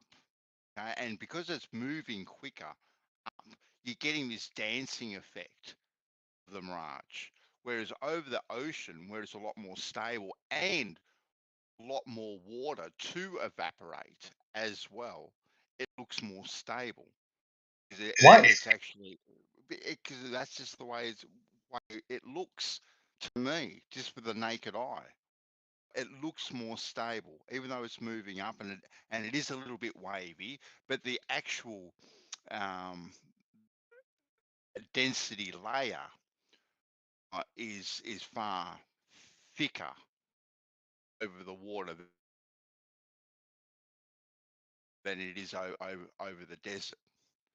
So I would be bound then in order to validate your hypothesis of water causing this, I would have to go and show that the humidity is rising dramatically in the desert. At least as far as the ratio goes, like it has to go from 5% to 7% in a relatively short time. But what I would be more interested in is whether we could achieve the same scenarios, like desert with temperature gradient, the ground being 30 degrees and the air being 40 degrees in a relatively uniform state. So like a cloudy day with a warm front rolling in. Now that would be something that I think you could compare to water being 40 degrees and air being being 30 degrees and water and air being 40 degrees. Now I could do a comparative analysis to say whether the two situations are happening, and I can kind of eliminate height or compare the amount of water in the air also and see which has more effect, the temperature or the water. Well, over the desert or in the middle of Australia where there's a lot of red earth, you've got less moisture. Okay, then, but there is moisture being dragged up through the earth that is evaporating, right? Because there is less, right? There is less of that push down on the water that has been evaporated. It can move quicker out of the earth and up into the sky. That's why I say when the miraging that you see in a desert looks like it's dancing around, it's moving around far more than over water. So because over water, you got all this water all evaporating at the same time, right? Which in itself is forming its own density gradient, pushing down on itself before it can evaporate more and more and more and get lighter and lighter and lighter and move up. Shouldn't we be able to measure that? There may be a tool to do that, but it makes, regardless whether or not we can measure it, Moyoc, it makes logical sense. You'd have to agree that it makes logical sense too. I don't know that it does because, like I said, I see a 20% change, a 50% change in relative humidity here by the ocean and in North Carolina over the day, and over the day in the desert, I'm going to see humidity go from 5% to 6%. So I see going from 20% to 80% relative humidity over, in my backyard, and in the desert I see 5 to 6. That's vastly different from what you're describing. I've never looked at those numbers. I'm also, mind you, I'm making up these numbers. I know that the humidity is really low in the desert, but and I know that it's really fucking high here. Yeah. So I don't know. I've never looked at these numbers. I'm just working through it logically, right? And to me, it makes logical sense. Like considering I've seen miraging in deserts and seen them miraging all the time out my back door, over the ocean, right? I see the distinct difference between the two sorts of mirages. They are very distinctly different. Can you agree that, like, when I look at my car, I can look over the roof of my car in the desert on a hot day, and I can see miraging like over the span of my car. Is there a lot of moisture being released from my car? My paint? Well, I've never done it. Really, you've never seen you never looked over the roof of your car and seen the heat waves and shit like that? Yeah, I've definitely seen the heat waves, but okay. So now, what am I looking at? Is that gas moving? Is that moisture all around moving? Because it's going to engulf the whole car anyway. All the moisture. Well, probably a better example would be a road. Because asphalt or concrete road will have absolute real mirages, like where you can see the sky in them, and they look like water. Yeah, and you'll definitely get moisture coming up through the road. But you don't see it. So you think that there's a ton of moisture. I mean, this is the thing that gets me. There's vastly different amounts of moisture involved in these situations. And yet you're going to throw moisture in as the cause when it doesn't seem to be related because there's such a vastly different quantity of water involved. Asphalt and concrete does not release a shitload of moisture in the desert. There's no moisture in that rock to speak of. Can't see heat on its own. You see the density change in the atmosphere. Right, yeah, but heat on its own, I can't see that supplying a surface which something will reflect off, which is what a mirage is. Right, but what you do when you go and actually measure these places, you'll find that the density is much lower in this area where there's a huge temperature differential. The ground is 150 degrees, the air is 80. So you end up having this, very low density or comparatively low density right next to a higher density. And that's why you get the mirroring. I can't explain it further than that because I don't do ray tracing. But you'd have to say, well, do you agree that to see this miraging, this mirroring, whatever you want to call it, there has to be a surface for the light to be reacting off? No. So it reacts off heat alone. It reacts off of air density. I mean, I don't know if I could set up the scenario that you're describing without the ground there, but I don't see the ground as instrumental beyond as a heat source. Wouldn't the ground always have to be hotter? The ground would always have to be hotter than the air, no? The ground, for classic miraging like you see in the desert, yeah, it's hotter. Is there any other way to get a low density? I don't know how else you would get a low density. Yeah. So whether it's the water, Moyoc, or the gases themselves, right? These things are the mechanism at which the light is reflecting off. Yeah. See, I hate the fact you're saying reflecting off. The reflection that we're seeing with a mirage is not a reflection from the ground. It's reflection from light that has come through the sky and is hitting a massive density gradient change and reflecting off of that. It's reflecting off of not reflecting. It's actually refracting. I think. So but it's never getting to the ground. That light ray that hits your eye comes to you. It bends up. Bends up. But it's got to refract through something. It can't refract through nothing. Air.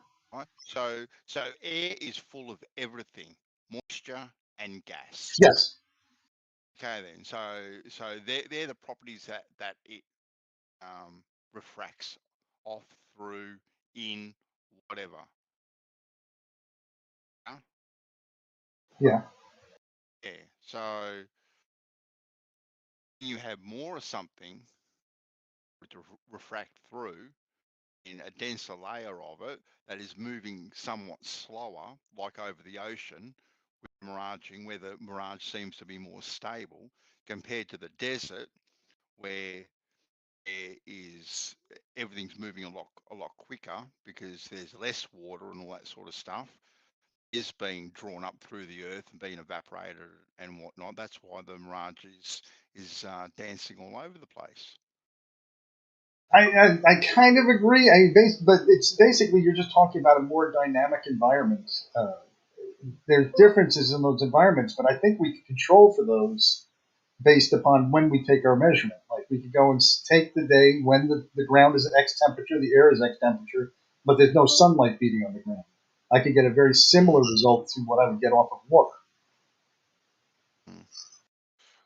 Sorry, Realm. I jumped over you, mate. You want to jump in? No, mate, no. My mistake, mate. My mistake. And the desert has a different climate, so yes, you are going to see differences, but we can control for those and look for the times when it's the same. Mm-hmm.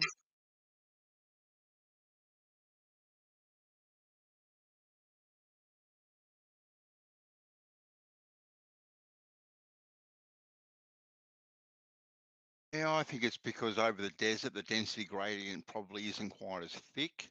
It moves a lot quicker.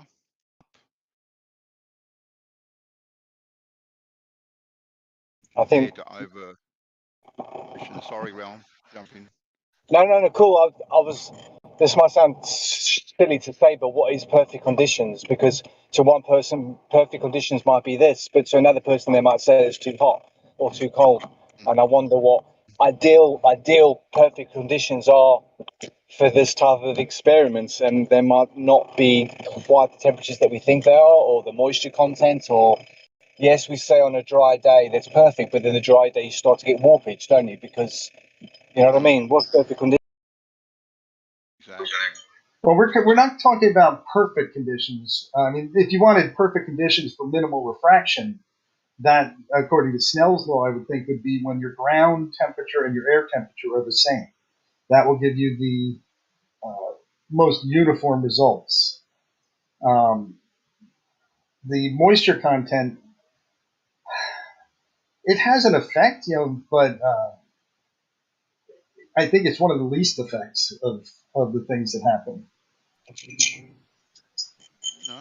Like you have to have a much wider delta in moisture in order to have the problem.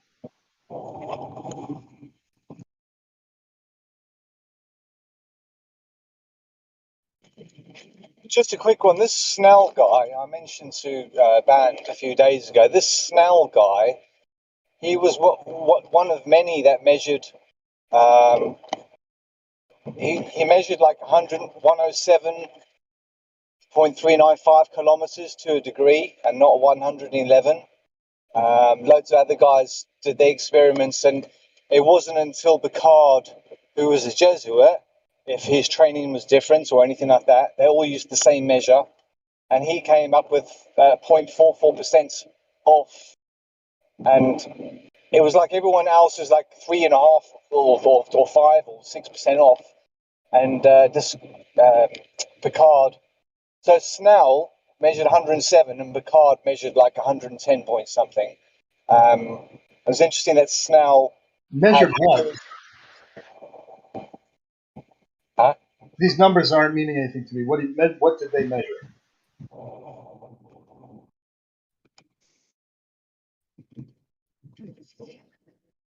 $110 watts. No, sorry, mate. Sorry, yeah. I was just trying to. I was just drunk. Yeah. So he measured 110 kilometers for 1 degree. Okay. I think that was using the stars, possibly. When I say possibly, is because I don't have the information in front of me to quote that. But there were other people like Descartes, Cassini, and a couple of other things. But they all seem to get 107 to 108 kilometers per degree. And I know it's a small thing, but you could end up with a difference of like 333 kilometers, I think it was. Because for every degree you're 3 kilometers off, or 4 kilometers off, for example. And then you work that over 90. So you get your difference and you times it by 90, and that's what your error is going to be overall. And then just. You started off with Snell in this conversation. Did you not mean that? Snell didn't do navigation, as far as I understand. Yeah, Snell also measured this as well. Okay. And I didn't know that either, because I looked up Snell's law just to make sure I knew exactly what was going on with the Snell guy. And up comes, he done a measurement, and I'm like, oh, I wasn't expecting that. So, yeah, that's it. Just worth looking into. But these measurements all of a sudden went from 107 average, or 107.5 average, up to 110.5, or, average, or whatever. And that's where we've moved on from there. And it seems at the same time they'd moved the meridian from the Parisian or Paris meridian to GMT, but it doesn't look like they were both orientation the same way. It was almost like the Paris meridian was leaning to the right slightly. And I wonder if they just did what they had to, just to square everything up so that it kind of just fits the math, and I don't know, just all of a sudden. Why are you dropping back in time to Snell when we have these measurements today, and these measurements show roughly 69 miles per degree? And there's not a question in it. I can go on any map, and I can take my car. I can find a nice straight road, drive 69 miles, and heaven used by 1 degree. And this, whether there was a difference in the Paris Accords or some shit, 150 years ago, 200 years ago, whatever. And today we see that it is unquestionably 69 miles per degree. Totally.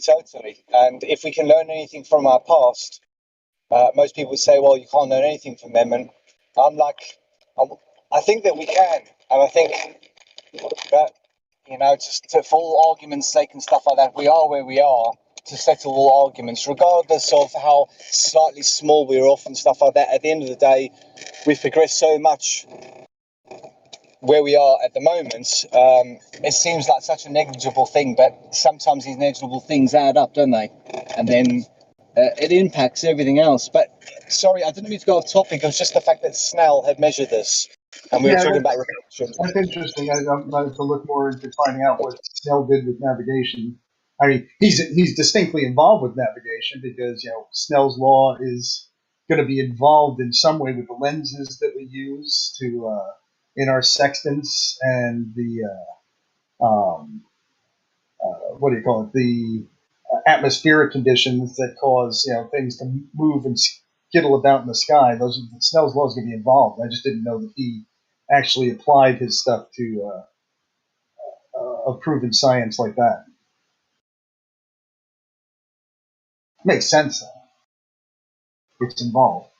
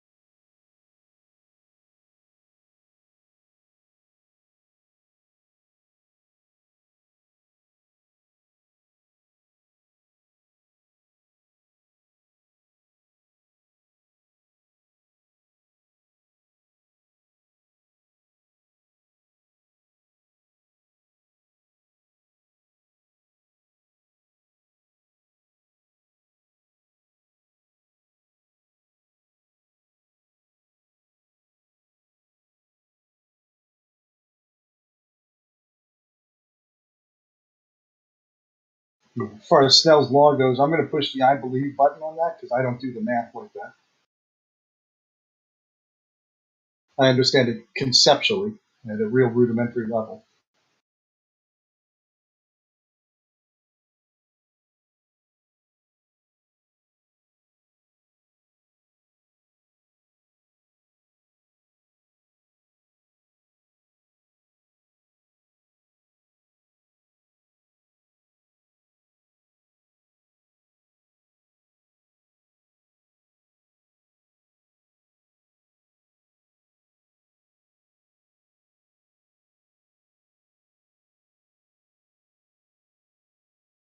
I mean, the days when Columbus, done what he done and stuff like that, their perception was that Japan was the other side of the Atlantic and they discovered a new land, and all of a sudden things have changed. Definitions have changed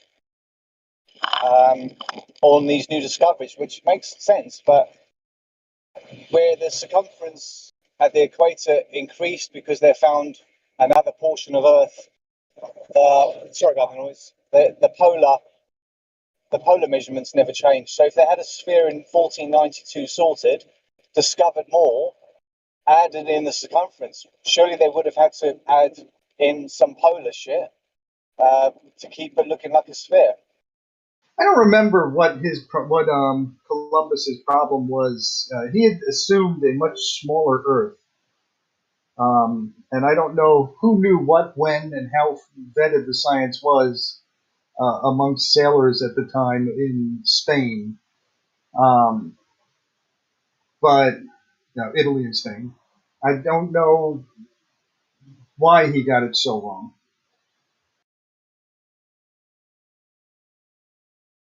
But people can be wrong.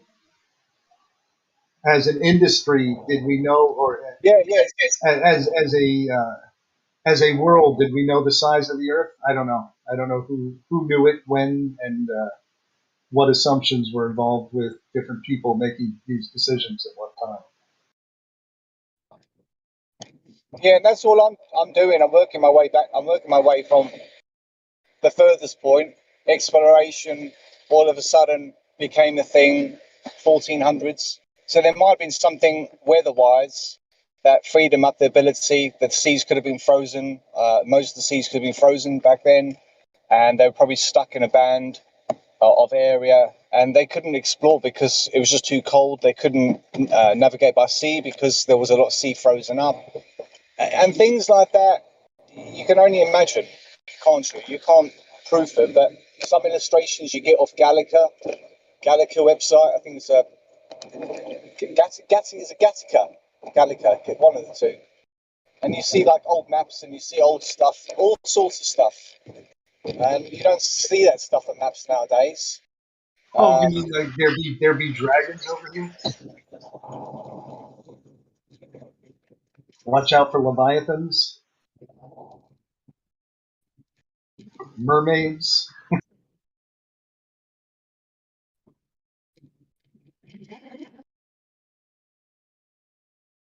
I'd like to know more about the maps and why they put these weird symbols on them, like leviathans, dragons, mermaids. Was that just an artistic thing that they did, and what was the meaning of that artistic thing, or did they actually believe that there was a dragon over in this direction? Yeah, man, so many subjects to look into. Gargoyles. I mean, I live in UK. I work in London a lot, and Oxford. I only found out last night that the UK was I forgot what the right word is, under Dutch occupation for at least 3 years. And during that occupation, the Dutch fleet was 10 times bigger than the Spanish Armada. They just fucking got rid of them. The UK had something like 3,000, and the Dutch came along, and they changed the way that between royalty and parliament, where royalty was top and parliament was second. the Dutch came in and put the parliament at top and the royalty second. And they pretty much organised and gave us a democracy and gave us things like that, which seems, they say that the Romans gave us a lot, but no one seems to mention about the Dutch occupation in the UK. And in Oxford, there are Dutch mills, there's architecture, because I lived in South Africa, so I saw Dutch architecture everywhere. But the French were in South Africa, and the French were over here. That fusion of Old Dutch, which is Frisia or Friesland, that's where they came from. Not the Dutch that you know of today. The Dutch that you know of today is more Flemish. When was the Dutch occupation of Britain? Roughly? It's 1688 to 1691. I thought the king was still pretty much the king back then. I didn't know that there was a transition. No, because the Isle of Wight, which is an island on the south coast of the UK, was actually called the Isle of Wight. And what happened was, I think it might have been the same king. He was locked up there. So basically, he was held under house arrest off land at this island. And so he wasn't actually ruling the UK. And yeah, stuff like that. I'm just driving. I might have the thing in my Internet Explorer on my phone to link it in, but I had never seen anything like it. And it's these little things that we do find, and then we get facts to back these things up. It starts to change the history, because if they didn't tell us this in our history at school, then why did they miss it out? Because it changed a lot about how we look at the Dutch as such a small community, but yet they were taking over places, man. You know, they were doing big things, and something changed, and all of a sudden UK came up trumps. Yeah. All right, so 1649. I would have guessed it was, in the 1700s. 88. 1649. The king was officially abolished. So I don't know what 1688. Don't know what that is. Also, this King Charles of Spain. So I think our king at that time there was not an English king, but a Spanish king. So the Spanish were the Roman Empire, and they probably settled their headquarters in the UK.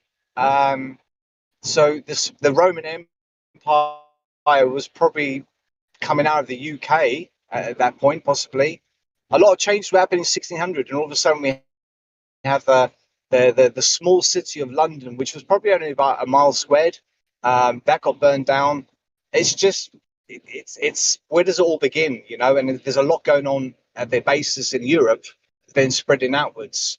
The UK, like America, was pretty much owned by the French, and then the English go there and settle. You got the Dutch over there, and then everyone starts buying out everyone else. Whoever's got most money will buy land from the other person, and now you have America as a completely new, different thing, and not using anything of the French ownership of their past. It's totally ignored.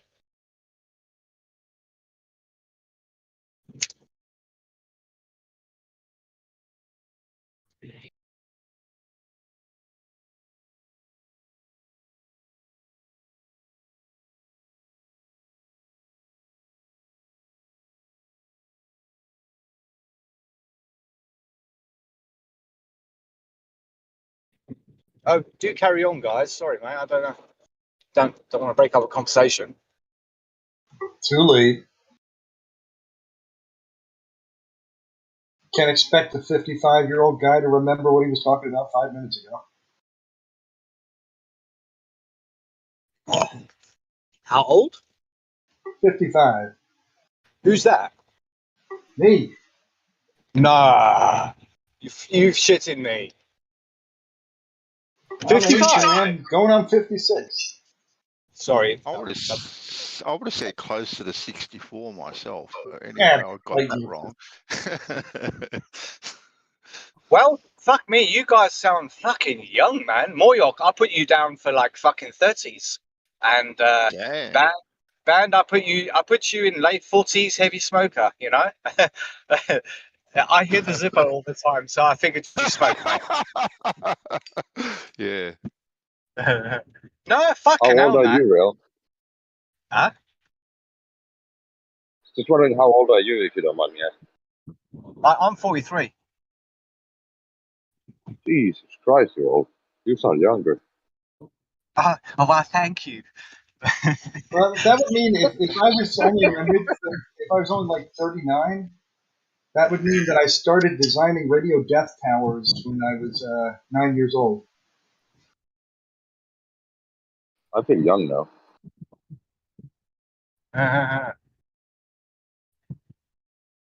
I'm 37. God, you whippersnapper. Whippersnapper. Yeah, I still have a future ahead of me. Mailman sounds like he's got really hairy balls. I do have. You are sort of correct there. I haven't shaved them. Well, that's how. You're not That's into like. manscaping. Yeah. That's how you keep your balls warm. If you keep the fucking hair on them, it creates air pockets. Yeah, and we Keep have your winter balls here, so. Comes from a bloody cold place of the earth, so he's got to keep them hairy. Yeah. It's nice. It's been Where's that over cold 6 place? weeks. No cigarettes. Going good? Sorry? Over 6 weeks and not a single cigarette. Well done, you. But Well anything done, else? Are you still That's on good. anything else? No, I went to like Polster. I used 2 days. I used the nicotine pouches. Do you know snus? Is it snus, the tobacco you? Yeah. Yeah. So that you put in your lid. That's the nicotine pouches. But then we have snus is actually made out of cigarettes, like a tobacco. But then we have like different kinds, things like fruit flavored things, and coffee flavored things. I used those for 2 days. And where are you from? Finland. Oh yes, we've spoken before. Yeah, just double checking. There's a guy on Gem Survey. He's from Iceland. Fucking hell, mate. Johnny. It's a fucking long conversation, man. Jesus Christ. You have never seen Kurvatur from Earth. Johnny be good. Oh, I gotta go. Just came to work. All right, Mile Man. Maleman. Fucking left.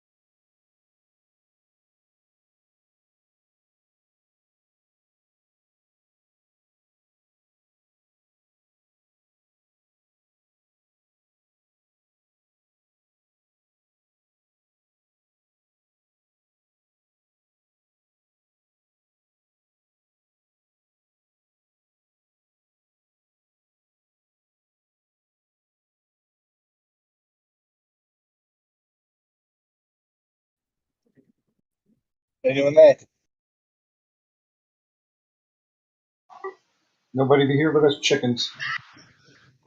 I was looking up this pendulum, first pendulum, and the basis of the original definition of a second. It's like one period of a pendulum swing, and the pendulum had to be 0.994 of a meter long, as opposed to a meter. And that difference there is very similar to the difference between 1,600 meters, and 1,609, which is the current definition of a mile. And it was like the numbers were close, they weren't exact, but when you start to get past, the second and third, past the decimal point, but still looking at it and thinking, there's another similar match there to old and what is new. I learned about this thing called lantern clocks, those square clocks with a pendulum inside them. And there was only people of nobility that had money or whatever that used these clocks. Otherwise, people would just use the sundial in the town centre or the church. So I guess in ways, if you're telling the general folk what the time it is, but it's not actually that time or something like that, you use daylight saving hours, which they used on sundials. It's not a new thing. And they always move by an hour. And I think, like in the 1800s, they would had clocks that had 30 hours in them and stuff like that. They were doing all sorts of shit. Yeah, these are just conventions. When we all agree on a convention, then we can all work from the same convention. Yeah, and that was the convention of 1884 in Washington, D.C. It was just to get a universal convention, whatever the right word is. Just everything fits together, and our stock markets are the same. I don't think the Chinese budged on that. I think they might have budged early 1900s because they had their own Chinese market system, which consisted of thirds. When they were conversion from theirs to a meter or something like that, there would be 3 1/3 or something of theirs. So China weren't part of that convention, were they?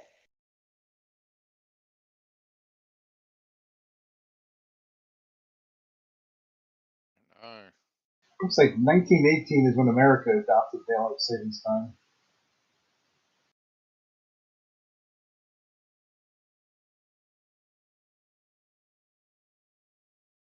But these conventions don't change anything. I mean, it makes it better for business, better for communications. You could even go with the Jeremy system of we just all use the same clock, 24 hours, and we just adjust what time of day it is where we are.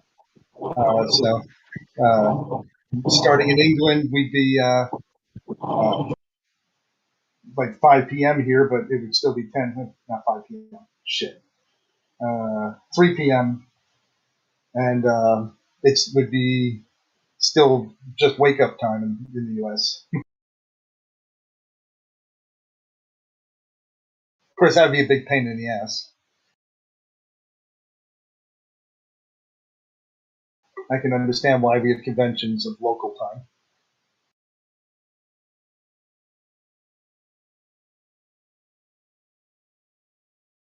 I don't know.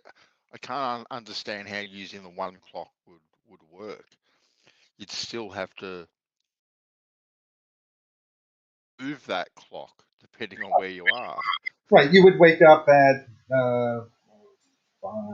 You would wake up at 11 a.m. in the morning, and your day would begin at 11 a.m. And well, for you, I don't know what the hell. You're like, you would wake up at like 2300. Yeah.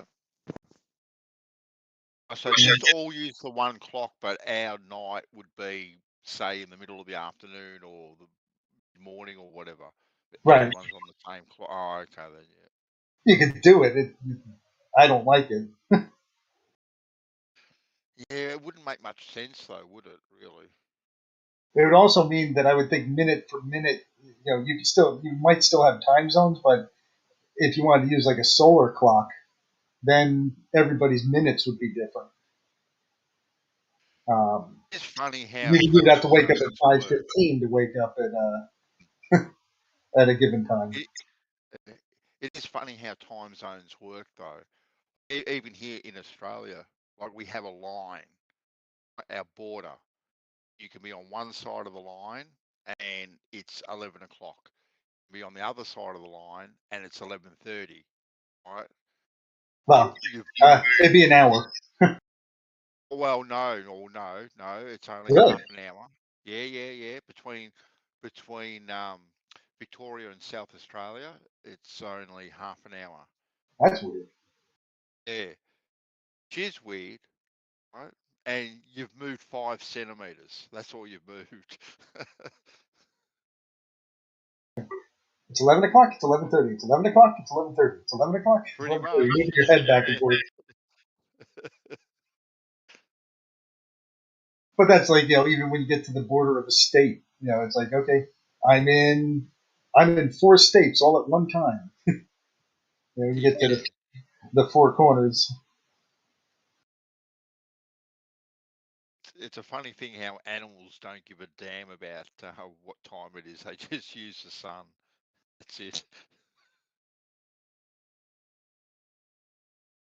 Yeah, they're not trying to arrange their schedules to accomplish something though, so they got a little bit of a different world. If I'm a nocturnal animal, I got to be able to. I'm going to come out when I have the most advantage because I can see and nobody else can see. And yeah, so I can see that as being a benefit. So the sun would be the only rule there. But if you were trying to coordinate your efforts in 2 ant nests 100 miles apart, you might want to have some kind of convention you can work with. Yeah. We had one politician here who was the Premier of Queensland, and he was vehemently opposed to daylight savings. And one of his biggest arguments were that if we introduce daylight savings, the curtains will fade quicker. It was an absolute classic. The curtains will fade quicker. DST, yeah, they've been talked about abolishing DST in the UK, and I think California have mentioned it over the previous years.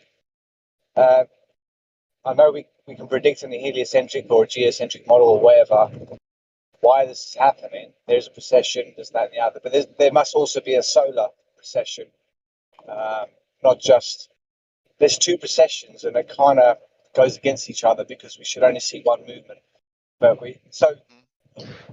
in the UK, it's like I've been saying for a few weeks now, every year it just gets warmer and warmer and warmer. And people say, oh, we're global warming and shit like this.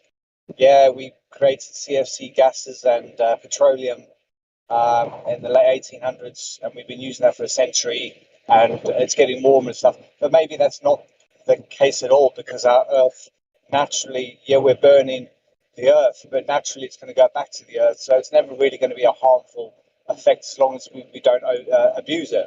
So this warming has possibly it's partly to do with methane that we produce as animals, plants, which release that under UV light.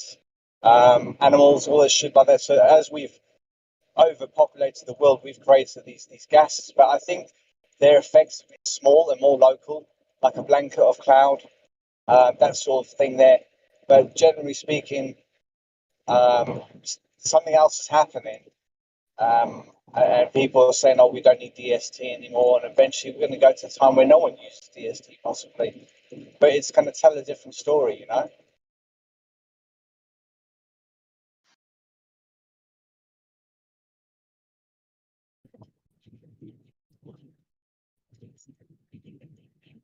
So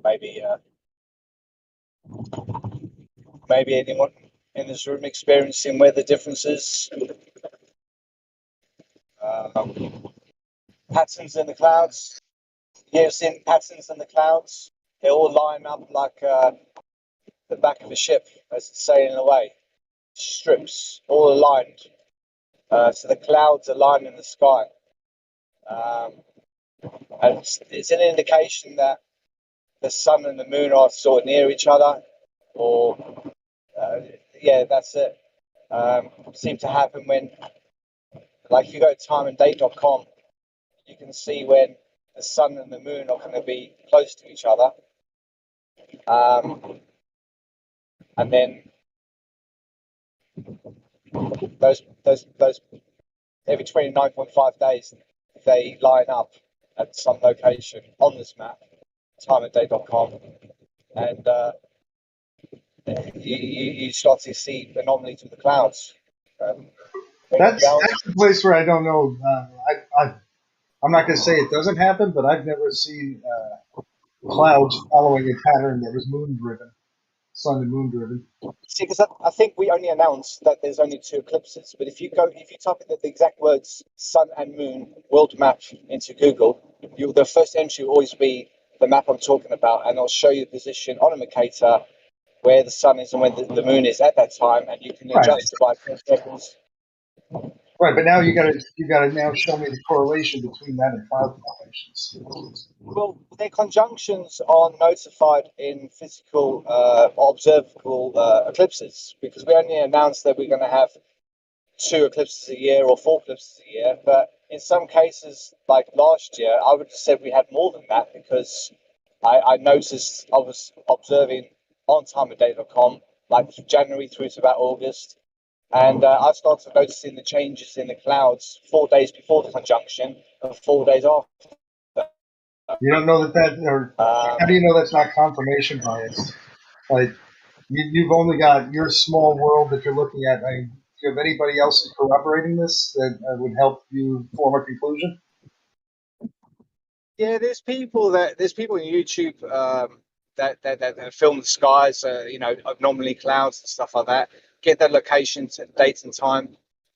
You can correlate things together. The correlation is that something's happening in the frequencies of the skies, causing patterns at given predicted times in the month.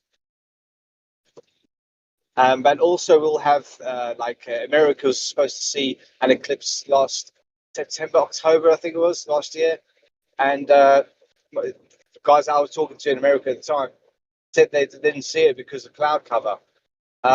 So easily that we can,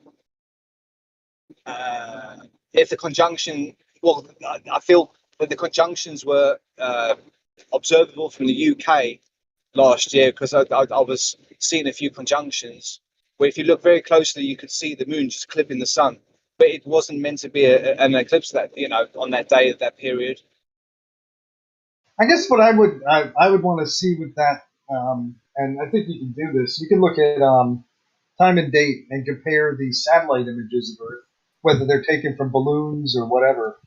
And I think that you'll be hard-pressed to show me a uniform change in cloud patterns around the Earth. But individuals taking with their cameras, 10 million people all taking individual photographs, one finds an anomaly one day and correlates that with the clouds. He could easily start to conclude that based on his observations this is happening. But worldwide, it doesn't seem. I would say it doesn't seem to be happening. Hurricanes still look like hurricanes, and thunderhead over Washington D.C. will still look like a thunderhead. There's all types of clouds every day, everywhere. I mean, if you've got an eclipse happening and the objects are so far away, etc., etc., etc., it's for the slight changes that we would only observe over the UK and they didn't see it in America. So it would have to be a more local observation and 2 more local objects, because as the further away they get from you and from each other, the movements and the differences will be very, very minute. But if they're more local, then we observe the eclipse of the UK, but it's no longer eclipse by the time it gets to America. But yet but then you were saying you've got a fast moving around, but it's only assuming the sun is that much time further away, where the sun could be, looking up into the sky. When you're seeing the sun above the equator or whatever like that, where does the moon hang out? It's got a different path. Its equator is a different angle. Well, I would look. That sounds like a good plan. Go ahead and look at the cloud formations. During eclipses, you should be able to see a pattern from satellite images where the clouds change. And I'm not even saying it might not change. I mean, you're actually reducing the amount of energy hitting the atmosphere for 5-10 minutes. dramatically. So I mean, you may see clouds suddenly form where there weren't any. A temperature swing. You see, like I'm sorry about the echo. In the UK, I'll pretty much say that we'll consistently have 2 weeks of good weather and 2 weeks of colder weather. And the colder weather seems to happen when the moon is in the southern hemisphere, where it spends its time half of 29.53 days, give or take. So there are those local differences to our weather, but obviously coming from way out in space. You've got the moon at 384,000 kilometers away, and then the sun so much further. But if you reduce those figures by 400, I think that was the right number or something like that. You could bring the scale closer and still be comparable. I got work calling in. Oh, yeah. Sun and Moon world map. Type into Google, and then go and see how many times the sun and the moon lined up last year. And it happens every 29.53 days, but it moves a bit on and a bit on and a bit on. It's never the same place. And that's why we observed the eclipse earlier on last year, and then America saw the eclipse later on in the year.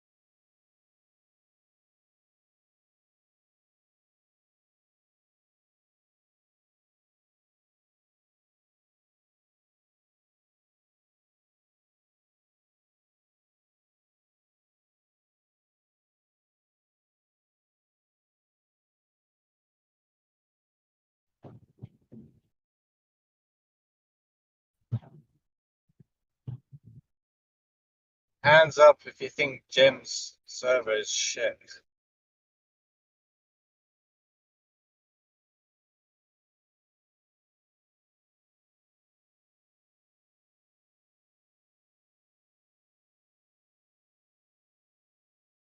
Don't go there.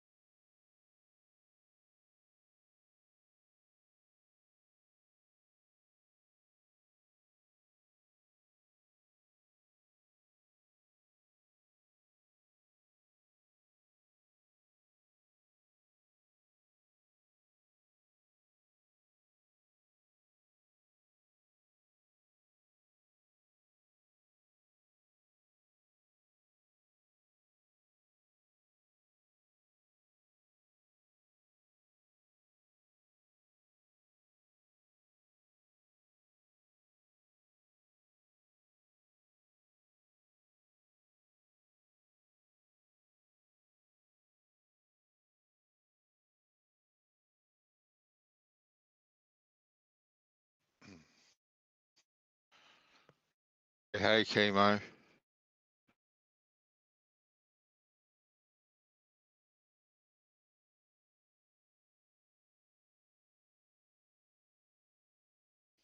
What's happening in your neck of the woods?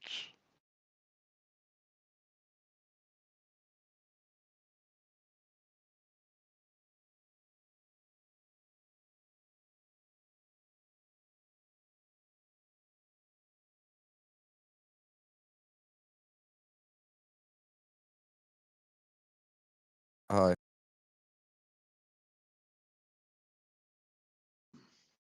are you doing? Yeah. Hey, how you going? Went flying in the rain. It was a bit rubbish. Oh, did you? It was rubbish, was it? Yeah, I mean, I fell out of the sky because of the rain twice, and all my footage is a grey mess, so it wasn't worth it.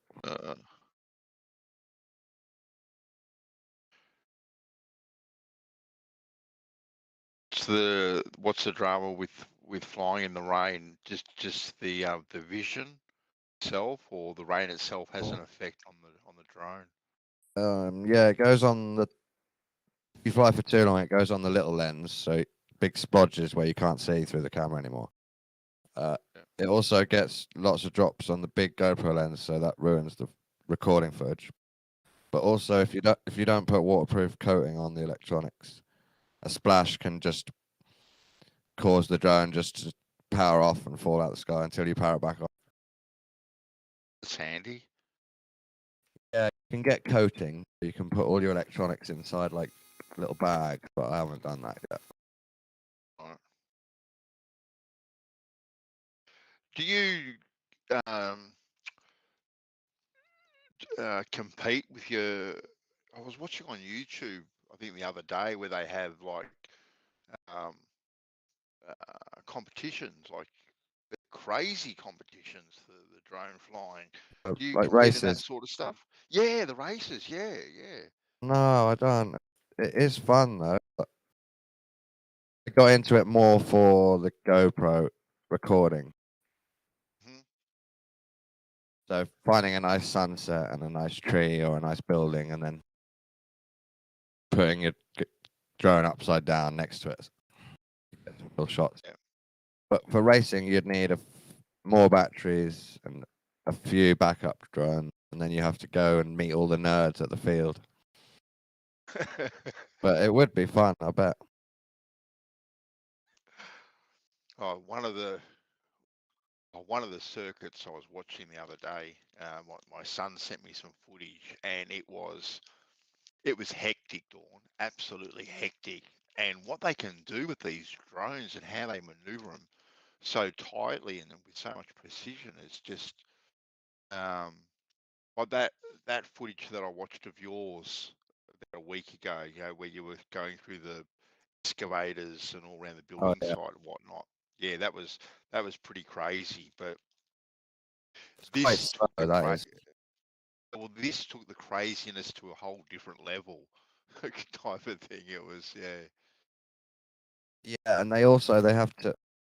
The thing I do is freestyle, so if you don't get it perfect, you're not really going to do it again. You just decide that's the best shot I got. But with racing, you do the same line and the same loop through the same gate over and over and over again all day until you get perfect at doing this certain weird track. Yeah. Yeah, they're going as fast as they possibly can all the way around.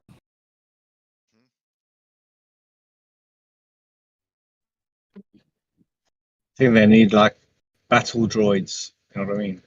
Like robots they've got that smash each other up on the ground. They need like droid version of that. Yeah, it would be good. But like in a confined space, so nobody got fucking killed in the audience. It's all battle it out. Star Wars style or whatever. Pretty cool. Shooting projectiles at one another, flying through the air, Red Baron style. It's getting more and more used for films. So at raves, you'll have a special drone with all the settings for the lights, and it'll be flying around above the people, and now you'll get like action scenes running down a corridor. You'll get the drone following them down the corridor or something. Yeah, there's probably a few now, Dawn.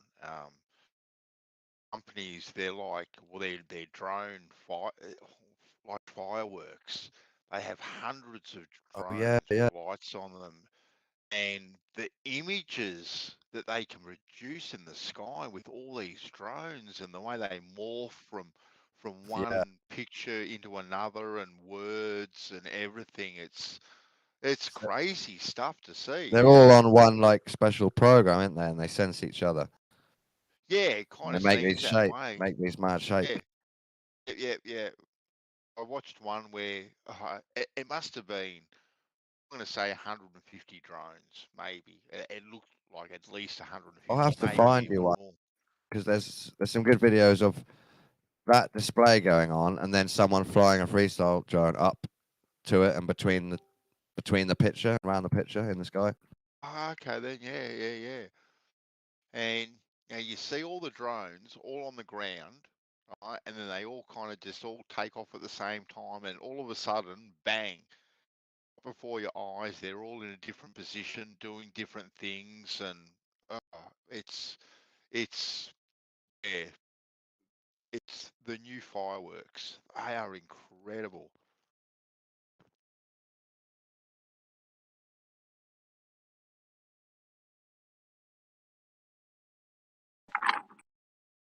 You guys think they're ever going to go back to the moon? Hey, what? Sorry, what was that? Do you think they'll ever actually claim they go back to the moon? Good luck. Haven't they postponed the moon landing again? Yeah, of course. I'm just wondering if you guys think they'll ever actually even claim, like try to claim with another fake movie or something.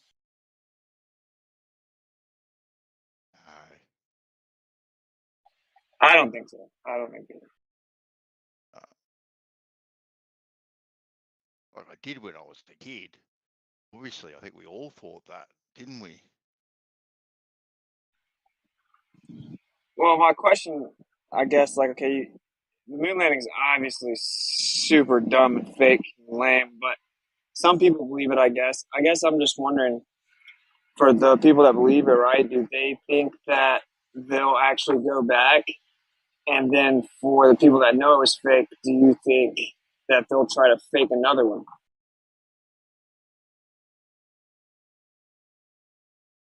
They're gonna have to do something pretty soon because they keep on promising it, but they're not doing it. So they're gonna have to do something. I'm a glober, and I don't think they're ever gonna go to the moon or say we've gone back. Okay, nice. Yeah, like the way I see it is they can't really fake it now because there's so many people that's hypercritical and like the internet age that we would catch a mistake more likely than back then. And secondly, I just know they can't ever admit the first one was fake. So it really benefits them to just kind of leave that on the back burner and just, subtly keep pushing it back and never really address it. I think I've got a question for you. If we agree that they're not going to fake the moon landing again or pretend that, do you think they're going to go ahead and fake Mars? Take our minds off the moon? Yeah, as insane as that is, it does look like that's their plan. Like the Biden administration just approved a NASA plan for $28 billion to get them to go to Mars, I guess is the story. So, yeah, I just think that's wild, right? Somehow they're going to get away with that and fake that. Yeah, that's good. I just can't even imagine them faking footage of men walking on a sphere in the sky again. I mean, I guess they might, but it seems risky, right? I don't know. Well, if they've got the set already, you've just got to set it up and get some men to float across. I mean, yeah, how are they going to do it again? It's just going to be Mars, but the same issues with the moon. Yeah, and I guess really, I guess they say Mars, it changes distance, but it's around like 30-something million miles away. So they could easily say they wouldn't be able to transmit it live, which gives them all the window they need to fake it. Yeah.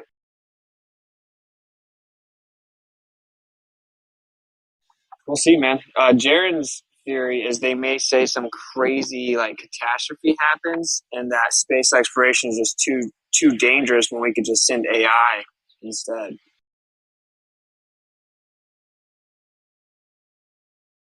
I guess if we're wrong, we're going to watch them go to the Mars and the Moon again. Yeah, that's gonna happen. We'll watch them on a flat screen TV in high definition. Yeah, that's about all it'll be. If you think about it, it's pretty obvious looking back what they did. Like, they made that other rocket blow up in front of everyone, you know? And so then people got real scared, and they're like, well, we've been to the moon. There's no reason to have more people die. Yeah. So I think they might do that again, you know? Yeah, that would make sense. Surprise. A huge thing goes wrong on the way to Mars or whatever, something like that. Yeah. Something else that's very interesting. I saw an interview about Elon talking about Mars today, actually, and he's like, oh, it's a little like an escape plan for the rich people, and he's like, very low chance of survivability. You have to travel in a tin can for millions of miles. Then you have to land. Then you have to immediately start building your shelter, and then you may still die, and we don't even know if we'd even be able to get you back. So it looks like if they ever do go that route, whoever quote unquote goes to Mars will never be coming back. Yeah.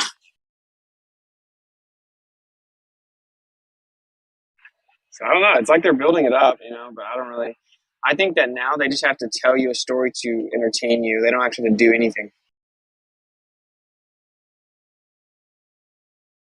Oh, they'll put in heaps of distractions, right, until they can perfect the technology to trick us. That's what they'll do. Yeah, an entire country talked about some archaic award show for movies because one actor supposedly slapped another one. So it's like they literally just they can pick out any topic in the whole world. If I make a Will Smith and Chris Rock joke, almost everyone in the world will know what I'm talking about. And so, yeah, they just have to bring up a new distraction daily, and that's pretty much it.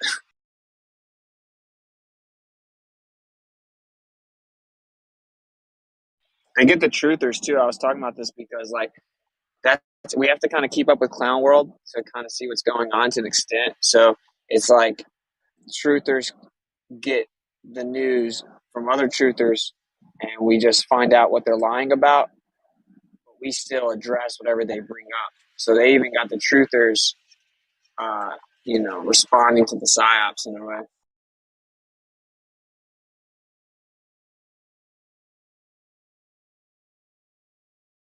But do you ignore it and then you don't know what they're doing? Because if you pay attention and find out what the truth is, then you kind of get an idea of what they're trying to do. So it's like we kind of have to pay attention. So it's like they got us stuck. I guess you could go buy land and grow food and make babies and just ignore all of it. You know?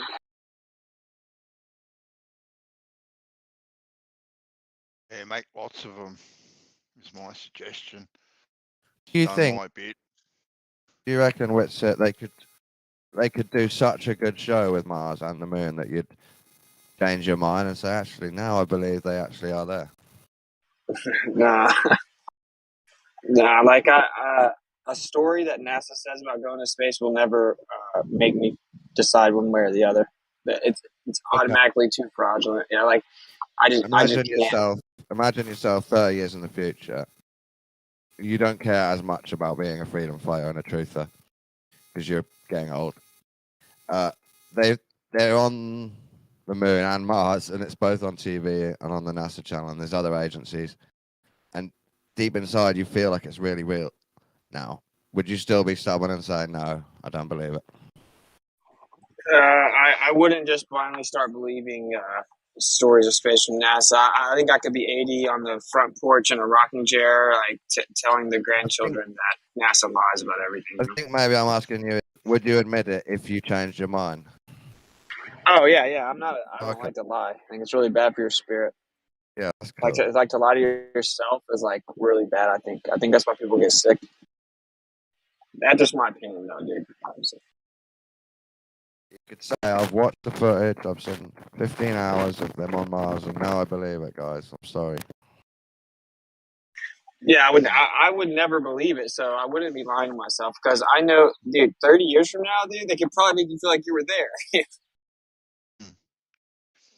Is there one particular thing here on Earth, Witsit, that could get you to reconsider things?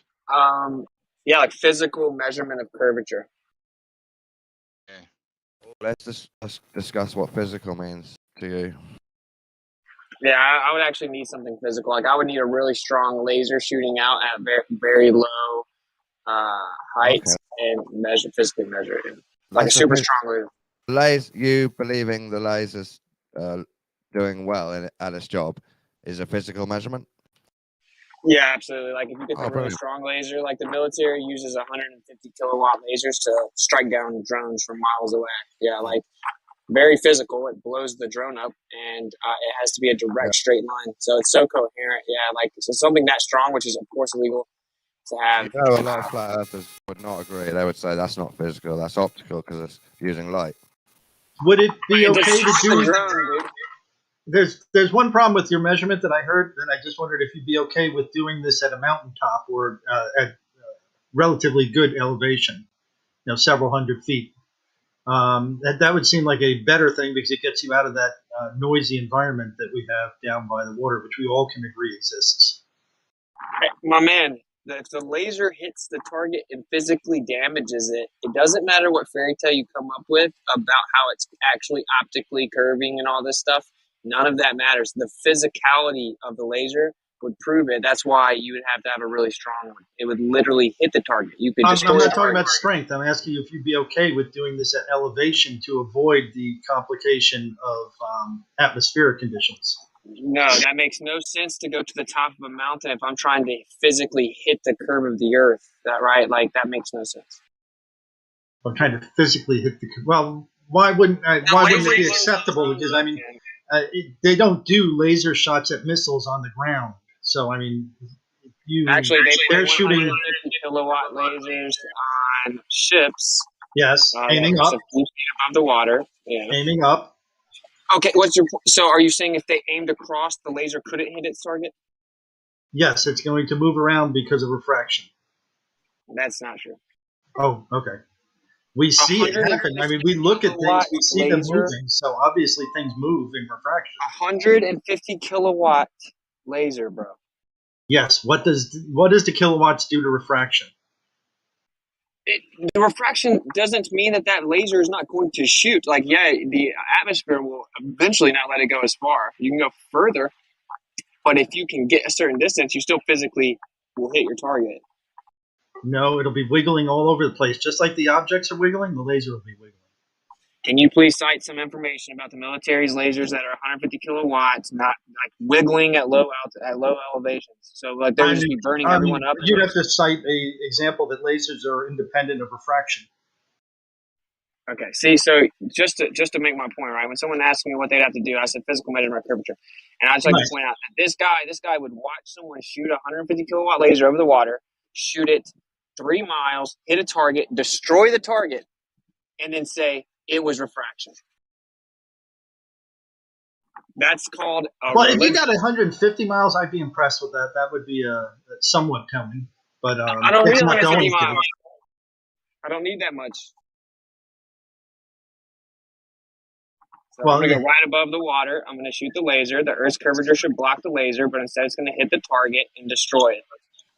Well, any light that gets to you from the target, the laser will follow the same path going back to it. So I don't have a problem with you actually hitting the target over the curve. Oh, so you're saying that the laser went over the curve and came back down and hit the target? It's going to follow refraction. It will bend downwards. So if I'm going across the surface, so all you interrupted my answer to his question to say was nothing will prove it to you. We know that. No. Actually, I was asking you for a clarification because I would be much happier at an elevation doing this, and I don't think you have a reason why I shouldn't be able to do it at elevation. So I mean, we could get to a common ground saying yes, we can both agreed that at elevation it works, then we can both have a test that we can. No, we both know that as you increase elevation, you're going to have to increase the distance that the laser can hit. That's why you want to increase elevation, so you can try to make it where it won't work. Everyone here knows what you're doing. I was going to go for just a pure elevation above ground measurement. So, like, if it's 100 feet off the ground here, it should be 100 feet off the ground at the other end. Okay. So, anyway, what we want to do is we want to physically measure the curvature. So, like a physical, tangible curvature that's consistent. We want to find that and we want to measure it. Okay. And so, if I shoot a very straight horizontal laser, right, it's going to hit the earth if it's a ball. If it goes past where it's supposed to hit the earth and rather hits the target and destroys it on the other side, you can pretend it doesn't prove the earth's flat, but you're wrong. But you don't like my test. Like I could measure it at 3 points and like aim hit the target on the end and then like take a measurement. All of them at 100, let's say 150 feet off the ground. So I got 150 feet, then 5 miles, 150 feet, then another 5 miles, 150 feet off the ground. And I hit the last target, and I could measure to the middle target and see if that one gets destroyed as well in the direct path. If I set a laser on the ground and I shoot it 10 miles, how much earth curvature should be blocking the laser? Indeterminate, because refraction's involved. No. We're talking about the earth curvature. Indeterminate because of refraction. Okay, so the physical earth's curvature is about the refraction of light. No, your laser is about the refraction of light. Hey, I said if I shoot a straight line out from the ground 10 miles, how much earth curvature should block the line? Oh, okay. So you're talking about just a theoretical line. If you want to do whatever you want to do to make yourself feel better about it, you know what I'm saying. There's a very I simple know. answer. I'm trying to figure that out because how much earth curvature should be blocking at 10 miles? So you're talking physical curvature. So you're talking about a physical line that you have drawn between these two places somehow. You're using a laser, I thought, but now we're not using a laser. We're just using a theoretical. Laser. You're saying that I can't. You're saying I can't blow something up with a laser. I'm not saying that at all. You're going to have to account for the refraction in order to hit your target. Okay, so the military accounts for refraction when they shoot lasers. We'll account for it. That's fine.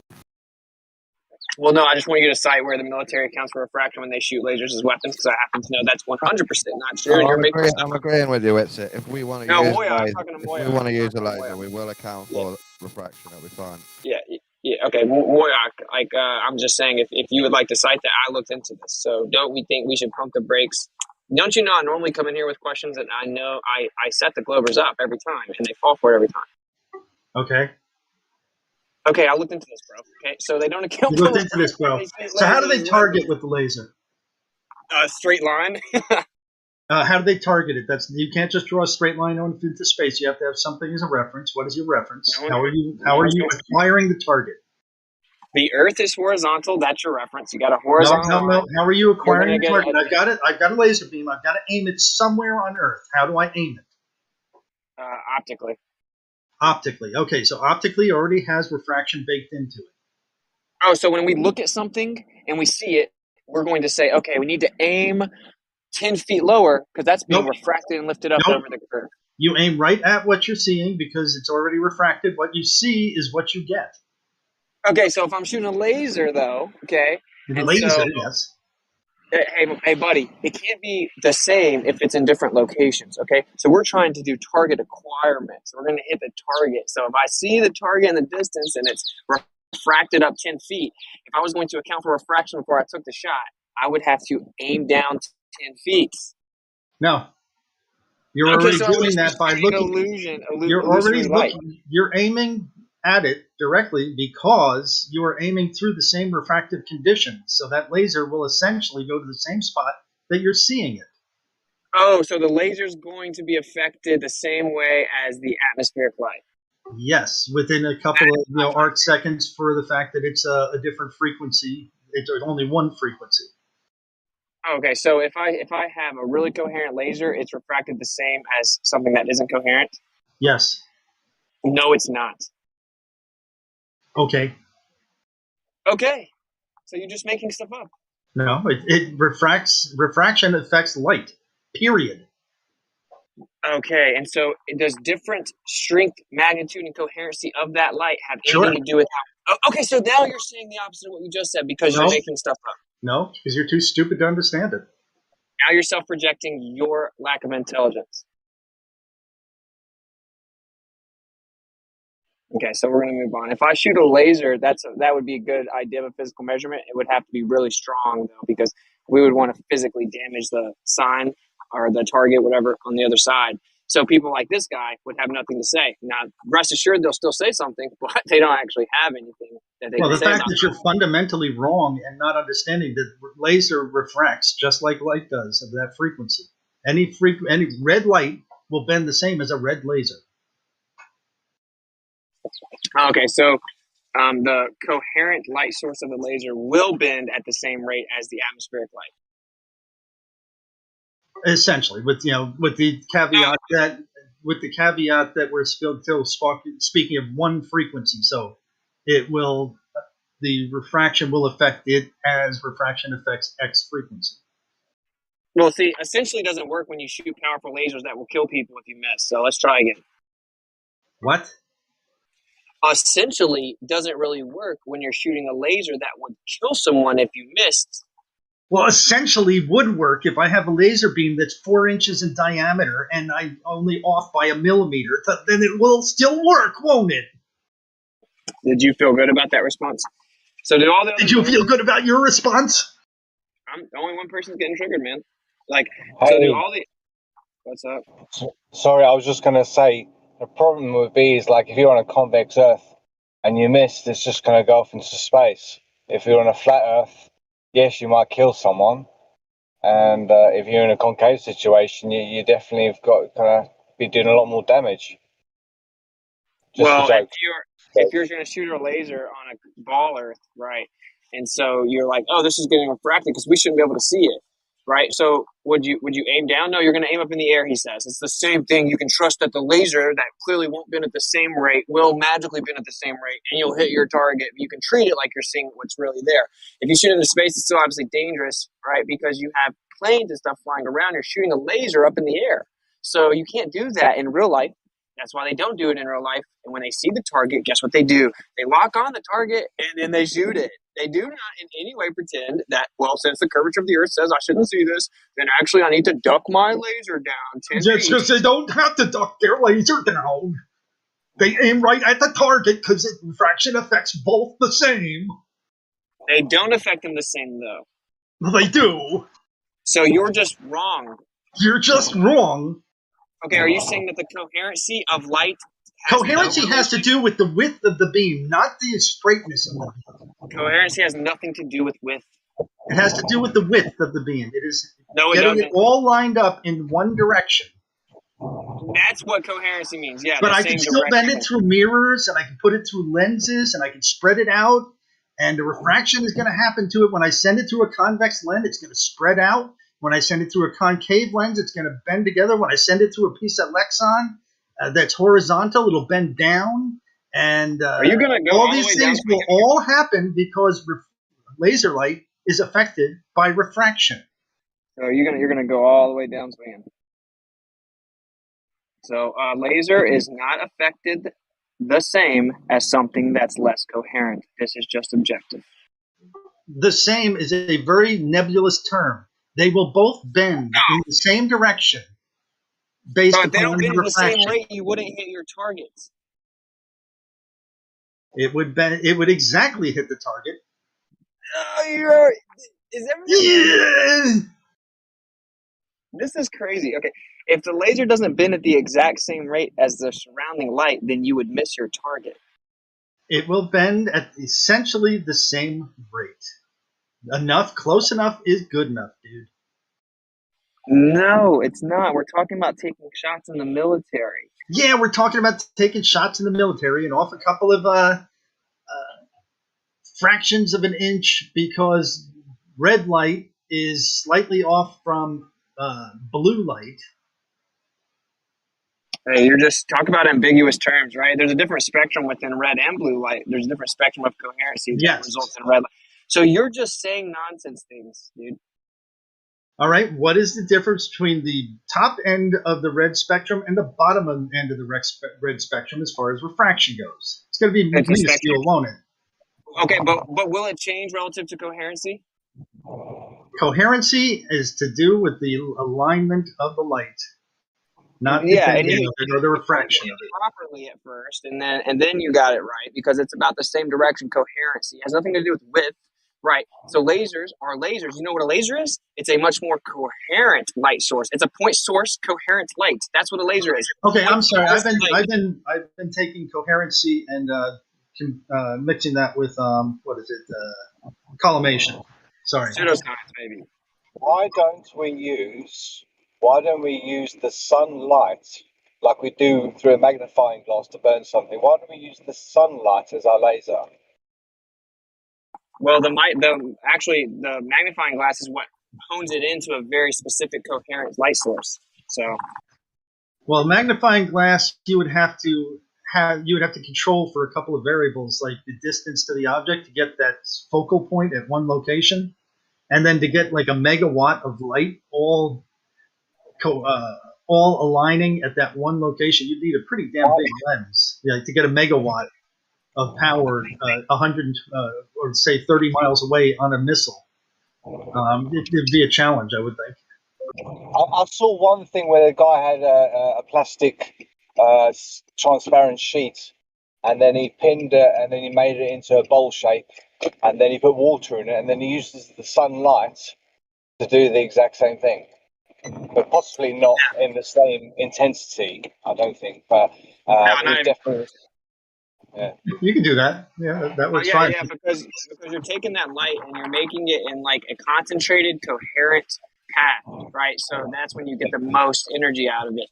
But the lasers are way stronger than the light. Of course, in the Atmos, the light's dispersed everywhere. It's not being, concentrated with coherency. So it's nowhere close to the same as a very powerful 150 kilowatt coherent laser. It's insane to suggest it is. Okay, what does 150 watts have to do with refraction? Kilowatts, man.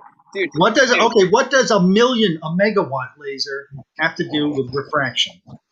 Okay, so we're talking about, now that we know the power, right? We know that it's a laser and it's very concentrated and coherent point source light. So it is not affected nearly as much as something that isn't coherent and concentrated point source. Do I actually have to go online and prove it? Can you not just show me that lasers aren't affected by refraction? I'm all ears. Now you're straw manning me because you're scared of the mere idea of me going and getting the information because you're just talking out of your ass right now. You're just show me that. That's what I'm essentially saying is that they're both affected by refraction. They both affected the same as refraction. They're both.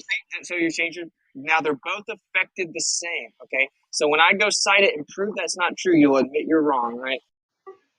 With the caveat that you're going to say something like to speak about the different spectrums of light and the difference is there. So you'll have to come up with numbers specifically how much refraction you'll get between a normal white light and. I'm not going to get the paper. You know why? Because you every time you get pressed, you end up backtracking and double speed. There's no backtracking. Yes, I'm just clarifying because you seem to be hopeful that you're going to find something. Yes, red light will be refracted a slightly different amount than blue light. Okay, and there's different quote unquote refraction rates within the red light spectrum and the blue light spectrum. Yep, but there's red light coming back to me from that object also. But it's not the same as the red laser, is it? The same, again, nebulous term. Is it the same? It will follow the same path. Oh, red light, X nanometer red light will follow the same path as X nanometer red light from the laser. Oh, really? So they'll follow the exact same path? Yes. Okay, so when I cite that's also wrong, you will admit it, correct? Sure.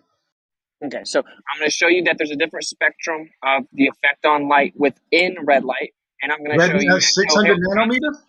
Why are you freaking out? I don't care about your numbers. Okay. Right. Numbers. We don't want to actually get pinned down to anything useful. We want to just use random nebulous terms. Okay, cool. So no, you're saying that all light's the same, you moron. You want to talk about being nebulous? You're saying that all light moves the same. It's insane.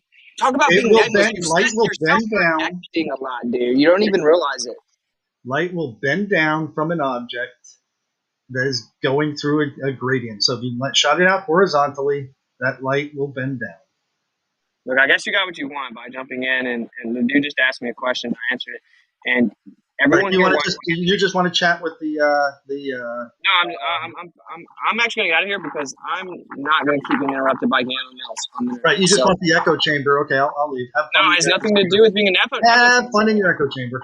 See, it has to do with you constantly interrupting, constantly double speaking. Have fun in your echo chamber. See, there you go again. See, this is why.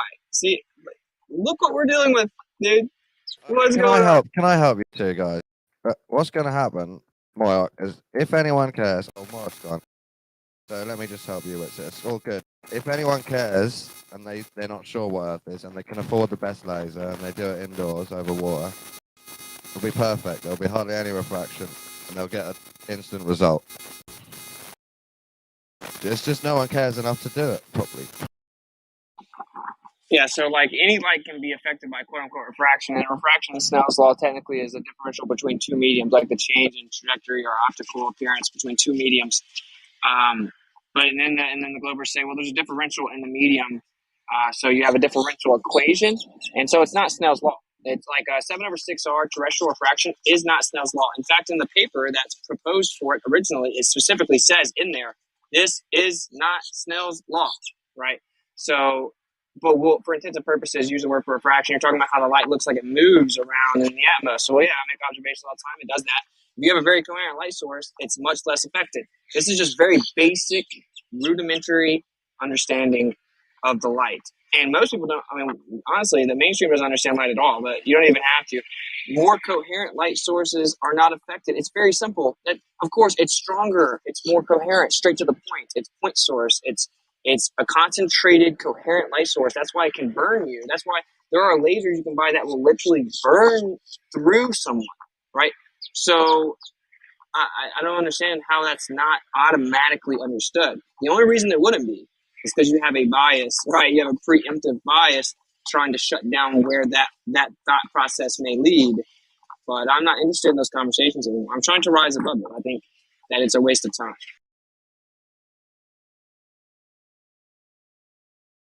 Anyway, I love you guys. I was just going to kill a little bit of time. I got to go pick my homie up from the airport. I was just wondering if you guys thought they would fake the moon landing again. I agree with you guys that they probably won't. So anyway, you guys have a good day. Cheers, Wizard. Catch you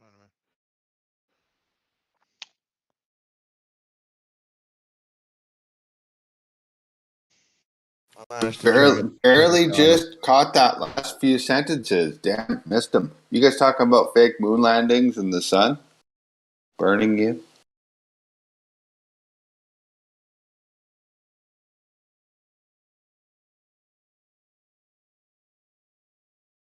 Say that again, E.T.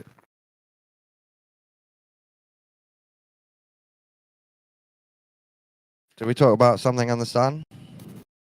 Okay, well, I guess I'm asking you, like, what did he mean at the end there when he was talking about the burning from the light source being too close? Because I was just confused why he talked about the moon landing right at the end before he left. The main argument was that refraction might affect a laser, but he can get a strong laser and account for refraction. And then he just went off onto other thoughts about light, I think. Okay. Were you guys talking about the moon landings earlier? I think so, earlier, yeah. Briefly.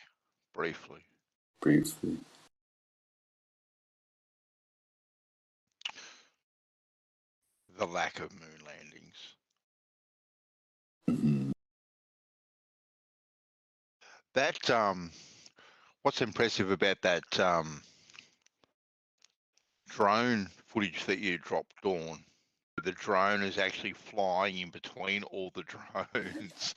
Like how he doesn't actually hit one of the other drones too as he's flying through them. When it's dark like that, it's hard to work out the distances. You're just seeing that light and holding the arc, the line that you've got, and hoping it curves in the right amount of time that you miss it. Yeah, no, there's some. That guy's really good though. That guy lives in I think he lives in Japan, somewhere in Asia, one of the Asian countries. But he's in a free part, so he lives in a tent and a van, one of those proper vans that's all done up, and just goes around everywhere. So he's constantly being sponsored and testing gear, but just from his van and his tent. He got really good at filming anything that needed to be filmed, so he gets lots of jobs. He's doing what he loves to do and getting paid for it. Be nice. Traveling all over the world, wouldn't he? Why does he get paid so well for what he does? Like, what is he so? What is he so good at doing? Like, what's his talent specifically? It's drone flying, but it's not a camera drone where it just slowly moves along and you pan the camera. The drone actually goes upside down and sweeps around and goes really fast and high and upside down and all over the place quickly. So you can get, it's like throwing a camera around, but you can direct where it's being thrown. So you can get mad shots that other people can't get. Okay, I see what you mean. Yeah. When you're the best in the business, you can probably demand what you want too. I want to put drone flyers down, but I bet it feels a lot like getting really good at a video game. You ever gotten really good at a fucking video game? Yeah. I bet it's pretty much the same thing. It is very like that because it's outdoors in real life and it's a real object. It feels a tiny bit different because you can actually chop a kid's head off. You know what I mean? If you fly it wrong, whereas in a video game you can't. Yeah, I mean more like your ability to like be in control of like, you know, like with your controller or whatever character you're controlling. I guess maybe I don't know. You know what I mean? But it is very similar because when you're flying for fun, you zone in like it's a computer game. So you're just moving your fingers and having fun, zooming around, which is just like a computer game. And I'm going to start walking around in full body armor now in case my bloody head gets chopped off from crazy drone flyers. Today, when we were sitting in the park, there was an old Asian couple, about 60, but they looked quite old because they were like hunched over and walking along slowly. And they both had these surgical masks on. And it was raining and it was lovely fresh air, no one around. They've come out for a walk, but they've kept the masks on. So as they walked past, I said hi, and he just looked at me like I was an alien. I don't think they spoke English, but then I said to him, "You really don't need that. The air is really fresh and lovely." And he just looked at me like I was an alien. He didn't understand. And then they just walked off.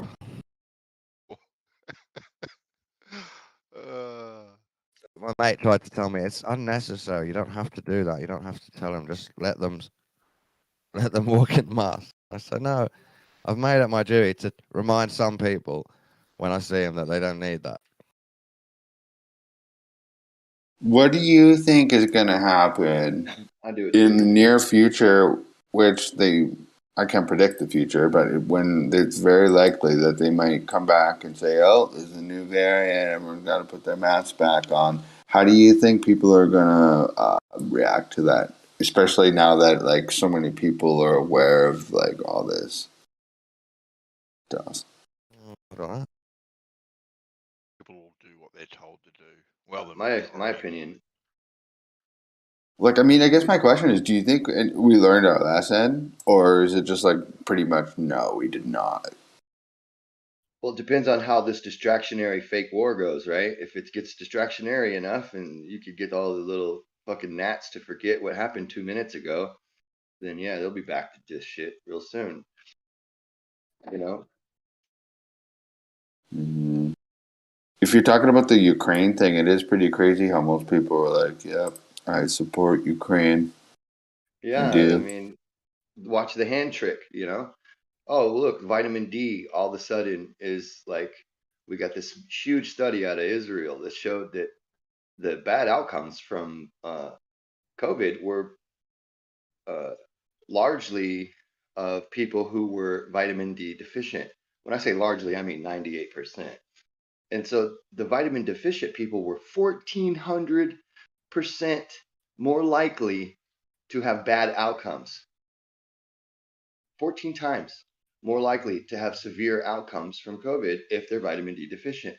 So if that gets ignored good enough by this war, then yeah, they'll be able to do this shit again because we'll forget about the vitamin D and that's the real problem and there's no need for vaccines and all that bullshit. It's just preventive care that's necessary, and then that will be forgotten and we'll be back to the masks in no time. Don't worry.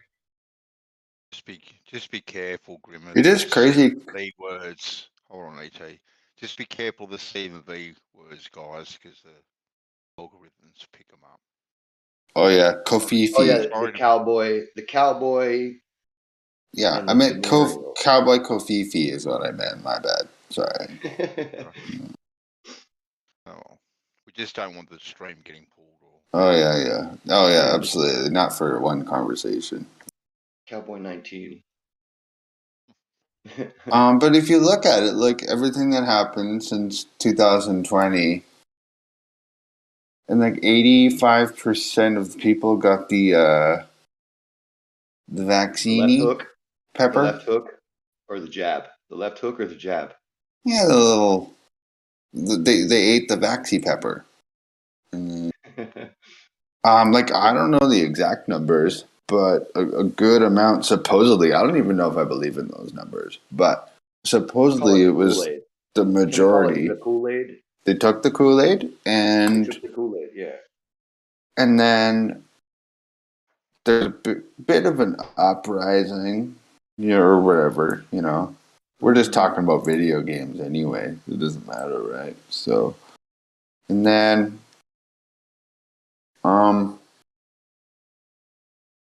like that went on for a long time. Like most people put up with it. They went along with the whole deal, right?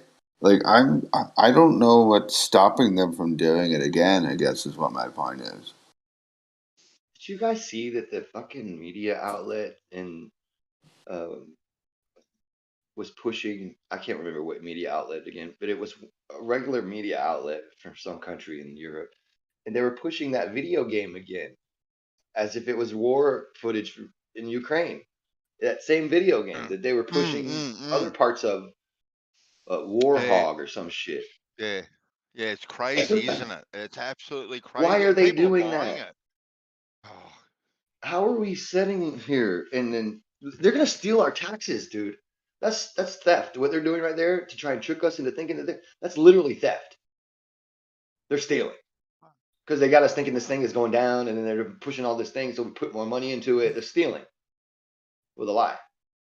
Well, they've been doing that for over 100 years now.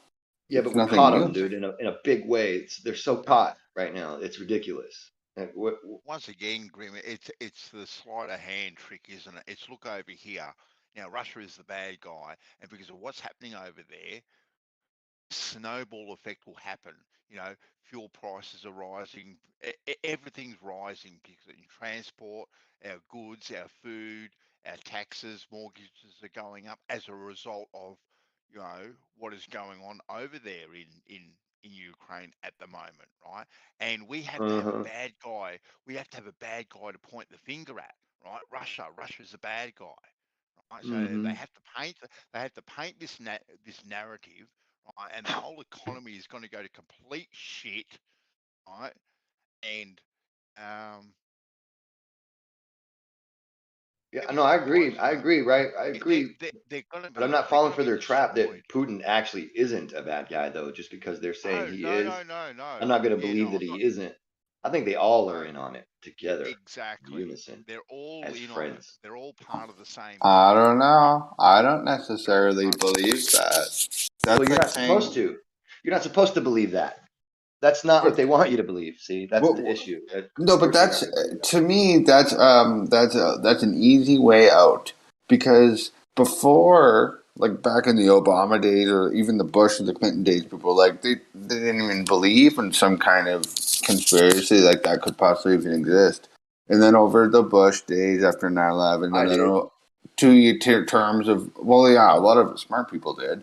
And then over 2 terms of Obama, people were like, most people still didn't believe that. And then after Trump, after the news started talking about it, everyone's like, they're all in on it. It's a giant conspiracy. It's just Well, like, no, wait they're a still not second. there. They're still not there. They're all in on it. But that's not when they brought the Trump in, dude. It was Trump. He's the golden shiny bringer of chocolate for all the fucking, you know what I mean? And that was not the case. And I was trying to tell people, no, he's a Jesuit too. He's telling you he's gonna do this good shit for you with the vaccines, and he's gonna be the gate. He's gonna be the bringer of this bullshit. And he's gonna empty the swamps. No, man, look what he did. He brought the swamp creatures into the swamps. Do you know that he just sued Hillary Clinton last week? Watch the hand trick, dude. Pay attention to that. Yeah, I'm not. So what? You guys He get probably ate her pussy last week too, for all we know. I mean, I don't give a It's just shit. this. It's this idea that they're all in on it. Like, dude, I'm fucking paranoid as shit. I understand the idea. I'm just saying the You're not world is paranoid more enough. complex than that. Not every single politician is in on it. Of course not. No, we're not saying that, and no one is suggesting that at all. The major players, the people that make the decisions, They have handlers. That's right. And their handlers are what controls the proxies. And the proxies don't really know what the fuck they're doing other than this complicated game of economics and shit they think they're in. So you're saying there's no such thing as like a political cowboy, basically? No, like hell no. Yeah, well, okay. That's your opinion, I suppose. Well, I mean, you know, I respect it. I'm not Bank, saying I disrespect your if I opinion, were I'm the just World saying Bank and I had all the control over all the unlimited resources I wanted and I gave you your candidates, do you think you would get a political cowboy? Come on, dude. I might paint one up to look like a political cowboy, Trump. But you definitely aren't getting one. Not in my world. If I'm running shit. Because I got to continue to run shit. Hey, I don't want to give it up. Yeah. How you going? There, people. He's there, but he's not there.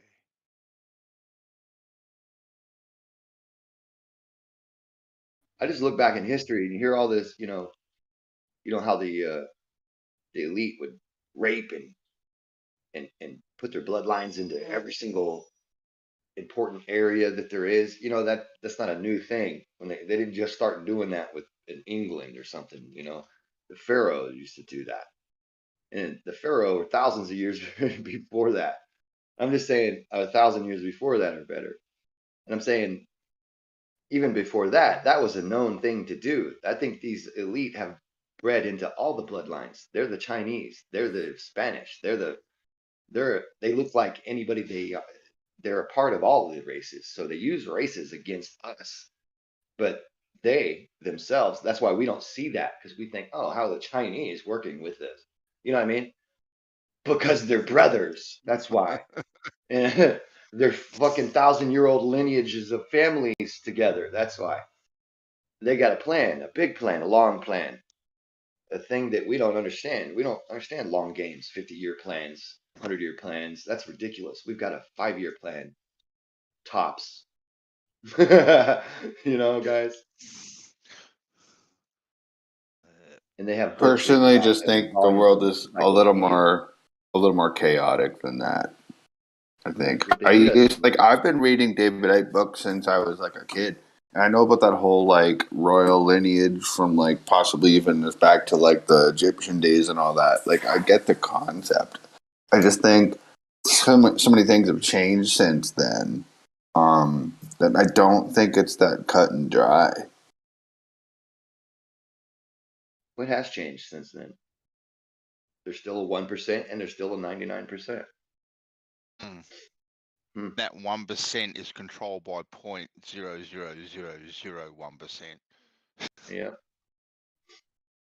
That's the way it works. Well, I mean, look at all the power exchanges that have occurred since even like World War II, let's say.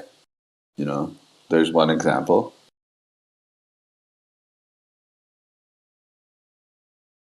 You mean when the people that we fought all of a sudden turned into our scientists?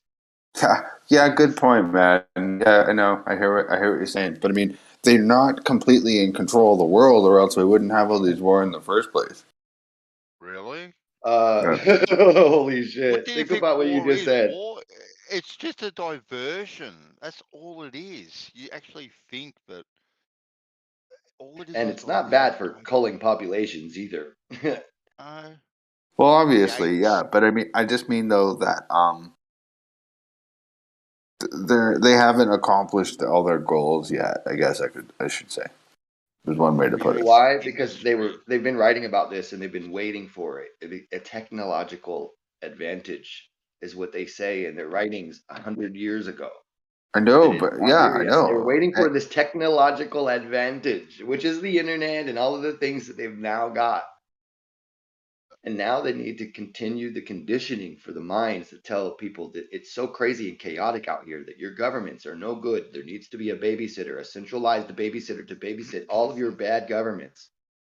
You ready? Here it comes. And you're going to want it because it's so crazy and you're just so broke and you're just so fucking hopeless right now and all this shit. You're going to go, yes, reset me. Push the reset. I don't want to own anything anymore. Fuck it. Yeah. They're waiting for us to beg, dude. And when we beg, it'll be a 2,000-year reign of fucking this bullshit or better, right? One world government, one world entity is not going to reveal itself until the people are on their hands and knees begging for it. People will beg for it. Will beg for it. Yeah, you I put someone in I a. already hear the bleeding of the little sheep now. Please. Man, you put someone in a deep in a state of fear deeply enough. Yeah, they're going to be desperate. And that's why you see these people still wearing their masks, because that fear is a part of their being. It's a friend now. No, that's like so. Like 10 minutes ago or 20 minutes ago, or however long that was, when I said like I wouldn't be. Do you guys basically agree? Like, if all they have to do is reveal a new variant, even if it's completely non-existent, except from in the news.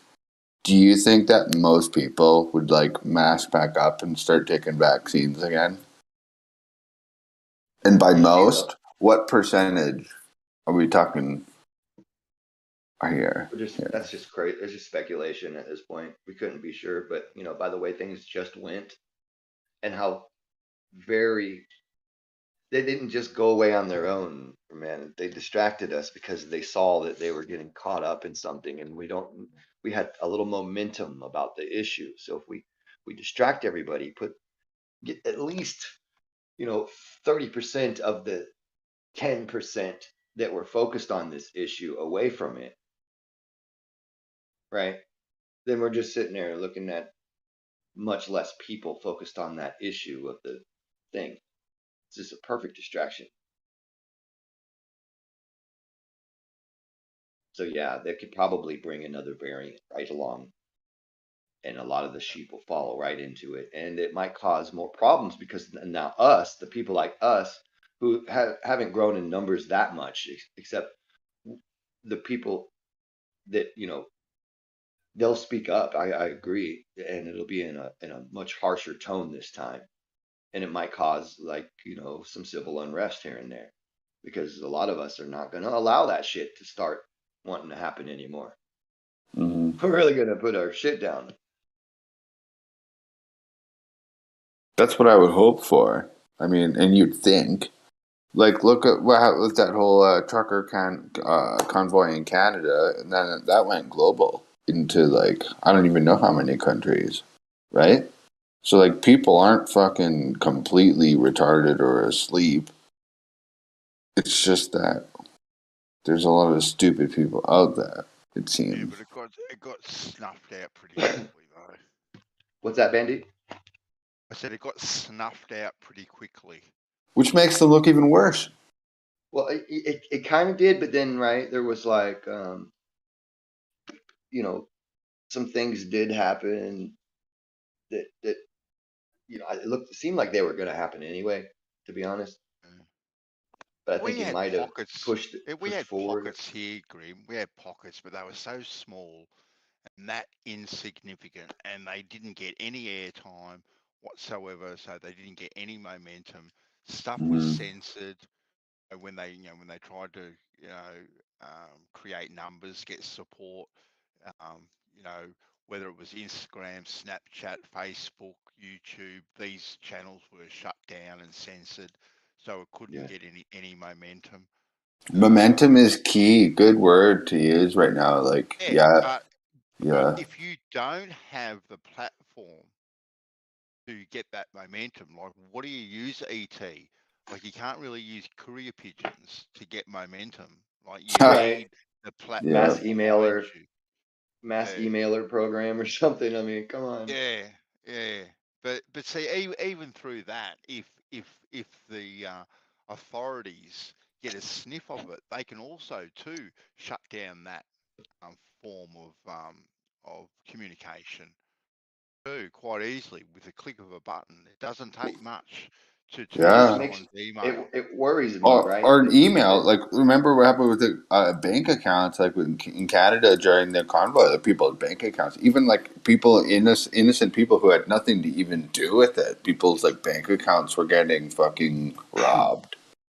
It's crazy. And they talk about this cryptocurrency has been a big thing that people think that they can fly under the radar with, but I think Canada shut down, I think it was 17 wallets that were donating to the convoy and whatnot. So at Oh this yeah, point, for sure. they can shut down anything that they want to. Absolutely. I try to tell people about this fucking cryptocurrency shit before it became really popular. I literally saw this coming a mile away. I'm like, you guys are being told that this is a currency that can't be traced or tracked and all that shit. Exactly. And I'm showing you a book called How to Make a Mint that the NSA writers, these are mathematicians from the National Security Agency, wrote, and it details the 256 hash. It was wrote 20 years before some fake Japanese guy created Bitcoin. All right. Yeah, it was written. This book is 20 years older than the invention of Bitcoin, and it talks all about Bitcoin under the name of the 256 hash and cryptocurrency. And they talk all about how they will control it with the largest wallet. And then they talk all about how they can actually hack it, not even by plugging into your shit, but flying over your house and reading the magnetic imprint, fingerprint of your computer on the outside of your computer, what it's doing. And they can tell what's going on from inside your computer by reading that magnetic field. Now that is beyond our normal, what I thought we knew of technology. It's beyond us. But 20 years ago, they were writing about how they could already do that. 20 years before Bitcoin, so 26 years ago. Crazy, Grim. It's crazy, right? And so brand new, right, guys? But no, it's not. No. I mean, Bitcoin itself is ostensibly like 14 years old. So 26 years ago, another 12 years. It's like the technology itself and like the coding languages and stuff are all relatively new. I mean, there's new coding languages coming out like all the time, being created all the time. But I mean, as far as the transparency of Bitcoin goes, I mean, yeah, it's no secret now that it's widely traceable, trackable, and they have all these analytical tools to basically go into these blockchains and like look and trace. But there are some coins and there are some blockchains that will praise to be or claim to be private, right? Completely untraceable. There's only a few of these blockchains, but well, I would never trust that at all, ever, especially when you hear what's happening. And Biden's already signing shit about it. And they want to get close to the Chinese template. And it's going to be a fucking currency that actually has an expiration date on it. So that if you don't buy your shit, you can't save money. If you don't spend your money within a specific amount of time, that money's gone and you have to start over. I'm cool on that. I'm not doing that. So y'all stop fucking with this Bitcoin and these cryptocurrencies because that's where it's leading us. I know you think you're making some money now. Oh, I'm making $12 a week on Bitcoin. That's fucking ridiculous. You're not jumping in making big money on Bitcoin anymore. That's old. And that's that New Jack City shit. Your first hit of crack was free. Right? Now you got to pay for the rest. Yeah. Them addicted, then take it away. Mm-hmm.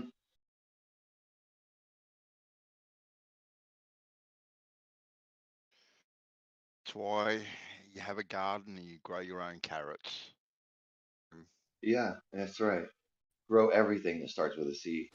Cannabis, carrots, cabbage. Exactly. Cauliflower. Yeah, all the good shit starts with a C. Yeah. So. Capsicum, chili. Why is that? I mean, if you could grow cunts in your fucking garden, would you do it? Yes, of course you would. Oh, Oh, damn, fucking yeah, field man. of cunts. And Cooters. And I'd be converted to one of those garden talkers. You go talk to your plants, caress your plants. Field of boobs. Oh yeah.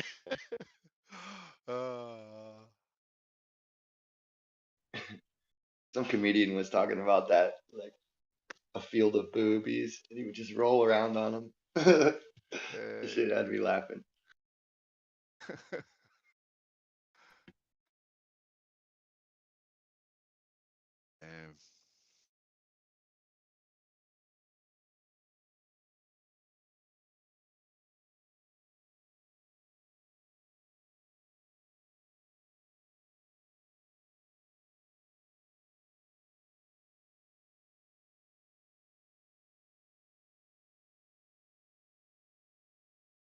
But I mean, I wish though it was like that, like he's saying.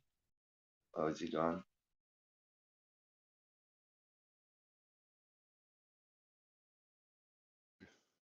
Yeah. Like what? I wish it was all organic and it was just like, there was a chance and we could have like a fucking political cowboy and you know what I mean? And there was this all, and that's that hope and all that kind of stuff. But I think they feed off of our hope for that kind of shit. I still have hope. I believe that someone like Donald Trump was one of their enemies, was a deep state enemy, basically, for lack of a better word. What makes you think that? Well, I'll tell you why. Number one, he broke hundreds of records as president in his one term, which is incredibly impressive to do. But number two, look at anything for us or for him. Well, if you go, you can look them up online. There's giant lists and stuff you can read and look into and everything. It's impressive. Number two, look at the hate that was put upon him by media during his whole presidency, even before he was president, like when he was running, and then even now afterwards. We're like, and do you remember back in the day? That was like 2015. That was like fucking over 7 years ago, and it's been nothing but Trump hate. So unless it's all some kind of magical, crazy, fake theater show, I'm pretty sure they hate Trump. He's done everything against the New World Order, which is the reason why I supported him before he was even president. Are you kidding? He fast-tracked the vaccine, dude. He put the Fauci up in the top spot and took his guy who was against all that shit out. That was one of his few main mistakes. You're right. Well, no, that was literally like the whole goal was to get that done. So everything else looked like it looked on purpose so that he could accomplish that goal under your fucking nose That's a while you're theory. recording him the whole time. It's the facts, because that's what happened. That's a He theory had of no yours. input. Well, no, he lied to us. He told us that in California that he was going to leave a vaccine exemption for religious blah blah blah blah. He was going to push for all this other kind of stuff, and he completely did not. Listen, man, the He was president only ignoring that has whole so much amount of power here. Not like the god of the universe just because you're president. And that was, I agree. I mean, I'm agreeing with you. That was one of his main mistakes. I have two main problems with Trump. It was Operation Warp Speed, and well, actually, I have three: Operation Warp Speed, his him not acting against big tech and social media, and then also not going after Hillary Clinton like he said he would when he was running for president, which he has now done last week, by the way. So. And in concerning that first point I made about the vaccines, he was always a big proponent of alternative therapies too. Yeah, that's how he lied to everybody. Got y'all on board with that there won't be a mandatory vaccine. While he's telling us that there won't be a mandatory vaccine, he's ushering in a mandatory vaccine. He never said mandatory. In fact, I remember many speeches. He they said, all like, didn't well, say some it. people They aren't all going to said take no. it. She's like, lots of people aren't going to want to take it. Bro, ET, this whole They all said thing, that, though. like, I get the whole Trump thing and this whole thing, dude. It's like, bro, he's just another tyrant. It was like, you think Trump was actually out to watch the new world order? There's no way, dude. The whole thing was a ploy. It's all theater. It's all a joke. It's all these people are laughing at you. It's all just a thing. That's why they gave the reality TV. Nobody's laughing at me. If anything, Trump's laughing at them because he basically kicked our ass politically over that. Kicked our ass. Trump kicked our ass, dude. Trump kicked our asses and your ass because you're still sitting there holding his hand, and he laughed at you. He brought you to this bullshit, and you're holding his hand still. You can believe that if you want. But no, you guys. We can go back. I just don't. I can't believe. Go on, sorry. I just can't believe this whole thing about how everyone who's like politically aware, like people us, like we're all kind of on the same page, right? Hence us all being in this chat room right now. All of a sudden, as of the last several years, it's like it's all conspiracy. Like I knew that when I was a kid. It's like presidents are selected, not elected. Blah blah blah. But like to think that it's impossible for there to be an exception. I think is highly ignorant. Look at Bolsonaro in Brazil, for example. You think he was selected? No, they tried to fucking kill him. Come on, dude. The KGB tried to kill Putin too. In the eyes of the public, that would remove him from the KGB in the eyes of the public, so he could still remain a part of that system without you thinking he is. Same with this. They do shit. It's called controlled opposition in theater. They do things so that it controls your mind about how you feel about how that person is still related or not to this certain situation. And they'll erase his connections in your mind. It's not hard. I mean, this is stuff my kids. Oh, don't get me wrong. I understand exactly what you're saying. I'm just saying it's way more complex than that, in my opinion. Well, I am simplifying it to its core right now. How it's. But we don't need that. You can simplify it to its core for like a child, maybe like a 14-year-old kid who's trying to figure this stuff out. That's when, Yeah, but I mean, come on, we're all adults now. You're belittling right now, right? I mean, we all know that you're belittling. That's like a passive-aggressive attack on my personal. You know what I mean? I'm not belittling you by any means. If you feel belittled, I apologize. Oh, really? But yeah. Well, we can agree to disagree. I don't usually say like a 14-year-old child thinks the way you do. I don't say that to you, right? So no, what I was trying to say, I wasn't trying to say you had the mentality of 14-year-old. I was saying like you're talking about this I feel as if you were talking to me like you were explaining it to a 14-year-old child. That's all I meant. No, I'm massively simplifying it because obviously there is a lot more connections and they are very complicated. So to agree with the fact that it is complicated with you, to agree, Oh, okay. also hold my position, to hold my position that I can simplify it to its core to explain it. That's okay. No, that's agree fair with enough. you. Yeah, you're right. I think I misinterpreted what you were saying. Yeah, I agree with you. Yeah.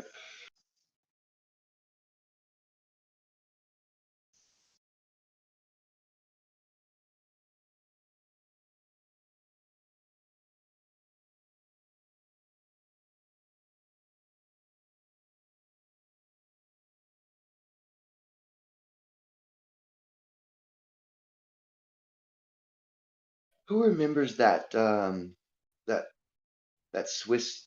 He's not. I don't think he's Swiss, but he goes to Switzerland and he does all these videos about the pharaonic elite, the pharaoh. God, he's got this crazy name. I can't remember. They've all been at the same university, had the same schooling. He's elite. Yeah, he was showing their like heads, their graveyards and stuff, and how it's all pharaonic and Freemasonry everywhere, all throughout the whole place, and it's like obelisks and pyramids. Mm-hmm. And the symbolism and shit is all over Switzerland, and it's really interesting because a normal, like a person in the U.S. who's never, we just don't, we're not aware of that over here. We didn't know.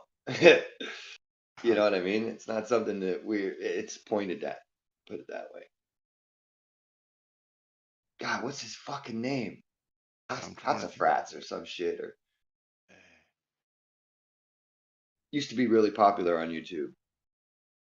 Saw something with him once, and he was pointing out how people like Merkel, Kim Jong Un, Putin, some other leaders all went to this school in Switzerland. This elite Illuminati fucking school. Uh-huh. You've probably seen the same video. Well, no, but that rings true to me because that makes sense. While Klaus Schwab would say that Putin was one of his, young leaders of America when that corporation hadn't been opened yet for when Putin was in school. But it could have been in Switzerland as another corporation that Klaus Schwab's handlers and Klaus Schwab was learning and being a part of. It just makes more sense now, right? Because I couldn't figure out how is Putin connected until you just said that. Yeah, no, they've all been to the same, all had the same education, the same training. Point them in a very particular direction, and there's a lot of leaders around the world that have been to exactly the same school too. Oh yeah, I mean, wait a Klaus second. Schwab said it.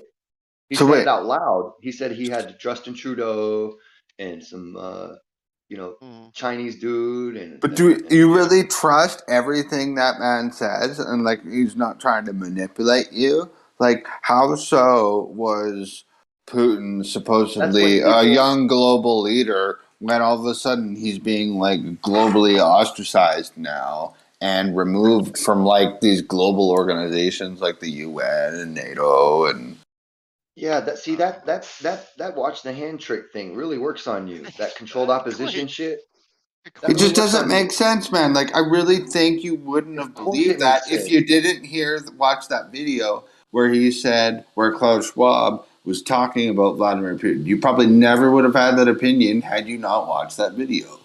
Well, here's where you're wrong, because I had never even heard of Klaus Schwab before I thought Putin was already a part of the fucking world conspiracy. So I had never even heard of Klaus Schwab before. I already had this idea.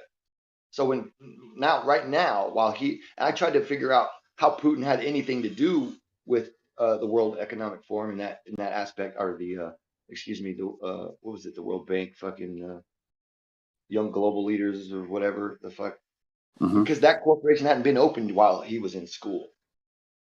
Right? Yeah, So I don't. what he I just think said, what he just said, when 2017. he I went to think. school in Switzerland, that makes more sense because that's where they were based before. But I mean, you So it also would make sense that that's where he went to school. It was you have to part of take the. into account that like a lot of. It's hard for me to give you an explanation when you're interrupting me about your last question. I can't finish it. You're asking me another one. Don't do that. Yeah. You can be All like I'm that saying is if try you not. want. No, all I'm trying to say is please don't interrupt me. It's very irritating, and I like the conversation, and you know I can't be responsible for what I'll do if you keep interrupting me. Oh wow! So that's a double smack there, right there. It's like, oh, I wasn't finished my sentence, and if you keep doing it, you're fucking out of here, buddy. No, I'm not. I can't threaten you like that. I don't have any mods You in here, just dude. fucking did. I don't have the mods in here, bro. I'm just letting you know that it's a Good. veiled threat. It is not real. What you're thinking is not what's Well, happening. that kind of talk is stupid anyway. Or like you didn't invent that in your head anyway. But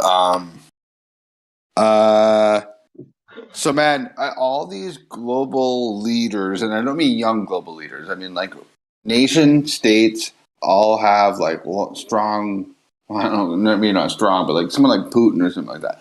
These are like individually minded individuals, right? And they know what they're doing. Like Putin has like a fucking crazy ass background.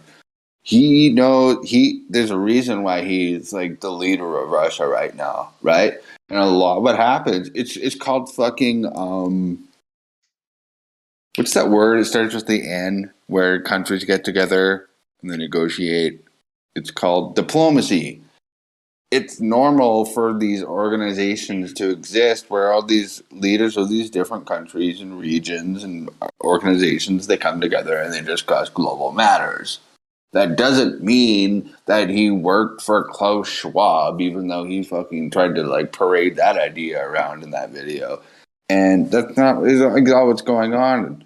Like, I mean, look at like New Zealand or Canada or fucking any of those other countries, France. If Putin was a true young global leader, which is not even that young, he's like 60 something now. Like, what the fuck? Doesn't even make sense. You've entirely missed the point of this conversation. Entirely. Putin is much too old to be a part of the new young global leader. That we said that. That's why I just wondered fucking said that myself. Yeah, after I'd already said it. Oh, okay. Well, okay. You think you're Well, teaching then somebody something, and you're let's saying agree. stuff that's already been said.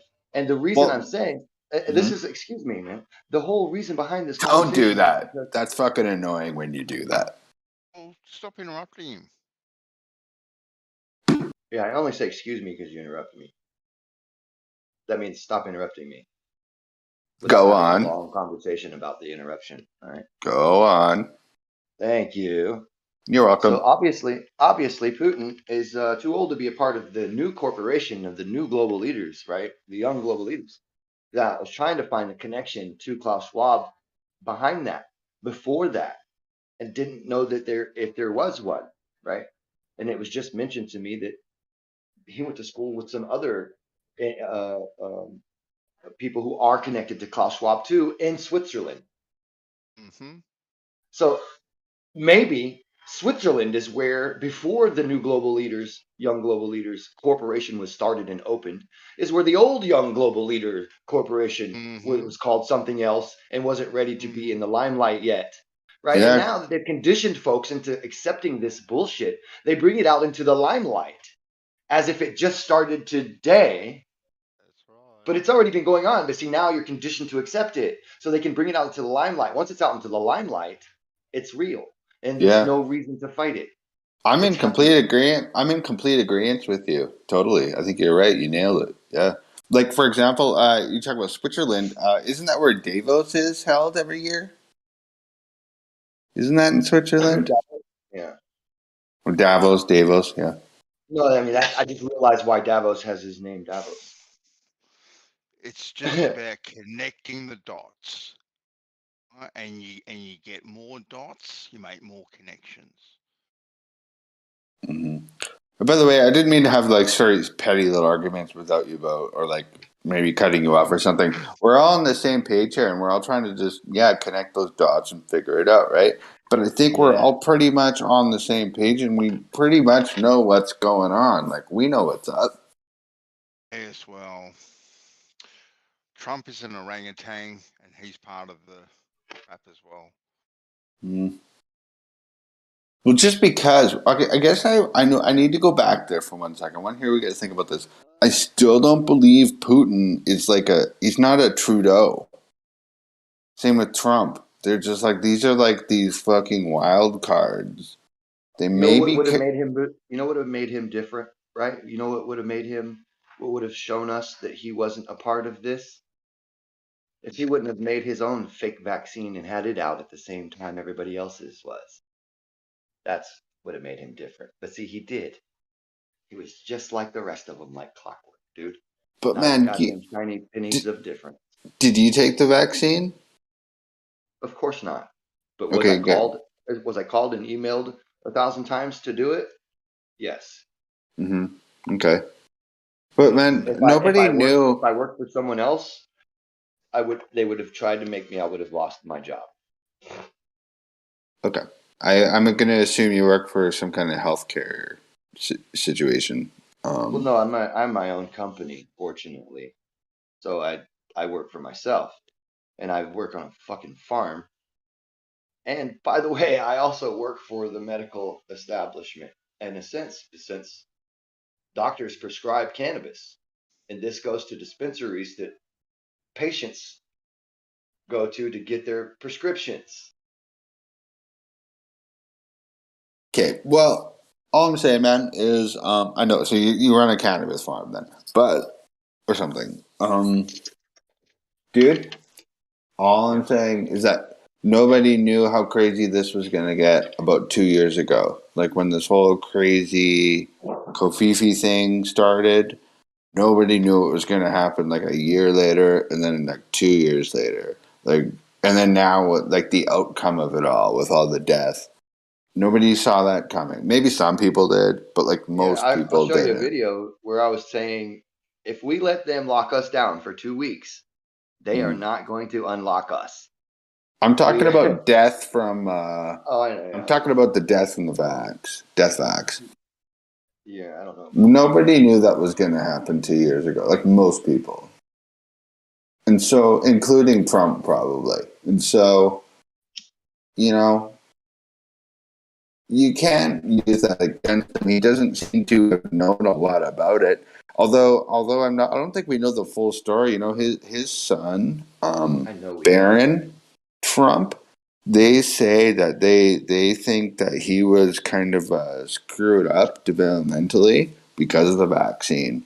So it's not like Trump is like completely pro-vaccine, because I think they say that they believe that Barron Trump got kind of screwed up from some of his vaccines when he was a kid. You ever heard that before? I've heard that lots. You ever noticed how Barron Trump acts a little funny sometimes on camera?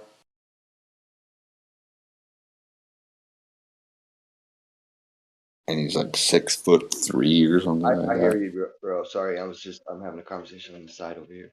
That's fine. Yeah. I do hear you though. I didn't want to leave you hanging. Oh, I appreciate that.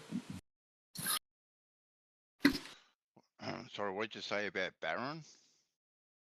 It's fairly well known, as far as I understand, that Trump has been anti-vaccine for quite a long time, because they believe that his son got damaged by vaccines, like many people's children have been, from vaccines, like when he was a kid. E.T., stop with the V word, can you please? What am I supposed to call it? You don't have to. We all know what you mean. Kool-Aids. You can call them the Kool-Aids.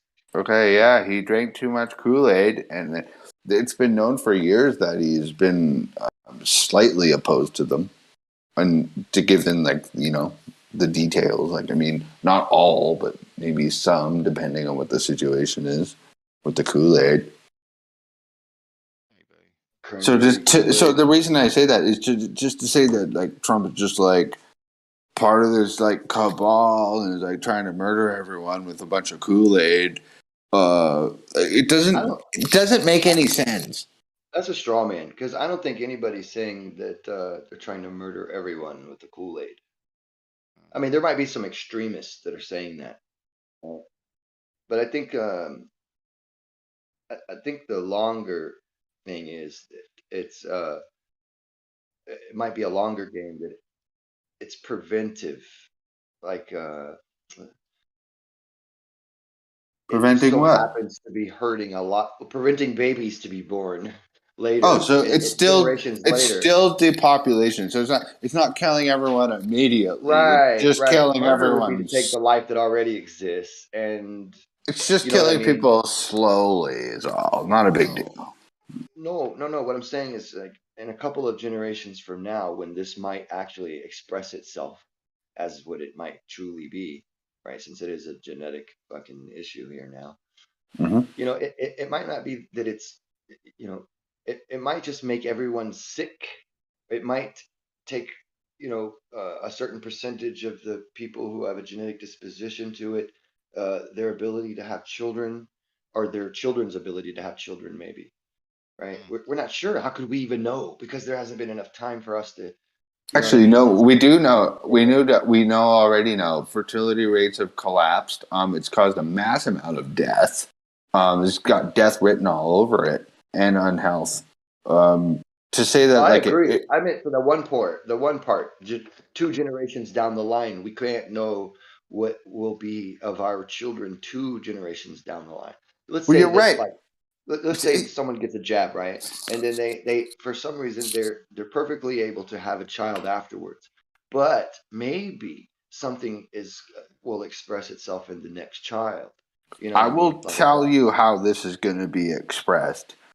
Many people have already died and have lost their fertility. Therefore, when the next generation or 2 comes around, they just simply won't exist. That's how that works. It's already happening right now. This is the beginning of it. It's too late. Well, you can't even reverse it. There might be something to that. But what really is happening right now, which is the thing we do have data on, is this Kool-Aid immunity erosion, right? Where the the antibodies that your body produces to fight this Kool-Aid man that's produced in the spiked Kool-Aid, those antibodies then look like foreign invaders to your body again, and your body builds antibodies against those antibodies, and that's an antibody dependent enhancement flavor of Kool-Aid. Thanks for saying that. Yeah, I'm not a crazy scientist or anything, but I know what you're talking about, and I believe that that's kind of going on right now on one level or another. Yeah. Yep. And so you want your depop of humans. That's exactly how that looks like. So like, it's already happened. It's too late, and they got their way.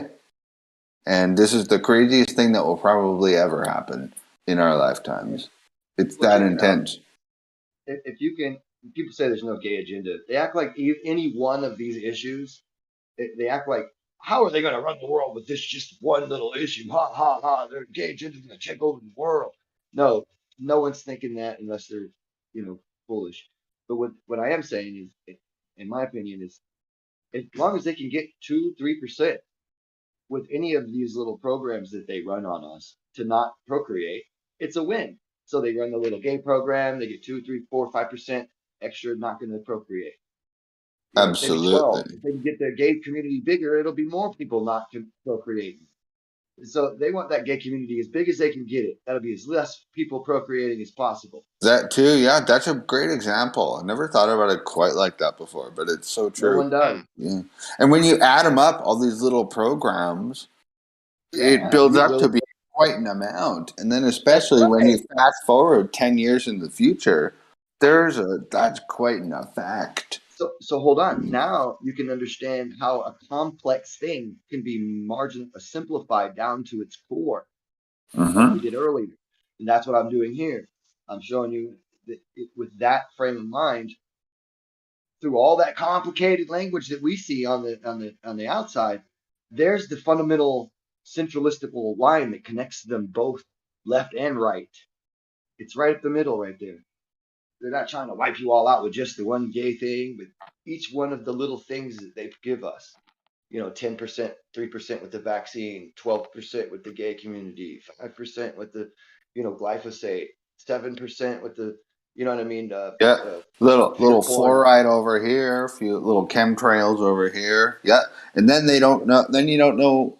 Then no one can pinpoint it, and they're like, "Well, we don't know what fucking killed everyone. It must have been something." What's the one thing that got us? Yeah, and then they'll show me a study, and they'll isolate all the other environments and do the one thing on a person and go, see, it couldn't have been that because it doesn't do enough. Yeah, fluoride wasn't that deadly. Chemtrails only killed a few people. Pharmaceutical drugs, they were bad, but that is still, it doesn't account for all the death, and so, or vaccines, and so, Kool-Aid, and then so it's like, yep, there you go. It was just a mystery, and everyone died, and that's just the way it is. Weren't that bad? Did you just say that? No, that's what he's. No, that's that he's saying that they're saying. He's not with pharmaceutical. Oh, okay, cool. At least that's the way I gathered it, right? You're saying that's how they're saying. Pharmaceuticals. I was being sarcastic, and I connected it to the chemtrails and the fluoride and everything else, and the food and the GMO. Yeah. So that's that's exactly it. That's what I would do if I was them. I would switch it up into like 10 different programs and hit everyone in a bunch of different ways. Look at we haven't even gone over them all. Cell phones, 5G, like. Why do we still have red dye here in the food? In the food when it's outlawed in every other country? What's the U.S.? Why are we so special that we want it? Reem, there's nothing better than red jelly beans fed to your kids just before they go to bed. Come on. There's something about the United States that I think the globalists they despise. I think it's because they think they're the freest country in the world that they have it out for them. Are you kidding? They invented the states. You have to have listen. If you're playing a particular type of game, right? You gotta have the game balance out. If you don't have one big fat cat, right, then you can't have all your other little providers. You got to make everybody important. You got to give them all a reason to live and to build things and create and make stuff. You know what I mean? And then you got to. They have everybody now. having the same. No, they have China for that this now. a long time ago. They don't need the United States. That's why you have the immigration flood coming in from the south and the population in China. I can tell you're missing my point right now. Right? We use China. That's my point. Right? But you need somebody to buy China's stuff. Right? And then once that scales get tipped and we buy all the stuff when we lose all the money, then we start building and they start buying. And then it reverses and it keeps going and then we'll be China and they'll be them and then vice versa and back and forth. And it's time for everybody to trade places. They're going to do it. It's happening right now. We've been slowly getting rid of all of our factories. We used to build things here in the U.S. And we dropped all our factories, and now we build things. It's not just everywhere the US, else. Grim. It's all countries around the world. Yeah, it was the same. We used to produce everything here. We were totally self-sufficient. We built absolutely everything, from cars to clothes to you name it, everything. Radios, TVs, fridges, everything. Now all Australia is now pretty much probably like the US is a big warehouse. For Chinese-made stuff. But that's pretty much all it is. And the tides are shifting, and people don't actually see these tides shifting because they like all their knickknacks. Like they like to buy everything online. They like it as cheap as possible, but the tide is shifting. And the BRICS alliance, which China leads, they're the head of the BRICS alliance. They are becoming a formidable trading force and leaving America and the rest of the world for dead, to be quite honest with you. right underneath everyone's noses until it's too late. Till Mhm. it's too late. And And see, our leaders, so-called leaders, have to be in on it, because if they weren't, then how could it continue? That's the point. Question then. How our come? leaders, Grim, have shares and Mhm. rights and board positions on these Chinese companies. Oh yeah, That are I've heard a making lot about these what's on things. Biden's laptop too. Exactly. Yeah, exactly right. So Why? these elite people aren't suffering even with a change of power or anything like that. They're still Oh going hell to no. be these lead people. It's us people, the little plebs, right, that we're the ones that suffer at the end of the day. But they don't give a Always shit. have. Right. As long as they keep on getting their money, because that's all it's about, money and power, right, they'll be happy. Right? Yeah. But it'll just shift. And the And like in the American past. empire, yeah, the American empire, like every empire, is coming to an end. It is coming to an end. Right? Mm-hmm. It just is what it is at the end of the day. That's fairly well said. I do have a quick question though.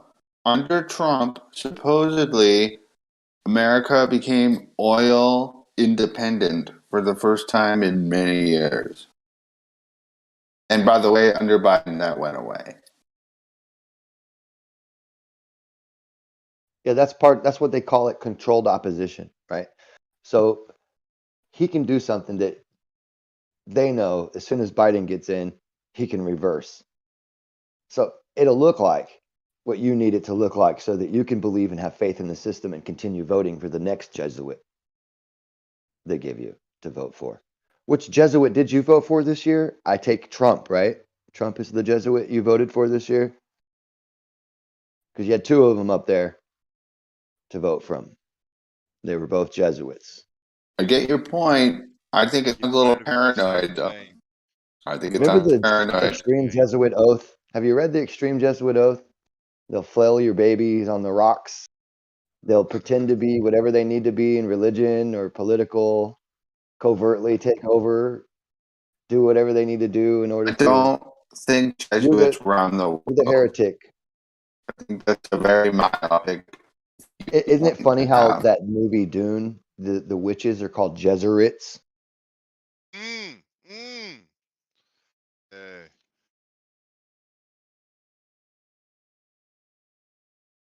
Crazy. Guys, I will be back. If anyone cares, I'll be back.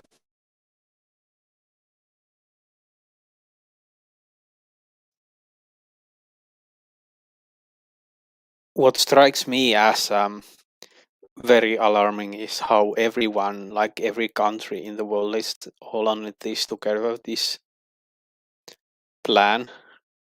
Like we got US, we got China, Australia, even India is aboard. In fact, one of the leading self-help gurus from India is leading the game with Deepak Chopra.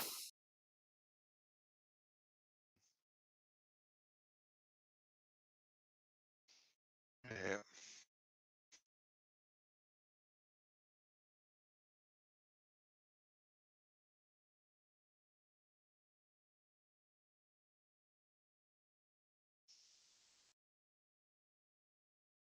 Deepak Chopra. Yeah, it was a silly joke. I don't know if anyone got it. No, I'm sitting here laughing, and I wanted to make sure you understood that even though I was muted and talking to my wife, I heard you. Cheers.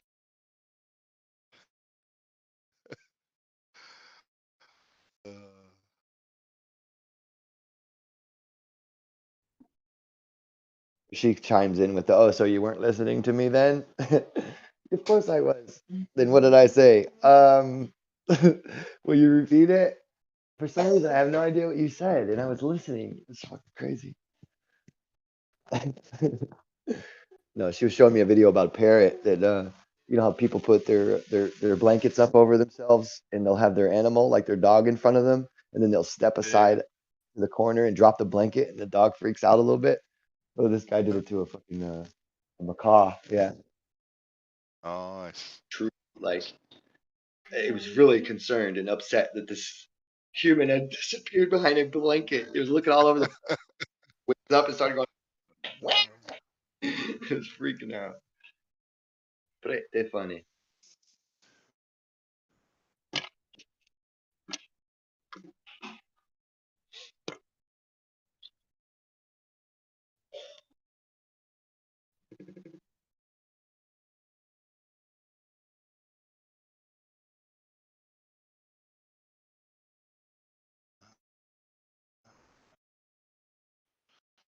Right, boys and girls, I'm out of here. Behave. Have a good night. All right, Bandit's leaving. It's time to. Hey, Chemo. Fuck you, Chemo. Oh, sorry, I forgot we're on live. All right, guys. All right, Graham, catch you later, buddy. All right, brother.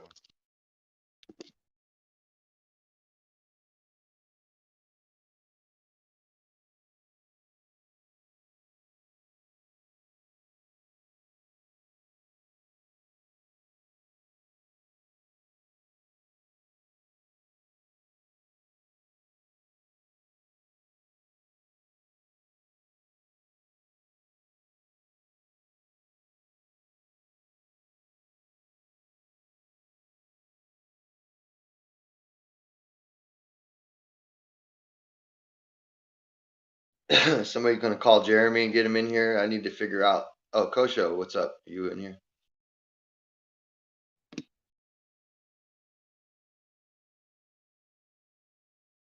Monsieur Kosho.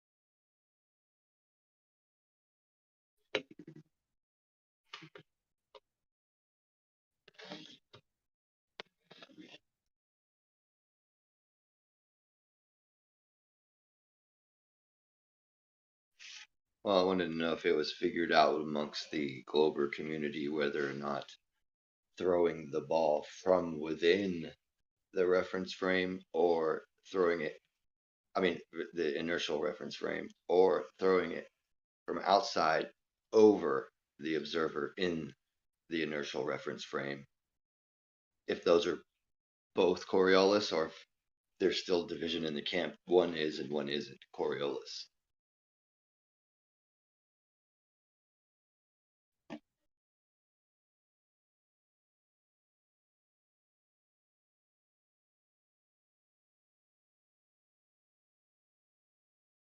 I'll take your silence as the ballers lost that one. Okay.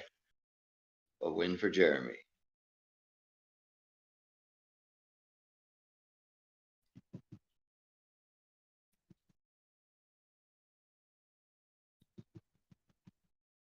Jeremy the janitor took y'all to class.